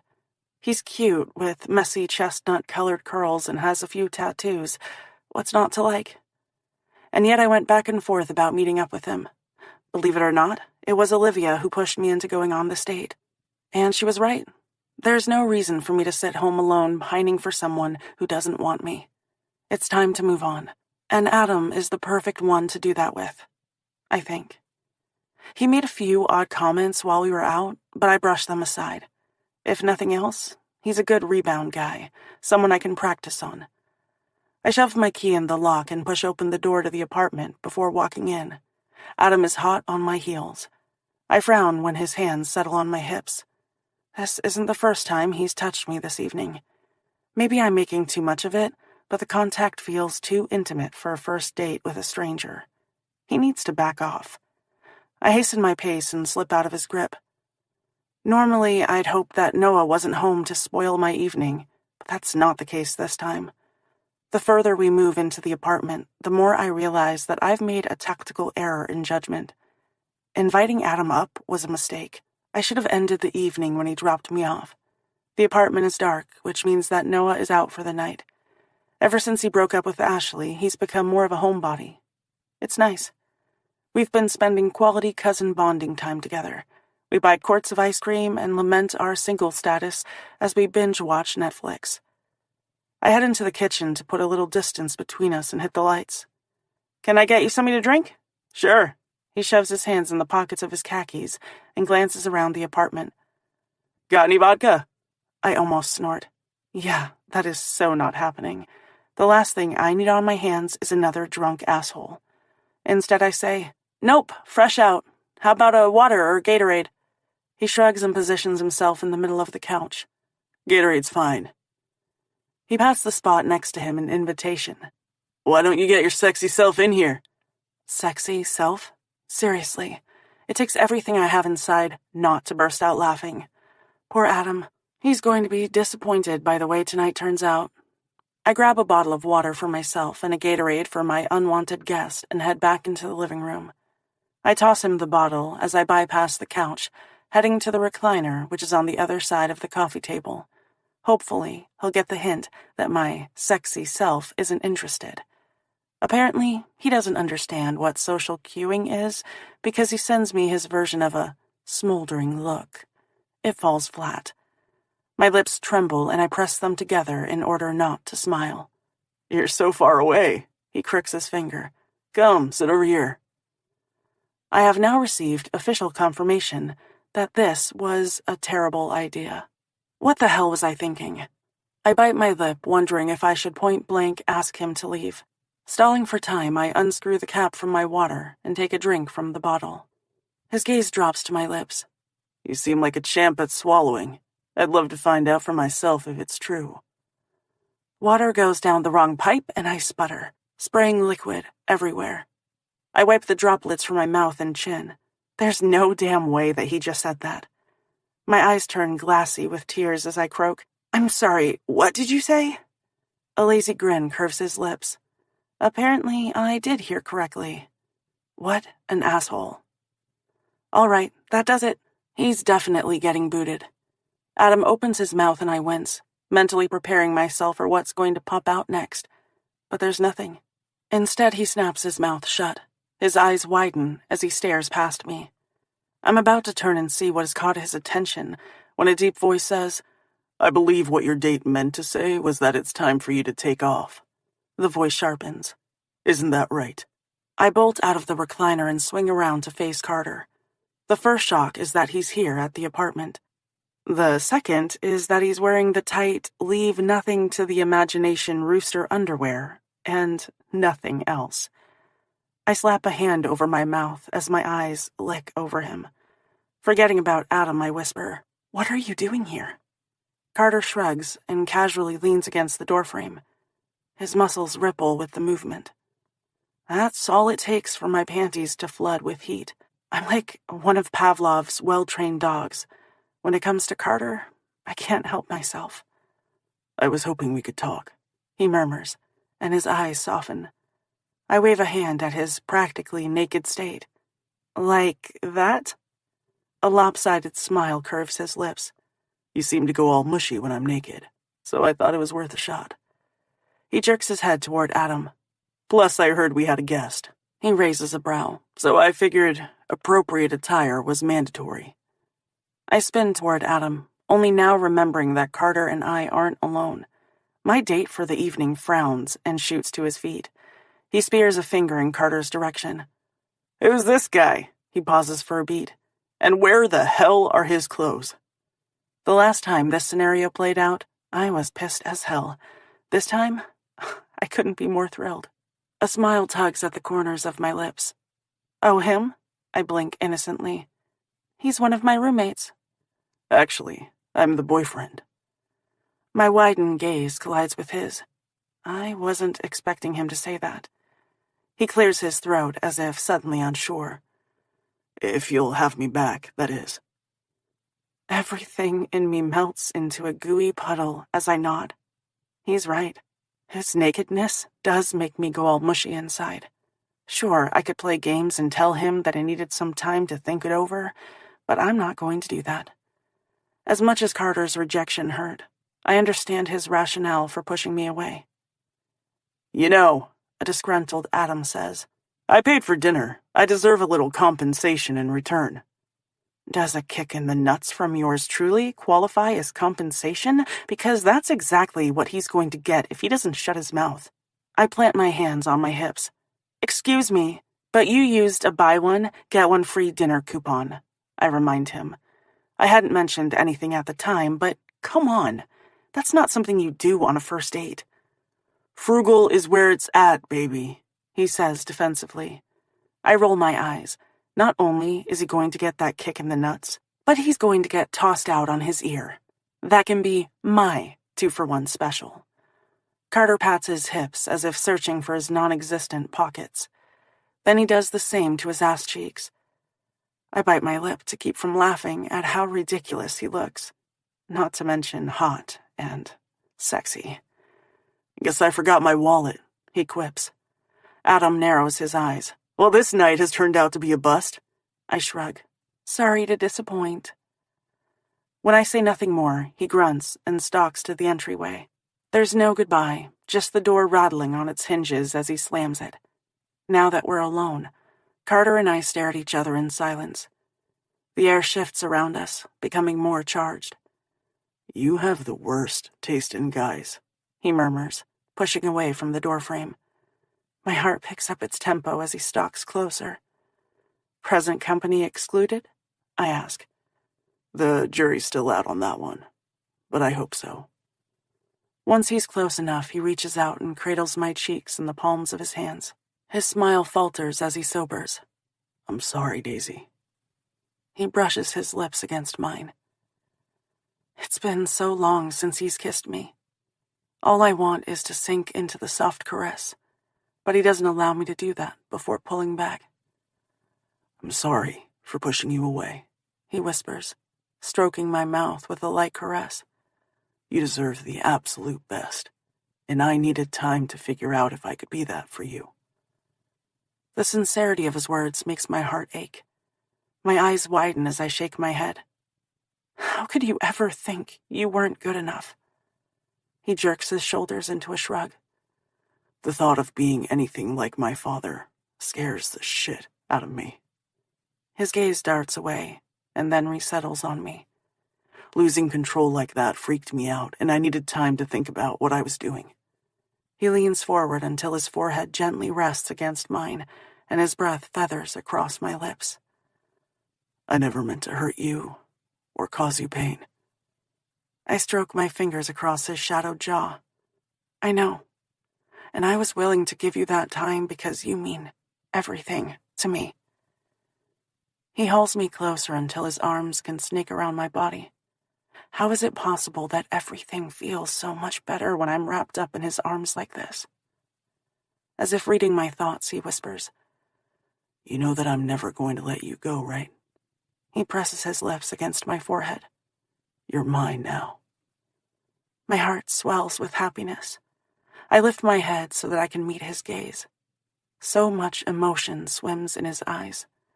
Good, because I was just about to say the same thing to you. I murmur, "Don't think that I'll be letting you walk away again, because that's not going to happen." "You've got yourself a deal," he smiles. "I'm yours and you're mine." I laugh, loving the sound of what he's saying. "So, any interest in taking a closer look at the cocky underwear I'm wearing?" He winks. "I wore them especially for you." I slide my hand from around his back, down his abdominals to the waistband of his briefs. I hook a finger into the material and pull it away from his body before letting it snap back into place. Meh, I shrug. Not really. His brows skyrocket. "Well, get interested. These just so happen to be the only briefs you'll be getting up close and personal with for the foreseeable future." I smile sweetly. Is that a promise? "Damn right it is," he snorts, sounding all kinds of cocky. "What I'm packing is more like a 10-inch threat." I'm not going to admit it to him, but Carter Prescott has every reason to be arrogant regarding what those roosters are hiding. "Please," I chortle and roll my eyes. Before I can blink, he hoists me over his shoulder until I'm hanging upside down, staring at his perfect backside. "Carter!" I squeal. "What are you—" His wide palm comes down across my bottom with a crack and a yelp. The cry of surprise turns into a muffled groan as he squeezes my cheek. Heat flares to life and floods my panties. "I hope you're going to make good on that promise," I say breathlessly. He massages the offended area, and I squirm with need. "Baby," he growls, "you know I am. All night long if need be." With that, he takes us to the bedroom and makes good on his promise. And you know what? I wouldn't have it any other way. Thank God for cocky men who know how to use what's hiding beneath their roosters. Epilogue. Carter. 3 years later. I peek my head around the corner of the door to the spare bedroom Daisy has set up as a graphic design studio. Like the rest of the condo in downtown Chicago, the room is spacious, with eastern-facing windows that overlook the deep blue vastness of Lake Michigan. Undiluted light pours in every morning, making it the perfect workspace. The room is furnished with a sleek modern desk, a comfy couch, bookshelves, and 2 computers. One with an oversized monitor, and a laptop Daisy can take with her to client appointments. I was drafted by Chicago, and it's been our home for 2.5 years. We both love the energy of the city. It's the perfect place for us to begin our lives together. The graphic design opportunities have been amazing for Daisy. She worked for a big firm for 2 years before deciding to branch out on her own with a colleague. "Dinner's ready," I say, not wanting to interrupt. I know what she's like when she's focused on a project. She's sitting at the desk working on a design. I'm able to make out a few splashes of color on the monitor, but not much else. I'm more distracted by her than what she's creating. She looks sexy as fuck, with her long hair pulled up in a messy bun at the top of her head, and black-rimmed glasses perched on the bridge of her nose. And let's not even talk about the fact that she's wearing tight-fitting yoga pants and a tank top without a bra. Yeah, I could seriously get used to this whole working-from-home thing, especially if this is her daily attire. I clear my throat and tamp down the rising excitement in my jeans. It's not easy, not around this girl. Just thinking about her gives me a semi. You'd think that living together would have dampened some of my ardor, but it's the complete opposite. The more I get, the more I want. I'm fucking addicted. Clearing my throat, I add, I made fish tacos with mango salsa. She turns with a distracted smile on her face. I can see all the ideas churning in her head, and that's sexy as hell too. Fine, what isn't sexy about Daisy? Not a damn thing. That sounds good. Thanks for making dinner, babe. She puckers her lips and blows me a kiss. It's the off-season, so I've been dabbling with a few new recipes. What can I say? I'm a Renaissance man. Plus, now that we have this kick-ass kitchen, I enjoy puttering around, trying my hand at new healthy options. Daisy's been working around the clock, trying to get her new business off the ground. I'll do whatever I can to support her, no questions asked. She closes out of her computer program, rises to her feet, and stretches her arms above her head. The movement makes her breasts thrust out. I groan as my gaze runs over the length of her. Damn, woman, what are you trying to do to me? A grin lights up her face as she blinks innocently. Then she stretches again, although there's more of a sly look on her face when she does it this time. Little tease. I don't know what you're talking about, She laughs. I snort. She knows exactly what she does to me. Every damn time. And I love it. Just like I love her. Did you happen to check out the rock on her left hand? My advice is to not stare at it directly.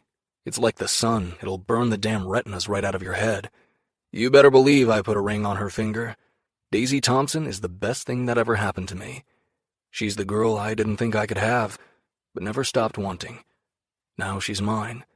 And just like I told her 3 years ago, I'm hers.